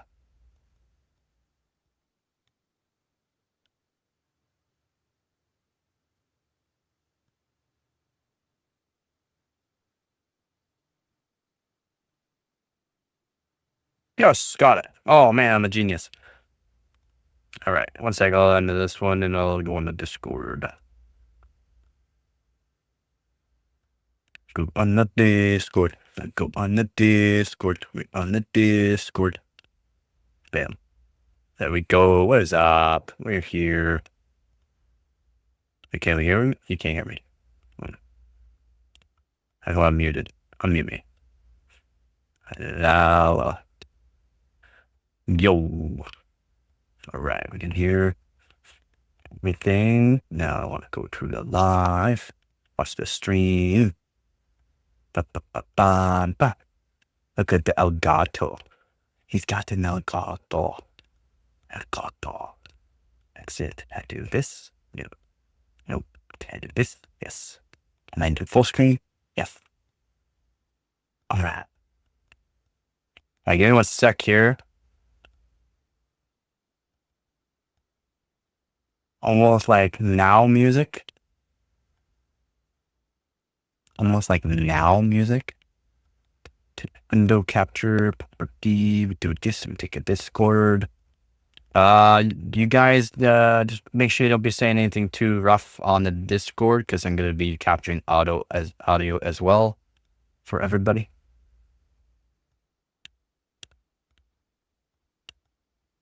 Bam.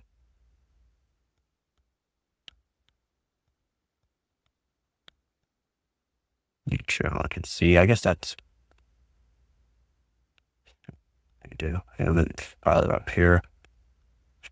Go. Give me 1 sec. Man, I gotta make a coffee for this now. Oh man, you guys. Now you want to do this?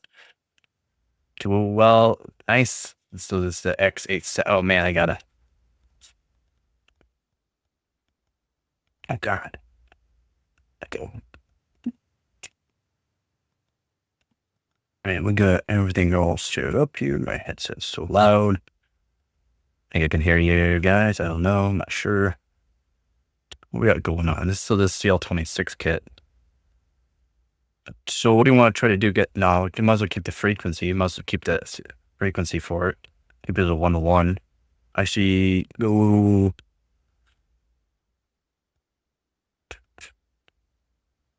Check this out. I think the best thing to do is just work on timings. What was the score that you got there?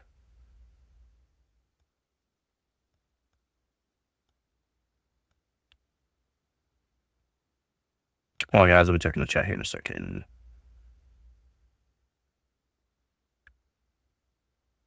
Hold on. Okay, hold on. Then I'll give me 1 sec. Then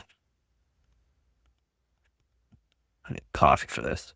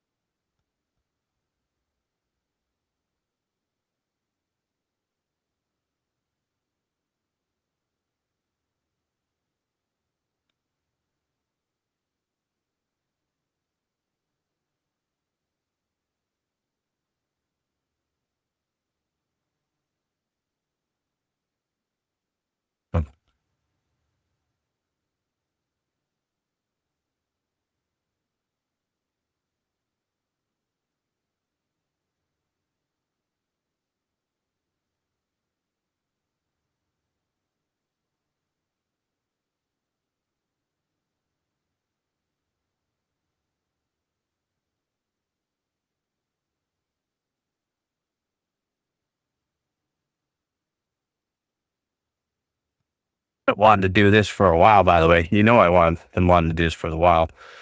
Remember taking the AOL CDs from your neighbors' new papers to get online?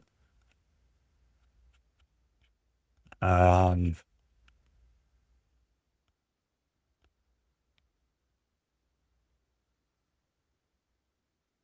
can't actually see the chat. It's messaging me. Chat is going nuts though. Guys. Yeah. Yep.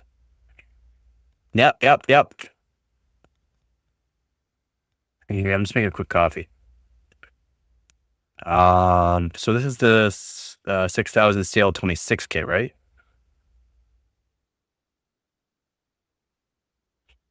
Okay. What this is the 1.4, 1.45 at 1.4 volt, 1.45 volt, 1.4 volt. Okay. Yeah, 1.4. Okay. Do you want to go over into the advanced now, or let's see what go advanced for right now. Just want to see what the advanced is looking like. Advanced beside extreme tweaker.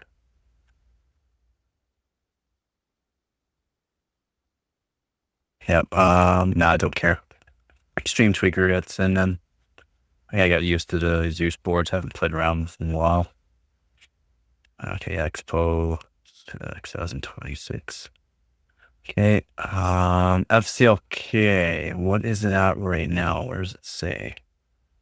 Go to the FCLK and just put it to 2000. Up. FCLK is all the way up.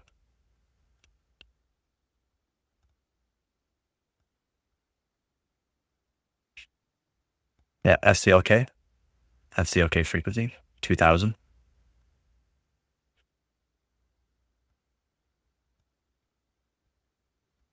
Make sure to put it to the 1-to-1 ratio. Yep. And we don't care about core tuning. We'll have to go all the way down to the RAM. So to go all the way down, see what specifies the FCLK frequency. We gotta go down.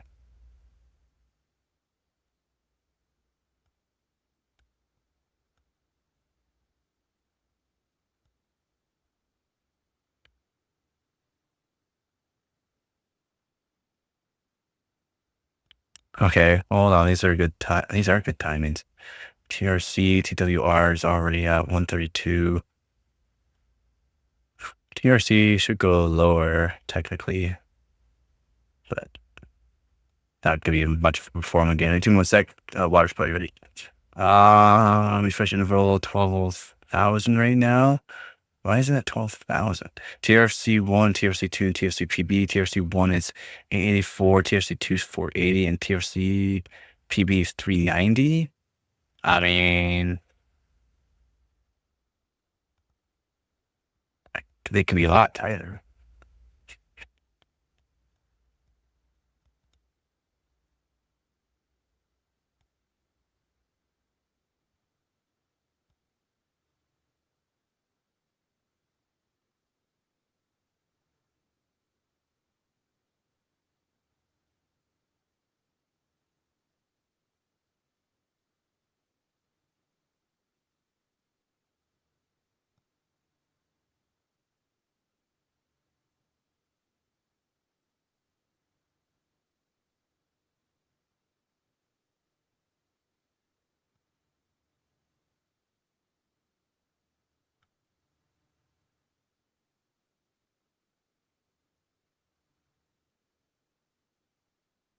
All right, I'm here.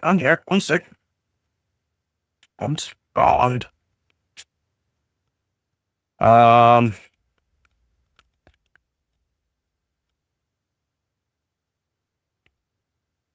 technically TRC could go like do easily 120.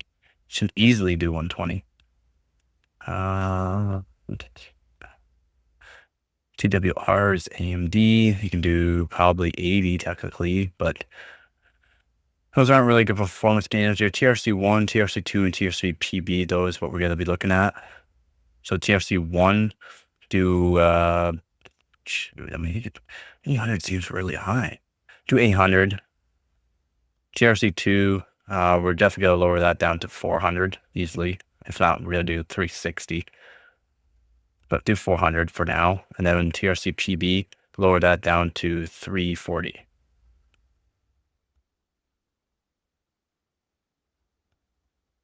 Yep, and then down. Let's see what else we got going on for some timings here. TRTP. TRTP is looking good. Read 16 looks good. Read S looks good. TFA, you could technically go lower. Is it? Do you know if these are Hynix A die or M die?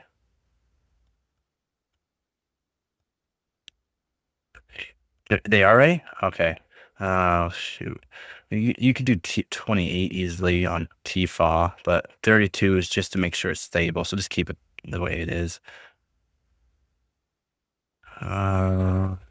Just keep the. Okay. All right. Gotcha. Okay, you can go down. We don't need those timings. Those timings look all right for A die. If it was M die, you can put both of them to 16, no problem, without any issues. And it would automatically change your TWR as well. So just, we don't need to worry about those. Right to S. Those are fine. That's fine. Go down and down. Let's see.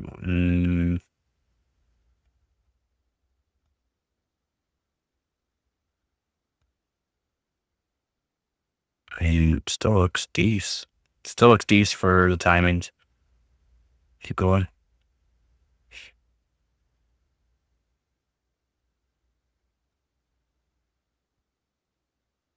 And probably do 7. To be honest, those 11 ones where you see the read there, read SD, and read ED. Those technically could go down to like 7, but for now, let's not play with them. I mean, technically it could, but maybe 5. It's not terrible for right to right. Right to right is, I think it's 1. It's where it should be. Right to right SD 1010. Those technically go down to 7 too, but don't worry about them for now. Keep going down. We're looking for our read to writes right now. Those are right to read. We don't need right to read. Go down. Keep going down, and then until you see RD. Oh, read to write is there. No, go up.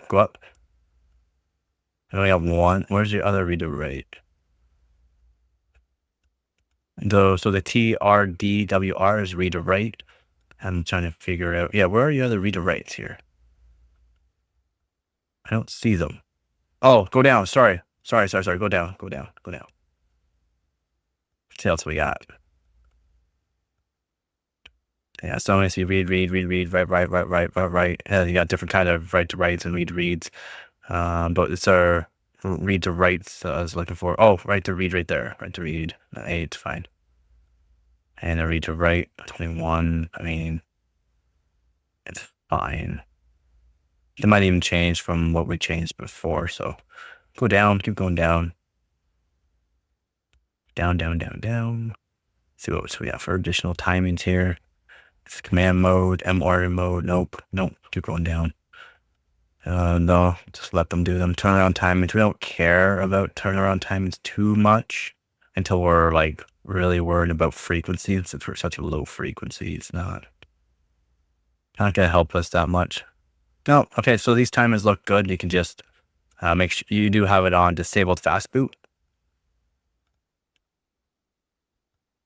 He's like, we don't need to worry about these. Oh, advanced.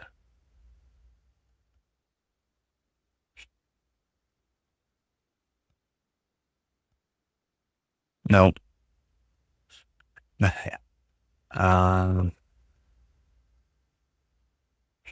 Yeah, advanced. Oh, maybe it's not in advanced. Not used to the newer Asus boards. Where would it be in here? No. Oh, nope. Oh, where? No, it's not in there. It's generally in with the RAM overclocking. That's why I'm not getting where it is here. Yeah, be an AI or extreme tweaker, if anything. Now go back to extreme tweaker and go down. No. Just don't see it.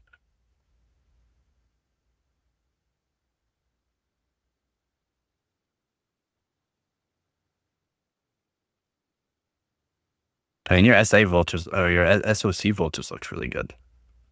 Yeah, Google. I don't know where it is on this thing.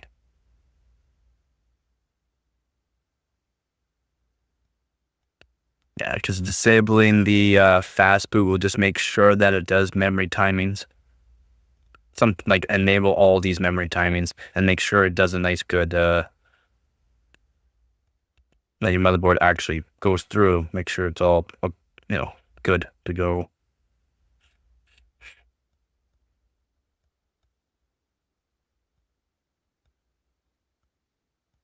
In a plain BUNG.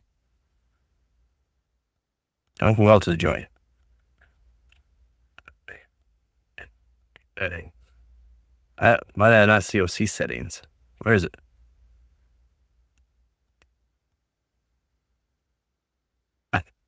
Band? I would say I don't. Yeah, I was to say. I remember just going through it. I don't see OC setting.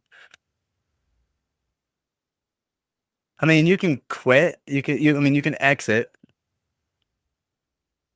MCR? No, I didn't see that in there. Yep, same save changes. Yep. Let's see if it just does a memory timing. Yeah. It might just do it automatically. It's just some boards really don't do it for some reason. But can you see the codes posting right now?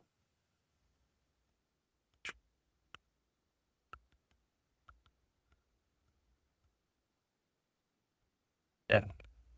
But on wire, it's charging. Oh, okay. Yeah, that's all good.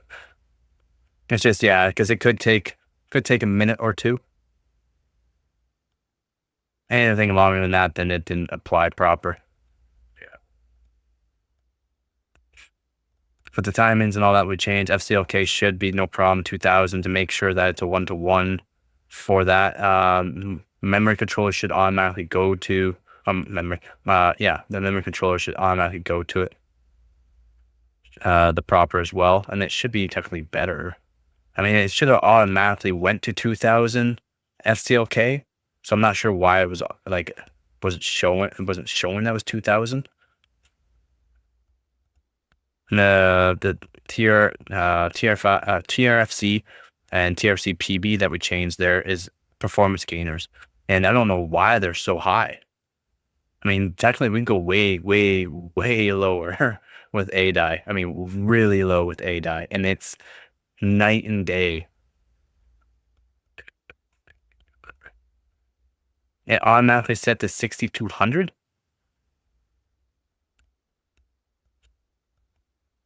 I added it. I forgot to switch back. That might be for the reason. 6200 mega transfers per second?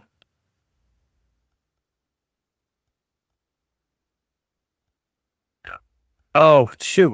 I put the FCLK for the 6000, so it puts it to 1-to-1. Go back in the BIOS. No, no. Shoot. I should be able to go into the BIOS easily. Yeah, put back to 6000. I'll be right back. Yeah, put it back to 6000. It should be good.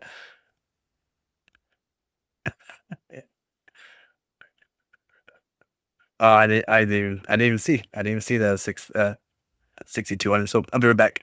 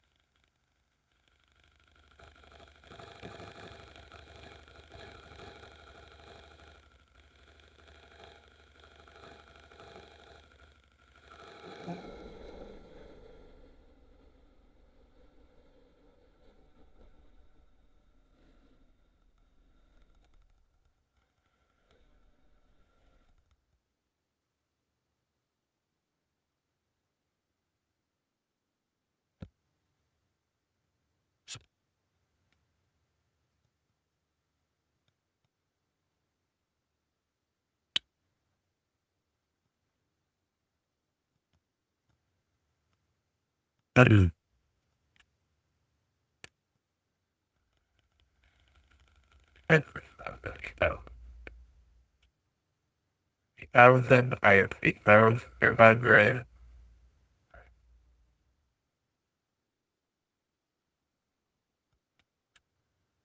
mean, 8,000 may be fun to play with too, to see what we can do. How low we can lower the timings. And that's, how many voltage is it? 8,000?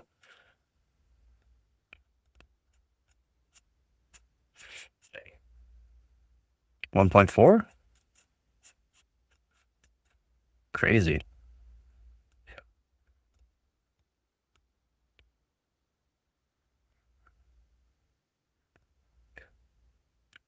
Yeah, not cheap. Definitely not, yeah. Yeah, it's like my M-Die kit that I got, 400. Canadian though, not American. Um,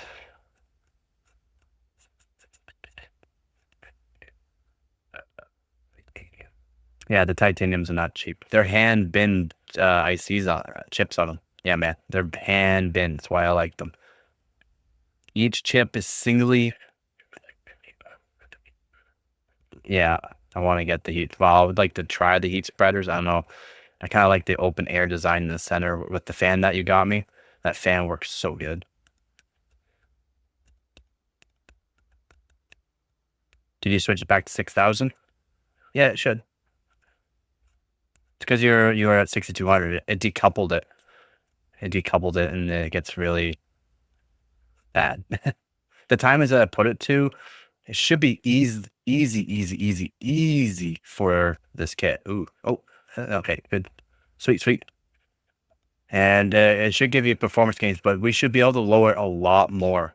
No joke, like we should be able to lower this a lot more for the TRC, and TRC 1, 2, and PB, a lot more. Like it's A-Die. A-Die is insane for timings, and you're only at 6,000. Man, we can crank everything down. You know where we're down, where you saw the ones? We can crank a lot of those down to this one. It's amazing. A-Die is so good. So good. Like some timings looked good from XMP, to be honest, but we can lower like everything to almost one. So this here should give you a few thousand points probably on PY Prime. Or faster PY Prime, but 7-zip as well.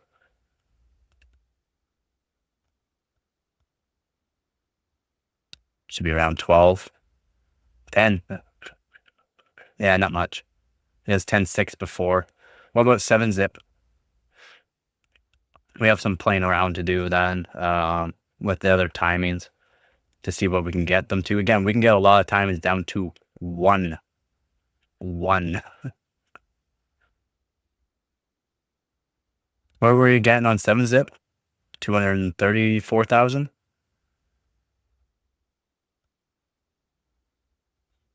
So, okay, I'll have to check some back pictures. I think it was around there. Still really freaking good. Like that, you're matching almost my best speeds that I've got on my 1300K and my kit of RAM.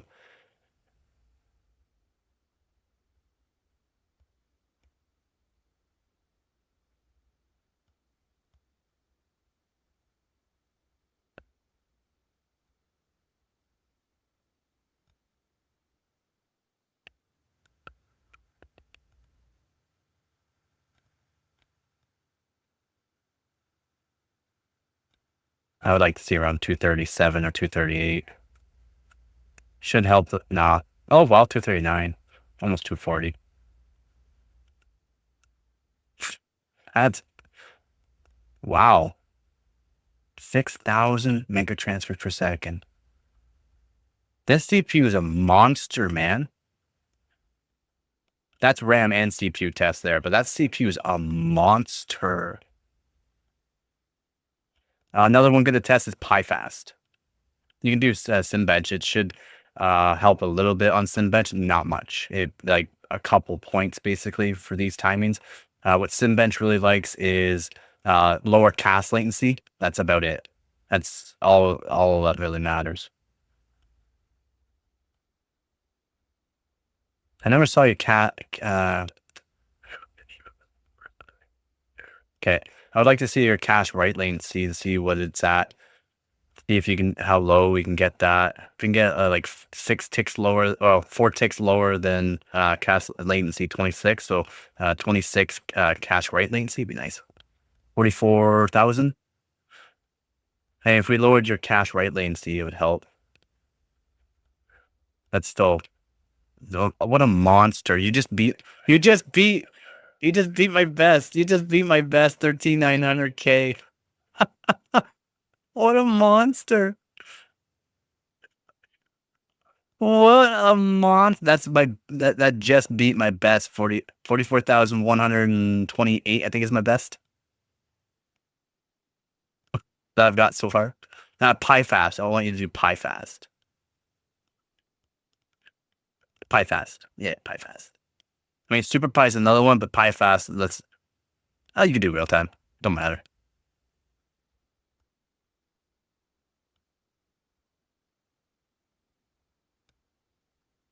Oh my God. It's fast. This one's the last one. It takes a bit. Oh my God, she's fast. Do super pi for me. Do super pi. Just not 32, 2B, I think. This dude goes super pi. 1M, super pi 1M. So I set the affinity, and put it to affinity. Usually your core 2s are generally some of the best ones. So go to affinity, not set. Top right there. To the right. So it says affinity top, not set. Yep. Just set it to 2 or 6 generally. I'll have to see what one's your best one. You have to go through all the cores basically to see one was the best core, but generally 2 to 6 is generally the best one. Calculate, and it's 1M you want to test. 32M is another good one, but 1M is fast. It's really fast. Yeah. Don't move your mouse. I was gonna say just, it was 44,518, I think, around there. It's a monster, man. He beat my 13,900 best score, and he's not even the CPU is not even overclocked. It's a monster CPU. 7.56. Did that just beat my best score too? There's no way. Give me 1 sec here. Give me 1 sec, man.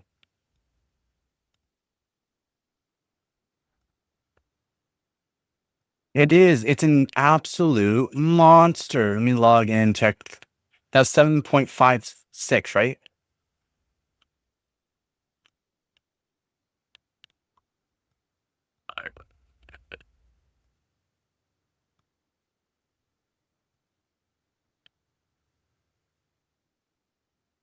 Okay, no, you didn't beat mine. Mine's 5 seconds and 94 milliseconds. Okay, I would hope not, because I was at what for this? I was at 6.3 gigahertz, so.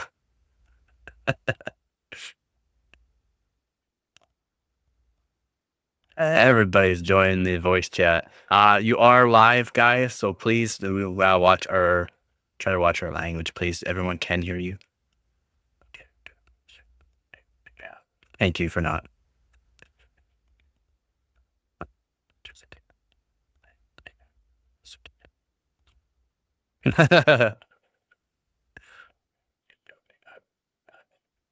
That's looking, man. It's so fast though. That's good. Did you want to do some more timings on this? We can lower more, or you want to do the 8,000. The only thing is when you go to the 8,000, get your decoupling it, and you won't see the performance gains that you technically would with the 6,000. Okay. Can you do a yeah, 8,000? Yeah, please. Can you do W prime for me? W prime. It's just below super pi and pi fast. I mean, you can do a Y cruncher if you have good cooling. You could do Y cruncher. Oh yeah, I know what you mean. How's it going, guys? I'm alive. What's up? This is the 9950X 3D.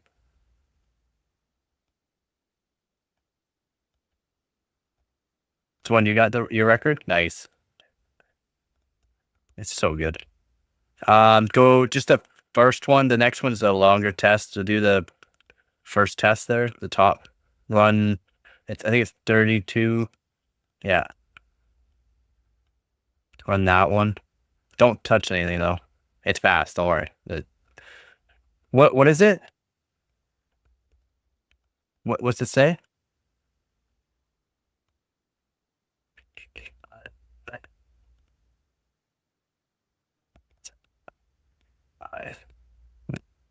It is good. Yeah, might as well. You can. It'll take what, maybe a minute? No, it won't even take a minute. Like 20 or 30 seconds. 24 cores. What I got? I did 1 minute and 41.457 seconds for my best one. I was at. Oh, I was only at 5.9 gigahertz. Oh, okay. Well, I wasn't even trying, I guess, apparently that day. What's your 32 though? Or what's? Yeah, go to the 1024. Yeah. Yeah, me too. Yeah, see what my best on that is. 28 seconds. You're gonna be like 25 or so. Or 20, yeah, 25, 26 seconds. I think yours could be.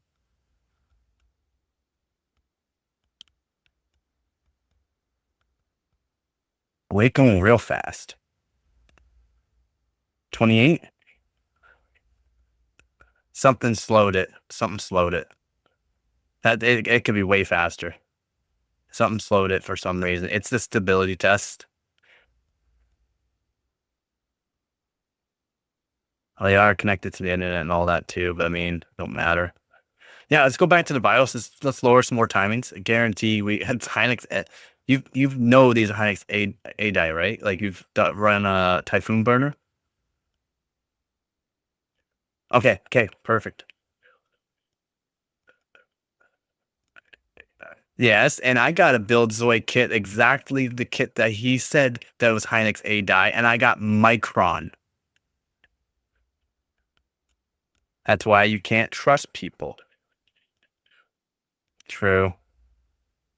Yeah, Strikeheart's an official moderator. He's been with this channel since the beginning, so of course I made him a YouTube moderator. He's here like every live stream, or if he misses it, he watched the live stream. What a monster of a CPU, though. An absolute monster.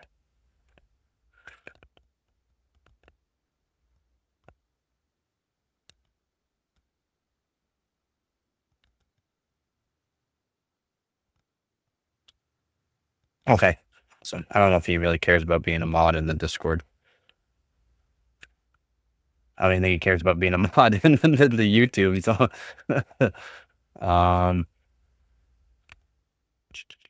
yeah, let's go all the way down again.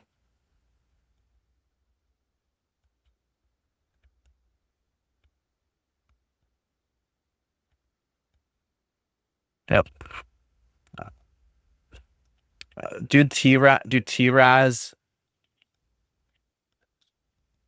You can't really. Your SP is nasty good though. 120. Your cooler points, insane, man. Your cooler points are insane. But your SP 120, it can, and it really doesn't matter if you know how to manually overclock anyways. But yeah, that means so it's good. So basically, his voltages for his CPU, you're looking at it. 120. Normally you see, yeah. Normally you see like 96 to maybe 110. The good ones are around 120 and up. A little bit 120 up. Yeah, he's got a good bin. He's got a really good. That's a good. That's not a good. Well, I don't know. It's a good bin. It's a really good bin.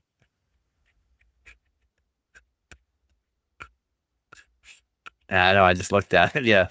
We can definitely lower the TRAS, TRC. We can lower the TWR. And TWR, I wonder if we can hit 40. But nah, we'll just do 80 for now for TWR, TRC. Could lower probably to 90, but we'll probably just get him to lower it down to like 120. Oh, where'd he go? He's trying to fix that and then he's gone. He's like, I'm out of here, dog.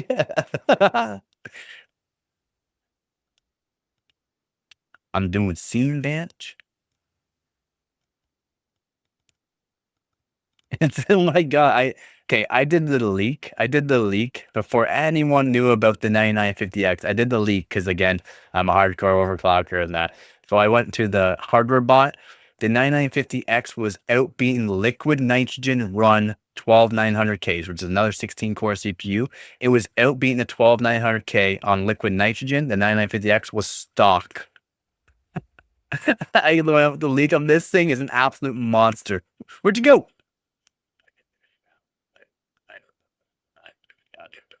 Your stream ended. Oh, to do things. Oh, okay. Yeah. I'm already on this day, so all right, sweet. All right, so your TRAS, you can do 80. Yes, it varies by CPU, and it's still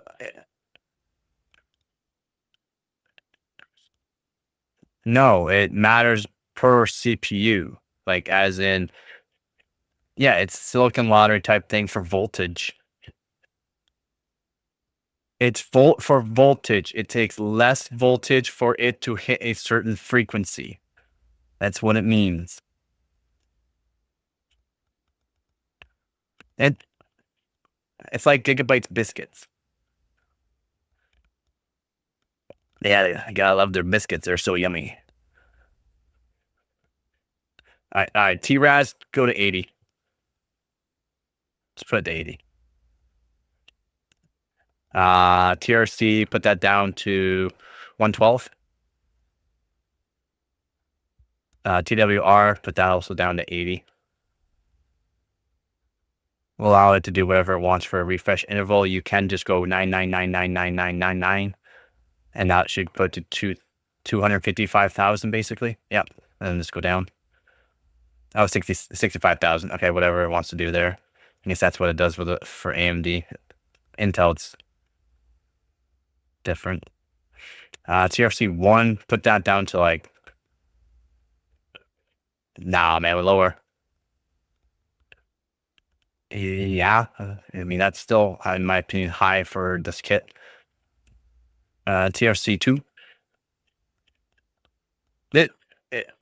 It is a 64. No, this won't change any kind of temperatures. Like as in it's Hynix A die, it doesn't really care about temperature for that. So we actually can't play with the timings too much, but this right here, we can still lower it just fine. You should be able to do 360 TRC2. Should. I'm not saying it's going to, but you should, no problem. And this right here, you can technically lower it down to 260, but do 300. And that lowers it quite a bit. Lower that just to 20. TRTP, just lower it to 20. No problem. Down 12. Down 6. Down TFA. You should be able to do TFA 26 or 28, but just put 28. See it should be fine. We should be able to lower this down to like 18, but we're gonna go to 26. Again, Hynix M die, by the way, TFA and WTRL we can go down to 16 on M die. A die, TFA, it doesn't like going too low. I would say 6. We're going to keep that 8 though, just in case. Read to read, keep it at 8. 1, it's 1, as low as you can go. I said we can go to 7 on this. We're gonna go to 9 for now. Again, 9. 20. Lower. 1. It's fine. Low as you can go. We should be able to lower this quite a bit. Just keep it where it is. Keep it where it is. Keep it where it is. Lower it down to 18. And there you go. It should be good. Keep those all. I'll let the board play around with those. You could go. Go to the DDR turnaround timings? Actually, go up to the DDR turnaround. Yep. Just want to see what it's saying. Read drift adjust PO and write drift of PO. Nah, don't even worry about it. No. Don't even worry about it. Let it automatically do it. See what it does there, and just do that. See how it plays. Yep, that looks good. Should be fine. I know these are higher intensity sticks, but still A die. It's just we can't lower too much time. It's too low on it. Just due to the fact it's high density. If it was M die, we can lower certain time it's lower, but mostly Hynix A die, we can lower every time and lower. It's just high density sticks don't like to get too low. I thought they were 1.45 volts. I thought I remember it being 1.45. They are 1.4. Perfect. Okay, that's fine.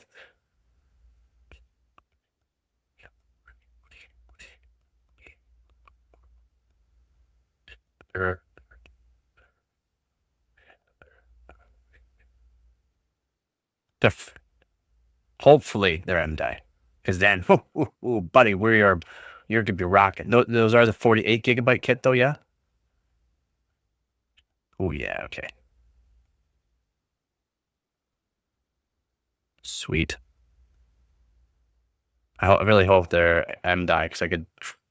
You got them working at 8,000, right? You're doing test. Okay. 82 on that board. Okay. Slight. Yeah, it'd be so slight, because you're decoupling it. As soon as you go past 6,000, you're decoupling it.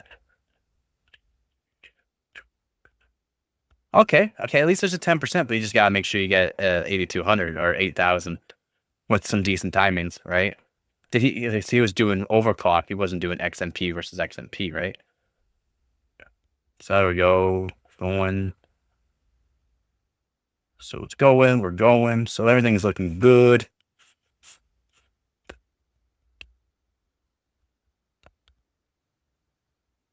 This should give you a few more points. I'm hoping you're hitting around 240,000, maybe, or 240,000 with this. In 7-zip, which you beat my record, I believe, at that. And you're literally having overclocked the CPU. I haven't even overclocked the CPU. That's insane. Looking at here.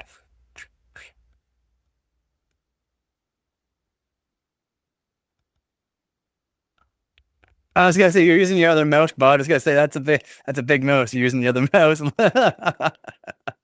I do it all the time.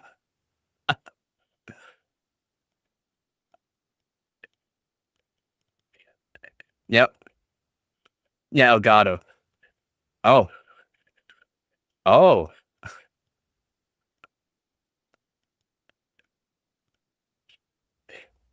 Yeah. Thing is, the right now, bridge, it capture like that. Okay. Gotcha.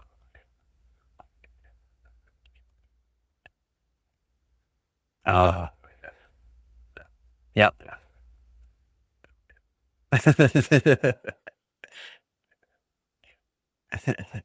Gotta love it.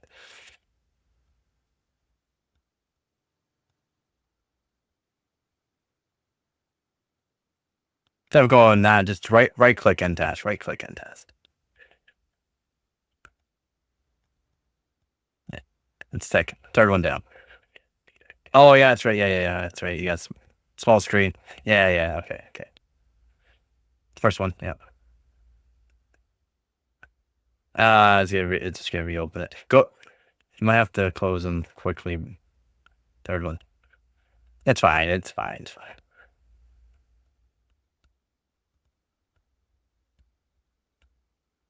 Oh, I usually disable that in BIOS for the Gigabyte boards. You can disable the in the BIOS so that way the ASUS or the Gigabyte stuff doesn't load up.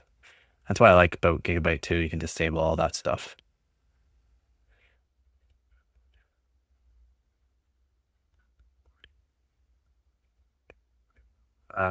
Wait, like they yeah, I remember. Okay. Okay. Aren't that nice? Listen, Joe, too many nines.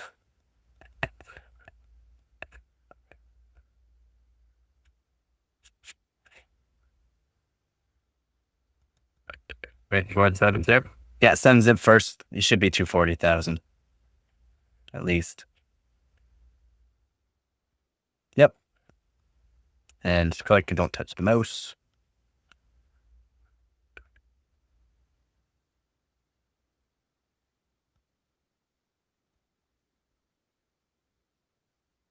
Dang, that's so fast, man.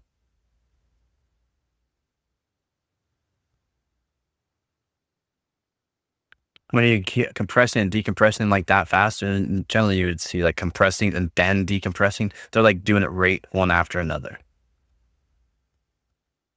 It's that fast. It's like, yeah, it does have some hiccups. Okay.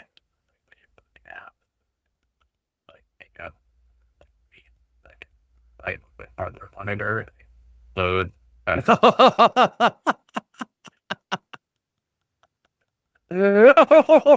my god! Oh, it's 260,000 from 239,000. 20,000 more points.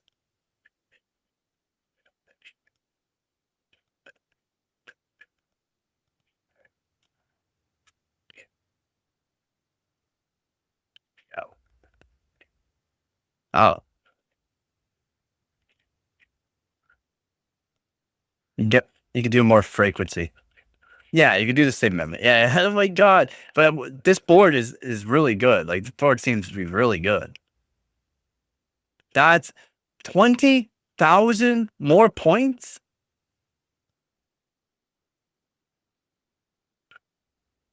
Simbench. You're gonna get a little bit more points than Simbench.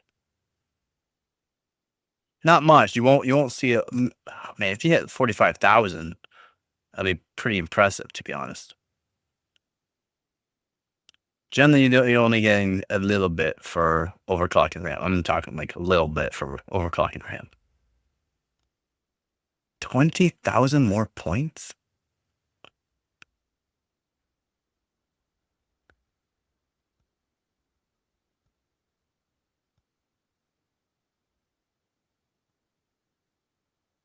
No. What? No, it did. What? Yeah, it went up, right? Yeah. That's 44,500. No, I thought it was at 44,500 and something. 45. It went up. What? That's going up. That went up a lot. Okay. I want to see your, God, I can't think because I'm still thinking about that score for 7-zip. Yeah, exit that. We're done with this. That's crazy. PY Prime. Sorry, PY Prime. Yeah, 2B.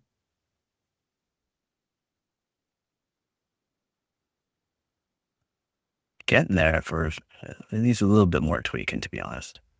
It's good. It's good. You can't say that's bad. That's almost almost a whole second faster than our last two in there. We're down 1.5 seconds from XMP. No clock. It was a 1400, yeah. Yeah. Good.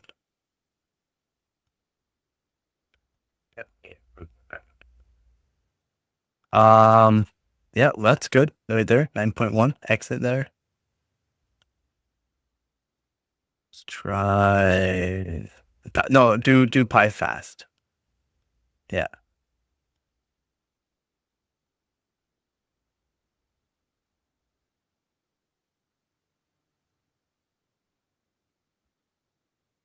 Pi fast generally just wants more CPU frequency, but if you overclock to RAM, it's good. Yeah. Okay, good.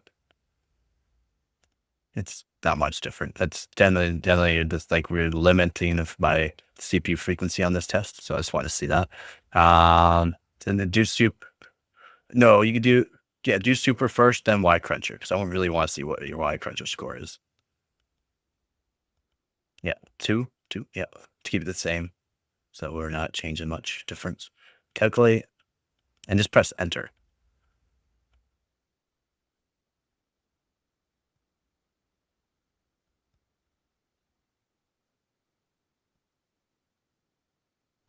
Just press enter. Yeah, okay. Cool. Yeah, it's good. We can get that down to what is it? 755? Not much different. Not much different. That's fine. We're getting close to what we can really do with the RAM for that. And just do W prime just because I really want to see the W prime because it will help W prime with the RAM time. It will help W prime.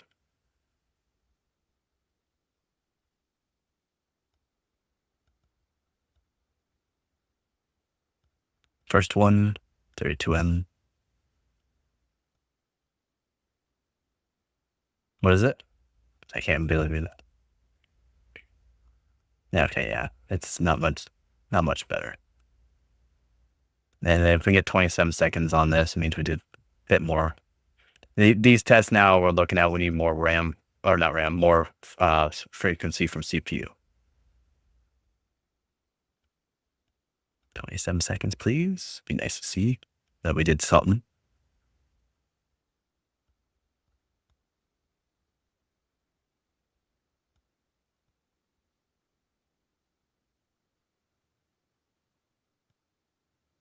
No. Yeah, no. Okay.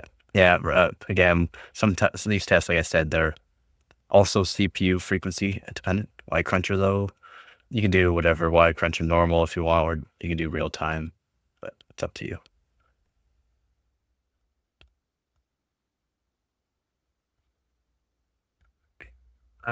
2.5B right off the bat. Well, okay.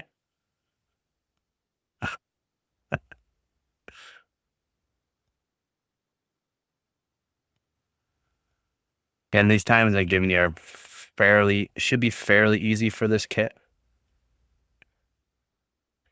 Even though they're high density A die, high density A dies aren't as good as the 32 gigabyte, but you can still lower the timings quite a bit.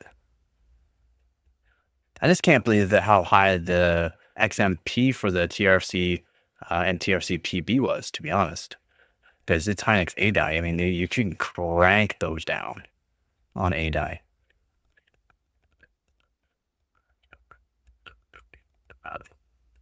Yeah, it'll be more boards. Nah, CPUs should be able to handle it, no problem. It's more, more board. I think you're right on that.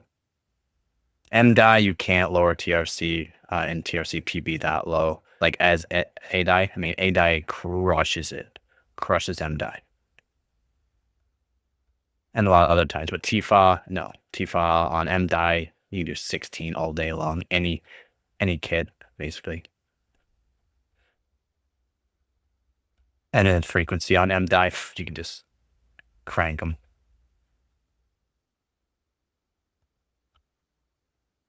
Yeah, he was playing PC Simulator. I just moved my coffee cup and saw that.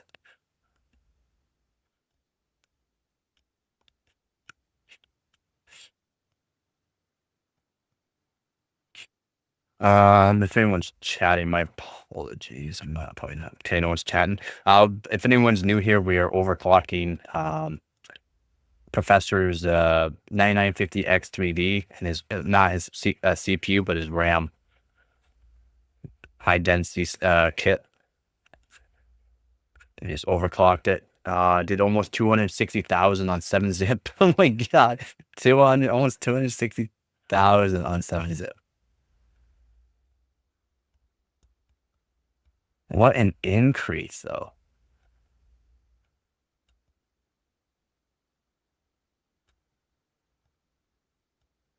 Come on, final bit. Come on, final bit. Come on, final bit. This is the hardest part. Let's go, baby. You got it. You got it. I believe in you.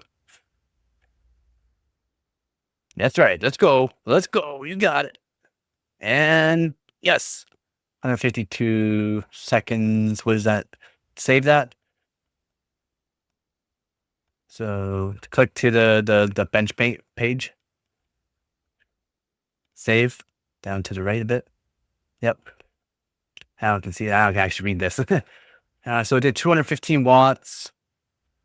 Only hit 68 degrees Celsius. Did max boost of max effective clock is what you're looking at. So 5.2. So you're over that's awesome. 5.2. 215 watts is crazy. Frequency, yep. Timings look good. RFC, again, we can lower that. Your TRC 700, we can lower that. It's like, we should be able to do 500, to be honest, but it is high density sticks. We're not going to go too far. But yeah, that looks really good, man. That looks really good.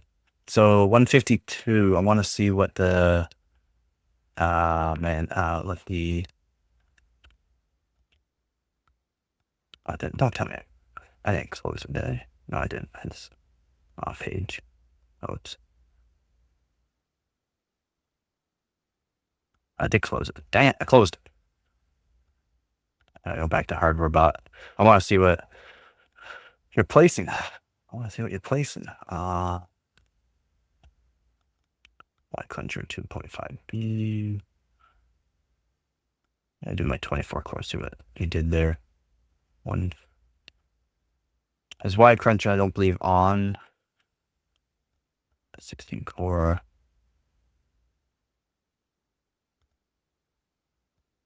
That's 2.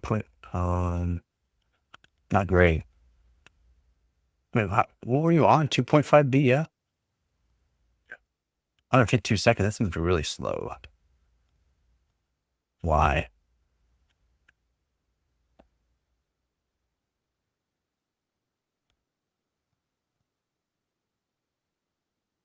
He should be around like no, not 30, but I put.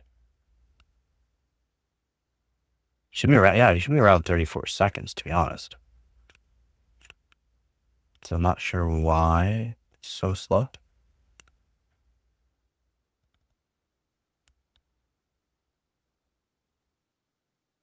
Yeah, well, that's 5.8 gigahertz. Hold on, they're really high. Yeah, just wait 1 second. I want to check out White Cleanser 5. Why is the frequency so high? 5.8 gigahertz.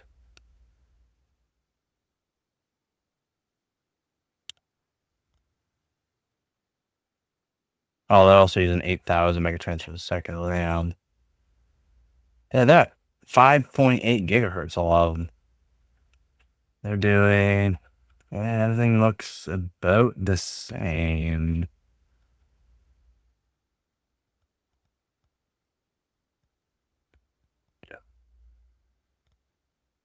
I don't know what.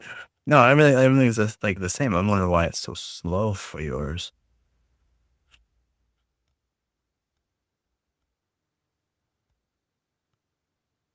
All right, and field 26, and 0, and okay. We could have just lowered some timing so low that it messed up the what's same. With the Hynix M die, you can lower some timing so low that it literally like breaks the board and like sets everything so low it doesn't even make sense.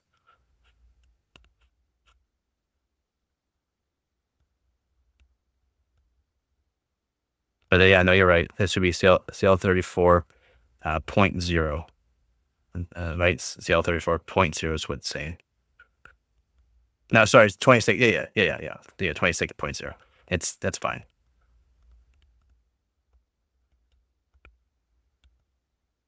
It should be at one timing, right? One command rate 1. Should be. We can go back to the BIOS to make sure. Because if not, then we're not technically getting the like the actual speeds that we should. So it could be way better. Like way better. Memory, check the timings, yep.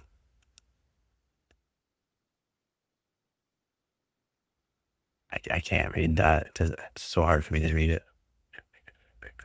No, it's fine. Just through the Discord, make it 720p. That's all.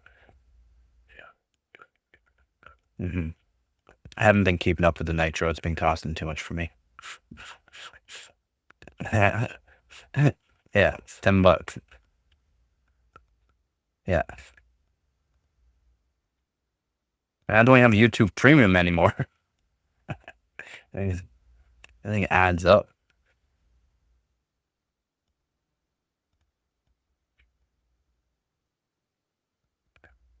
Oh, one.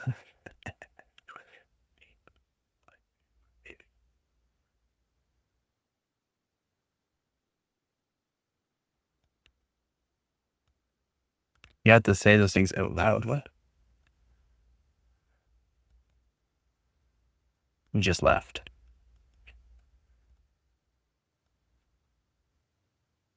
This CPU is an absolute monster, man. Like an absolute monster.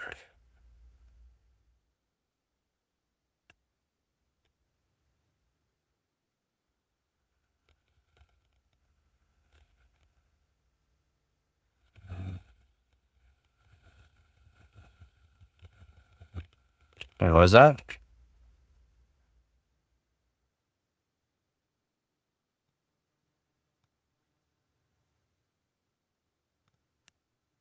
What do you mean?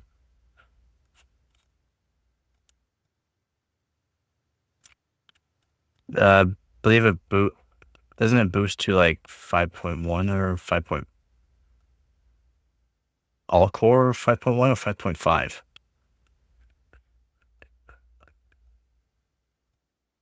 It said in there effective was 5.2 though. It's not your cooler. Your cooler is fine.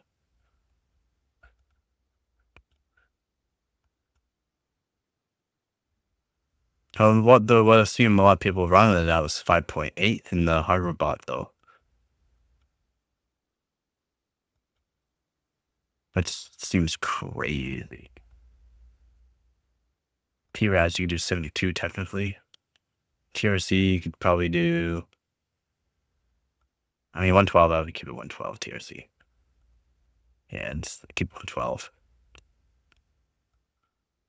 JRC 1 though, I mean, like, man, we can lower these. So I'm just not sure how far we can bring this down for this high density A die. I mean, you should be able to do like 500. Like no joke, you should be able to do 500. TRC 2. Yeah. TRC 2 keep it 360. TRC PB put that to 280.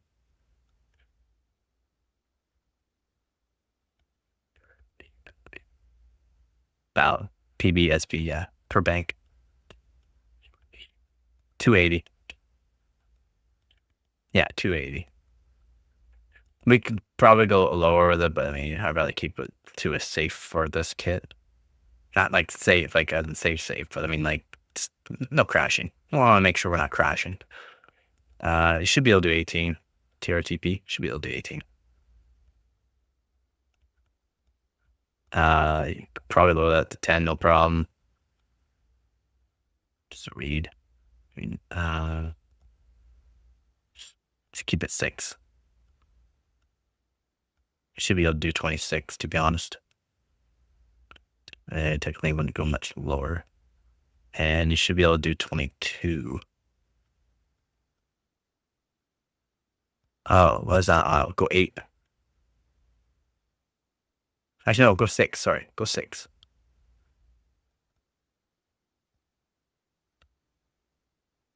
Go 6 as well.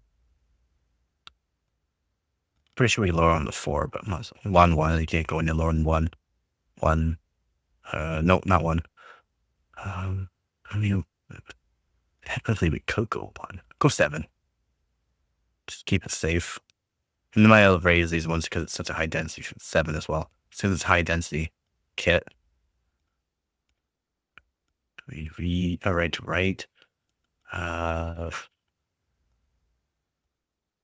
You could go 16. Just go 18. 1. Can't go any lower. ST should be able to do 8. Oh. Yeah, it happens. I do. Yeah. I know. I had to get used to my mechanical keyboard. It's so sensitive. 8 as well.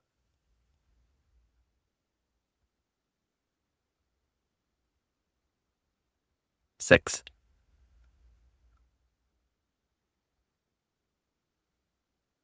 I want to go lower 18 just in case. And just go down. Let me just check some other things here. I mean, we could play around turnaround times, but I mean, the board will do what it can do for them anyways, generally.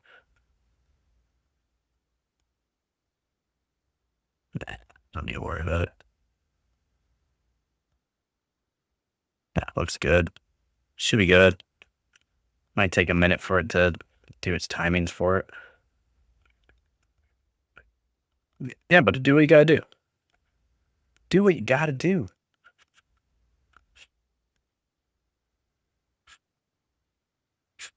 So, I didn't check to see if, the memory control should be fine. What up, Dink? How's it going, man? Oh, we're just overclocking Professor's RAM right now on this 9950X 3D. I'm gaining some points. Getting a lot of. It's not 7-zip is insane, man. That's absolutely wild. Where we started from, and we're already to like almost 260,000 points on 7-zip. That's wild. Please work, man. Please work. TRC, TRC 1, 2, and TRC PB or SB on HC's board. It's per bank. ADI goes so low. It's just these high density kits. It's an eh. Hello.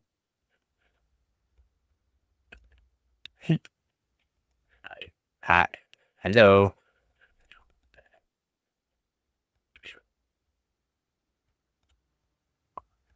The mouse.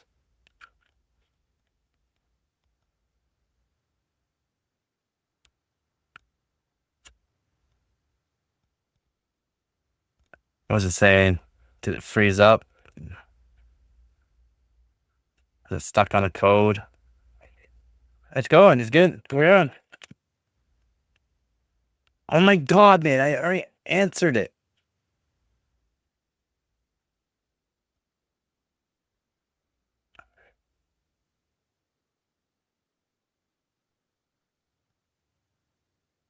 S. No, most of the time it doesn't. It just means that the voltage on a certain frequency, and you have to be able to do it on certain boards too to get it correct, is it lower Lower voltage for a certain frequency. That's about it. Just means you have a really good CPU for voltage. Does not mean it can do anything better. Just means it has a lower voltage. Yeah, it's nothing you need to worry about. Especially if it doesn't matter if you don't have a good cooler. But as you see, did you see his cooler points? 165. 165. Crazy cooler. Nope. Yeah, I got lucky with my 12600K. It has a crazy memory controller on it. 8200 on my board, or on my 12600K. I get 8200.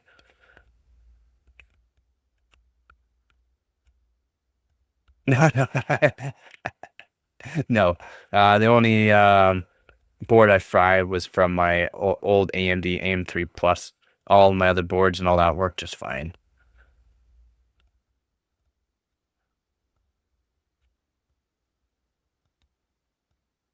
No, I haven't destroyed any. I haven't destroyed any CPUs. No, I cracked the 12900K and the 13900K F dies with the direct die. I tightened it too much. Yeah, 13900K F and my 12900K. Unfortunately.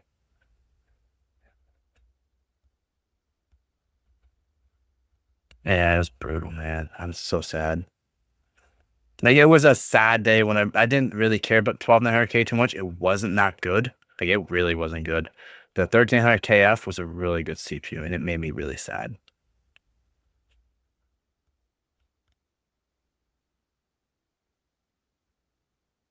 It's so fast, man. It's so fast. 262,000, please. Or at least 260,000.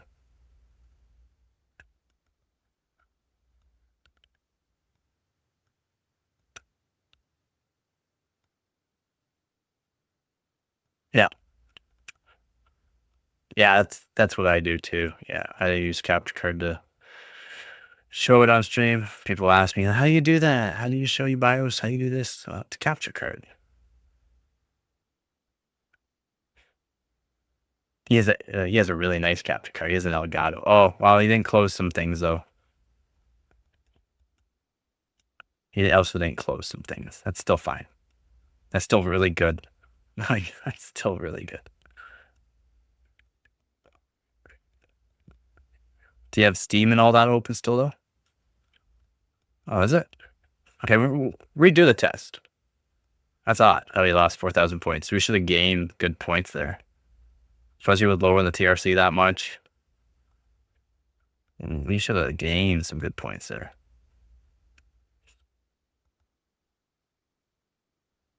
It's kind of odd how we lost some points there.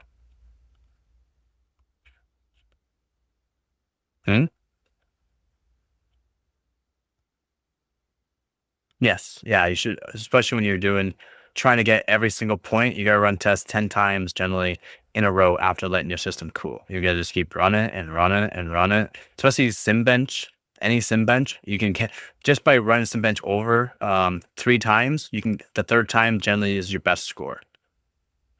So just rerun SimBench 3 times and that would be your best score. 200, I knew it. 260,000. I knew it was gonna be 260. That's insane, man. Who's talking? Mine? Do you want to get banned from this channel? You do want to get banned from this channel. I knew it was you.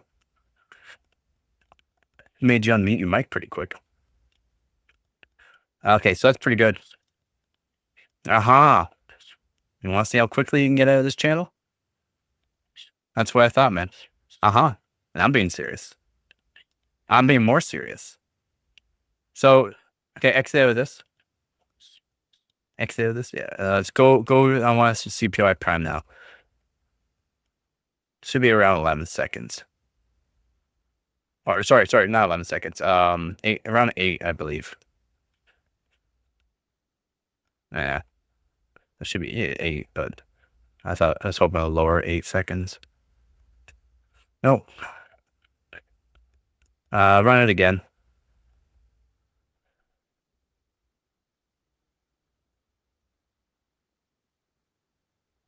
Oh, sorry. We also have to check to see what cores you better core too. Because it could be changing cores too. Yeah, it's gonna be higher. Thought so. It's just changing cores. That's why it's not using the same core every time. So just exit that. That's good though. Still really good. I mean, the only one we can really do to check another score, Super Pi. It's really the other ones are really frequency dependent, unfortunately. Like really frequency dependent. Affinity 2. Just to keep the test the same. And enter. Nah, right around the same. Right around the same, which means we're basically at the limit of this RAM kit. Yeah. Wow. I mean, yeah, we're basically at the limit of this RAM kit. We need to raise the frequency of your CPU now. Until we get, you can shield out this RAM kit somehow, then maybe lower everything more, but I don't think we're going to be able to do much more. Just because it's such a high density kit. This is crazy.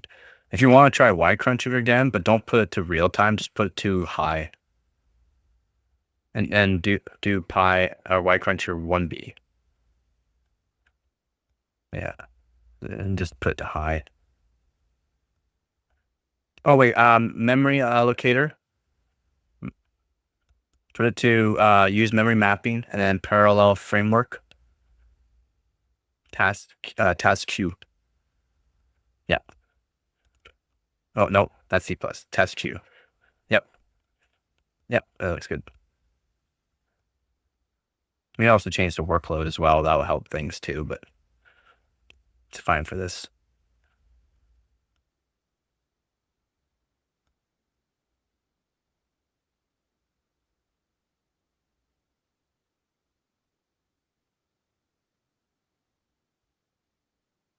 Geese. 21. We'll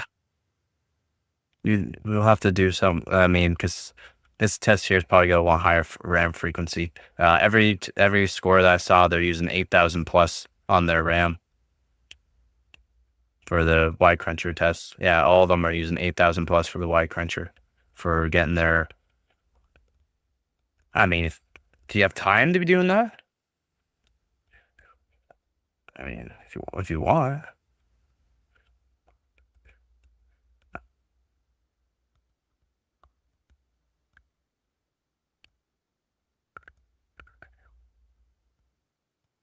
What was that?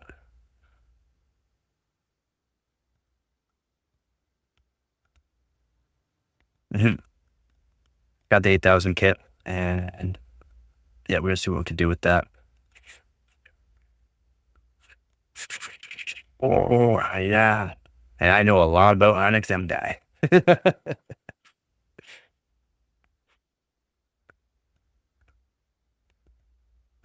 Crazy. Yeah, he has a lot of RAM kits. He has more RAM kits than me, which is insane.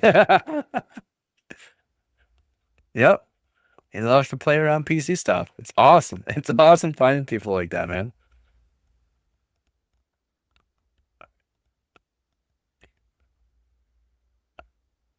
God.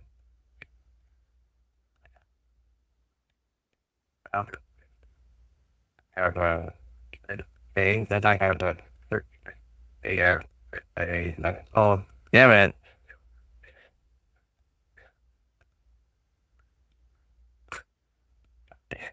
If you know what that is, yeah, it's huge radiator that you can put in like a window, basically. It's a huge radiator. It's huge.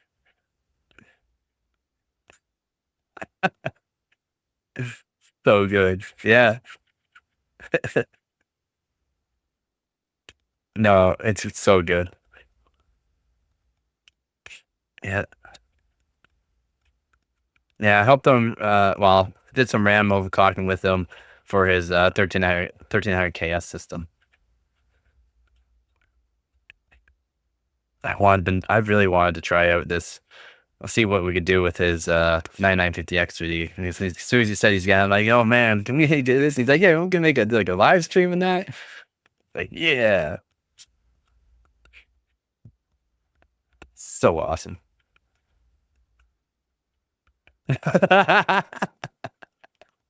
Well, you can do whatever you want now. All right, I'll be right back. Yeah, that'll set up and I'll be right back.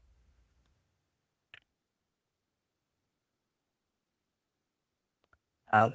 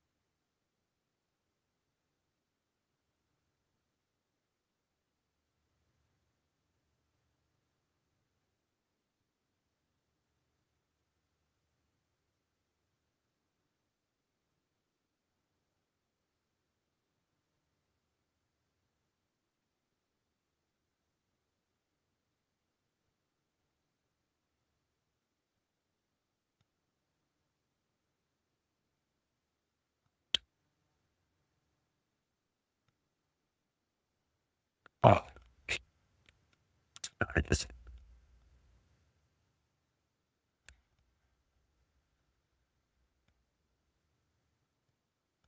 All right. Yeah, I hear you. You're just fine.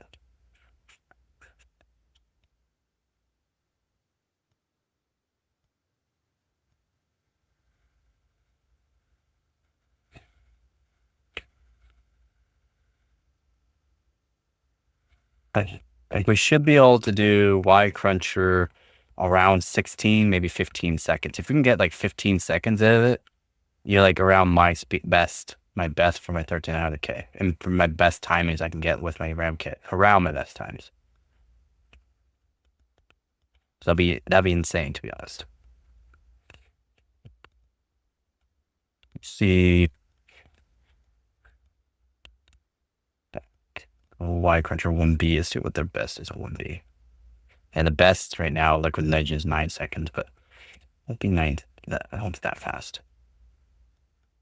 Pretty sure we can get it to 11 seconds. Oh, their frequencies are pretty wild. Yeah, we can. We can get it to 11 seconds.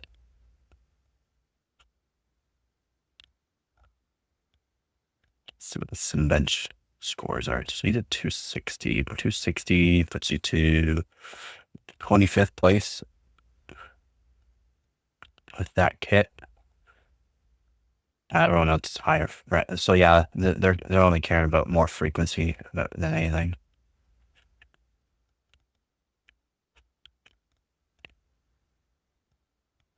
Awesome. Overclocking. It is, yeah. All of them are overclocked. 5.5, 5.8 gigahertz, some of them. 4,000. No. And let's see.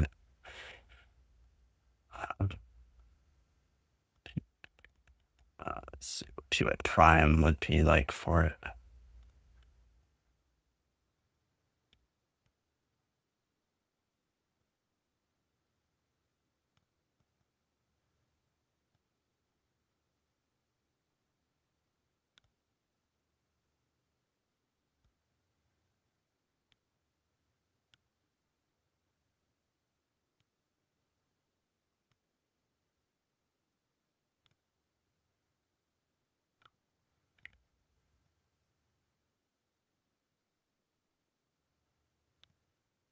I wasn't paying attention. I'm not paying attention either.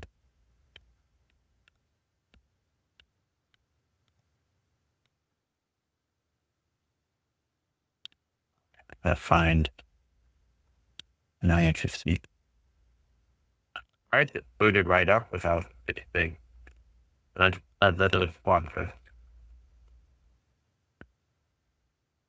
It probably just quick on it. Probably might have had some things still saved into it to use the kit before.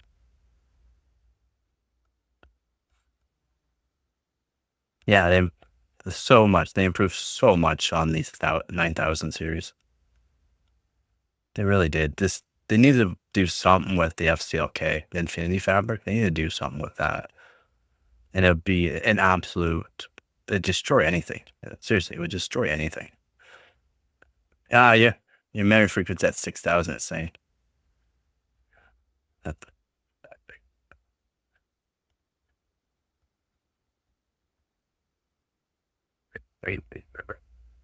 Oh, to save them? Yeah. Should be in tool. Should be in tool. Oh no, go exit. Exit. Sorry, exit. Yep. And then it's oh, it's not. It doesn't have it on that. You have to go tool then. It'd be in tool. Yeah, tool. And it should be ASUS user profile. ASUS user profile just below the BIOS cube dash down.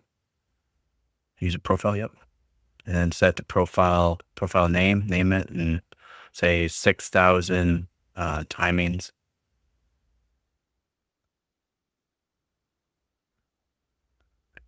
No. Go profile name. No. Profile name. Yeah. 6000 CL26. That way it'll help you remember. And profile 1 or whatever you want. Whatever you want. Then save, yep.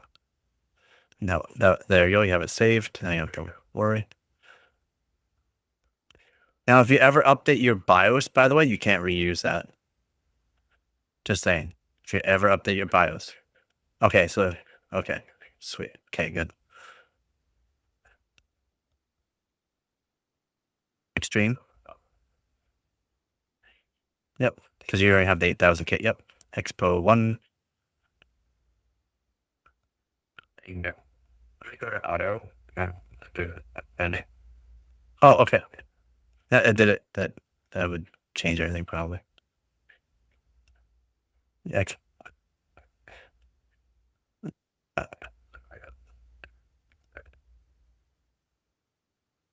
Yep. Should be set it all there. Should. That's crazy. It loaded that profile up though on that kit.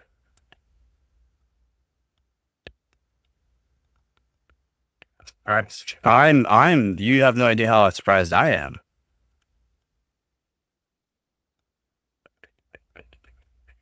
We have probably crash. Those are high ADI type timings. Was man, I haven't seen you. What up, OCPC? It's been a while, man. Been finally warm up there. It's been cloudy, but tomorrow's supposed to be nice, and then the rest of the week till next week is supposed to be rain. So been doing pretty good though. How you been, man? We're just overclocking Professor's 9950X3D, his RAM. We're just overclocking that right now. We're just switched out the RAM kit if you wonder what we're doing.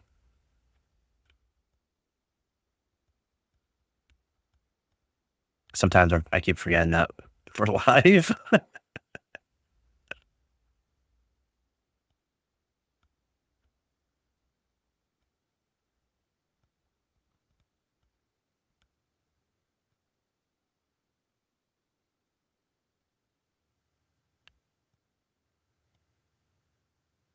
Yeah, it's gonna take a bit now because it's got to redo a whole bunch of stuff, right? Oh, did okay. Wow, so it really did set those timings. That's crazy.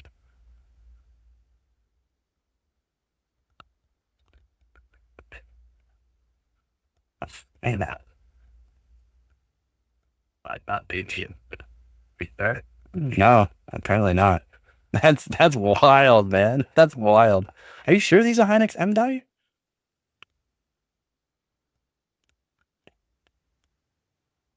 And again, it's not always a guarantee.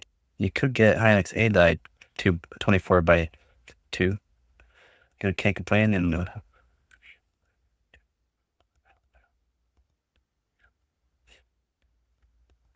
yeah,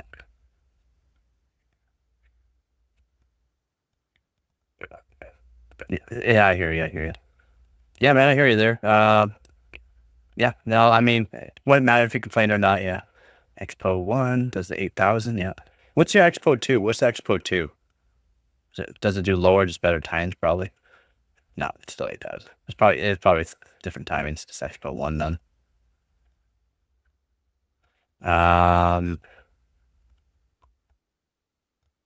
You get episode case 2000. That's good. Yep, go. Let's do it. Let's do it. I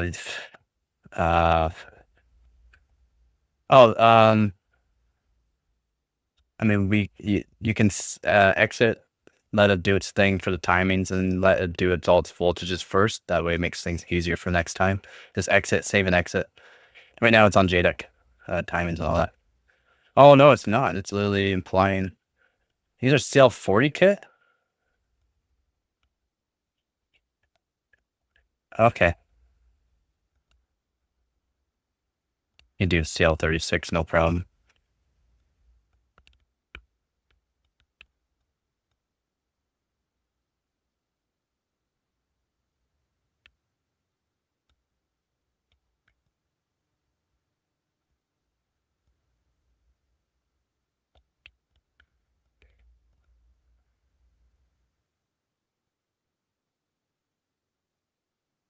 And 1.4 volts is just fine for what we're gonna do.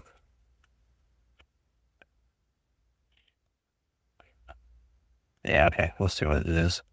GPU hype real. I've been wanting to ask you because I knew you would. Yeah. I mean, GPUs are brutal. The performance gains that we're seeing this year is not that good. And the 5060 Ti is more disappointing than I thought. Again, I did a low overclock from my 3070 Ti, and it matched the 5060 Ti, a low overclock. And it's not even performed the same as a 4070, which is brutal. 36. 36, Castellane 36, yep. And then RCD, gotta do 44. 44 next one. And you should be able to go like 40, but do 48.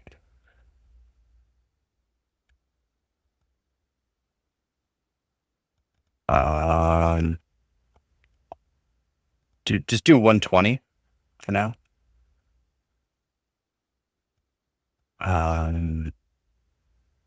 Leave that. That should change by itself. And you can crank that out if you want again to like the 65,000 if you want. Yeah, doesn't really matter. Look at the TRFC. Oof. You should be able to do 900. 8,000 should be able to do 900. 800, no problem.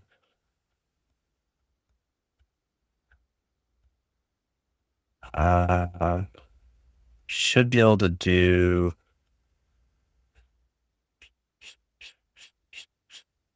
I mean, you should be able to do 560. Do 6. No. Yeah, do 600 for now. I mean, 18 looks fine. 10 looks fine. 6 looks fine. 16. 16.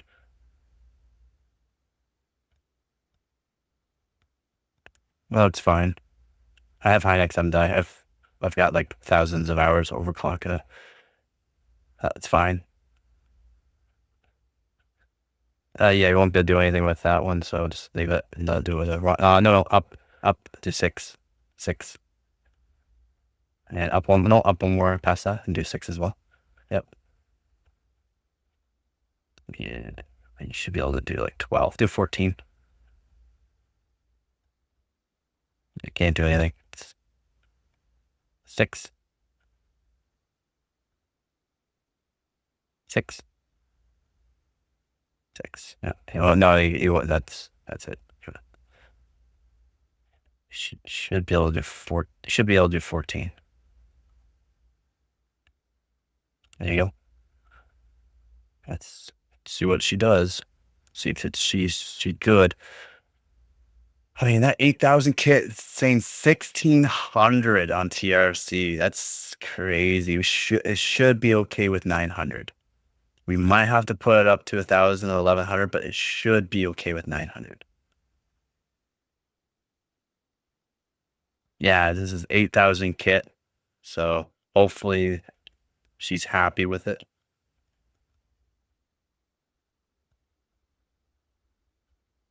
Should. It's more, the only time is I'm worried about are the TRFC. Just because it is 8,000. Generally have to put it up a lot higher, but I mean, just seeing what the 6,000 did for it should be good. What I can do with my kit too is about that for 8,000. These are about the times I could do with my 8,000. It's not stable on mine by any means. It's not stable.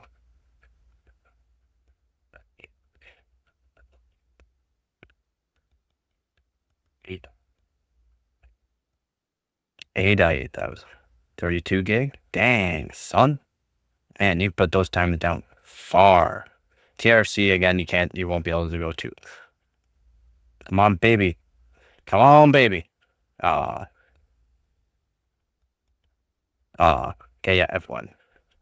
Dang. I was really hoping. We're going to have to raise TRC up to, we're going to raise it up to 1,100.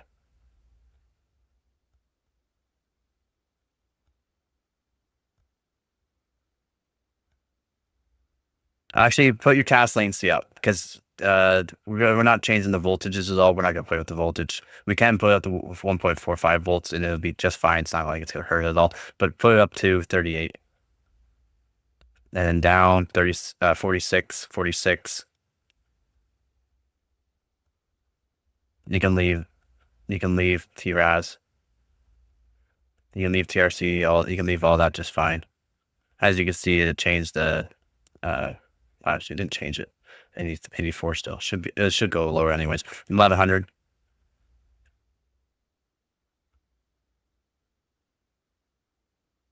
TRC 2. We're gonna put that up to 900. And then TRC SB or PB, we're gonna put that up to 700. And she should be just fine. And that's it, yeah. The timings that I put in for secondary timings are just fine.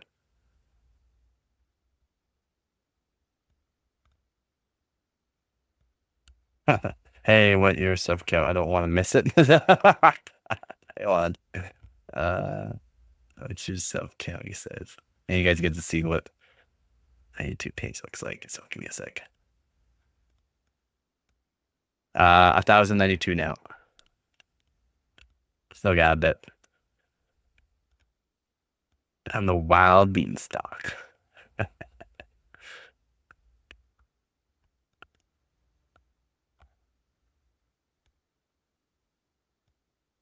I haven't actually used Hynix ADI myself. I've just done so much research and talked to some top overclockers about ADI and just know what to use for ADI. Come on, baby. Come on, baby. Yeah, I need to get some ADI. I only have MDI and a bunch of Micron, sadly. I bought a kit that BuildZoid recommended and I got Micron. That's supposed to be ADI. It's crap, man. Crap Micron. I mean, it's better than the original Micron. The original Micron's crap. This Micron wasn't bad. I did get the 5600 kit to 6,000. There's a 5600 CL46 kit, 1.1 volts. I got it to 6,000 CL46 1.1 volts, which is pretty good. And then I did some more tuning on it to 6,000 CL36. So I lowered the cast latency quite a bit, but it was also at 1.35 volts. And I couldn't lower the cast latency anymore, no matter what kind of voltage I put into it. I didn't want to put more voltage than what it really needs. Micron's kind of weird that way. Plus, there's also hard limits on some RAM kits, and that one probably has a hard limit of how much voltage you can put into it anyways. Yeah, but I love RAM. RAM overclocking is so fun. Just give her.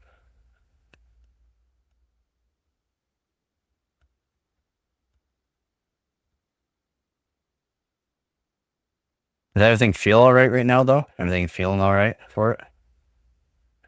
Okay. It's the main thing, too. It feels good.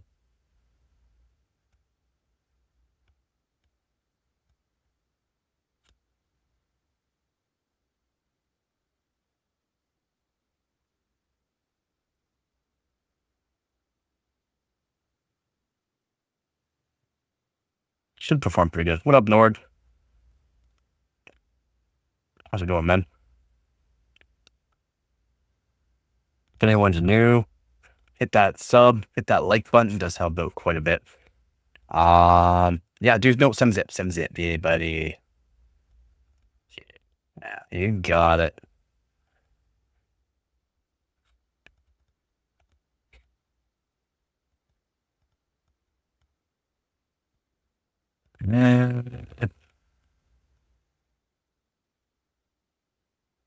It's not as snappy as you can see that.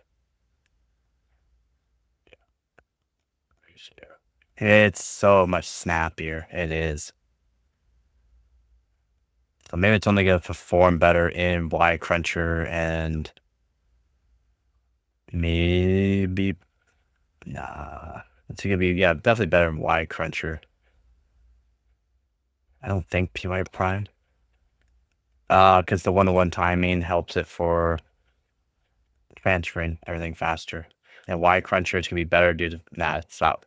It's 8,000. We're going to have to work on the timings, but timings I gave you are pretty standard for it. So that one-to-one really does help it. Yeah. Maybe we can work on the frequency too. Because you said the build, so I did 8,200. And it was giving more performance too, so. It's by 10%, okay.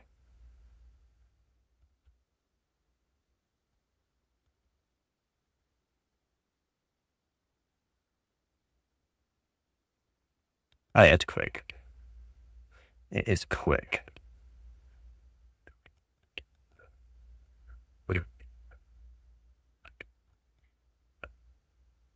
Right. Wait. Yeah. Not much. Not much better there. Save it though, because I want to see the frequency. Everyone else is at around like 5.8 gigahertz. Yeah. You're at 5.4 max effective. 64 degrees. That's so awesome.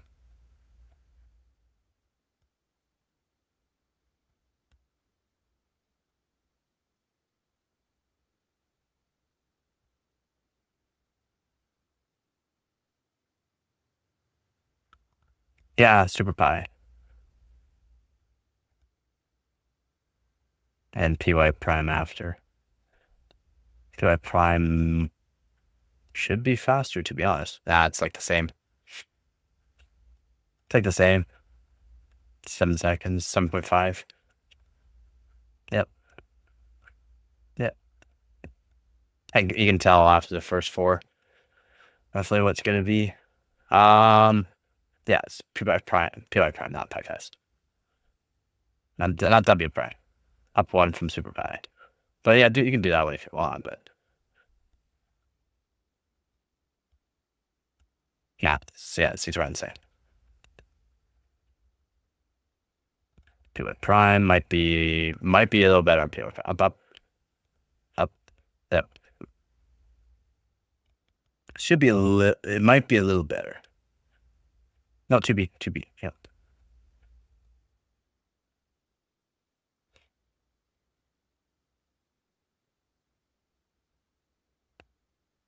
I don't know what that first number says.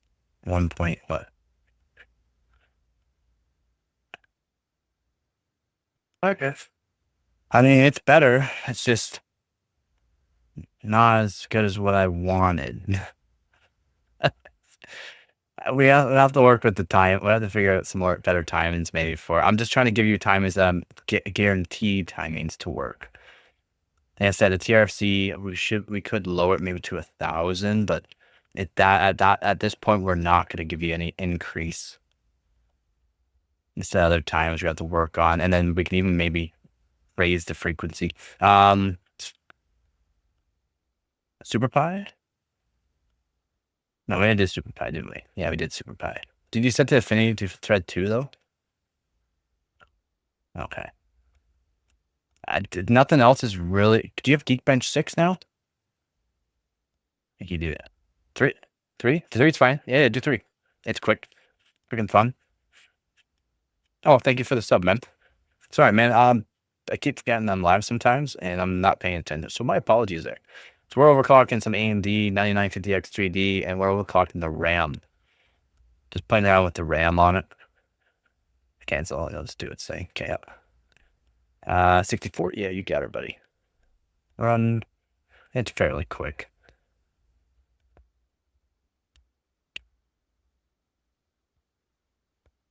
If anyone's new to the channel, welcome. We're just overclocking, like I said, AMD 9950X 3D. This is Professor. If you guys want to know about, more about PC hardware, the servers, home networks type of like really cool systems, the Discord channel is the place you want to be. Also do have a Patreon page, TikTok, and Instagram as well. And don't forget to sub and like the video, please. It does help a lot. Main way above my pay grade. I learned again to narrate my chromosomes. How smart you are on clocking every time I tune it. Yeah, thanks, man. Yeah, this is what I do. This is what I do. I'm a top overclocker in Canada, and I've worked with a lot of things, so I got a lot of things stored in my head for overclocking. That's pretty good. Hold on, I want to see what they're saying in Marks.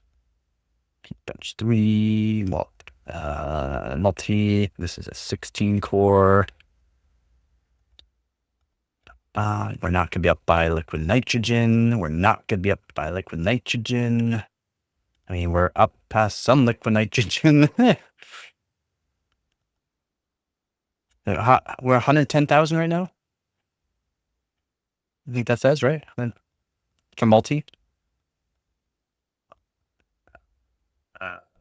110. 118? Dude, no way. 118? That puts you 84th place overall in the world, beating out liquid nitrogen runs of 7950 of 5950X. 7950X chilled. You beat liquid nitrogen run 1300 KFs. A lot of 5950, but you're beating a lot.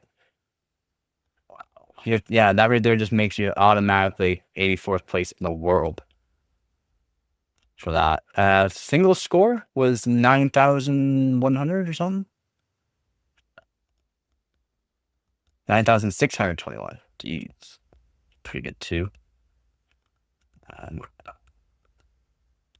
then we got single core. Oh, I don't want that. Single core. 1,000. And that could be better. 600 puts you top 157th for single core, which again, these guys are probably doing you.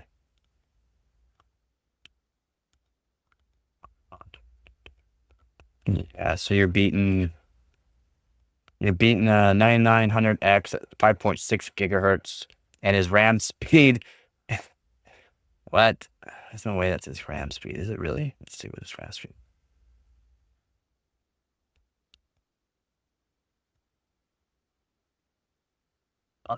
6,000. But wait, can you hear me? Okay. We'll have to see. Well, your 6,000 kit might be better for a single core. But also, you're not boosted up to the frequencies these guys are at either. They're overclocked CPUs too, which is helping single core. Can you? Are you still on it? And I'm looking. Are you still on that? Or are you restarting? I can't see you. It's like you're loading. It says. No, it's not showing. Stream failed to start. Having issues with the stream. Oh, it's a Discord thing. It's a Discord.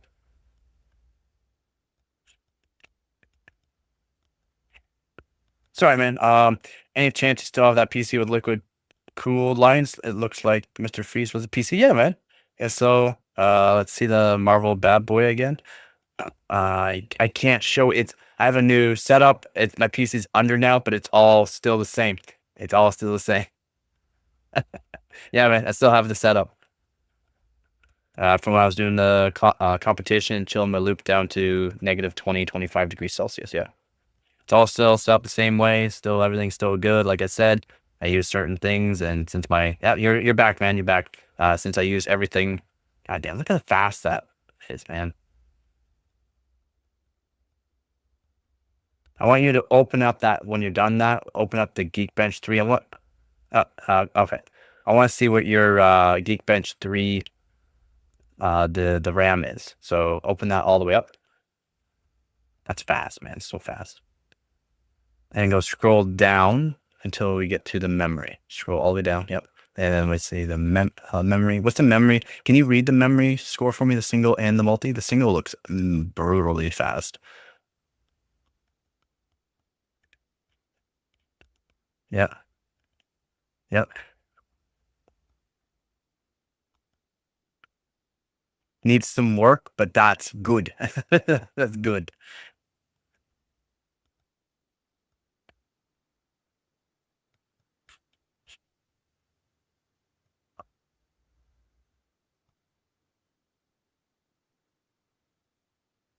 Yep, back to BIOS. Might as well go back to BIOS, and then we'll lower some time and some more. Yeah, so it could go down to negative 50 degrees Celsius if I can get that cold.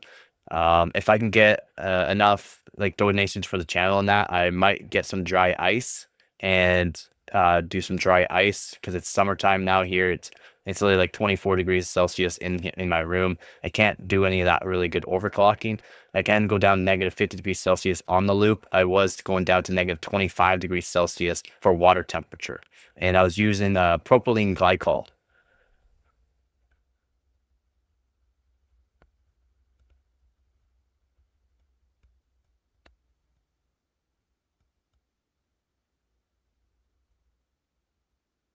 You just gotta make sure your seals are EPDM seals, though. If you don't have EPDM seals, you can get EPDM,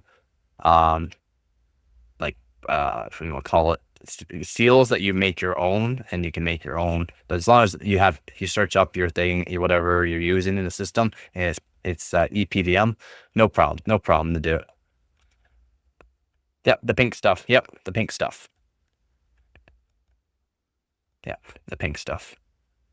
The bright pink stuff. In TRC, we technically could lower. TWR, though, we can go down lower too. So do 100 TRC 100. We should be able to lower. We should be able to do like 80. TWR, you should be able to do 80. No, 80, no problem. I can't believe I didn't switch it to lower after we did some of those timings. I mean, technically we could go lower, but I mean, that's fine. And we'll just skip a bunch of here because we're not going to be able to lower TRC 1 and 2 much more due to the fact that we're such a high frequency. So go down. TRC PB, do 620. Up one, yeah. Do 620. It should be fine at 620. We're not too far low for per bank there. And TRTP, we're not going to lower anymore. TRD, could we do 8? Yeah, do 8. Do 8. We do it. We know. Well, do it. No, that's fine. That's fine. Keep going. Can't lower it any lower. Can't lower it any lower. Can't lower it any lower. Can't lower it any lower.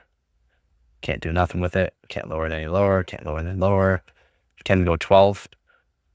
That's basically as low as we can go. Can't do nothing. Can't.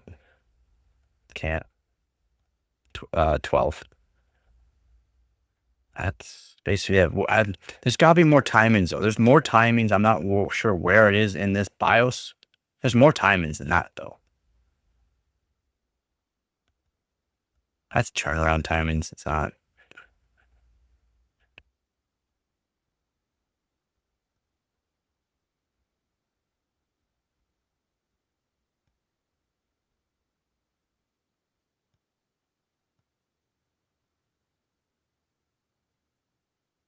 No. No, I just wasn't talking. I was thinking, I was like, man, like, because I know Zeus has different naming schemes for something, but timings themselves are basically, you can't change the name of the timings. So that's about it. That's all we can really do. Unfortunately, we can maybe raise the voltage to 1.45 and then raise the frequency. Or we can just try raising the frequency to 8200 and see if it works. But generally, no, you'd have to. The cast latency already is insanely good. 38 at 8000 is good.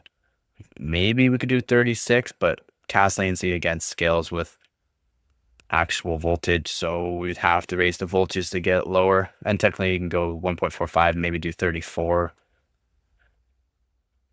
But I mean, at 8000, this is insane. This is insanely good. Like, it's crazy how good the AMD has done for RAM overclocking. It's insane. It actually is. And you also got a really good CPU.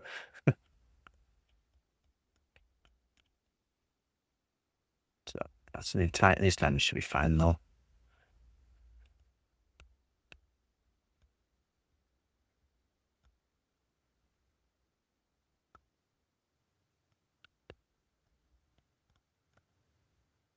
Come on, baby, please.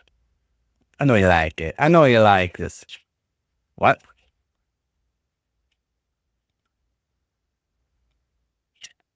Oh, a flow sensor.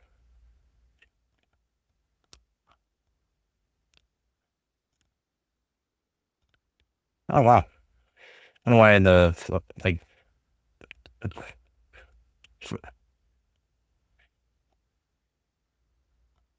Mm,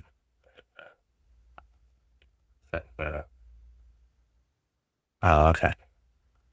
F1. Dang. Okay. That would be the TRCPB. We have to raise that back up. 620 to let's do 680, I guess. Unfortunately. Nah, your TRC and TWR should be fine. Yeah, 680. No, that's it. It's just because we're at such a high frequency, we have to raise these up. It's M die, can't go as low as A die. Remember that. So that should be good. That's everything else should be fine. Everything else should be fine for it.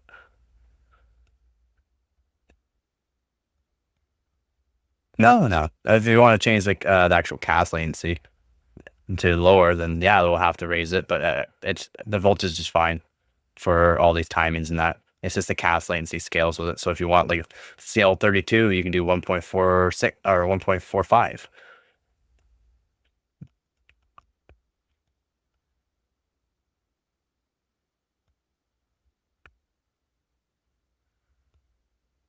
It should be happy with this.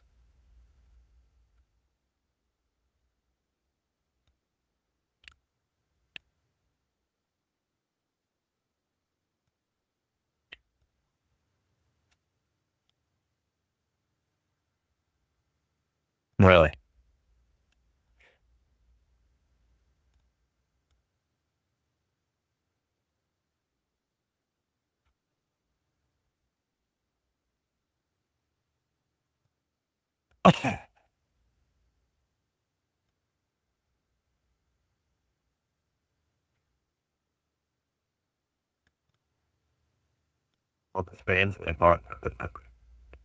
Yeah, the double fan. Yeah, double fan. Double fan's nice.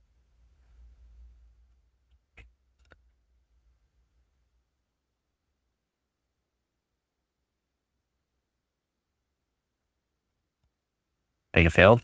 See, that's why I like to look at the codes when I'm doing it too, because then I basically automatically know if it's failed or not.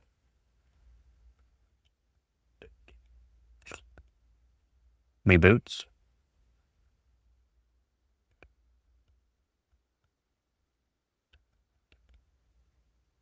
Yeah.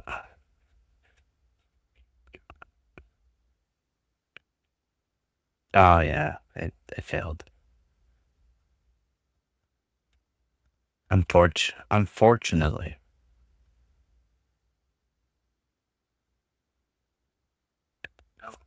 Uh,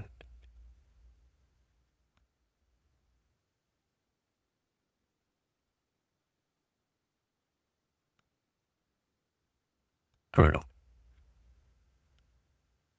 Yeah, they're good. Those kits are really good.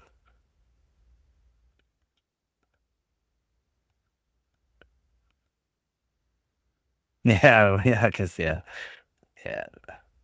decoupled it, and then yeah, for some reason they can. I even watched that Buildzoid video that mine actually put in.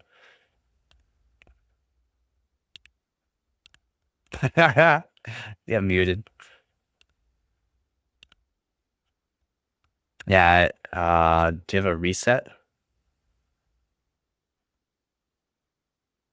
Clear BIOS type button, because I guess we have to set it so that way it only redoes itself 2 or 3 times, so that way it doesn't keep looping. Generally, these newer boards they only boot loop a few times and then let you know if it works or not.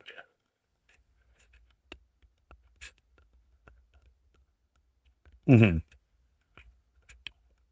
Yep. So that wouldn't be the TRFC PB that per bank SB per bank. Um, Timing that we changed. Yeah, no, even putting 700 is not gonna help us. Probably TRC and TWR. We'll have to raise those a bit. Yeah, dang.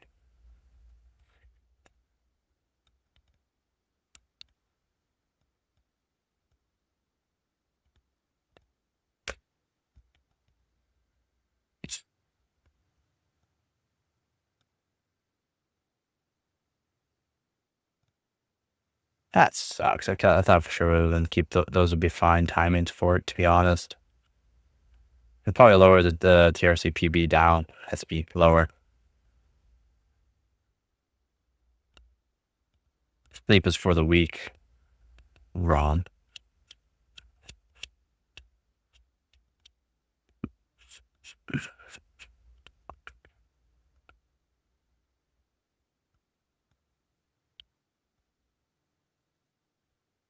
Fine. Fine. Me too. I don't know. Yeah, I find it's way nicer layout for it, to be honest.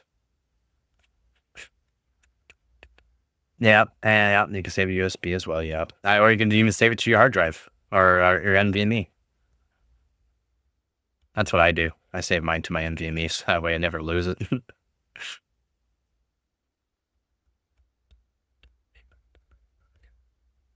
Yeah, for MSI. Yeah, yeah. Some people like that actually. Makes it easy.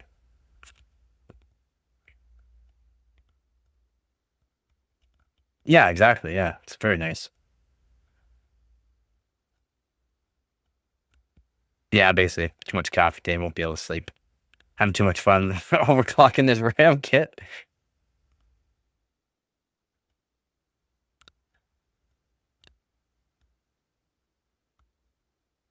Really good. Yeah.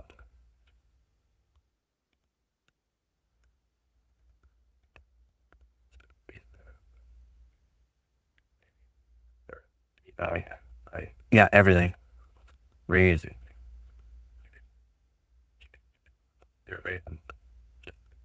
Yep. Be happy. Yeah, I could have to. Unfortunate. Very unfortunate. First time during this testing. Oh, that sucks. That just shows I'm not that good. My apologies.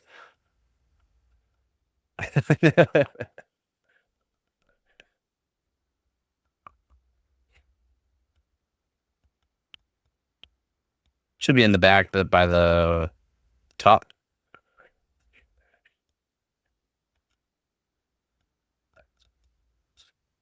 I don't know if they're upgradable there. I'm not a laptop person, by the way. If you don't know, I'm not a laptop person. I don't know much about laptops. Last time he passed out, forgot to turn it off. Yeah, well, I streamed for 26 hours straight. Pretty sure a lot of people would have passed out, but I still apologize for passing out. I mean, I was up for quite a while. Yeah, I'm sorry. I know, I'm so sorry. Yeah, with 300 hours watched. I mean, I've done better for a shorter stream, but 300 hours watched. I've done like 2,000 hours watched this week, so that's really good.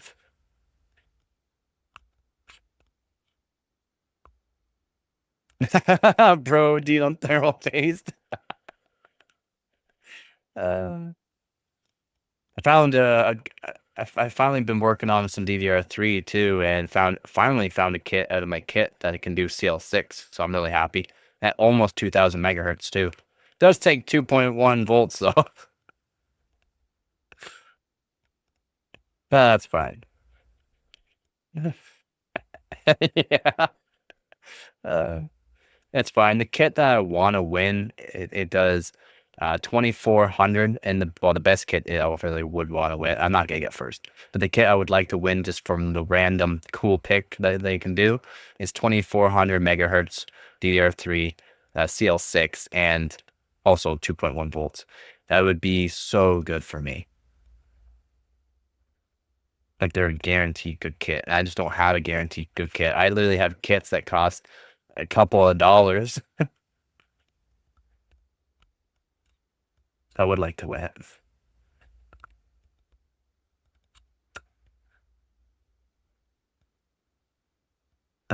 Extreme tweaker. Wait, what? To do a what?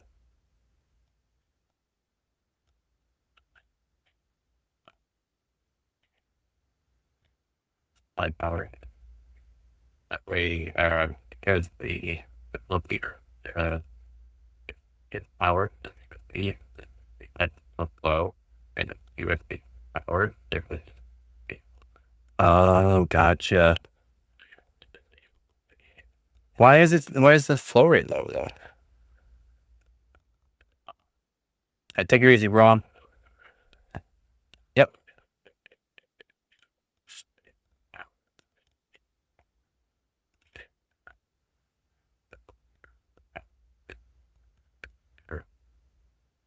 Uh,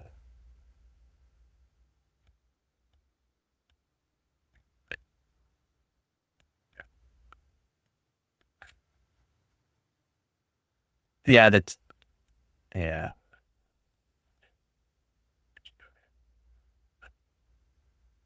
Uh, uh, bear with- something to do with this. Wait, the other I am both and like one OLED display and and a flow rate, vividity of water, like water temperature, water quality. This part is not that it right. Set the alarm on the flow leader, and then put a for off, then it direct with the water pumping through, then the alarm was off. So for figured at night budget, forever. Or it might disable the power to be and power to okay.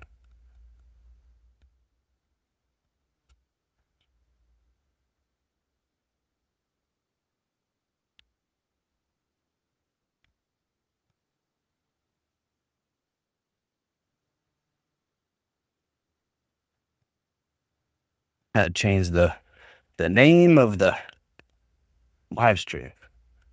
9950X3D overclocking RAM to 8,000 plus. So let's see if we can do 8200.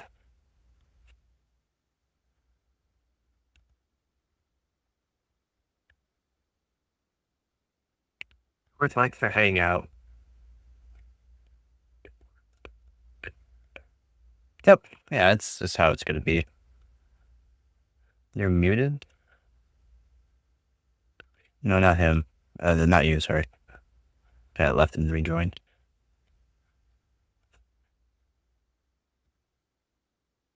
Yeah.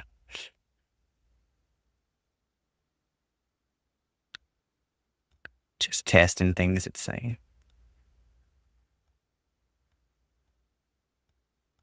What board is that exactly?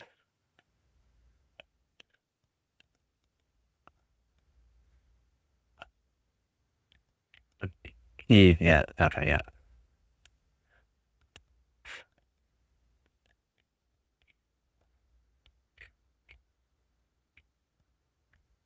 Okay.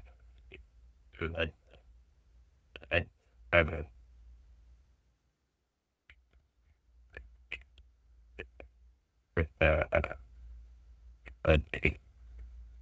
Oh, wow. Hmm.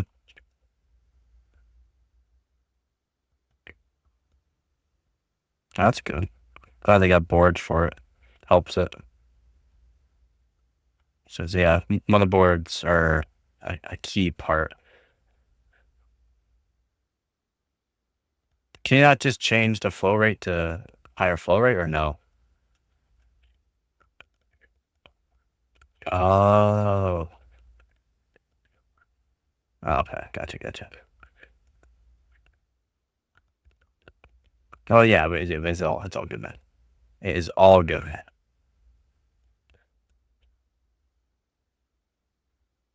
Let's set everything first, XMP.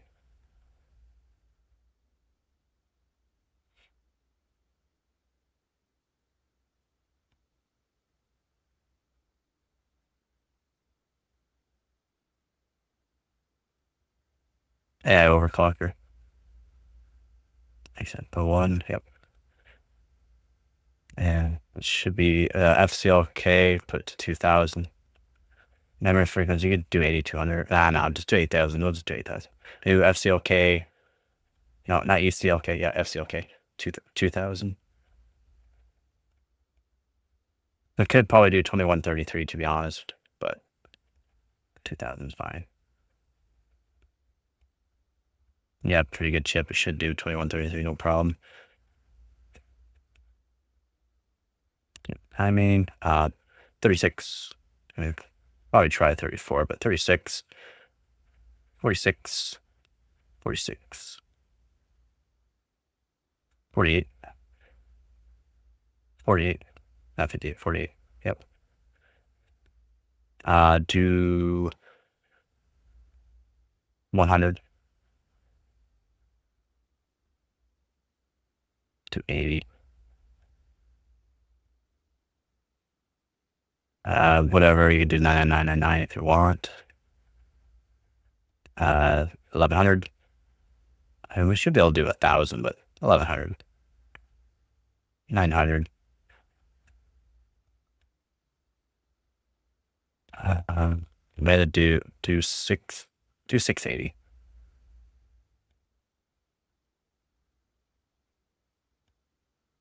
18. 12.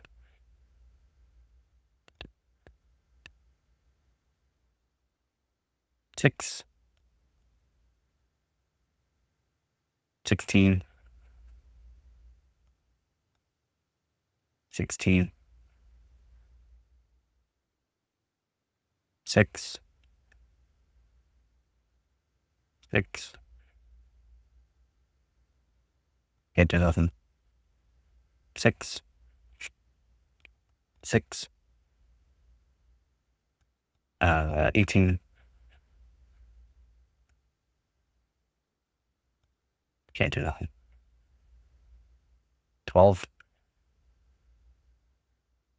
12. 6.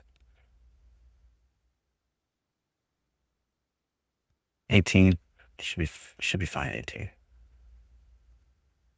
That's it. I mean, no. The last, no. Actually, keep it at 18 for now. Try that hedge. We could do 16. We'd right there. Could do 16, but 18's fine. That looks good.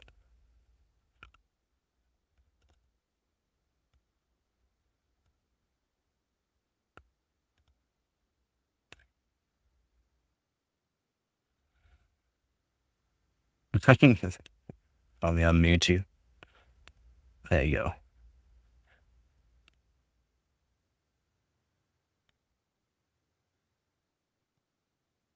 God, you in the bathtub with your phone or something? Sounds like you're underwater. Drop this phone in the toilet. Oh, God. Put you down, buddy. There you go.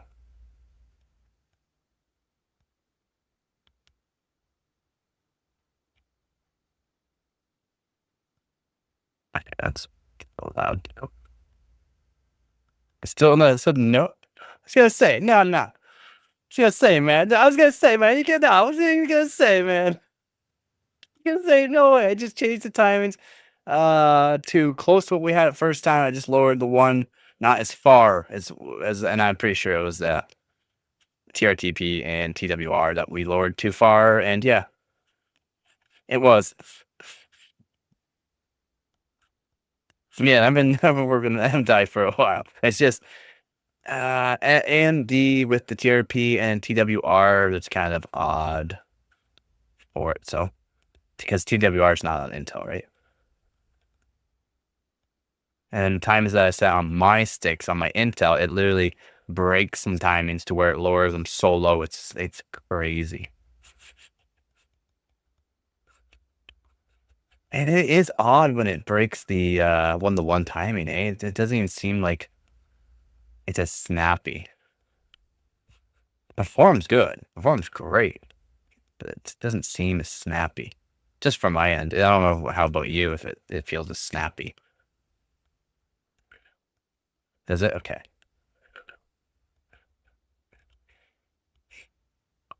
Yeah, we'll see. I would like to see around 261,000 on 7-zip. And Y cruncher, I would love to see go up. We'll have to raise your frequency too of your actual CPU to get match up to actually like the higher end scores, top 20 scores. Again, they're on like chilled loops and or dry ice liquid nitrogen 2 at top 22. We're doing really good. But what can I do?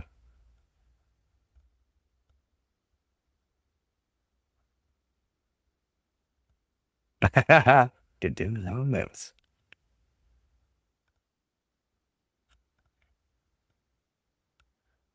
Yeah.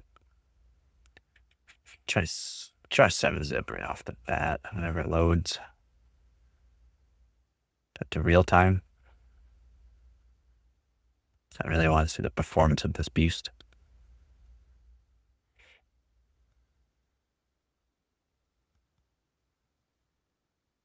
That seems snappier. That's snappier. There we go. I think we just the TRP last time wasn't so good either when we had it, so did raise it a little bit, and it seems like it's a little bit snappier there. Should be. I'm hoping 200, at least 260,000 and up. If we can get 261, 262, that'd be sweet.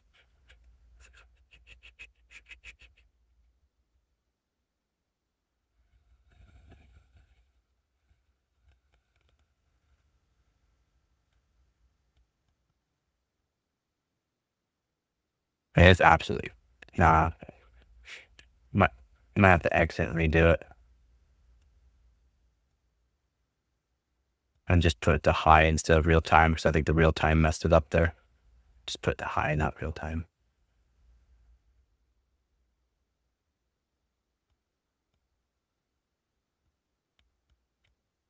Oof.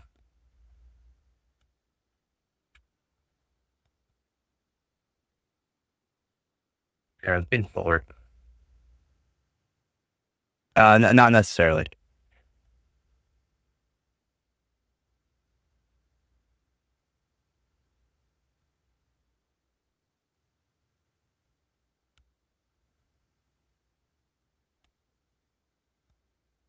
I can't see. I can't really read what the actual compressing says and the decompressing side says. I can't tell if it's higher or lower. That probably is. Yeah, probably not great. It's really lower a little bit. Yeah. So there's something going on with that. Yeah, something's going on with that. Something is going on. It's not. I don't know if that would be part of the decoupling of it or not, because we did technically tighten the timings a bit. So it should be better. So I'm not sure what could be going on with that, how we just lowered the score, because real time to high is not going to change a whole lot. Nah, it's still like 7.53, maybe. 7.5 is better. That's actually a lot better technically. And sweet, okay. So it is a lot better technically. So 7-zip, something was happening with that. I'm not sure what it is. You go wide cruncher now. Oh, go not that wide cruncher. The bottom wide cruncher. A good wide cruncher, yeah. Yep, real time if you want. Real time, map memory, yep, and then task queue. Parallel framework, yep, task queue.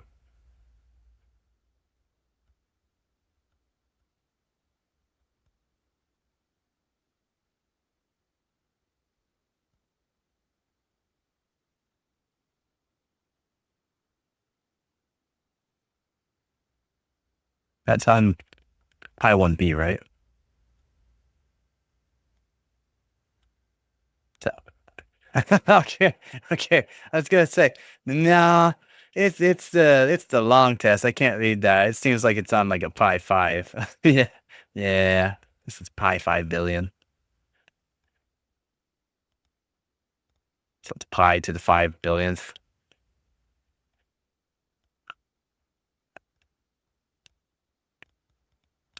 So this test is a bit longer. Okay, I mean, this is good for stability, so you know it's gonna be fairly stable. It failed. Oh, okay. Whew. Okay, why could let's go 1B. 1B. Okay. Yeah, it's definitely not stable then. Should be able to do 1B.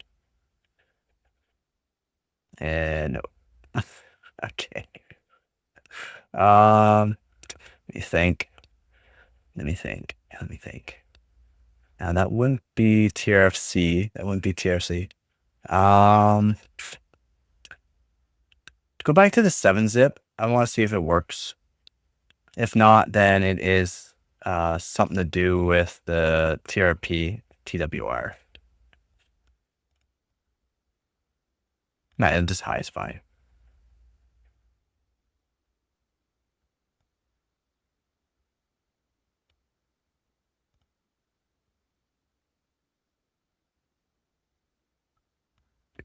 One.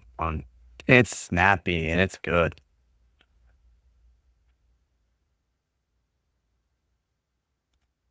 I have to play around with 8,000. The 8,000, you gotta play around with the timings too to see what ones are gonna be working. Because 8,000 is not easy to get on any motherboard really. And this is a 4-DIMM motherboard, right? Yeah, so 8,000 on the 4-DIMM motherboards, not easy to achieve. It's crazy. Yeah, join the Discord. I don't know how to use it. You can see the tabs. Yeah, so something's wrong, and for some reason it keeps scoring low. So yeah, probably TRP and TWR. Check the other timings, but the other timings should be just fine, to be honest. You can scroll down to the voice chat, and then you click the voice chat, and you'll be able to join us if you want.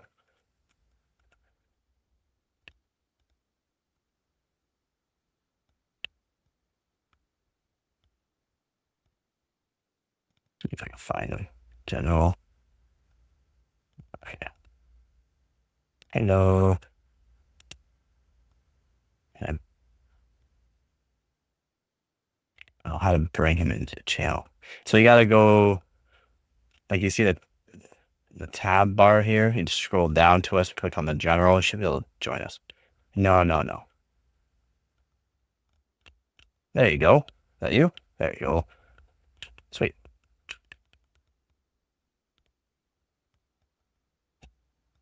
Go. Did you miss it? It was that fast, eh?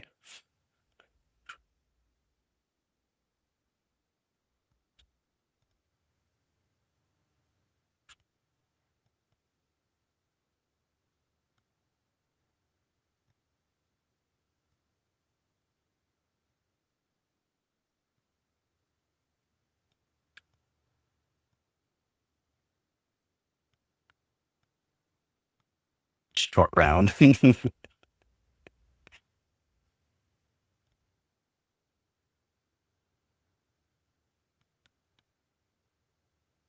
How much longer do you got? Because it's probably getting pretty late for you, eh?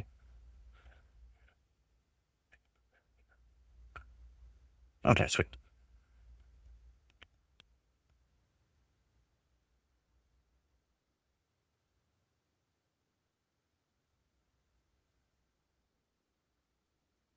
I just want to know if we can lower the TRC down to 1,000.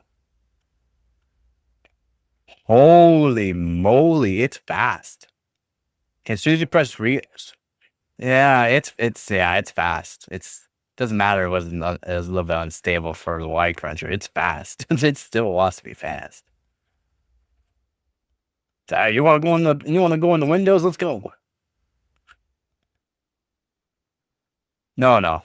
Well, I mean, you can to see if it. Yeah, I really don't think so either. What's ICQ? Discord's kind of like ICQ, and you can talk too, if you want to, but if you have a mic, you definitely can talk. Just unmute yourself if you want.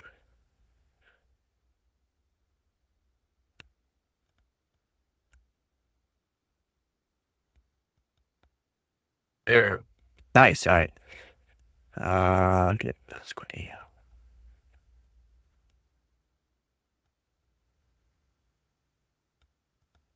TRC, put it up to TRC, up.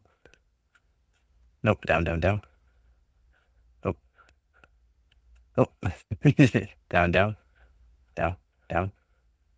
Yep. 112. You should be able to do like 102, but I mean, 112, just make sure. TWR 84 should work, but do 90. Down. To go over these times again, make sure they're good. Yeah, the TRC, those are fine. TRC is fine. It's fine. Even though we changed it to 20, it's fine. TRTP, put it to 20. So I did lower that, so should be fine. It's fine.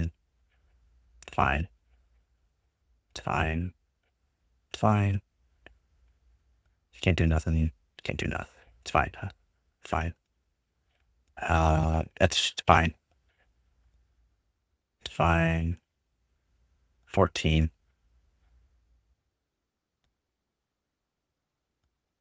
Fine. And it could go 16. Go 16. That's it. And I'm gonna see what else there is on the Asus boards because that's not all the timings. That's not even close to all the timing. I'm just not sure where it is on the board. So actually, what I'll do, I would like to know what all the timings are on the Asus board. So let's search it right now because we're not. That's not all the timings.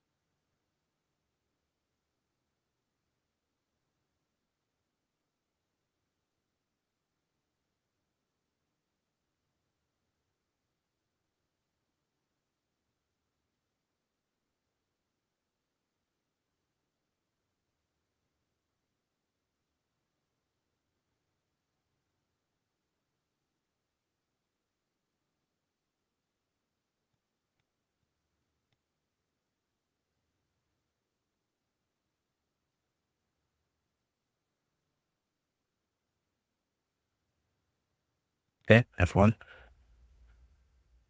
See what 112 should be fine. 90 should be fine. 16 that we changed probably was no good. We'll have to raise that back to 20. So the last timing. Although that's kind of odd. Should be able to do it. To 20.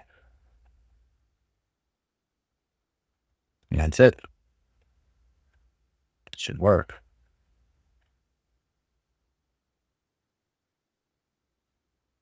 Okay, this is, I don't like where these timings are. Let's see what it says. Trying to refresh time. Yes, just timings.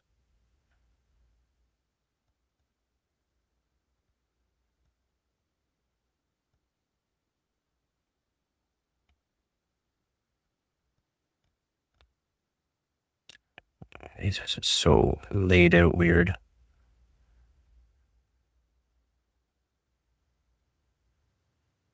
And no one actually has anything besides what we're seeing already.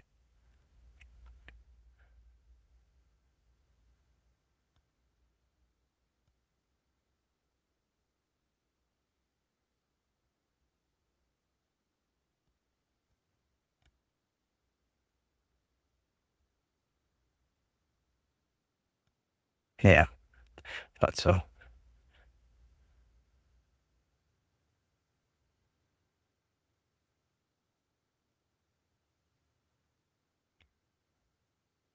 The beef.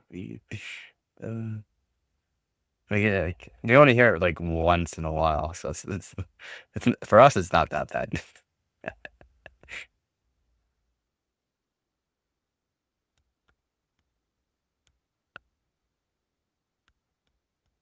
I'll have to go through a whole bunch, maybe a video or something of it, because everyone's just showing their same timings, and that's not all the timings. That's not all the timings.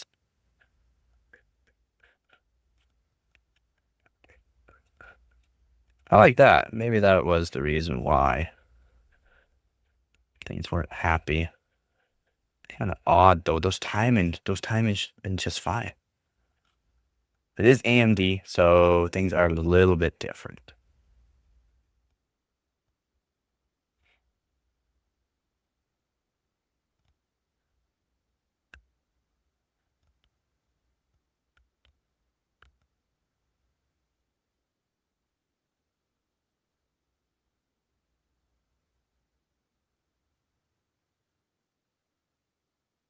Jimmy, what's up, man?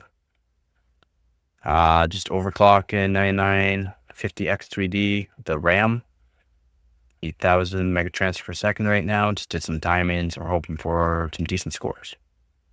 This is the buddy's PC. How you doing, man?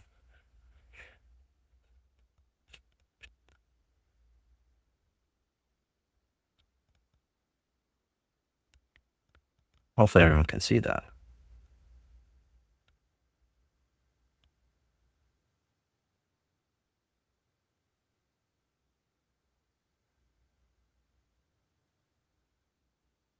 Missed it. I didn't miss anything. No way.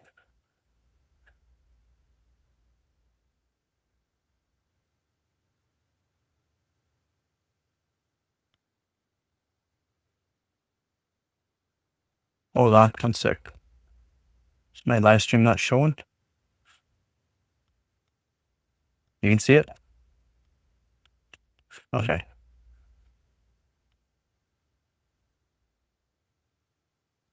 Not my kit. Not my kit. This is a buddy's PC. 9950X 3D, and yeah, see, something's not right. Something's not right.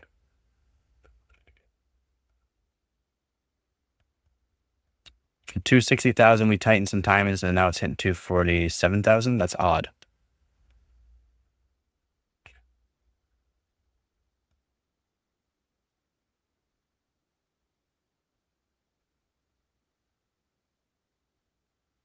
No, not on my kit. Hopefully, sounds all good, right? My end? Yeah, sounds good. Okay.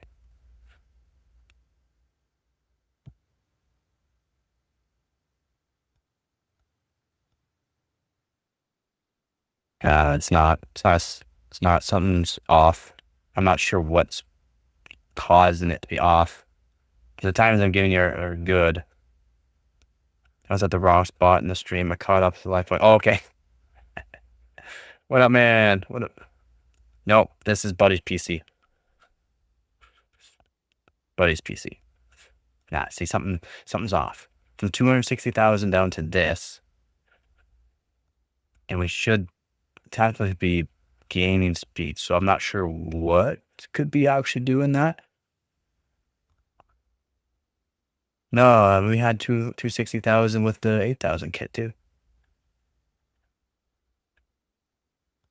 Pretty sure we did do 260,000, did we not? Okay. Well, maybe that 1-to-1 is way better.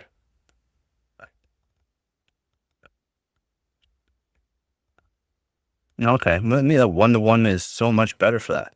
Go Y cruncher, make it do 1B Y cruncher. Is that why? Yeah, I thought we did. Okay.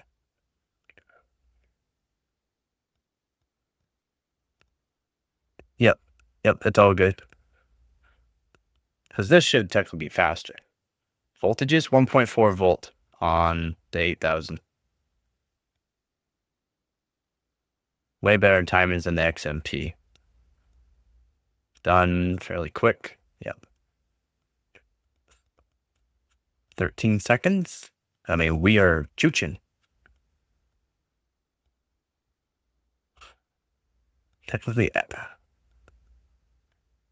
no. No. Were we 10? No. I thought that's PY prime. Yeah, it's prime. This is faster. Do 2.5B. Buddy, do 2.5B. We're going to be up in the top 20. Remember when the 6,000 kit we're doing with Y Cruncher, it was like 152 seconds or something? 155? It should be like 26, maybe 28 seconds. This is like top 20. So we're like top 20. This is good, and you're not even doing anything with the CPU overclock. So the Y cruncher again it cares about RAM frequency and timings. Doesn't care about your 1-to-1 or anything like that. PY prime, W prime, and Super Pi care about that, and also care about your CPU frequency. That's why we're kind of hitting a limit, because you're 39 seconds. I mean, it's way better than the 6,000 kit, but that's maybe top 30.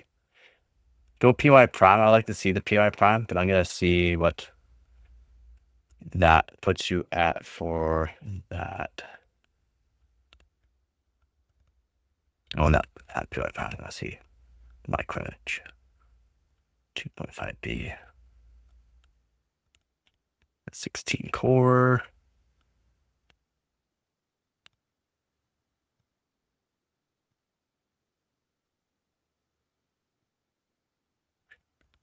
Nine seconds. So yeah, still pretty good.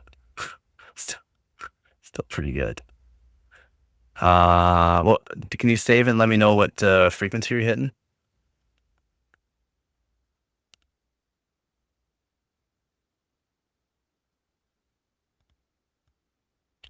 So you had 39 seconds there. So you top 80, well, like about top 80 basically for the 2.5B in the world. Not versus CPU versus CPU, like of 16 core CPU. That's it. Top, and then like you're the top 100 in the world.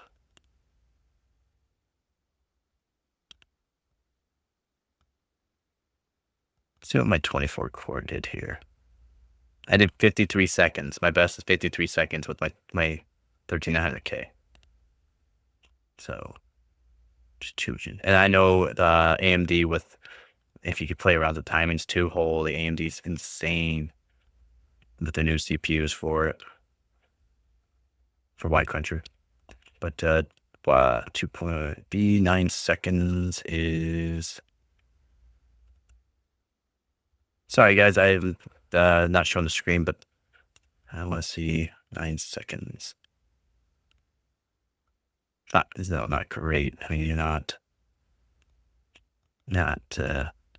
near my score, but I mean, I did a lot of tuning too. I have to figure out a lot. 9 seconds. I mean, top 400-ish. Top 400-ish. Still good.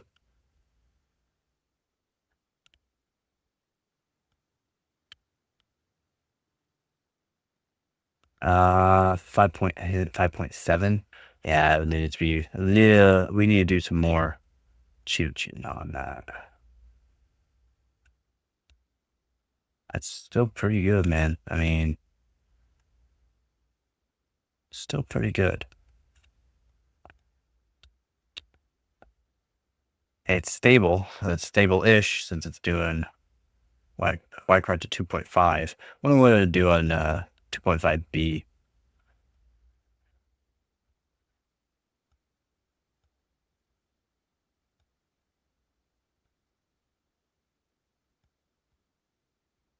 No, you didn't do more of that. Just the 2Bs, really. Wait, there's 32B right there. You see 30. You can do 32 if you want.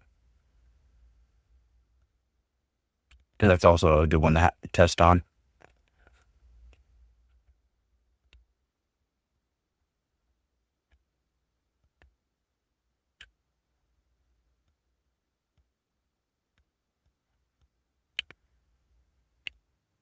It's a lot longer though, by the way, right?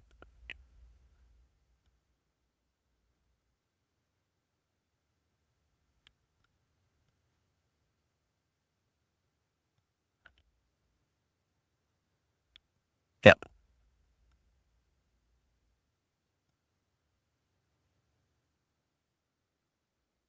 Yeah, I'm still very impressed. I'm very impressed with how AMD's done this. It's crazy. But again, I haven't played around with AMD and overclocking the RAM at all, really. Not not DDR5. Just going off things I've learned over the past year for it, basically. That's about it. And now AMD's really stepped up. Like they have really stepped up.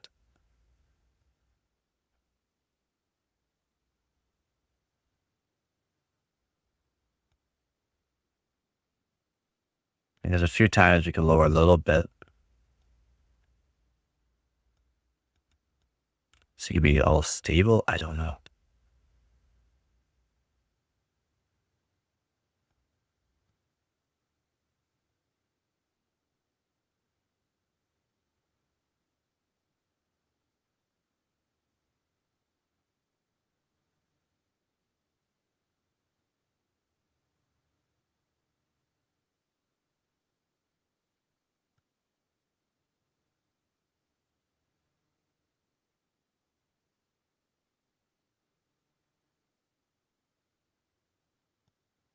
But yeah, I'm very impressed with that 6000 kit. Holy moly. And it is 1-to-1 with it. It is snappy. Very good. Guess when it does decouple, you really got to play around with things. I've read a lot of things in the past few weeks too about decoupling and that on it. And some people have really bad, it's working all of a sudden it's not working. It's working all of a sudden it's not working. Which is kind of odd.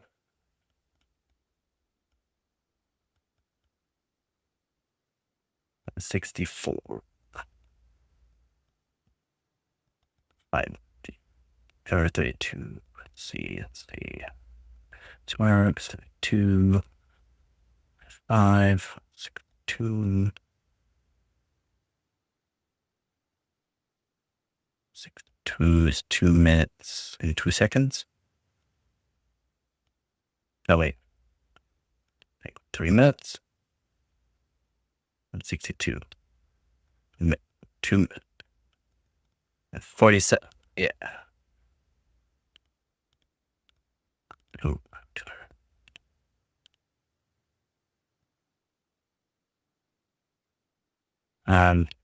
Almost top 200. Almost top 200 in the world.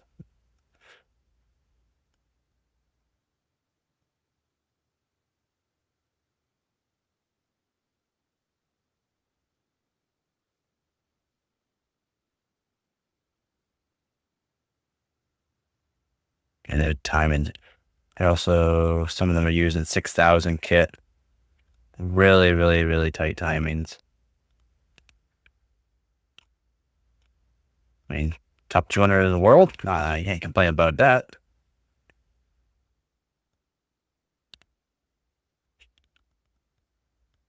I mean, if you want, if you have time to do, if you have time, you could do a little bit more tuning. 22 minutes. All right, go in the BIOS quick then. Go in the BIOS quick.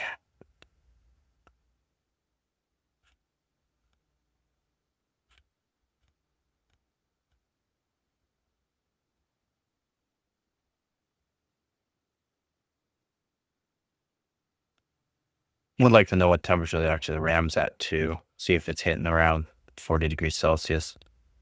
So if they're around 40 degrees Celsius, Hynix AMD doesn't like to do too low of TRFC, which I would like to lower to 1000.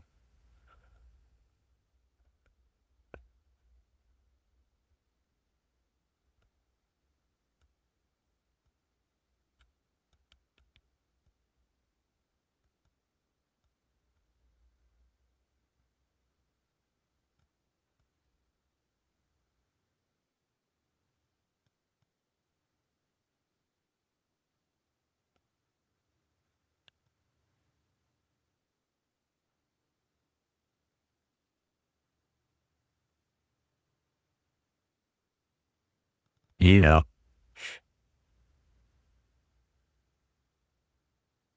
The TRCD and TRP, so up.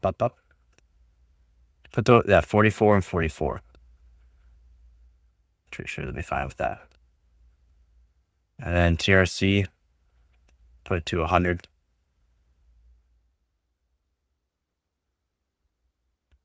And TWR, you could, it should be able to do 80, to be honest. TWR should be able to do 80. So just put, put 80. It should do it. And TRC1, put it to 1000. I don't think I do 84. Okay. It's max at 84. Okay, that's fine. And 1000. TRC2, I mean, leave it at 900. Leave that other one at 680. Yeah, leave it. TRTP, put it to 18. And I don't know if we'll be able to lower anything else.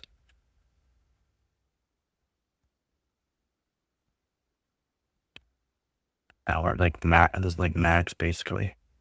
No, I can't lower anything. I don't think anymore. Keep going. Nope. Nope. Nope.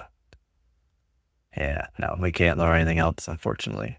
That's it that we can really do, especially at these frequencies. And then I got to figure out where the rest of the timings are. The read reads, read write. Really, it's our right to read I'm looking for. The right to read, lower them down, and those are some performance gainers too. But yeah, I'm looking for the right to read. I can't seem to find where the right to read is in the Asus BIOS. Or even if we can play around with it. We should be able to. The RAM timings.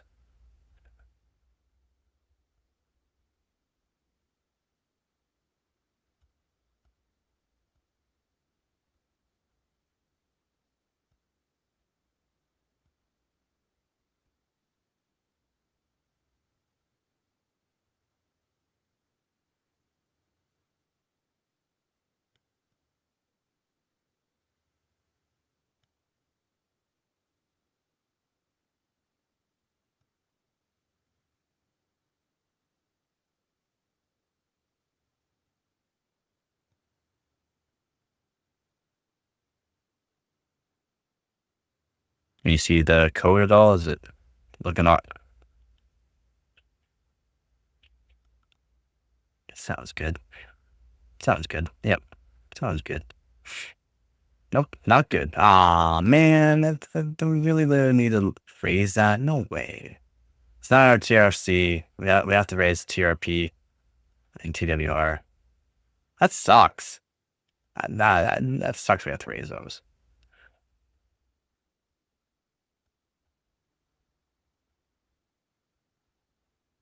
Yeah, 112 and 90. Down one, yeah, 90. Should be fine there. If not, then TRC has to be at 1100. Well, 1000 would be enough for 8000. 8000, you generally need a lot. But no, I keep it 1000. Try it. We have time for it, so it should be good there. It should be all good here now.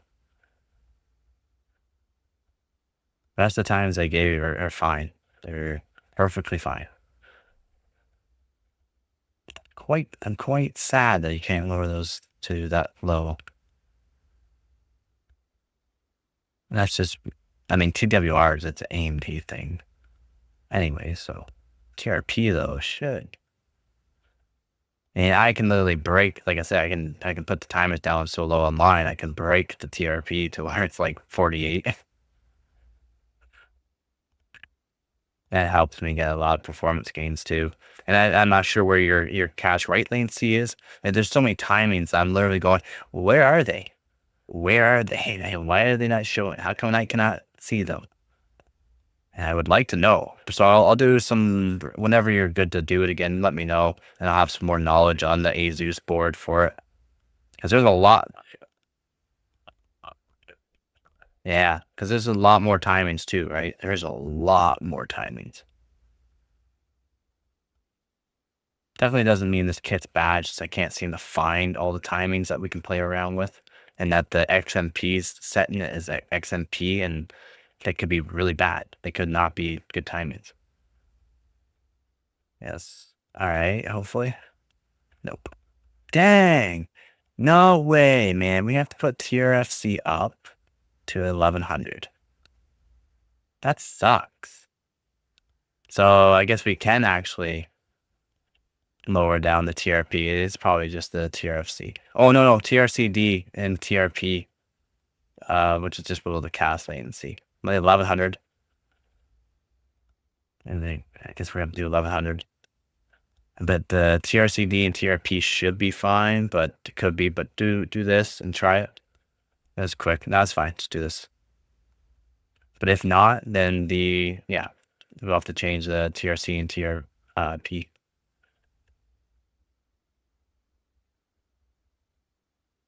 Which is fine. It's fine. Yeah, it's not bad. These are already good timings, so especially at 8000, these are really good timings.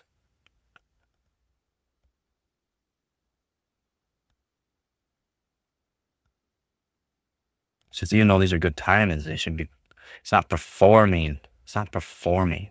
And that's probably just due to the fact that it decouples. It's not 1-to-1, it's a 2-to-1.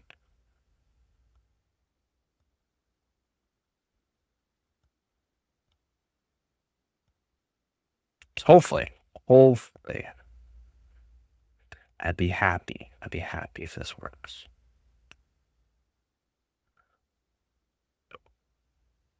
Double O's? No way. Man.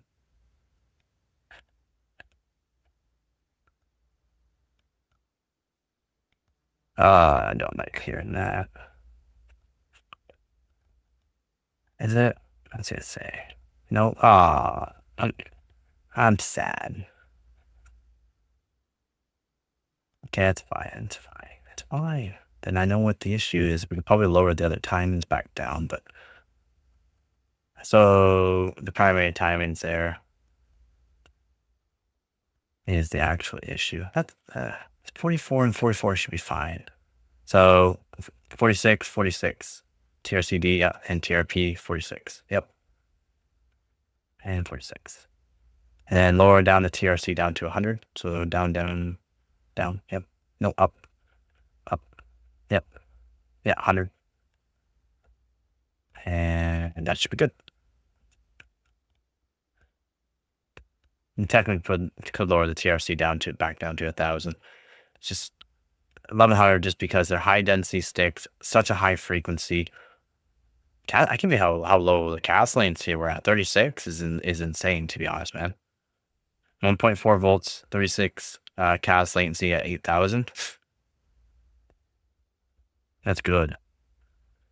Like, very happy with it. I'm very happy.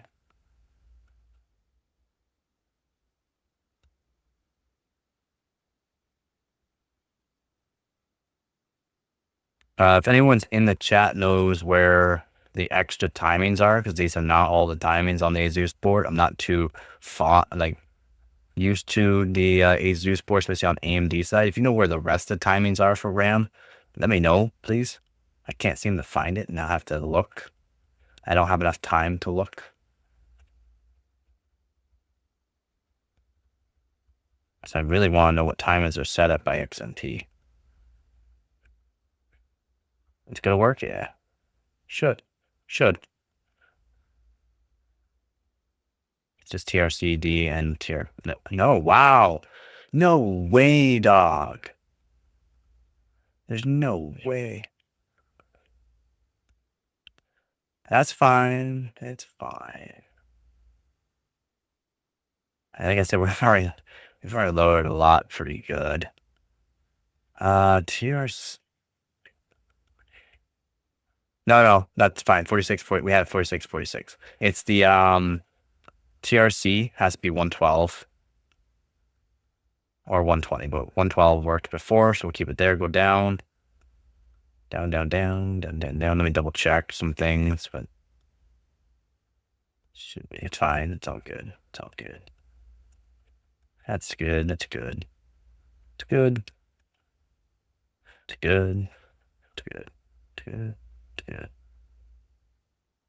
Everything's good. Everything's mexy looking. Nice. So go up to the 12 and raise that to 14. Which really isn't much, but that's it. That's all we can do until I can figure out where the rest of these timings are. This is like half the timings, basically.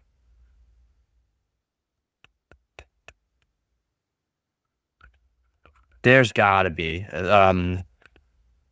Yeah, there's gotta be. That's why I like Gigabyte too. It's just where the RAM all timings is, it's all there. It's all there. Everything you can do.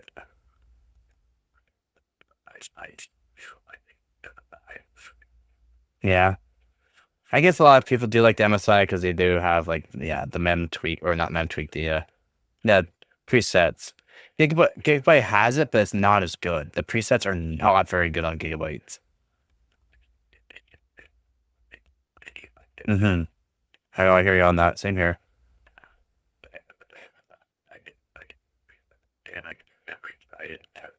Hmm.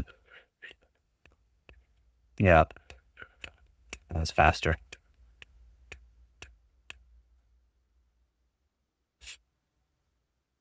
That sucks, man. I was really hoping we can lower the lower there. I mean, that's it. That's until I can find the rest of the timings. There's not much more I can do with what I can do right now, unfortunately.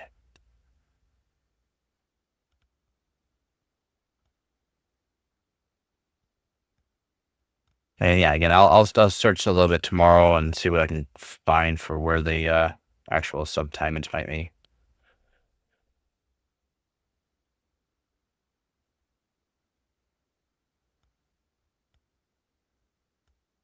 It's the read to writes. I really want to see what they're at. They should be like around right now, like probably around 76 and maybe 64.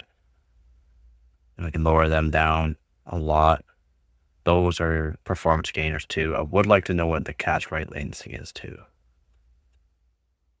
Since it's already at 36, it should be at 32, but we could probably lower it down to 20 or maybe 26. Again, that's another performance gainer. Cache write, the cache latency, the cache write latency scale of voltage. TRC can, but it's not, it doesn't scale that much. The voltage, I mean, the cache latency and the cache latency scale so well with voltage. So does the write to read a little bit too, but again, not as much.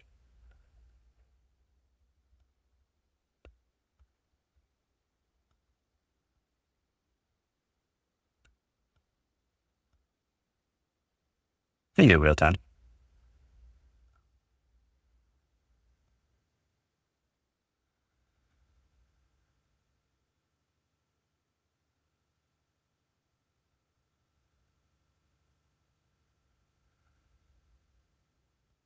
Yeah, it'll be for some, then some not. Some yes, some not. Probably because the TRC is so high too, though. It just doesn't. It looks like it's still gonna be like 246, 247,000 maybe. It's not like it's doing much, to be honest. I can be wrong. No, it's really hard for me to keep seeing the numbers, and the numbers are very small and little pixelated. It's 720.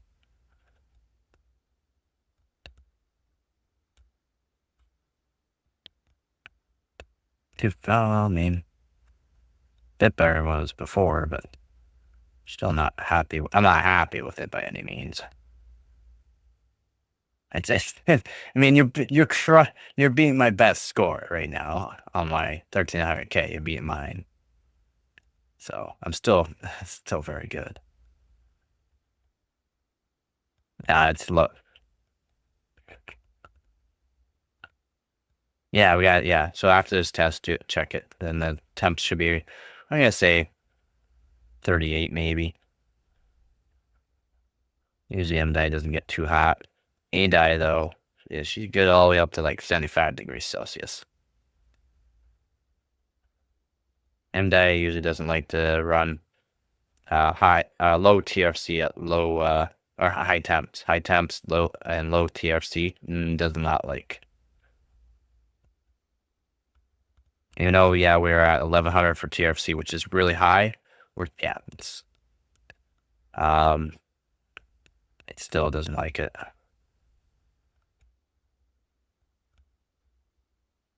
I don't know what your AIDA or AIDA 64 is like right now too, though. What kind of read and write speeds it's got, and also the latency. I bet the latency is pretty good.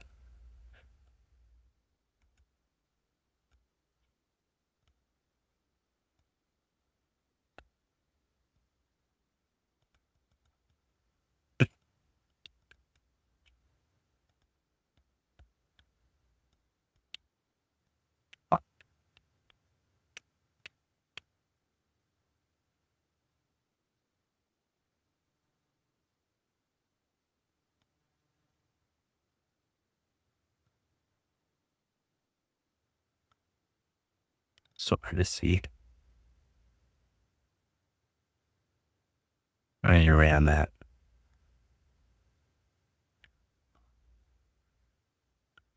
Oh, chilly. She's chilling. All right, sweet. She's just chilling. She's just chilling. Even though these are high density sticks, they're just chilling. Man, that RAM cooler must be pretty good. You're not even using a RAM cooler? Dang, son. They're just chilling. They're just chilling.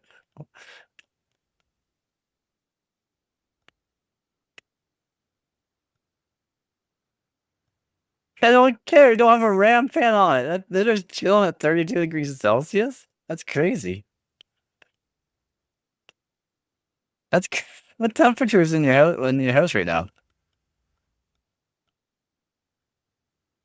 20? 21? Oh wait. Oh, is it warm?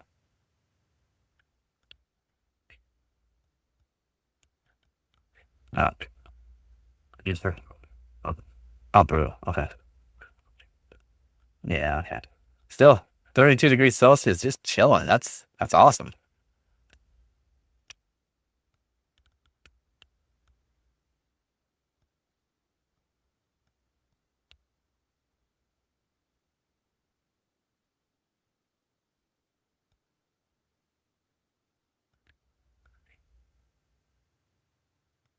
Just chilling. Just chilling.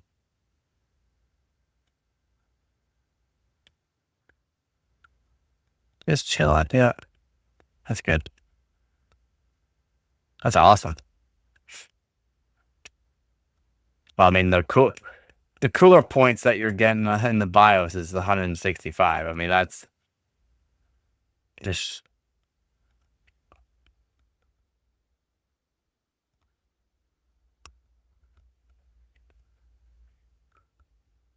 cooler. And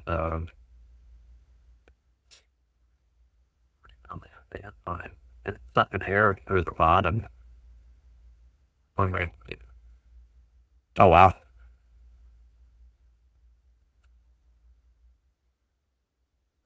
So yeah.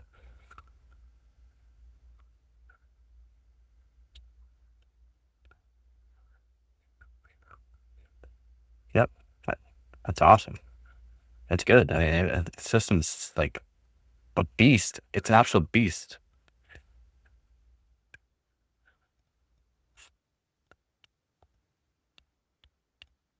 Yeah, 108 liters per hour. Water temp is at 9 degrees Celsius. It also cools GPU as well.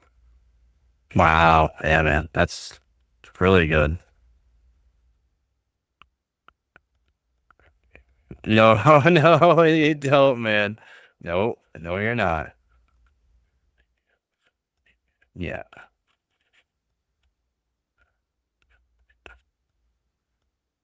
You're also 14700K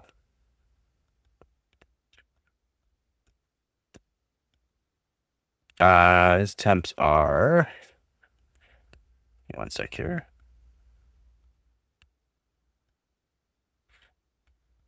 He sent them to me. Oh yeah, I can't even tell you're streaming. Where? It doesn't say he's streaming. I don't see a stream.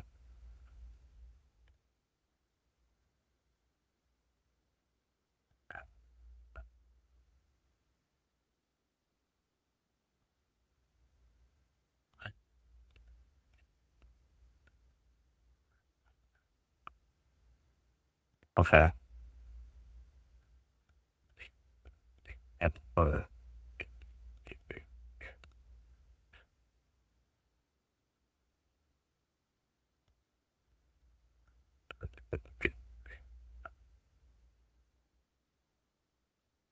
Hmm.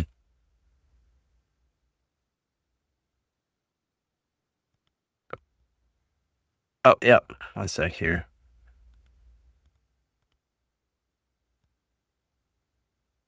Yep. Temps look good at idle.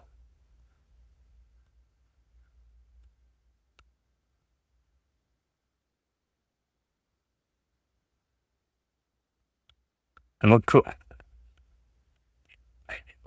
Yeah. Yeah, he's hitting like 64 degrees Celsius.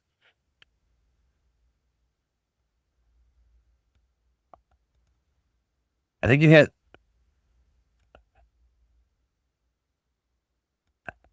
Oh, dude, I just 64 now. Oh, yeah.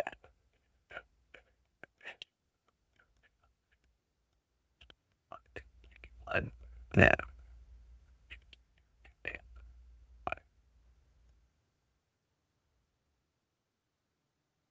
Yeah. It's always good. No, man, it looks great. Yeah, yeah, it will. It's again, it's on you're on AIO, right? Like Arctic, yeah.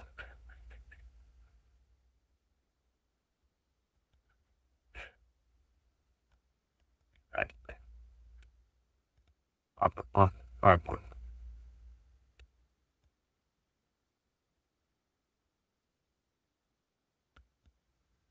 That's just fine. I mean, I did my 13900K sun bench. Like I hit 82, maybe 82 degrees Celsius. My 13900K on my custom loop.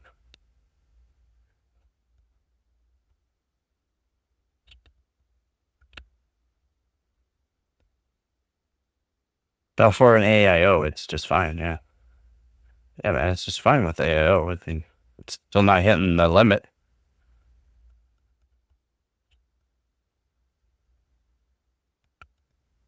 Oh, yeah, yeah, yeah. That's fine. It can go all the way up to.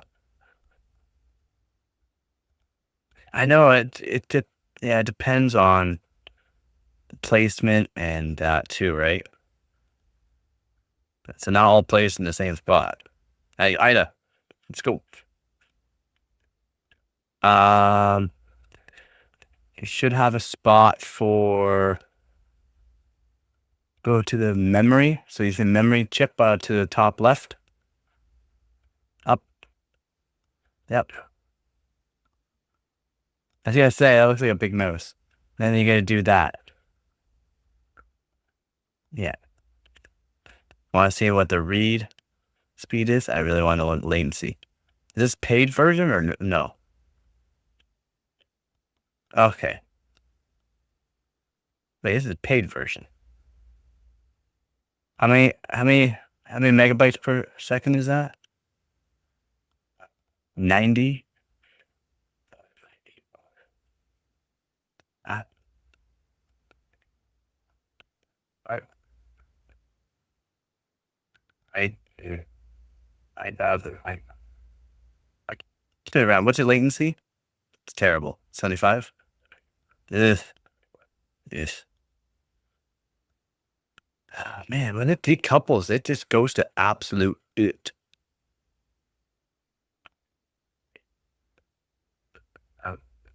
I think so too. That read though should be a lot better. I mean, my best that I've done so far. I mean, it's not my best. Is 110 gigabytes per second for read, and my latency, the best I've got, but not validate, is 47. My validate is 51 milliseconds, which is like basically theoretical like type latency speeds. It's like crazy. I mean, it looks good. I mean, it's still good. I mean, it's still really good. It just doesn't seem like it's performing like what it should at that speed and timings. Other mouse.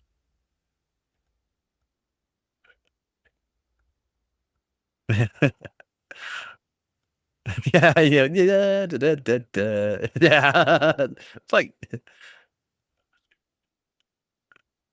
that's it. It's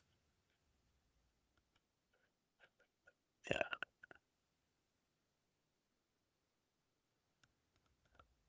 More kits.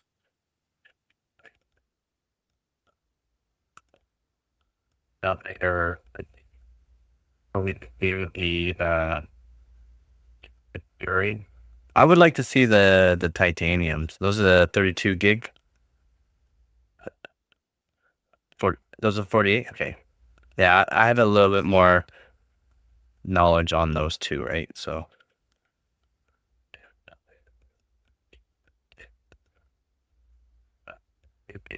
uh, okay, sweet. That means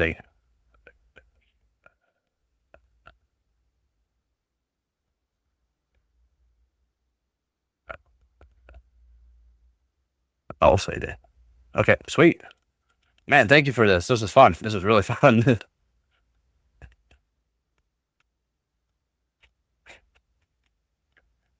All right, man. Peace. I was thoroughly impressed.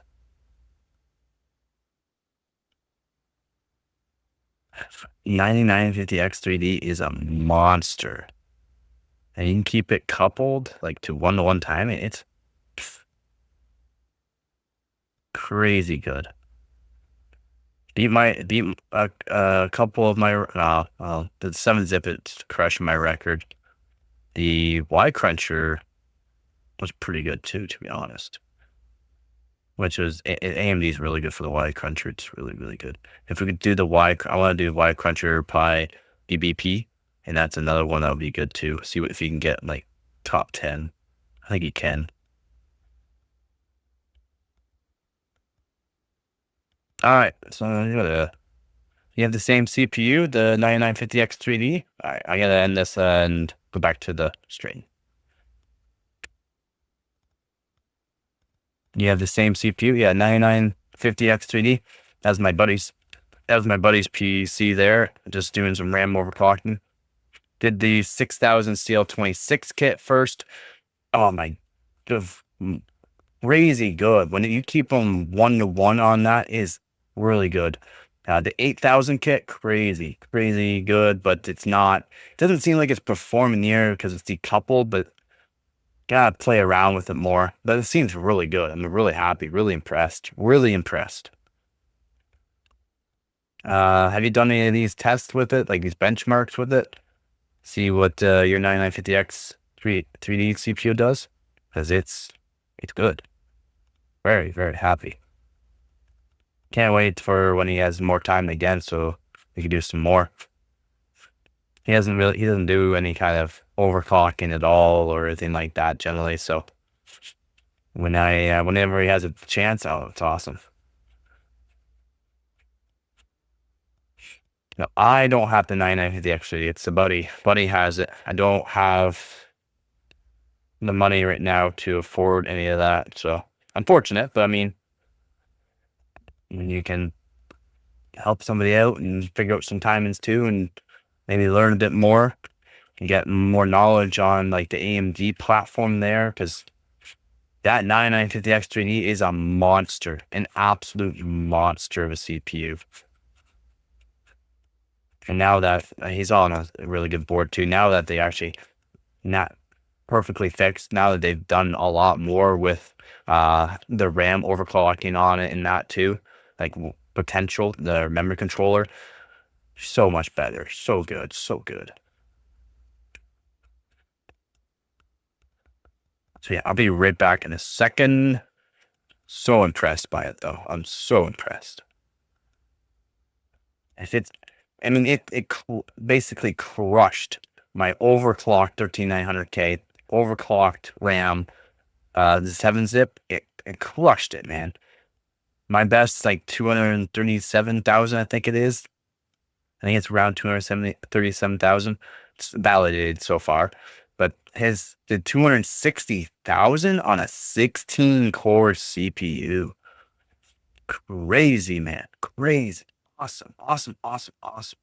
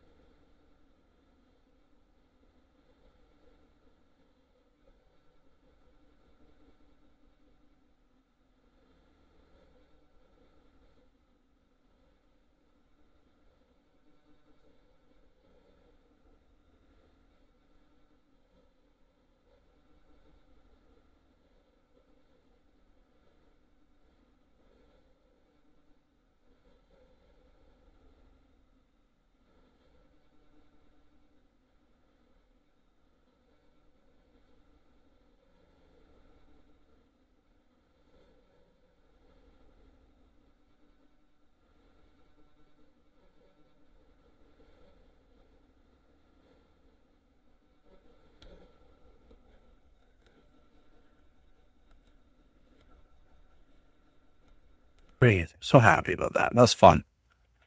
Can't wait till he has more time again. Seriously.